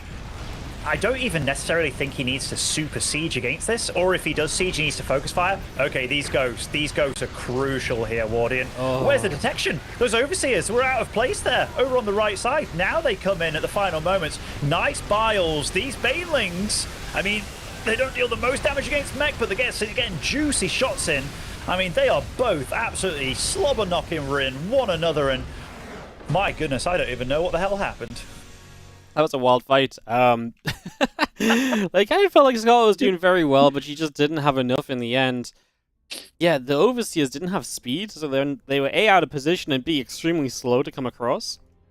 So obviously it was pretty costly there, and you do end up in a 1-1 tied up situation. Kelazhur finally gets his win. I mean, he was probably meant to have it a lot sooner. I credit to Scarlett, because she was in trouble. She clearly knew she had to do something different, and she did exactly that. She went very different with the Mutalisks, and it worked. You know, it put her right back in the game. It gave her a fighting chance. And now it sets us up at 1-1 apiece, and we're heading ourselves into this game at 3 semifinals here in the Americas. Winner plays Astrea, and the finals after that will be best of 7. Kelazhur is going to be a moment or two before we get in. Obviously, very mech focused so far here, Ben, and I think rightfully so. He's seen Scarlett's been weak to mech. He's been good with his mech. Do we switch it towards bio at any point, or do we, do you like the mech play enough so far to just keep doing it? I do like the mech play, and I think Maro's really showcased really good ways of going about it. You saw that that opening in particular was working wonders for Kelazhur. Now, if he looks back at the game, obviously you can't play the same map again, but if you can tighten things up a little bit and just be like, these mutas keep catching me off guard. Maybe I get like, and in my head, it's always good to be like, all right, I go for like 6-7 cyclones. If it's going really well, I can always kind of add. But like this, the safety number is 6-7. Then I switch into 4 tanks, and that's what Maro's been doing. And then he kind of divvies it up. So he needs to be a little bit more careful on keeping on making those tanks, and that's a pretty easy adjustment to make, especially when it's like, okay, what's caught me off guard this series? Mutas. What's caught me off guard this series again? Mutas. So like, and everything's easier said than done, but Kelazhur, he's a pro player for a reason. He can make these adjustments, and he already made one adjustment from game 1 to game 2, which was better utilization of what he's pumping out of the factory and when he's doing it. So I think we're going to see constant evolution from Kelazhur, where he's learning what kind of Zerg he's dealing with here. And Scarlett, she hasn't showcased that she knows exactly what to do against that opening, so I would lean on it if I was Kelazhur. Yeah, no, I mean, she's definitely struggling against these just battle mech openings. The initial trade, she gets knocked down to such a low queen count, then the roaches keep on dropping too. Just the cyclones getting involved early have definitely been the bane of her the last couple of days. Let's dive in and find out whether that will continue. In the top right-hand corner, the red Zerg from the Shopify Rebellion is Scarlett.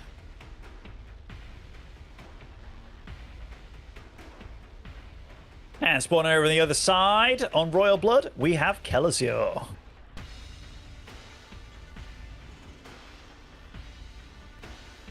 We are gonna cheeky. Okay. Good change of pace. How'd you feel about that one? Wardy? Yeah, I like it. Good change of pace. You've kind of shown that your mech is kind of pretty, got pretty high potential, and you don't necessarily need to be super cheesy. Like, you've held your own very well in that second game. And now you kind of proxy when...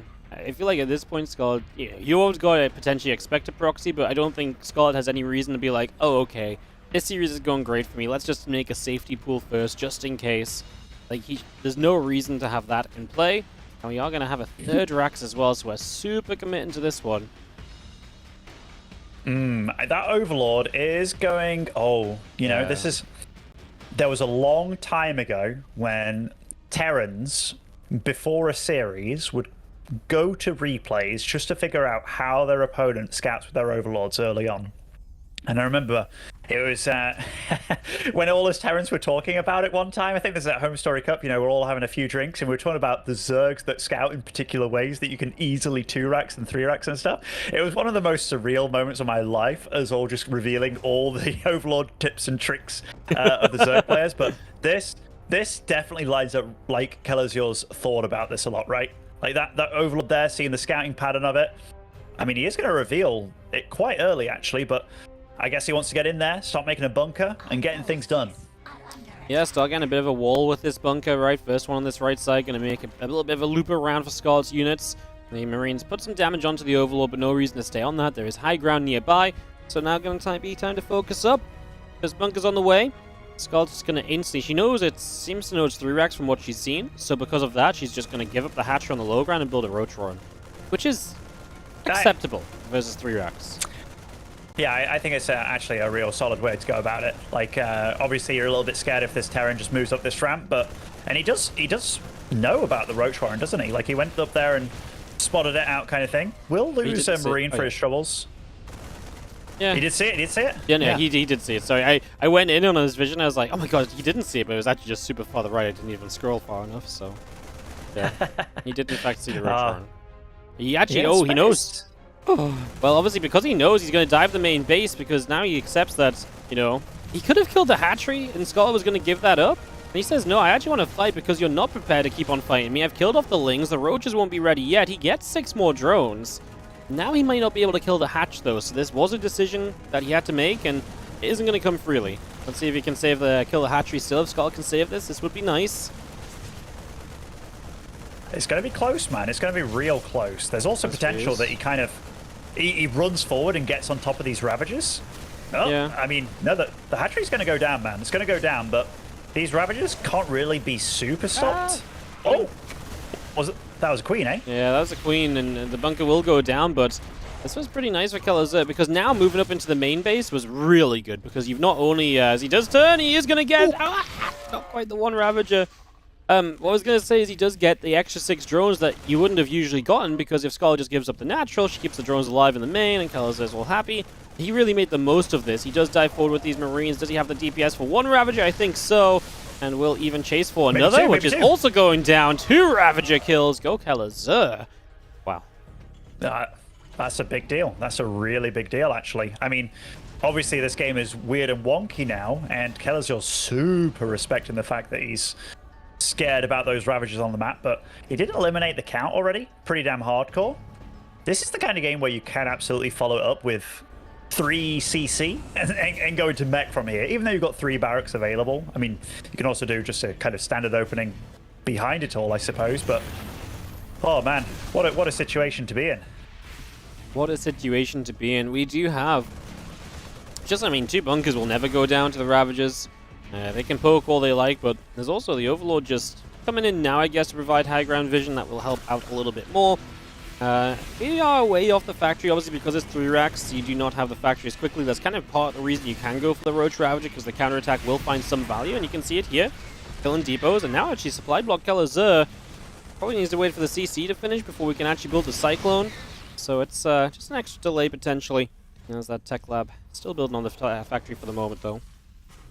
Tell you what, that was some real value for Scarlett. Getting 3 depots, the supply block, the lost mining time with these SVs as well.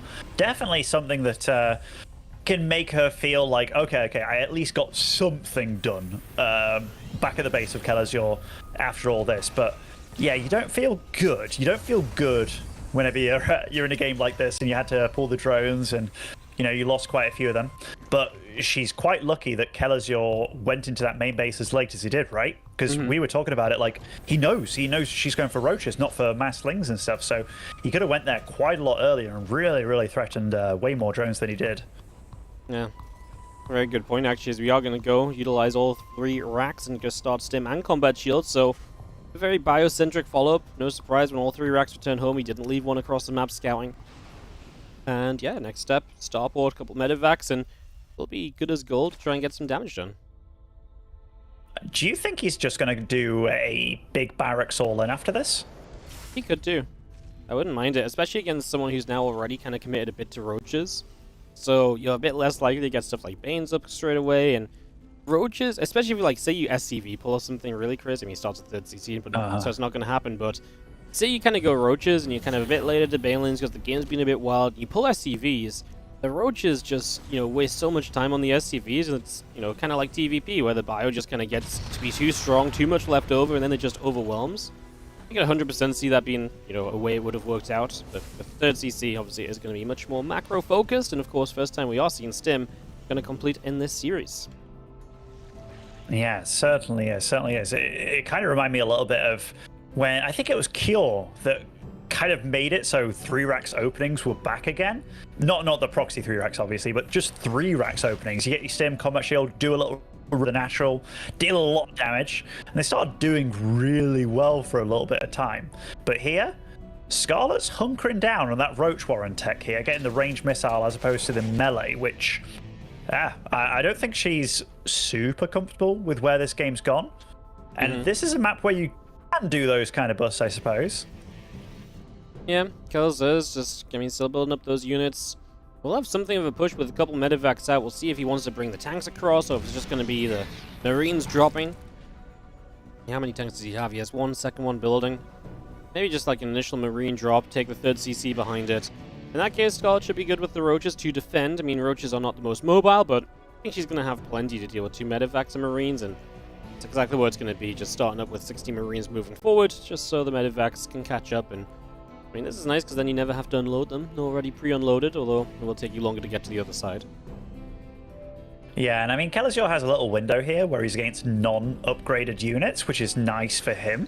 But I am very worried because when these Roaches do hit 1-1, along with the Roach speed, when you're fighting with Roaches against unupgraded Marines, especially with like an upgrade lead, that is really bad for these Marines. They tickle those Roaches. They already have 1 base armor, so getting the 1 extra, then you're dealing 4 damage a hit against Roaches when they have that much health. That is not the situation you want, but Scarlett is starting to drone up a little bit now, so she feels safe against what she's up against. And Kelazhur does start that armory, so he's just playing an absolute normal game from here on out. I am curious what Scarlett's going to go for, though, because it's not... You know, in every Terran's mind, you know if you're against Roaches that there is absolutely potential for them to hold down the gas and just go at you. Yes, no, that is absolutely true. I mean, Scarlett is just finishing up her 1-1. She's going to chase some Marines here and gets a couple before the lift-ups happen. I mean, we've got another group of Marines around the right side, and we're going to stim in. They're only going to find creep. If we get up to the high ground, there's a hatchery to perhaps grab. Scarlett's obviously very out of position with the Roaches. The Marines have the DPS to get this in time. Yes, Roach Ravager takes a long time to come home. Lack of mobility is a factor. And there is the cancel from Scarlett. Kelazhur doing well here. Doesn't need a trade. Just lift up. You've done the damage. Don't get over eager. Yeah, and he's without a shadow of doubt been clicking on these units, so he sees what upgrades his opponent has. And seeing that is committal to Roaches, hey, you can bounce around from base to base. The one thing you have to be careful of is if there's an arrow down the middle where your opponent just guns at you. And so far, I think back at home, he's setting up nicely. And the fact he's bouncing like he is doing, he's doing really good. And Scarlett, she's going back into melee upgrades after this. I don't think she likes this situation at all.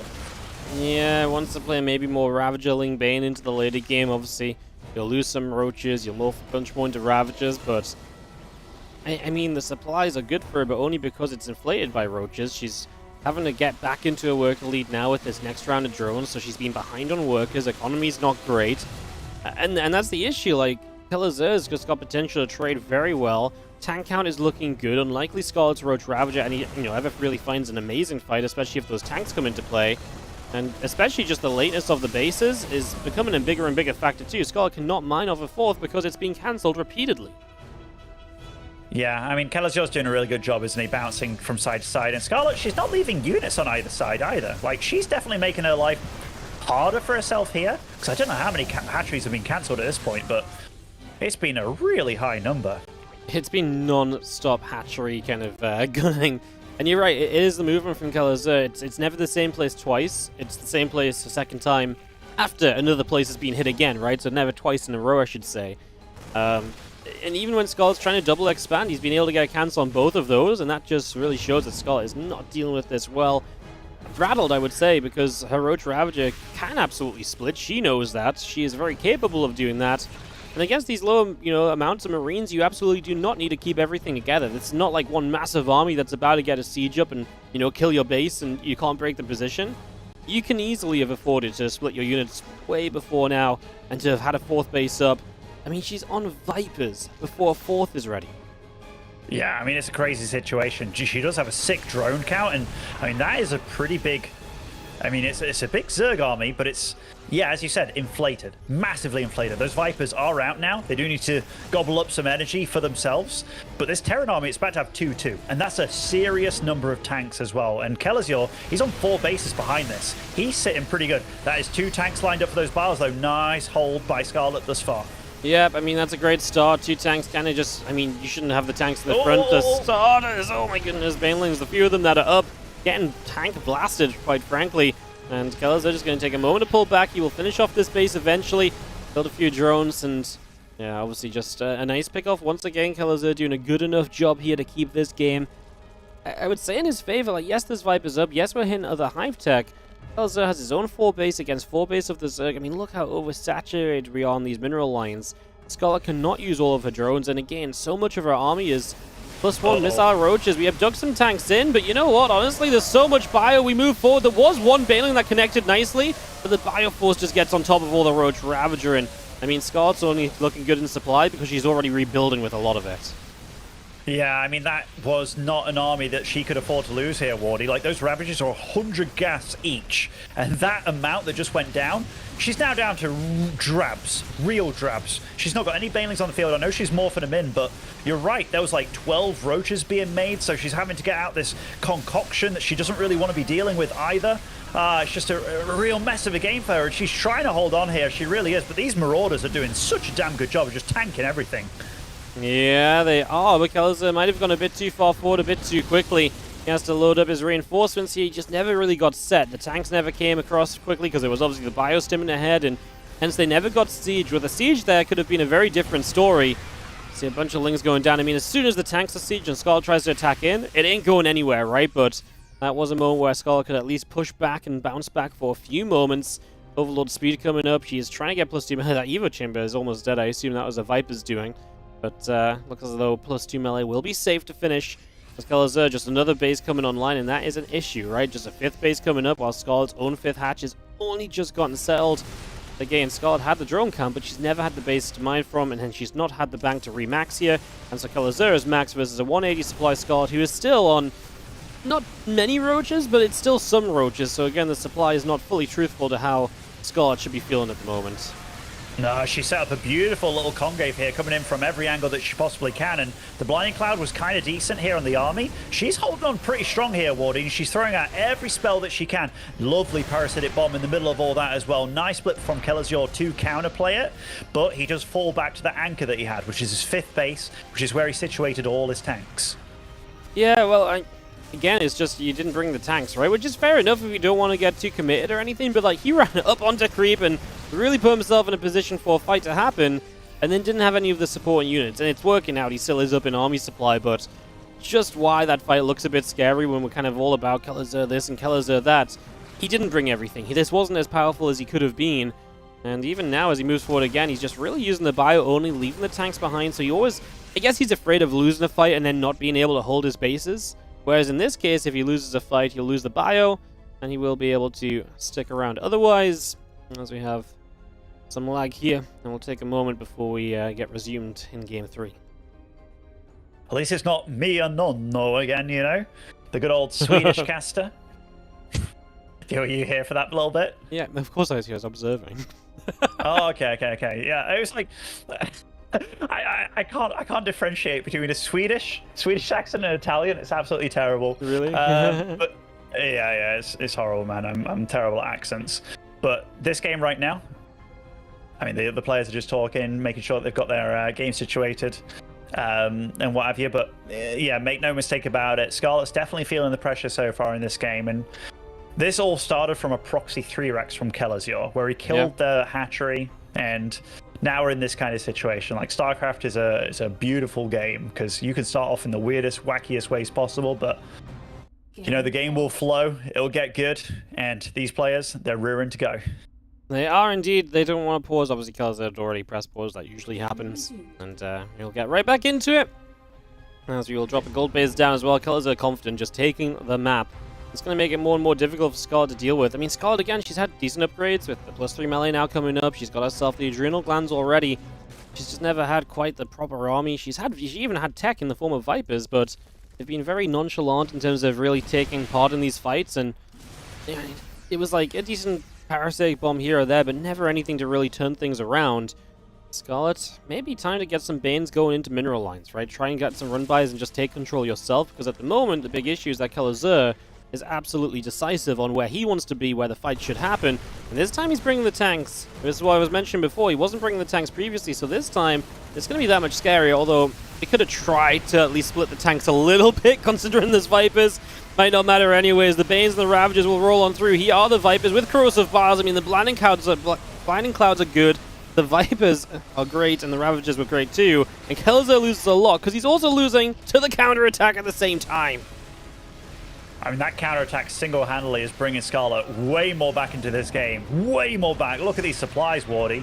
And this is what makes Scarlett such a good player. She's so damn tenacious. And, you know, she's been on the ropes a lot this game. That Widowmine, oh, lovely split at the end there as well. I didn't expect that to happen, but yeah, she's getting herself, she's clawing her way out of horrible situations here. Absolutely horrible. Yep. I mean, it's just absolutely brutal as Ling, Bane, Ravager all continues to gather up here from Scarlett, and we do have the Bioforce of Kelazhur moving up the left-hand side, going to go and catch a drone.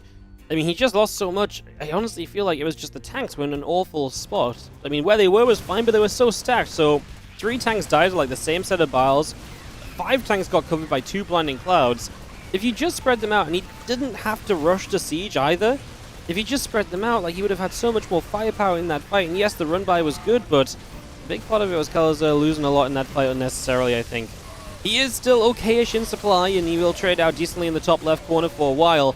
But, like you say, Scarlett is doing a lot to reset this game and to give herself this fighting chance here in Game 3. You know what it is? It's like Terrans for so long, we were put in this spot where it's like, you have to attack, you have to slow down the Zerg. But if I can take anything from the way that Spirit played earlier, I don't think you have to anymore. I really don't. Like, these Broodlords with this infinite range kind of situation, no longer the case whatsoever. They're far more vulnerable. And just the late game in general, like, Terrans can actually play it without being super scared. But Kelazhur, if he had a thing in his mind that he was saying, like a mantra, it's like, go, go, go, I gotta kill my opponent, I gotta kill them. Which, yeah, Spirit taught us anything earlier. It's, no, you don't really have to do that anymore. That's very true, as we do have our Marines moving up. Kelazhur, with the bases he has, fully maxed out again.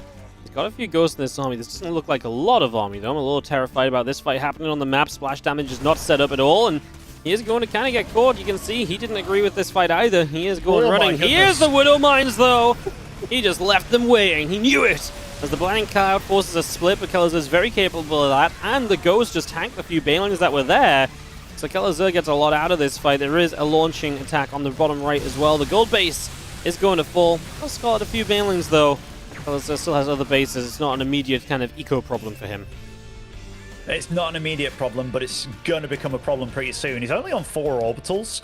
Like, this whole game, if Kelazhur was more comfortable with just sitting back a little bit, I think he'd be in such phenomenal shape. But it's the fact that he wants to be so aggressive in the face of Scarlett all the time that's got him the edge earlier on, but also bites him in the ass a little bit here and there. Like you said, that tank split was not it for sure. The bios were great, the Blinding Clouds, but Kelazhur, he's still more than in this. I'm almost talking him out, but look at this. He's got a massive army. He had a massive army, Wardy. He's getting absolutely cleaned up here. Americas. Yeah, this is what happens in America, man. Like, you can't say 2 sentences without being proven wrong. It's, like, he has good armies, he has large armies, but then his composition isn't great for fighting out on the map. Like, he has no Widow Mines with that force, he has just no splash damage with that force, right? And that allows Scarlett to kind of just swarm in and just surround and actually have a great time. And then he does have some splash damage, which then comes into play and helps him survive when it comes to the counterattack of Scarlett. And then the process kind of repeats itself. This time the Ghosts are very clumped, they get some snipes off. Now they go running. The Marauders, they'll be left to tank. It's an explosive affair. We're going to get a lot of kills. The Ghosts, a few of them still alive. Here's the Hydra's push on through. A lot of DPS on those. Looking good for the moment for Scarlett, as she will pull back and gets her own gold base underway. You mentioned it, like Kelazhur, like, his setup really was starting to go very well and very quickly into, like, all these extra bases. But he didn't set up, like, tons and tons of extra command centers like Spirit did in this similar situation, or Clam yesterday. He's been a lot slower about that because he's been a lot more focused on trying to kill his opponent, I think. And that might have just been his downfall here. I think if there's a few things that I take away from Spirit's play that I'm absolutely going to put into my own, or just kind of look out for Terrans in general, it's the fact that he's so willing to just deal damage, but then go back to tank Liberator and just set them up at real key points. It was just like 2 or 3 Liberators here, there, and everywhere with the tanks, and just constantly expanding. And constantly waiting as well, and just using little armies to do your damage like this. Getting 9 drones or 8 drones, just slowing down your opponent while getting those gas units together. Because I don't remember him really making that much bio from a certain point in time. It was just all about the big units, you know? Like, he'd be remaxing on the Ghosts, the Libs, the tanks. And it's like, yeah, it made so much sense when you look at it. No, it definitely hasn't. You see now Scarlett is still launching an attack. She's still on a fairly low-tech army herself. Only the 2 Vipers you could really call tech in this game. As we do have an army in the bottom right. Kelazhur completely overwhelmed here, but that means he's going to lose out on the left side. Scarlett will identify that she has enough to push on through, and she will do so very easily. Drops a Blinding Cloud to help out, but even that was a little unnecessary, as this base will get rampaged through. Kelazhur realizes then, same thing, but on the other side, he can actually continue through and kill off some bases himself. Well, he's going to lose production too, though, so this is actually getting very scary for Kelazhur, because now this army almost becomes, I don't want to say it's all in, but it's definitely getting to that kind of stage where rebuilding it's going to be much more difficult. Yes, he has the main base, but all the additional factories and so on does not exist, and man, he's got so many Hellbats for this stage of the game too, like, so wild. Good EMP on the Vipers, though, before this bigger fight breaks out, but Scarlett has creep spread to accelerate through with the Banelings, and these Marines have nowhere to go. Scarlett crushes this army of Kelazhur, and a game that looked so good for him just fell apart. Again, just, I think, overcomplicating things a lot of the time. She really put on a clinic that game, like of how to put yourself back into the driver's seat, and yeah, well played to her. There's so many things that I'm just like in awe of when I watch her play, because that game was not easy by any means, and for all intents and purposes, like, she was looking real down and out, but every time she did something on the map, she was doing something else. So you'd see like a fight happen that maybe didn't look the best or the cleanest, and it's like, oh, 19 SCVs died, over to the absolute opposite side of the map. She made it very difficult for Kelazhur, and Kelazhur always felt like there was a fire under his ass. Like, he always felt like he had to do something, like he's gotta go. And if I could have given him any kind of coaching, like, you know, those CSGO players, they're like, time out, they get 4 of them per match, I'd be like, all right, mate, just settle down. Like, once you get to this stage, don't feel like you have to do something, because whenever you're attacking on the creep, you know, she's cleaning you up. Whenever she's coming to you, you're cleaning her up. Think about it. And like, when you take Spirit, who went up against Reynor, you know that a player that, for all intents and purposes, who wasn't the favorite, went toe-to-toe with one of the best players in the world at this matchup and just said, all right, I get to this stage, I throw out these units, but I make them cost efficient. I get the tanks, the Liberators, the Ghosts, and I'm also, it's very gas intensive, so that's when I'm getting all my command centers as well, and just making it a far different game, one that's very uncomfortable for them to play in. And I think that's really the way that you have to start playing TVZ, is with that in mind, because yeah, for 10 years plus, Zergs have been so good at fighting, defending on creep. It's not as if they're going to get worse at any point in time, I don't think. No, I don't think so either, as we are waiting for the ready-ups here on Babylon for map 4. I mean, this absolutely becomes a good Terran map again. It'll be intriguing to see what Kelazhur chooses to do opening on this map, because the one thing that's really worked for him has been some of the mech play. I mean, the start of that last game was obviously good as well, but then it kind of devolved into something that wasn't so good. He kind of got outplayed from ahead, so then it feels scary to play Bio again. Generally feels like this should be a pretty good Terran map, so we'll see what happens. We'll be into this in a moment as the game gets loaded. I'm betting on some 2 racks at the top of the ramp here kind of thing. Like, you know, getting some Reapers out going. I love those kind of plays, and this is where you can absolutely get it going. And Kelazhur, he's a fan of those Reaper openings. If there was a map to do it, this would be it.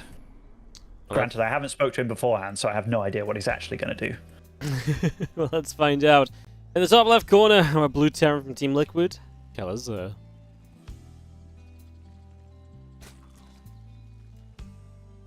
And spawning over in the southeast side as our red Zerg, it is Scarlett. He's not going to do it. Bugger. Unbelievable. Unbelievable. I think it's because he spawned on this side of the map and not the other one, honestly. Yeah. No. I was going to say, it's kind of tough on a ramp with a map with a ramp, though. Either way. It's definitely nicer on the other side, like if you spawn where Scarlett is, because then your add-ons are nicely and safe, yeah. Well, but it's definitely one of those openings that I've been doing a little bit. Just on this map, I saw like Beyond do it, and I was like, holy crap, I love that. It's been used a lot, man. It's been a big favorite, especially in the Korean scene. Mara using it a lot, Beyond using it a lot. Kelazhur is one of the players that uses it, honestly, kind of a lot as well, just not bringing it out here today against Scarlett, not feeling it against her.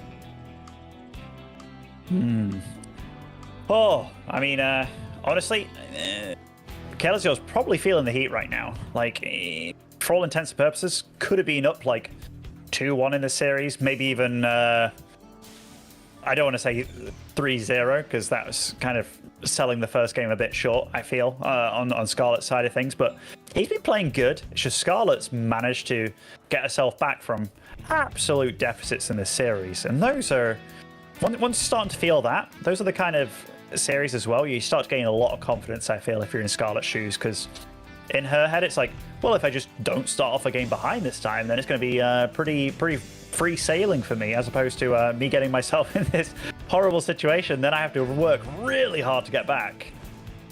It does feel like we've not really seen Scarlett play a game from a good start, right? Every time it's been a little bit awkward and a little bit funky. And okay, I guess game one was fine. I still felt that she was a bit underprepared, and she had to, get creative and hit good timings and do good things. But yeah, we haven't had that kind of super clean start where nothing really goes on, and she just gets to play her game from the beginning. So credit to Kelazhur for creating a series like that, because it's not going to go well for you if Scarlett does get to do those things. It'll be fascinating just to see how well she can do, though, if she is, less harassed throughout the early stages, and she does get off to that much better start.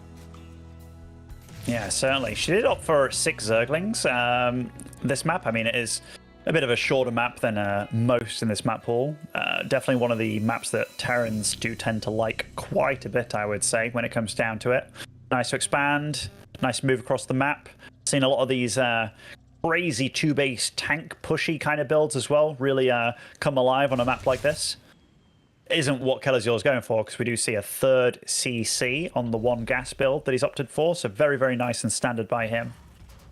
Yep, definitely very tank focused in the mid game potentially, though, so things to watch out for as Reaper jumps back out, and Lings will show up on the other side straight into the mineral line. First SCV is downed, and the other SCVs will pull in to fight against those Lings as well. Never. Oh my goodness. 2. Yeah, that's painful. Never the start you're hoping for is the Terran and Scarlett. She made a couple of extra Lings and managed to get that done with them.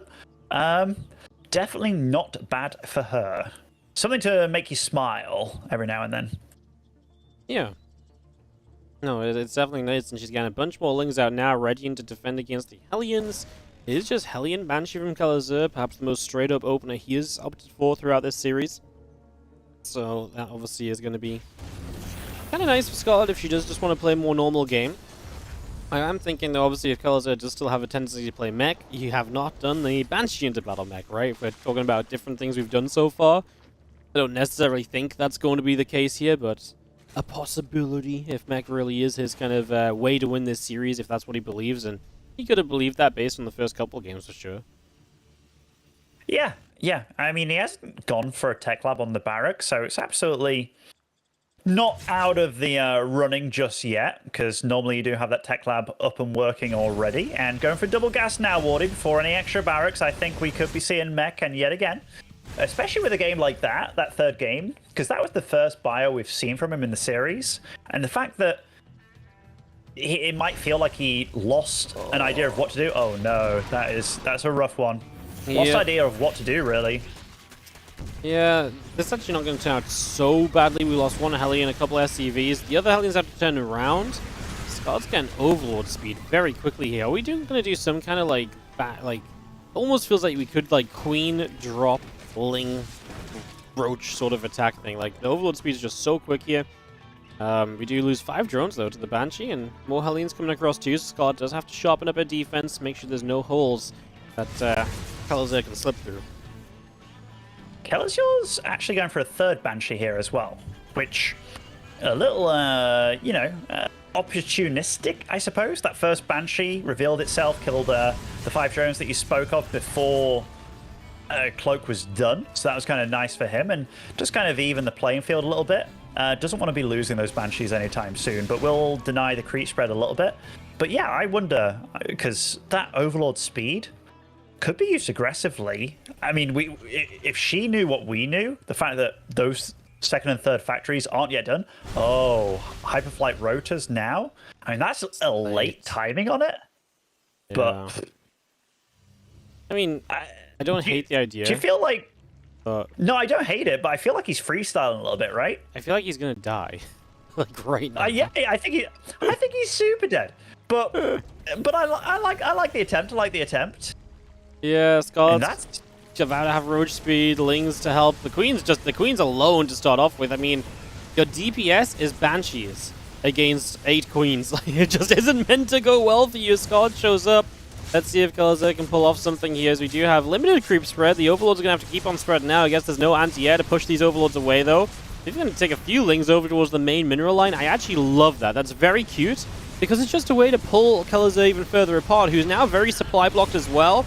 2 tanks on the way at least, but all the SCVs have to be pulled in here, and this really ain't the prettiest of starts for Kelazhur. Scarlett with an absolutely deadly timing coming through. 31 dead SCVs. The Lings in the main did pretty decently as well, I believe.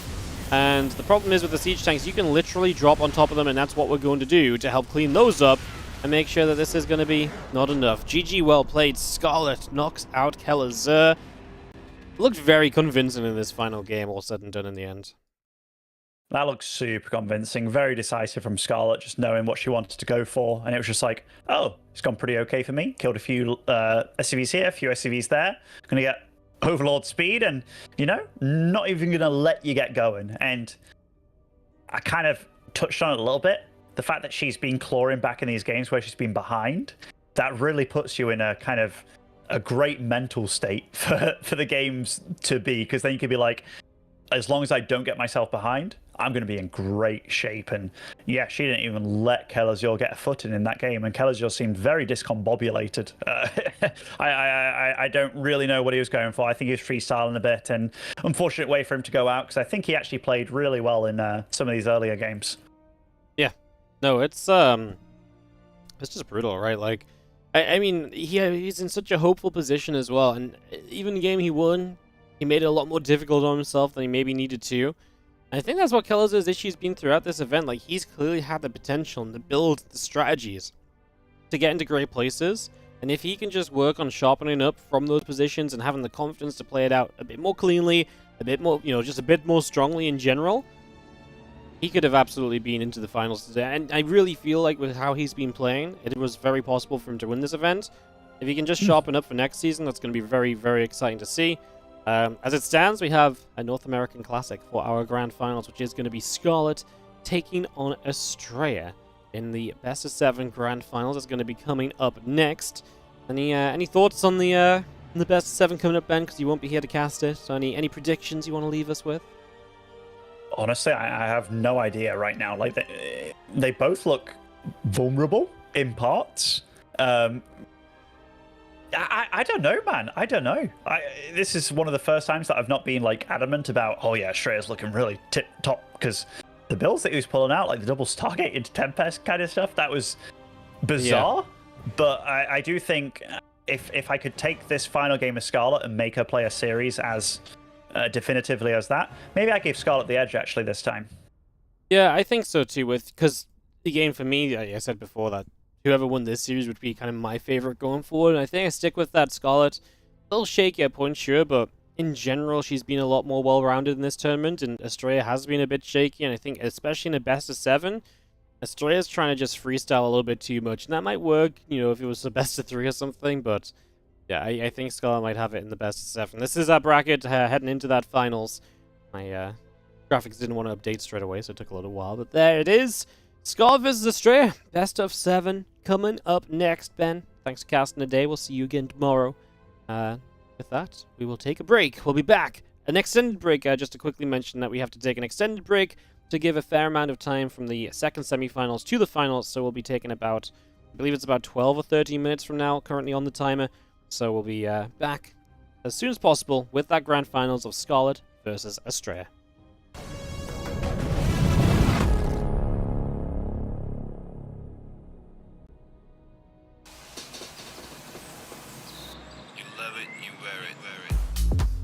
Wear your passion. Share your passion. Wherever, whenever. Gaming is a lifestyle. Get your merch at shop shop.eslgaming.com.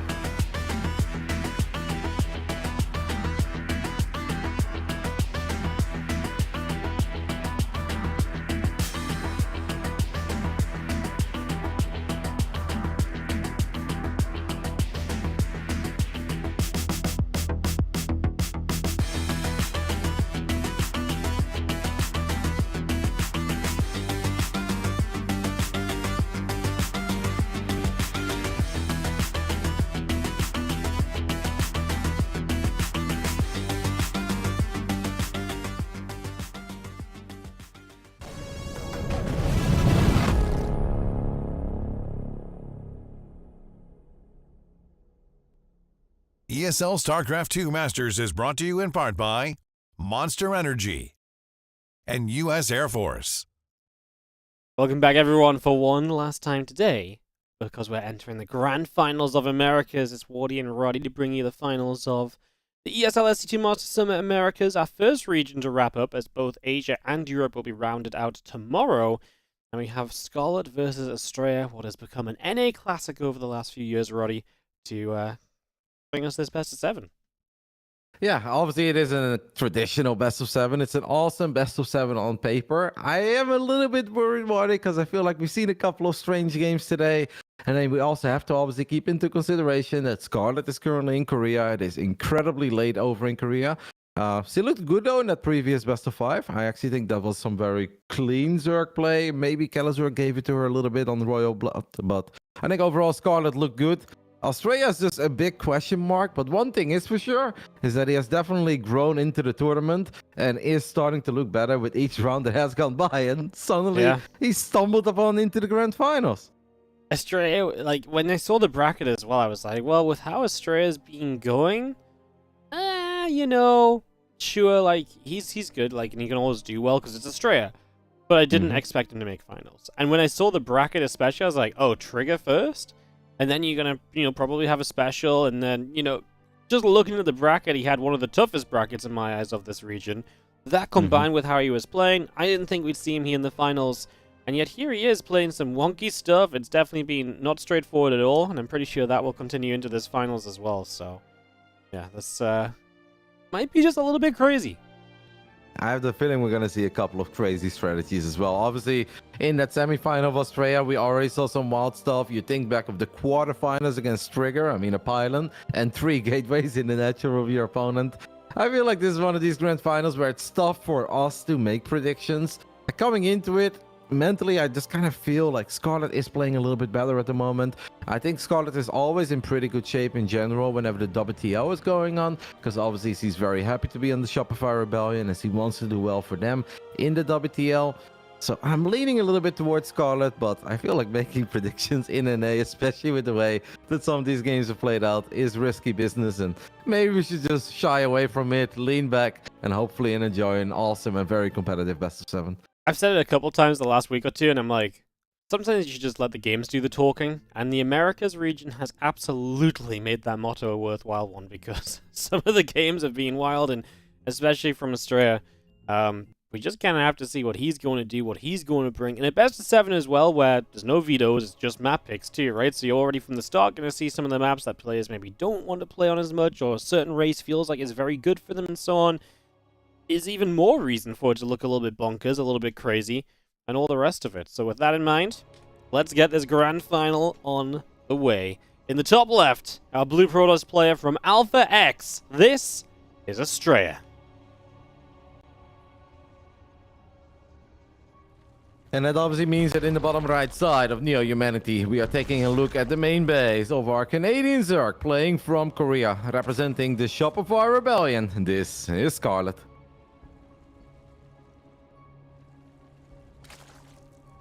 Yes, it is. Yeah, Scarlett herself is also a player who, in ZVP, has always been quite the creative player, very open to being the very aggressive player, from proxy hatching to, she won a championship off of Ling dropping. She's always been that kind of open to aggressive ZVPer, so definitely gets excited. Is this hatchery? I was going to say, almost got blocked again with that probe on the way over. My goodness. Yeah, and thinking of aggressive builds, you look at Neo Humanity, and I can't help but fight to immediately talk about the Rich Vespian guys. There are a couple of these potential Queen, Roach, Ravager attacks. And it doesn't even matter from how many drones you do it, right? There are different ways to do it, but I think all of them are powerful. We've seen a lot of Zergs find a lot of success with that. And especially since Astrea likes to play a bit weird, and it's already getting a little bit weird. Like, is it the craziest thing ever to open double gate in PvZ? Maybe not. Is it the standard? No, absolutely not, right? Because double gate means that you're going to slow down your Nexus, and especially firing up a Zealot. So it seems that Astrea feels that the right way to go about this grand finals is just to set the tone immediately, be the aggressor, not 1 but 2 Zealots, Waddy.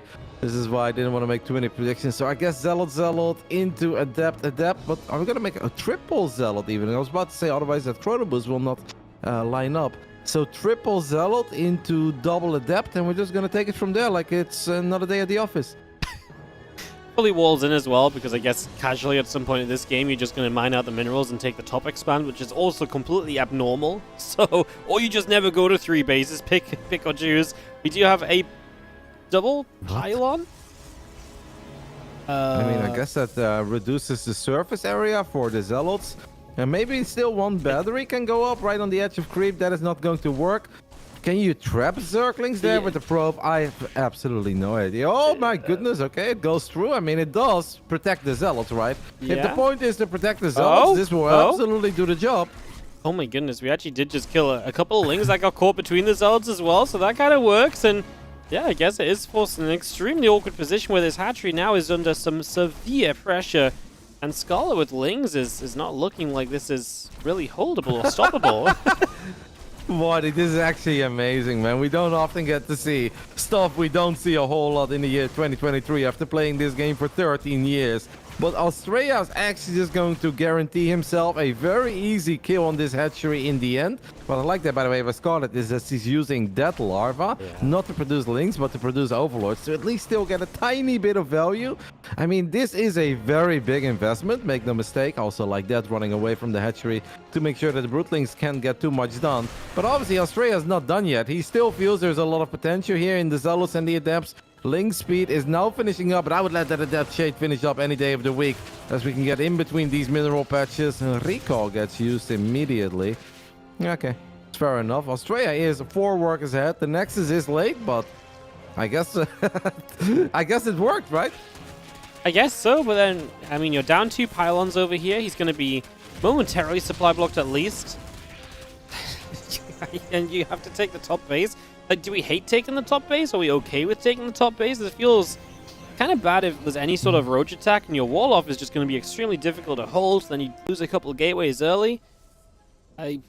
Yeah, that is definitely, I think, a problem, especially on this map, since Roach, Ravager, Queen attacks are very prominent. Losing those pylons did sting a little. One of the other downsides, I guess, of this opening is that the Twilight Council and the Forge are going to be very late. We normally talk about the Oracle every single game in PvZ, and I'm sure we'll talk about Oracles eventually, but yeah, Oracles are not a thing. Keeping creep at bay, and if Scarlett... Oh my goodness, that's so fast, by the way, but I guess with this amount of Protoss units, it's okay. We are just watching a dynamic and a setup right now that is incredibly strange to us. But yeah, well, I think the biggest downside of all of this for Astrea is going to be that he's got nothing to push creep back for quite some time. And if Scarlett has been incredibly good at one thing throughout her entire career, it's spreading creep, that's going to be a problem.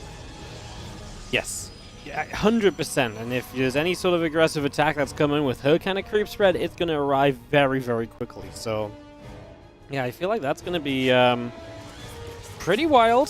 We do see the hallucination scouting around. Is blinking +1 on the follow-up from Astrea, who is, you know, fast third base and getting that underway. Has a sentry just in case a force field is necessary. Obviously was using it to hallucinate and scout as well just previously, so yeah, just kind of across the board, man. I mean, we are setting up into what starts to look normal, but still off of the weirder foundations, and we still have questions as to, you know, was this okay for Astrea economy-wise? Like, was the income good enough for him? He definitely had a big spike in income, but it does feel like he's been kind of, you know, now low on workers compared to usual for Protoss. Absolutely. Like 5 minutes and 50 seconds into the game, that's normally where the Protoss has already overtaken the Zerg, and the Zerg is kind of trying to like retake the lead. A 12 worker advantage for the Zerg 6 minutes in definitely is a little much. Yeah.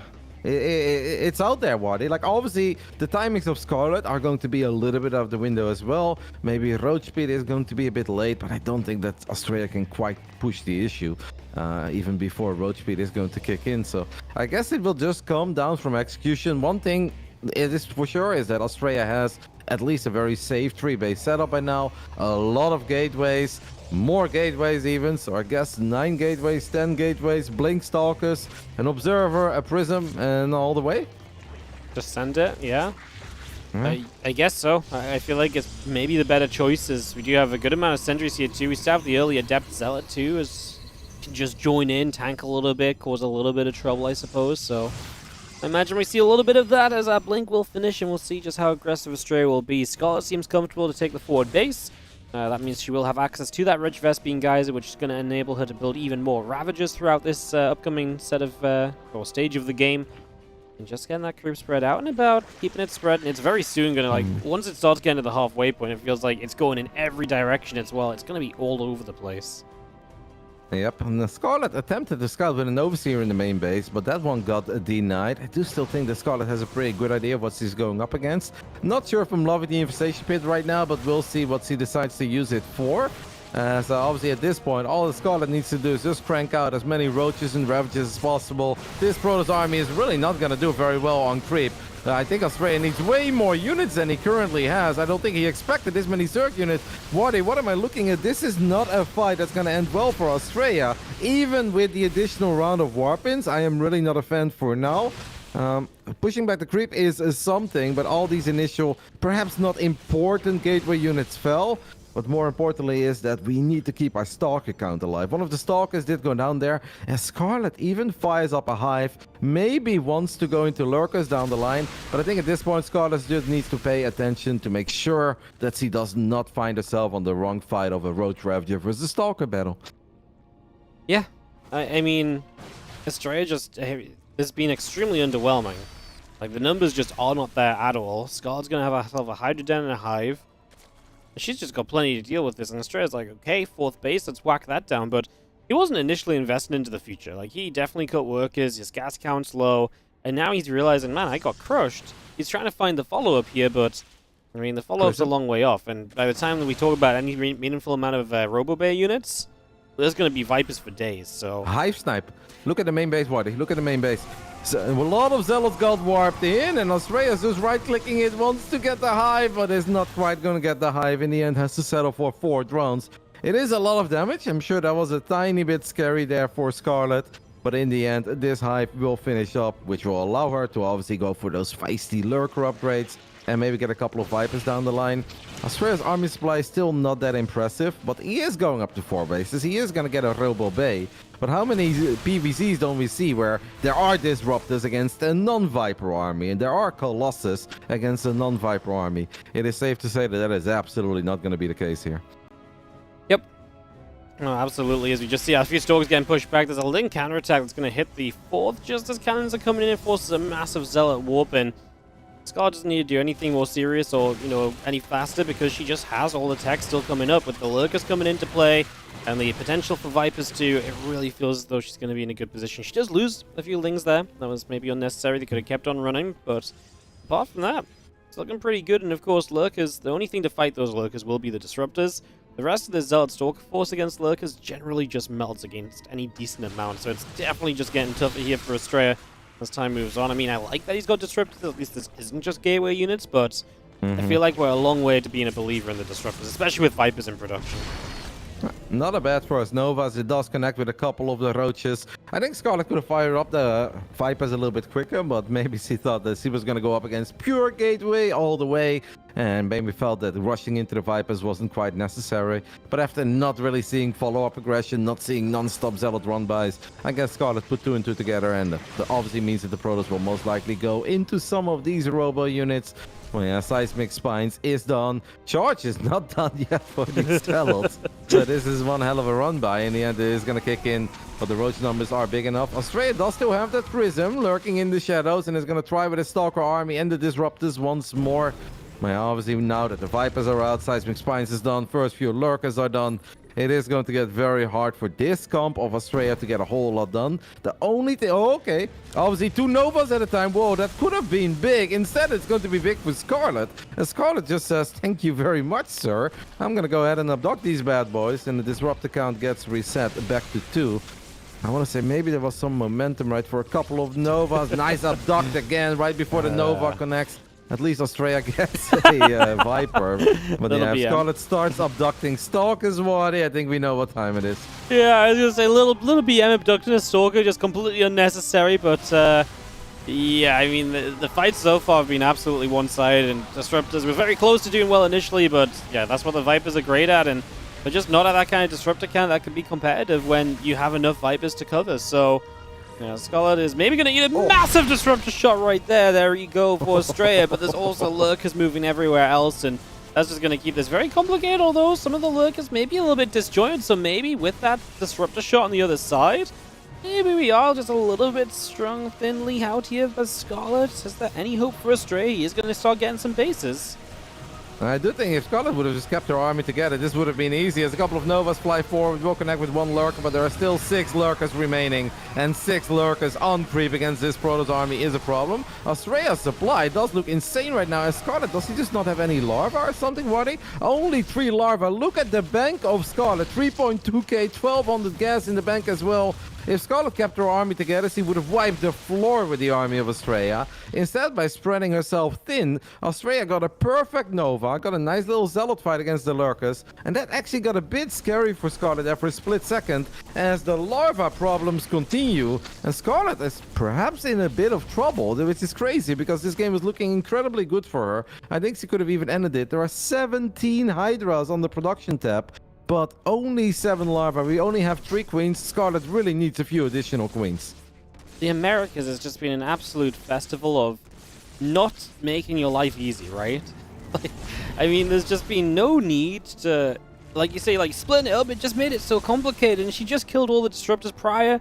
One big push. Astrea has very minimal splash damage. You have Vipers that can join in. And we just gave Astrea the openings, and he wins. And he won on every single front. He wiped out Lurkers top right, the army left side. Got a counterattack too. I mean, that was the issue. As now we're going to see disruptor shots that will hit dead center as well. I mean, the abduct on a preemptive disruptor is great and all, but that was just massive. And I can't help but feel as though Scarlett has absolutely thrown this game out the window.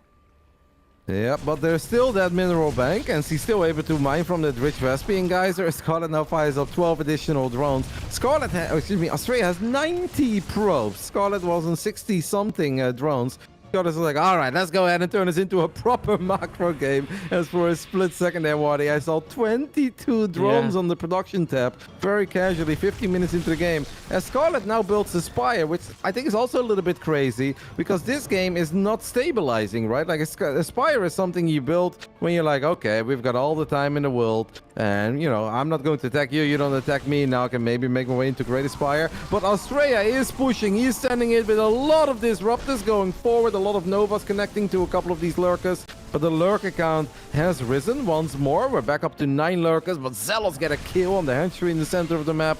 I mean, this game is just bananas. It's all over the place. Scarlett pretty much had this game locked up, and all of a sudden we are here as now Astrea is going to make this fight into the final few lurkers. We have a couple blinding clouds going down, but not all the lurkers were present, as one more Nova goes forward, connects with a couple of Hydras. Scarlett may stabilize, may hold, but obviously took a lot of economic damage, and Astrea ain't slowing down anytime soon. No, he is not. He's going to keep on rallying forward, and now he had the bank to spend. 13 Stalkers warp in at once. Scarlett is in desperate need of getting enough Lurkers up to truly stabilize here, to truly hold on a couple different fronts. That's the issue. She's been drawn thinly herself, and Stalkers and Archons continue to come across, and we're just going to jump on this base once again, not give Scarlett this economy back. Bunch of cancels going down. Now Scarlett's still looking around with these 3 Vipers, looking for those disruptor abducts. It is much more Stalker heavy now, only a couple disruptors left. We're going to grab an Archon too, and Scarlett is trying to scrap her way back in. The blink forward into Hydras is not exactly pretty. I understand you wanted Vipers, but we get 1 and we lose a ton of Stalkers. Astrea not making this easy either. No, but Astrea does have money for days at this point, right? An insane amount of probes, the way we know Astrea, the way we know he loves to play. And he has taken bases all the way in the top right side, even taking the triangle base now as well. Scarlett does not want to make this one go on any longer. GG gets called after 16 minutes. It is Astrea who takes the 1-0 lead in a game that I really think Scarlett had pretty much locked up, Waddy. If she keeps that army together, she makes her life easy. There's only one screen to pay attention to. Her army would have traded out way better versus the army of Astrea. But by spreading herself thin, leaving a couple of units at home, sending a lot of roaches and ravages into the natural, but eating a big Nova, dead hard or dead center of the entire Zerg army. And lurkers are amazing, but lurkers in the middle of like 3-4 Protoss bases all by themselves, yeah, that's suddenly when even Zealots start dreaming like, hey, we can take this fight. That was a crazy game, Marty. We said we wouldn't make any predictions. We expected craziness as well. craziness in game 1, it already was. What I learned is you never abduct a stalker of Astrea because he is going to be mad about it. He took that personal, and Yeah. he's like, all right, I took it personal. You will not get away with this. And then he goes Super Saiyan mode and yeah, just kind of dismantles on, Scarlett, who was kind of, purposefully herself choosing to go on every single front. That was just a mistake. I mean, it would have been fine if she just could have spent her money straight away, right? Like, if she has the lava behind it, she just remaxes, and then it's like, okay, cool. Like, I messed up, and my little armies didn't do much, but I'm rebuilding, and I surge and kill you. So it probably wasn't even that bad. She just didn't have the lava, and without the lava, it was absolutely just a wash. And that was the real issue, just the lack of lava. Yeah. Because even if you're all clumped up and you completely mess up the fight, having no lava is going to be what kills you as well, right? So, yeah, just a couple things knock-on effect, and yeah, those injects were just non-existent, apparently. Yeah, and the queen count was low. I guess a couple of the Zealot attacks, the War Prism definitely reduced the queen count a little, because Scarlett only having 3 queens in like minute 12. That's obviously very uncharacteristic. We are not used to seeing that. That was a game and a half, and it started off with the double gate, 2 pylons next to the forward hatchery to give the Zealots a choke point and even trap a couple of the Lings immediately. It was all very cool. It worked out. But neither you or I was very sure if that was actually great for Astrea. And the more I looked at the game, the more I didn't think that we didn't enter the mid-game all that nicely. And if you look at the first Stalker fight, that's obviously supposed to make some magic happen against the amounts of Roaches, Ravages, and Queens that Scarlett had there. I'm like, as cool and as unique and creative as that opening was, it definitely didn't put him ahead. It's Scarlett spreading herself thin is what really was the turning point of that game.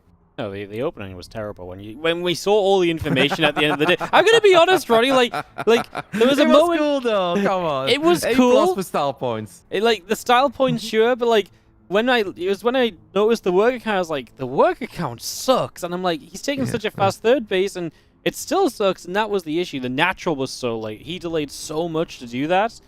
Yes, it was cool, and yes, it did some work, but yeah, I mean, I guess we're going to dive into this one and see what happens game 2. It wasn't terrible. That's a little bit harsh, but, like, he did end up in a bad spot from it. Scarlett was controlling the game. She had all the tech she needed. She had Lurkers. She had Vipers. She'd already reset the Disruptor camp pretty much entirely. Just silly way to lose, really, and I'm sure she'll try her best not to let that happen a second time around. Yeah, because if you just compare it to a regular PvC, which maybe not be as fun, but it's like kind of the meta, where it's a couple of adapts into Oracles, into Blinkstalker push. How often don't we have a fight where the Zerg barely has any Roaches, right? And it's really the Queens that need to transfuse each other, that need to buy some time for then the Lings and the Roaches to come out if the Zerg is already at like a high 60, low 70 drone count. Well, Scarlett had all the units in the world while already cruising in the high 60s when it comes to the drone department. But yeah, after that, it still all went wrong.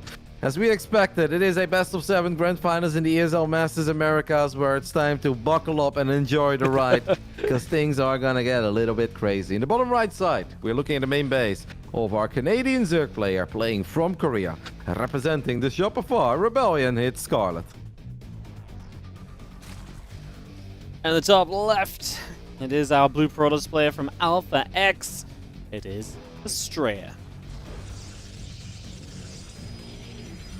Historically, it's been very close between these two. Scarlett has won a few more times than Astrea did. I believe it was like 15-13, but even in map scores, it is very close. And they've been trading series right back and forth throughout the years. There were moments where Scarlett clearly looked like the better EVP player, but there were also moments where we entered series and we're like, I think Astrea's gonna do it, man. He's just looking amazing. So it's not that we have a whole lot of history data to go by on who we favor coming into this grand finals. And also when it comes to this specific tournament, ever since we started with the ESL Pro Tour and the regional tournaments a couple of years ago, they've both found plenty of success, right? And Astrea was actually, out of the big three, the most successful player of the first year of the ESL Pro Tour in 2020. Because it was kind of cool. Scarlett won one, Astrea won one, and Neeb won one. So there was a perfect split between the big three. But Astrea was in the grand finals of all three of them. So in 2020, Astrea was the best performing player of these three. In the last 2 years, though, I want to say that Scarlett and Neeb definitely outperformed Astrea a little bit. And entering this year, well, your guess is still as good as mine after this first game that we just watched. Yeah, I mean, Yeah, I feel anything can happen, I think is what I want to say. It really is just the the first game has set the precedent to expect anything and, you know, a twist and a turn at every possible corner. It's nothing's going to be simple and easy here, I don't think so. Robo Facility very quickly from Astrea in the main base because, yeah, it's that kind of day, Roddy. I gotta say though, I am having a smile on my face because you are also very familiar with casting multiple PVZs in a single day, and at one point for the 15th time you're looking at the first adept going out to the map and a Stargate being planted at home, and you're like, alright, here we go again. It's a dance between the adepts and the oracles, and Astrea definitely keeps us on the edge of his seat. I don't think that you or I or any of the StarCraft fans that watched it live will ever forget Astrea's crazy build against Reynor at IEM Katowice. A 2-base all-in, double Robo, double Prism, 4 Disruptors flying around, firing Nova after Nova. That was one hell of a game, and it worked. And when I see this quick Robo body, I have to admit, I get my hopes up, man. I want to see it. It's just going to be the obs for now, as... I mean, a Robo, I feel like a Robo and an Obs is just such a... This might sound weird, but like a non-opening. Like you're investing so much to get some vision onto the map, something that an Oracle could do while providing so much more. And yeah, just always find this one kind of intriguing as our hatchery goes down. 3-base setup getting going. And it's going to be a Prism now. Very quick Prism, maybe just to sneak 2 adepts into the main base and get some damage. Obviously, we saw that cool opening Astrea had in mind against our Korean Terran. Which one was it? I think it was Gumio, actually, at IM Katowice, where he had 2 adepts very quickly with +1, and that allowed the adepts to potentially 2-shot, or with 2 adepts, obviously, 1-shot.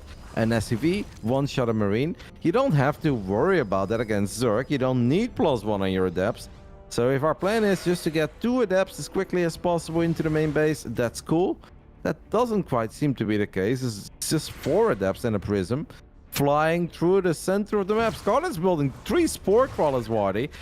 Maybe just like, this must be DTs. Well, it's a lot of things. It's absolutely not DTs. Scarlett seems to be as confused as we are. Yep, no, it's anything but DTs. A few adepts are just going to jump back into the Prism, and unless you just want the spores to help zone the Prism as well, which seems like a huge investment, obviously, when you've also got Queens on your side. There's no way that Scarlett would ever get 3 Spore Crawlers just against War Prism Adept. Like, 0 chance. That's not a thing. I mean, it's America's, Roddy. Everything's a thing here. Anything's okay, one of the spores did get cancelled, by the way, so Scarlett, I think, put 2 and 2 together. As we see Astrea pulling one of the probes away from the gas, as the adepts do try to get in range. War Prism is going to take a bit of a beating. It kind of feels that we are just leading towards a old school Soul Train. Like, we're going to get a couple sentries, I guess. We already have 4 sentries chilling in the natural. Yeah, no, Astrea is just trying to make Parting proud. Maybe Parting is watching, and Parting is like, give me some soul, Astrea. And he's like, all right, mate, you've inspired me all these years.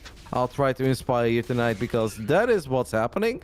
Now, if you guys wonder, the Soul Train, TLDR, once upon a time, Zergs did not have Ravagers, so dealing with Immortals and Sentries was very problematic. Then we entered Legacy of the Void, and the Ravager got introduced, and we all said, well, the Soul Train was awesome. We saw it a million times, but the Soul Train's gotta go, because Ravagers just kind of destroyed his build. Astrea said, well, I'm still gonna try. For a split second, Scarlett had a Baneling nest on the way, as we are supply blocked as well on the side of Scarlett. Scarlett definitely has been confused, but I still believe that Scarlett can be fine as long as he gets a decent amount of Ravagers, right? Because Astrea just has no unit that's gonna be very good against Ravagers and Queens. Yep, no, absolutely. The, well, as you can see, this army coming. Ravagers, Queens, Lings. Combined, it can do very well. We are going to send a few Lings out on a counter-attack, so, okay, now they're going to turn around and go for more of a surround. I like that a little bit better. Feels like we just have to be all or nothing on this defense. Scarlett trying to spread out a little bit. Immortals started putting some work. The Stalkers warping in the back, and the Prism staying very safely back, so you can't lose that Prism to the Bile. That's going to be extremely important for Astrea to see success here, as we do grow up some good force fields, getting a few pickoffs already, and the supplies are getting closer. Army supply especially is not in a great place right now for Scarlett, when a lot of it is roaches that are just getting melted by Immortals. Like you said, Roddy, she's been kind of confused all game long, and this confusion does not lead well into being set up decently against a big attack like this.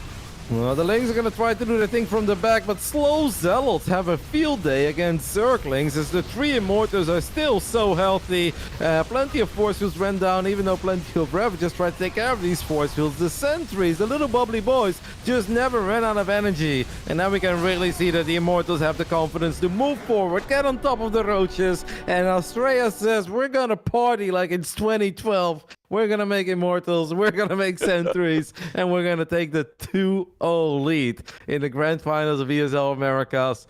Wadi, I don't know what it is, but I'm kind of loving it so far because Astrea is just... It honestly feels like he's being freed, right? For a while, it almost felt that we chained him and we're like, you have to play meta, man. You want to be one of the best protos in the foreign scene, you got to play like Showtime, MaxPax, and Hero. And now it seems that he's taking a tiny step back and he says, I'm just going to go back to being Astrea because I love being Astrea. A lot of it does not make too much sense, but because we think it's confusing, for Scarlett it's obviously even more confusing, and it's really hard to have the proper read if you're Scarlett. Yep, and especially when these are not the sort of things you're usually scouting for. You know, you're basing so much information nowadays off of when did that prison pop out, what kind of things come with the prison? Well, glaives, or maybe like DTs, right? These kind of things. So then you're making bad decisions because you're just not used to looking for, like, a soul tree. And the moment she saw sentries, the moment the Overlord saw 4 sentries, Baneling Nest cancelled, she went straight fully into unit production with Roach Ravager. It was just too late by that point, right? Like, obviously as well, like, the start was a bit weird. She lost some drones. She built the Spore Crawlers that just didn't really, you know, do much of anything. And now we'll be heading ourselves into game number 3 with Astrea on a 2-0 lead. And looking... You know, first of all, turning the first game around, but then looking like a very solid player in game 2 because he just swept his way through that second game. No issue at all. Obviously, the misreads didn't help. The investment in the Spore Crawlers didn't necessarily help. But I also think that the Ling potential counterattack and then surround obviously didn't do a whole lot for Scarlett. It's hard to figure that out in advance. But looking back at it, I wonder how that would have all played out if Scarlett would have been a bit closer towards that bridge and just start spamming balls almost immediately, right? And try to buy as much time as possible. Because every second that goes by, more Zorg units pop out of these hatcheries, more roaches can become Ravagers, and Queens gather up energy as well. And maybe that would have helped out a little bit better, but none of that matters. What does matter is that this man has taken the 2-0 lead in the Grand Finals. Both players already qualified for the DreamHack Masters Jonkoping later this summer.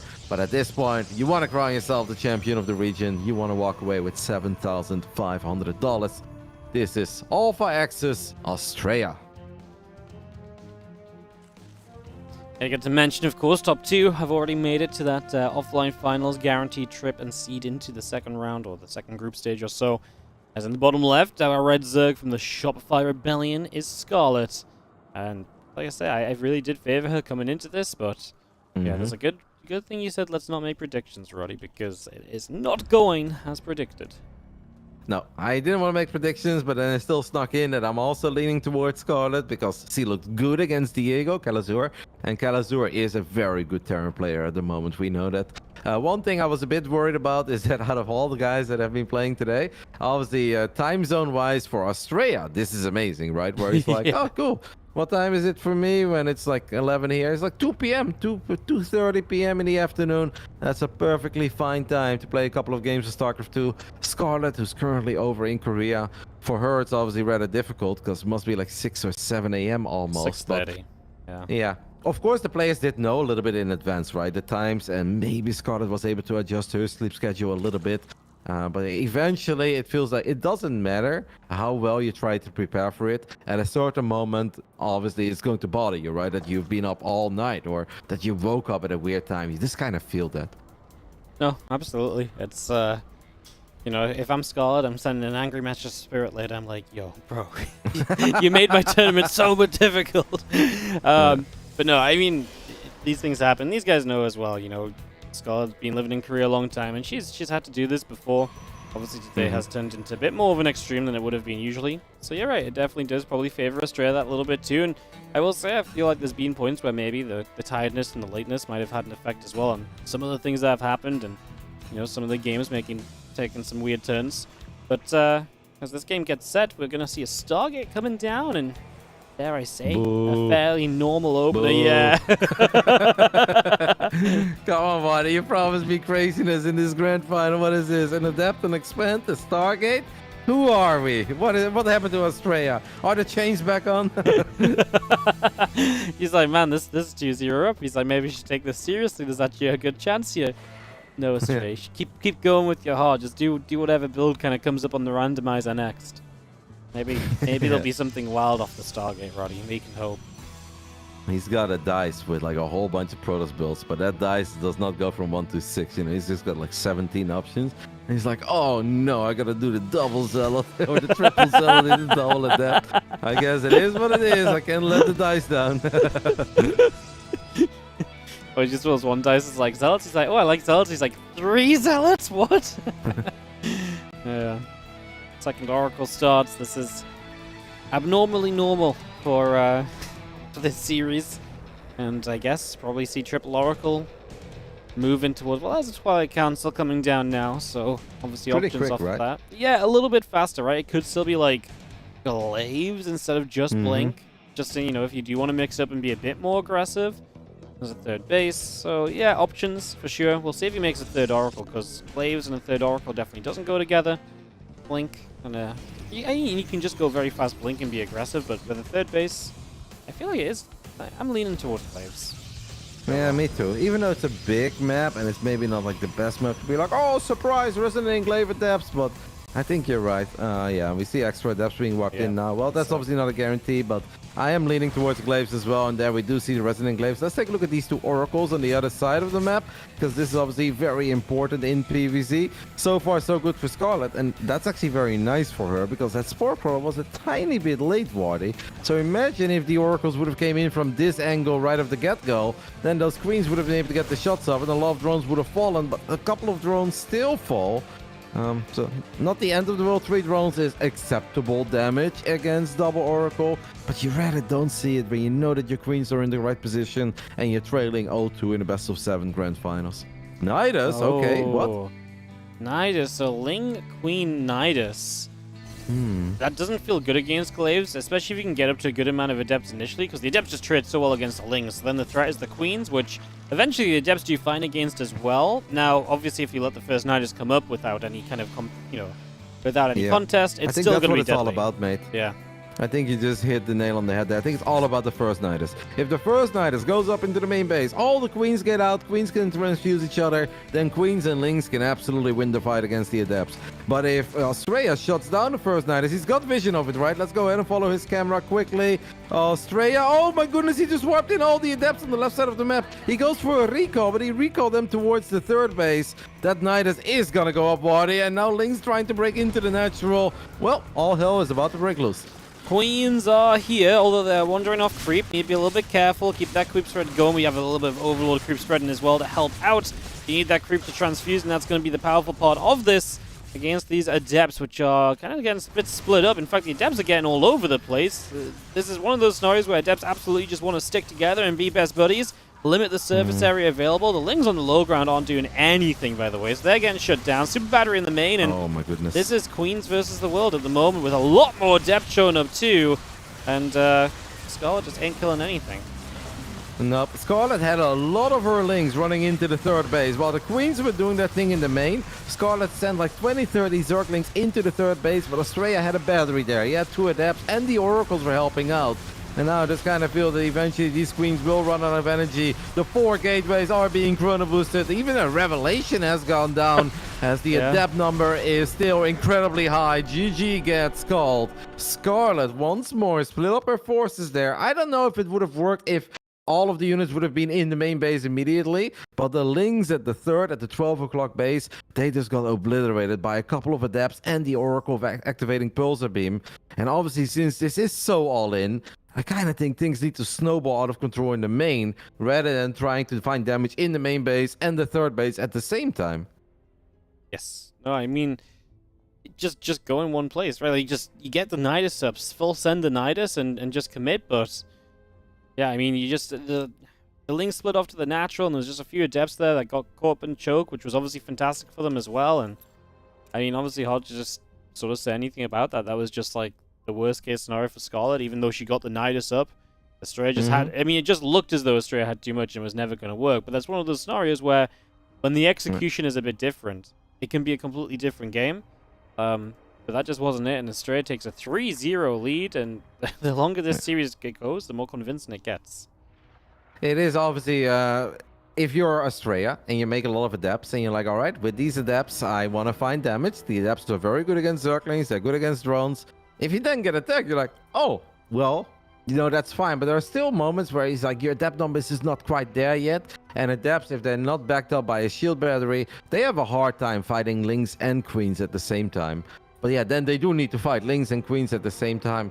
I gotta give kudos to Astrea there, though, because it's obviously not easy if you get Nidus to still stay calm, right? And be like, no, I need to leave 2-3 adepts in the third base. My oracles are actually not that useful right now in the main base. I'll send those to the third base as well. I have a couple of adepts in my natural, because the queens alone, they are not just going to ravage the main immediately. It's like the lings that really do the ravaging, and the queens do the support. So Astrea obviously handled that very well, defended in a very beautiful manner. Yeah, looking back at it, I think it would have been a lot better for Scarlett to once more keep her units together. I expected a lot of things, Wardy, but a 3-0 for Astrea after 3 games. And as you said, starting to look more and more convincing as the games go by. That would have probably been the last of my predictions. There's absolutely would have been the last of my predictions. Especially if you asked me to predict like halfway through game 1 as well. Because that really did start off even more ridiculously, really, when we think back to it. So, yeah, we get ourselves into game number 4. Chance for Astrea to win the America Regionals. From, like I say, like, it's not weird that Astrea would win if you hadn't watched StarCraft for like the last couple months, but if you watched the last couple months, it kind of is a bit surprising. And the way in which he's doing it and the plays he keeps taking out, I think especially is what makes it for me. I 100% agree with you, because we can't forget that the man was literally playing on the final day of the Swiss group format. Astrea was 2-2 in the group stage. He was 1 best of 3 away from being eliminated in the group stage.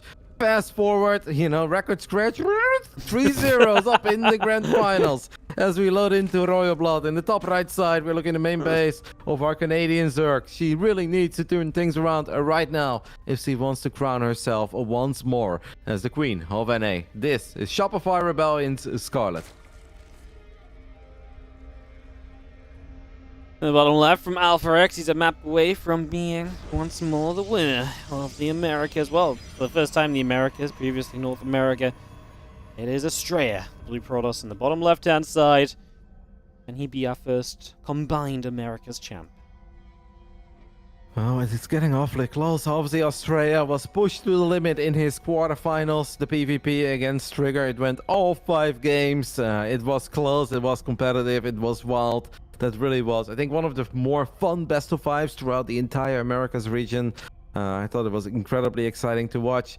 Earlier we saw the semi-finals. We kind of favored Special a little bit. In the end, Special didn't quite live up to the hype. Astrea got the job done. We're like, all right, the finals though, that's where it gets difficult, right? But Astrea truly is just growing in this tournament. And it almost feels with every round that got by, he just got better and better, and it got more convincing.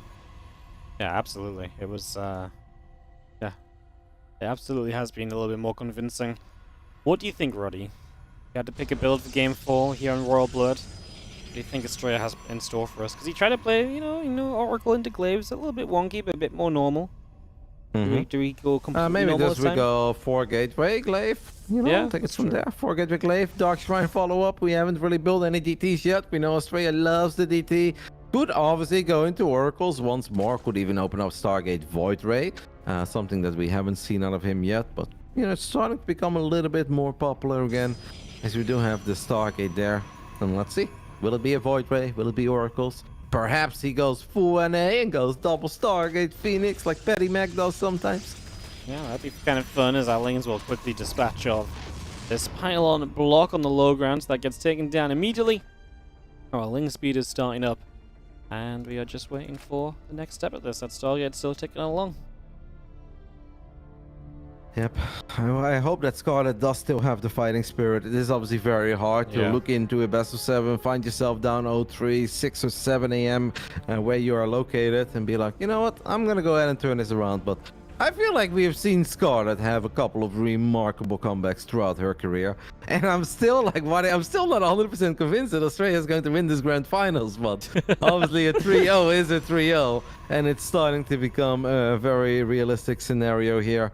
As we have the first Adept just taking a little sneak peek into the main base of Scarlett, and the Adept will see that everything is normal. Do we still have an active creep doing? Yes, we do. I like that, by the way, from Scarlett. Sometimes in high levels, EVPs, even like 8-9 minutes into the game, there is a bunch of surface area in the main base that's not covered by creep. You won't see a warp in happen. I actually really like this. Why not? Why not just go ahead and give yourself that extra movement speed for Queens against Oracles, for Lings against Adepts? I think it's a very cool play. Yeah, no, I mean, it just makes sense, right? It's just a little tiny investment, and it can go so well for you. Because Adept shows up, Oracle going to join in the fun. We get 4 kills already. We're going to get, okay, just the 4. All very early kills, worth noting, with the first Oracle. He took some damage on it, but early damage is usually very good damage. And the Twilight Council to follow up after just the double Oracle again. Honestly, maybe just more of the same from Astrea. He didn't even get to do the attacking part of it last time around, so this time maybe he can. Maybe Astrea felt that his fun got taken away. He's like, hey, I wanted to bounce in between all the bases with my Adepts and have a field day. And I was forced to fight at home. That is definitely what it's starting to look like. And I really like that you said there it's 4 early drones, right? Because sometimes we see a Protoss with the 3rd Oracle showing up, get 4 drones. But if the Zerg is then already at 55 or close to 60 drones, like, okay, that's nice, but it doesn't mean that much. But dropping from 36 to 32 drones, yeah, that actually has a pretty significant impact on your economy throughout the entirety of the game. As this time around, though, it is not going to be Kelazhur, it will be Blink. And at least, I guess, the good news for Scarlett is that Scarlett is investing in +1 melee, which I do think is the upgrade you want if you're going up against Blink Stalkers.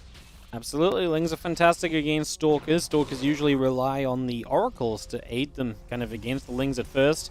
We have gone up to triple Oracles, so that's obviously kind of a sign, I guess, that Stalkers may be more on the cards. And yeah, like I say, with triple Oracle, you will have that little bit of extra damage output to help against the Lings. It's pretty much every Ling going down here at the cost of, what, an Adept or so? It's just clearing out those numbers early already, as Astrea is still looking good on work account. His army supply is looking decent as he keeps warping in. Of course, the first round of Stalkers generally pushes before Blink is done, so keep that in mind as well, as our Oracles will just go to the main for a bit of harass. Just misses the drone on the hatch on the low ground. Yep, well, actually now tries to go for one of the queens, and Astrea will get at least one of the queens, and actually looks at that second queen that's carrying a lot of energy. Astrea really committed, will get the double kill, and every single Oracle lives until it flies into queens on the low ground. So that was the first Oracle that was already microed back, that was already saved. That does end up dying. Look at where we are expanding, Waddy. Scarlett has the high ground, and I already thought that was a bit of an ambitious base. And Astrea is like, hey, cool, I'm just going to go ahead and take the gold. Hero does it, and if Hero does it, why can't I? Why can't I? Yeah, why the heck not? He's going to use this as a forward pushing point from his for his Stalkers, which actually works really well. Obviously, as long as you don't get backstabbed too heavily. The Lings are going to backstab right now into the 3rd. There's nothing over here. Battery doesn't matter if there's nothing defensively in Astrea. But now he's going to have to deal with this. He's going to start sending his Oracles back. A couple Zealots get warped in, but the battery is long gone to Scarlett. Great attack over here, put in some serious work. The Oracles do show up back at home. That means the Oracles aren't here to support the Stalkers, though, which can be a bit scary as well. But they do have a Stasis Ward to help them out if necessary. And Scarlett finds herself 4 workers in total in the end. The thing is, though, the Oracles run out of energy, and now Astrea will warp in a couple of Adepts, but these Adepts don't have Resonating Glaive. Scarlett, I think, is actually going to go for the natural. Love it, as that Stalker died. This Cybernetics Core is exposed. Maybe the Lings... Oh, I love this. The right click to the shift click of the Lings being able to turn around immediately, because Astrea can only really take that fight if the Adepts are shading. And Scarlett is now going to set up one hell of a surround. There is that stasis, and it actually works out super well for Scarlett. And Scarlett is also going to commit to the batteries. It feels that this is a nightmare for Astrea. Yep, he is not having a good time. He does get some Zealots in front of some of these Stalkers. They could blink across the minerals and play from behind, and the Oracles are low on energy. Scarlett is going to back it up. Finally, those Zealots are really putting in some work. They have survived a long time here. Supplies overall are still surprisingly even. Scarlett's just on such a low drone count. She's been so aggressive with units. She moves into +2 melee, she moves in towards Bane speed, but if she sticks on a work account like this, she might have issues in the end. Right now, she might be about to kill a bunch of workers with this breakthrough, though. Cybercore, no shield battery overcharge. Why the Lynx not run into the main base? I feel like that would have been a cool play. Yeah. Create a little bit of chaos, and Scarlett is just making more and more Lynx. A couple of Lynx are going to find that base in the center of the map. It's really just feel that both players are this is like kind of going for it, right? We're video gaming, we're building a lot of units, we're battling, let's have some fun. As maybe the Bailey's going to open the floodgates here for all these Lynx. That is something that Astrea would absolutely have to respect. I also want to give kudos to Astrea for the way that he saved those Stalkers at the gold, but none of that matters. As the Banelings come in, Banelings will connect with the Adepts with a lot of probes. As that shield battery should fall, and at the same time, Scarlett's going to send her Lynx into the gold. 121 Zerglings currently on the map, Waddy. That's a lot of Lings, and the Banes are just a perfect complement to them, because the only issue Scarlett was really having was with the Zealots protecting the Stalkers. The Banelings obviously completely removed that, and that's GG for Scarlett to get one on the board. And she does find herself a map in this series. It's not going to be a clean sweep. We are going to find ourselves 3-1. Scarlett is bouncing back. Scarlett lost 150 Lynx in the 9-minute game and still had 117 Lynx towards the end. Obviously, love adding in a couple of Banelings. We love +2 Banelings. We often talk about it. They one-shot the workers. That's not what it was so much about. It was a couple of Zealots in choke points backed up by a battery, or an Adept backed up by a battery, that made it sometimes hard for the Lynx to truly live up to their potential. Well, you don't need crazy amounts of Banelings. Just having 4 to 6 to 8 Banelings to basically blow up the gates, and then the Lynx can start flooding in. That was a very nice touch for Scarlett. So we head back to the Americas. Scarlett at least gets a point on the board. I don't think that Astrea is going to play Stalkers again, though, where it's maybe like, out of all the builds, this one I struggled the most with. Well, the start was actually somewhat promising for Astrea. Yeah, no, it looked good. The Oracles got some good damage done. It felt like we were defending well. The Lings just kept on going, though, and they just really did barrel through eventually, and Astrea didn't have enough of a follow-up. As we hop ourselves into Water Babylon for map 5 of this series already. I mean, obviously for a best of 7, it feels like we're steaming through the games. We've not had the back and forth macro, really. I mean, game 1 kind of, but yeah, it's been a fast set of games so far here in this series. Yeah, where things just snowball rather quickly. Obviously, Scarlett was committed, because you very rightfully so pointed out the worker count, like 58 drones. That looks problematic, but with that many Lynx, with +1 melee already, +2 as the follow-up, bulletproof at home, with plenty of vision, with plenty of queens, I felt pretty good about it for Scarlett, and I love the way that Scarlett played it out with just a lot of confidence, not too focused on taking a fight. And I did still love the way that Astrea handled that surround, because I was like, oh my goodness, he's gonna lose everything. But it kind of just blinked to the left side of the gold minerals. Stalker still chipping in, couple of Zealots being wiped in. That was good crisis management by Astrea, but I think in the end the composition of Scarlett just worked out, especially as long as the Zealots don't have +1. Zealots suck against Lynx. Like, you give him +1, Zealots, amazing. They don't have +1, they don't have charge, they're just terrible. Yeah, there was like a few moments where I was like, ooh, Astrea's supply is like really holding up well. And then like the Banes as well. I was just like, okay, well. And it was all just like, it was one of those cases where like all the supplies just such low-tech units as well. And I know Scarlett was mostly Lings, but it just didn't mean that much in the end, because the Lings were getting better. The upgrades kicking in. Well, time for Babylon, Roddy. It's time to see if we once again have, well, just another chance of closing out this series. As in the bottom right, still a map away from being a regional champion this year, it is Astrea.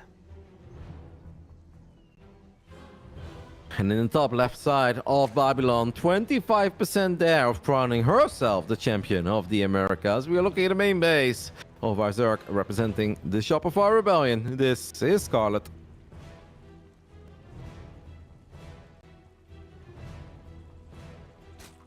Perhaps you can just sometimes forget about the score in a series, Waddy, and just be like, I had to win 4 games coming into this.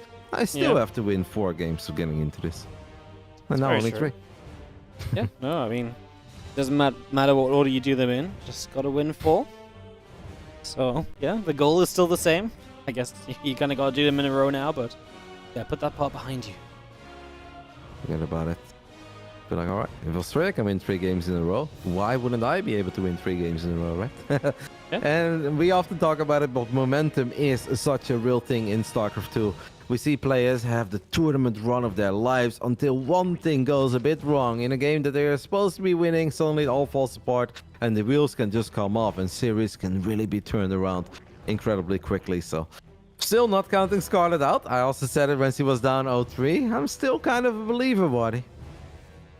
No, especially seeing her win a game kind of instills me with confidence a little bit again, right? Because it is easy to maybe think, like you said at one point, it's like, man, you know, you're down 0-3. It's the middle of, well, it's now early morning for you. It's hard to find that kind of push to, you know, get back into this, but she found it, she got it, and now it is once again a series. And like I say, that gives me that bit more confidence too. She found a way, she fought hard, she didn't just roll over, and we have ourselves a final on our hands still. We wait for Astrea's choice of build. He's kind of really went from kind of wackier to much more standard as the series has gone by.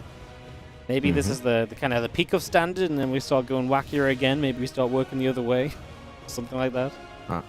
I feel like this is the map where he does love his Robo build. So I've got my hopes up for the Robo. I'm not gonna lie. I think it's gonna be the one gate fast spent Robo, and I think we're gonna open up with a couple of disruptors and speed war prisms. Damn it! Got to Stargate. What happened to this man? He was doing so great when he was wild. I love the Robo build. I'm sad. Man, he's really just like, man, the closer I get to winning, I should just play standard, right? You know, I don't want people to remember me winning the regionals off of, like, for being crazy. You know, I want to be remembered as the good old honest Protoss player or something.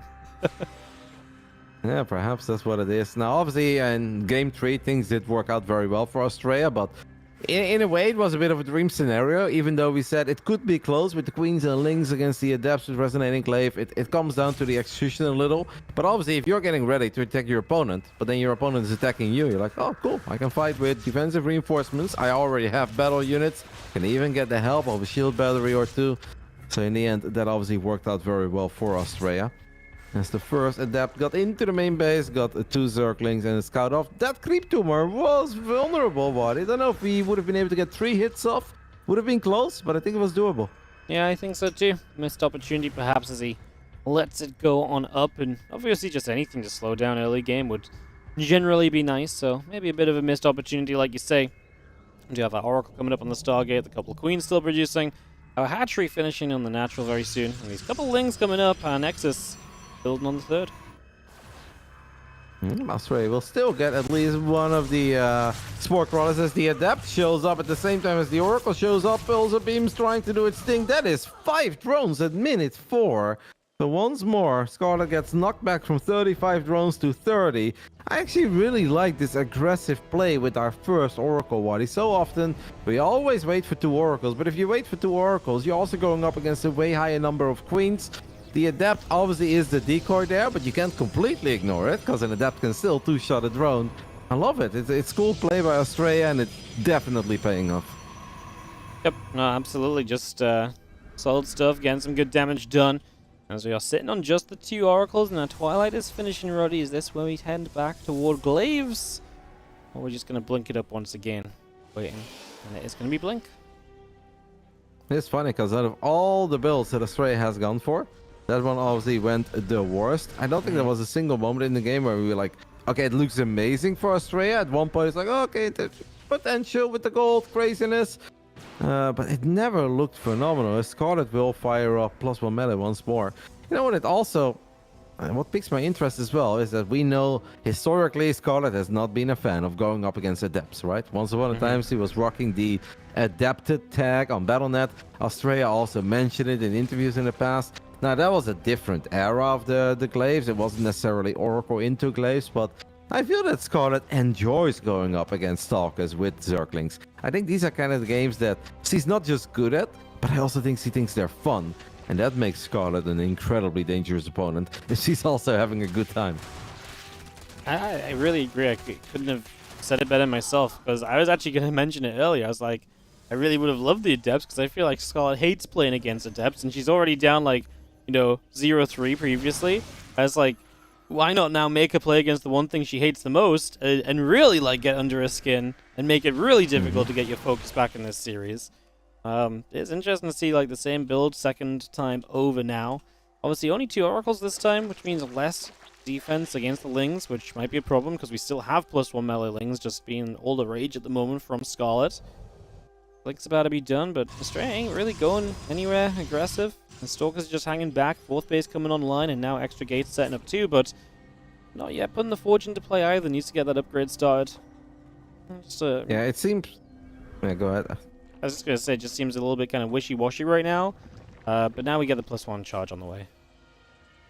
It feels that Astrea is making a play on everything that happened in the previous game, right? Where it's like, okay, I'm supposed to be aggressive with the Stalkers because I want to slow the Zerg down, but you're already slowing yourself down by making that many links. And if you're going to make that many links of a low economy, I'm just going to go up to 4 bases, get a couple cannons and batteries, and keep on macroing.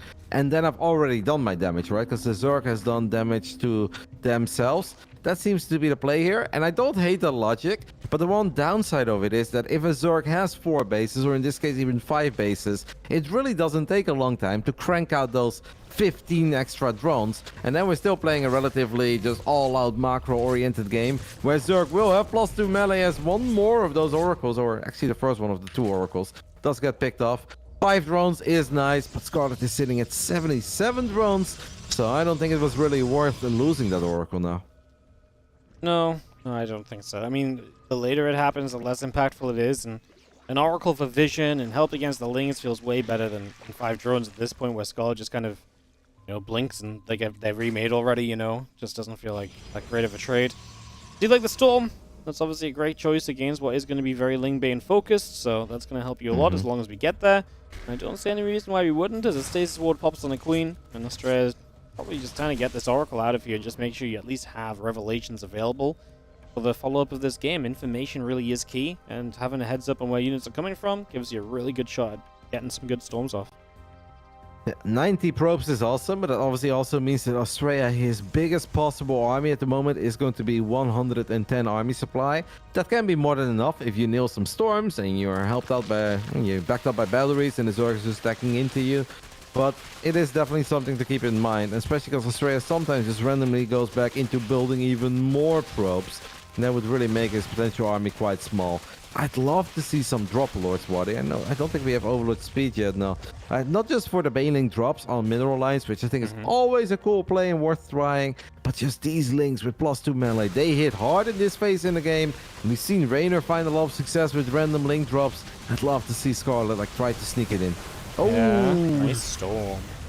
Yeah, good start in Storm as we do push those Lings back off the rocks. The rocks do get finished off, so an opening for Scarlett to utilize when she gets to attacking. We do have a Stasis Ward set up. Another reason why the extra Oracle would have been nice, right? More Stasis Wards are generally good.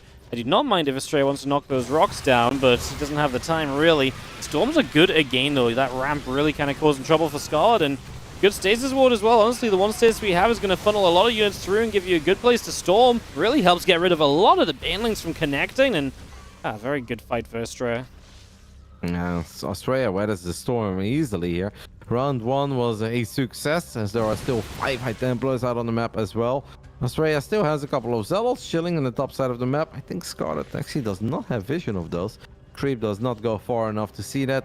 I think Scarlett will be able to try this again and again, and Astrea obviously needs to be careful, because defending with cannons and batteries and stasis traps is one thing. Stepping on creep is often a whole different ballgame, as Scarlett is either looking for a run-by or a surround. I think she's not totally sure herself what she wants to do. In the end, we go for a bit of a surround, as the Banelings are leading the charge. They will connect with 1 High Templar, a couple of Stalkers will fall.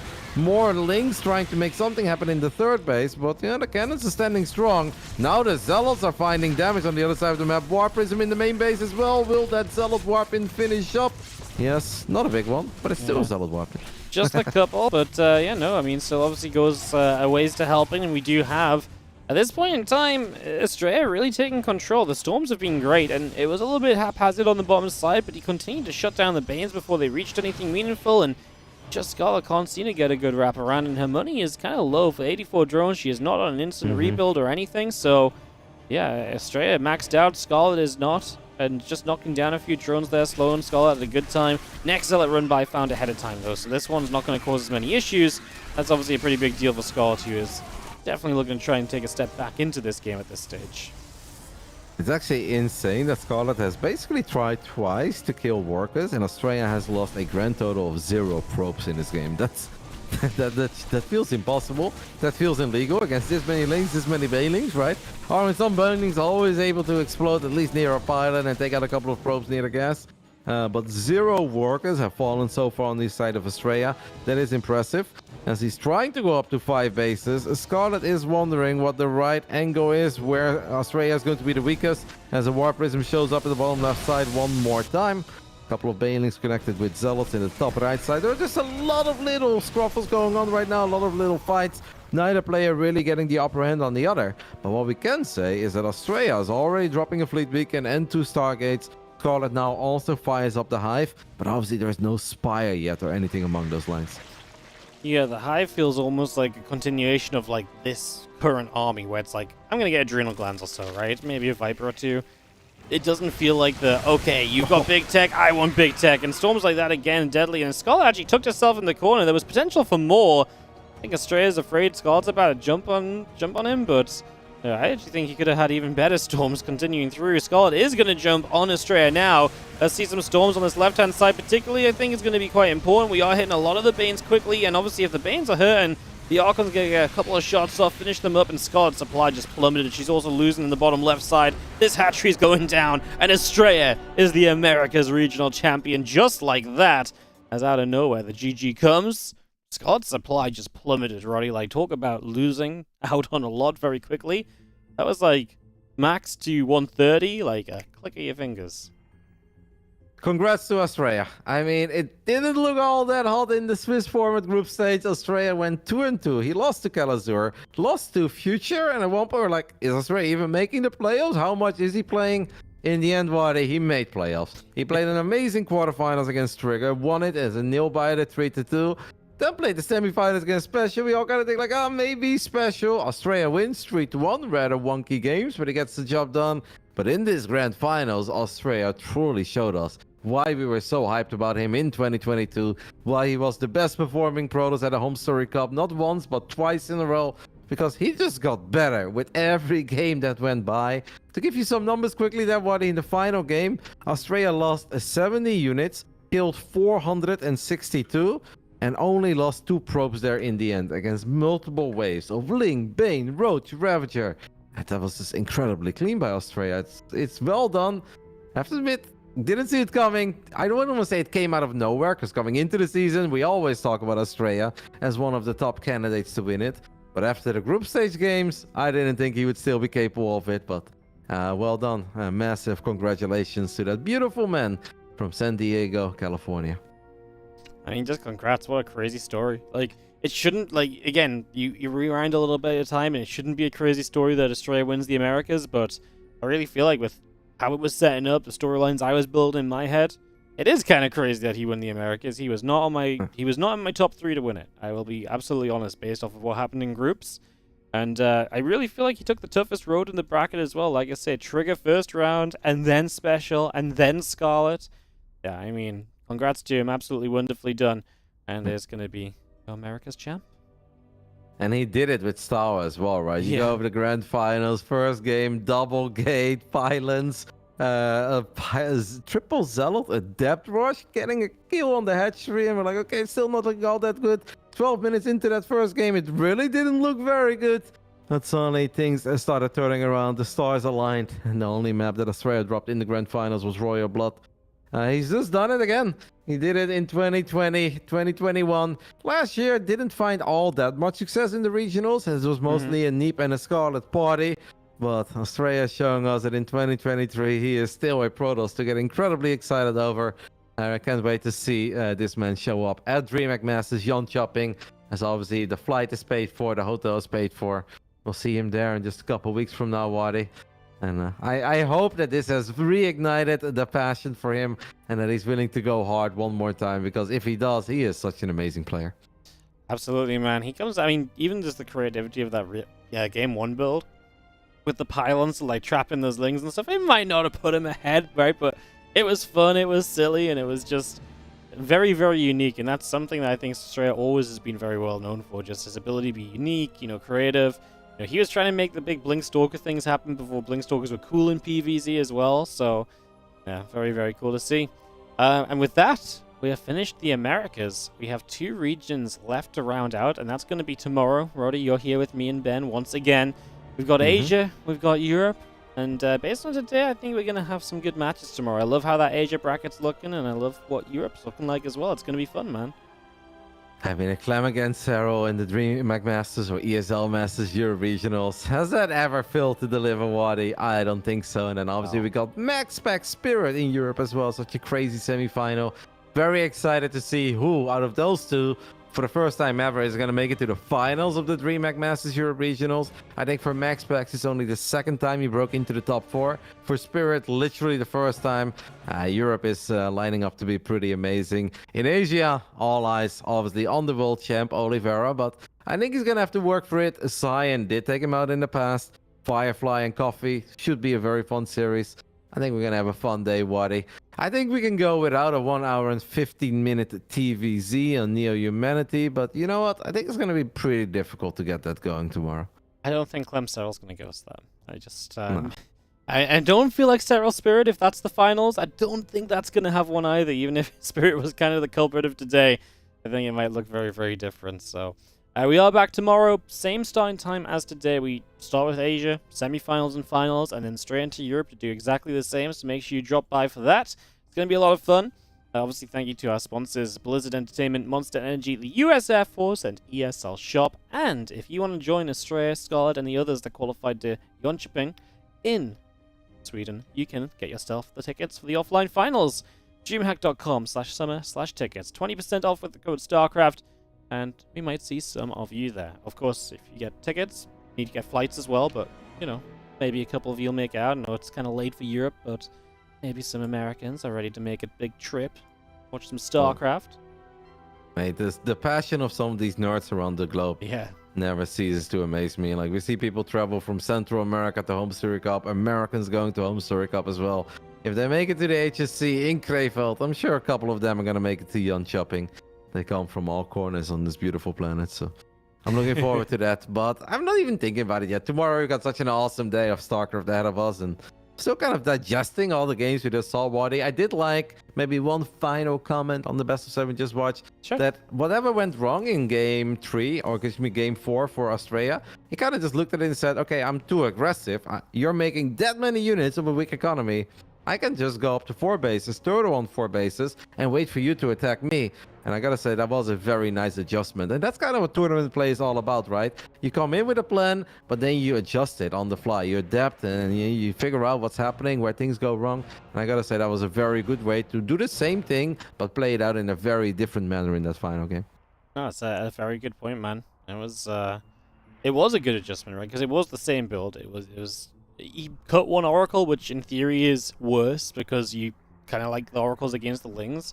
But then he wasn't aggressive enough with the Stalkers that it really mattered, right? So, didn't really need it. So, yeah. Very well played. Congrats to Astrea. Like we say, excited to see him in Sweden. And with that, we're going to wrap up what I believe has been the longest day of the ESL Masters. And like I say, we do it one more time tomorrow. We wrap up Asia. We wrap up Europe. Thanks, Roddy, for casting with us. And we'll see you all tomorrow. Any final words, Roddy, or are we completely done?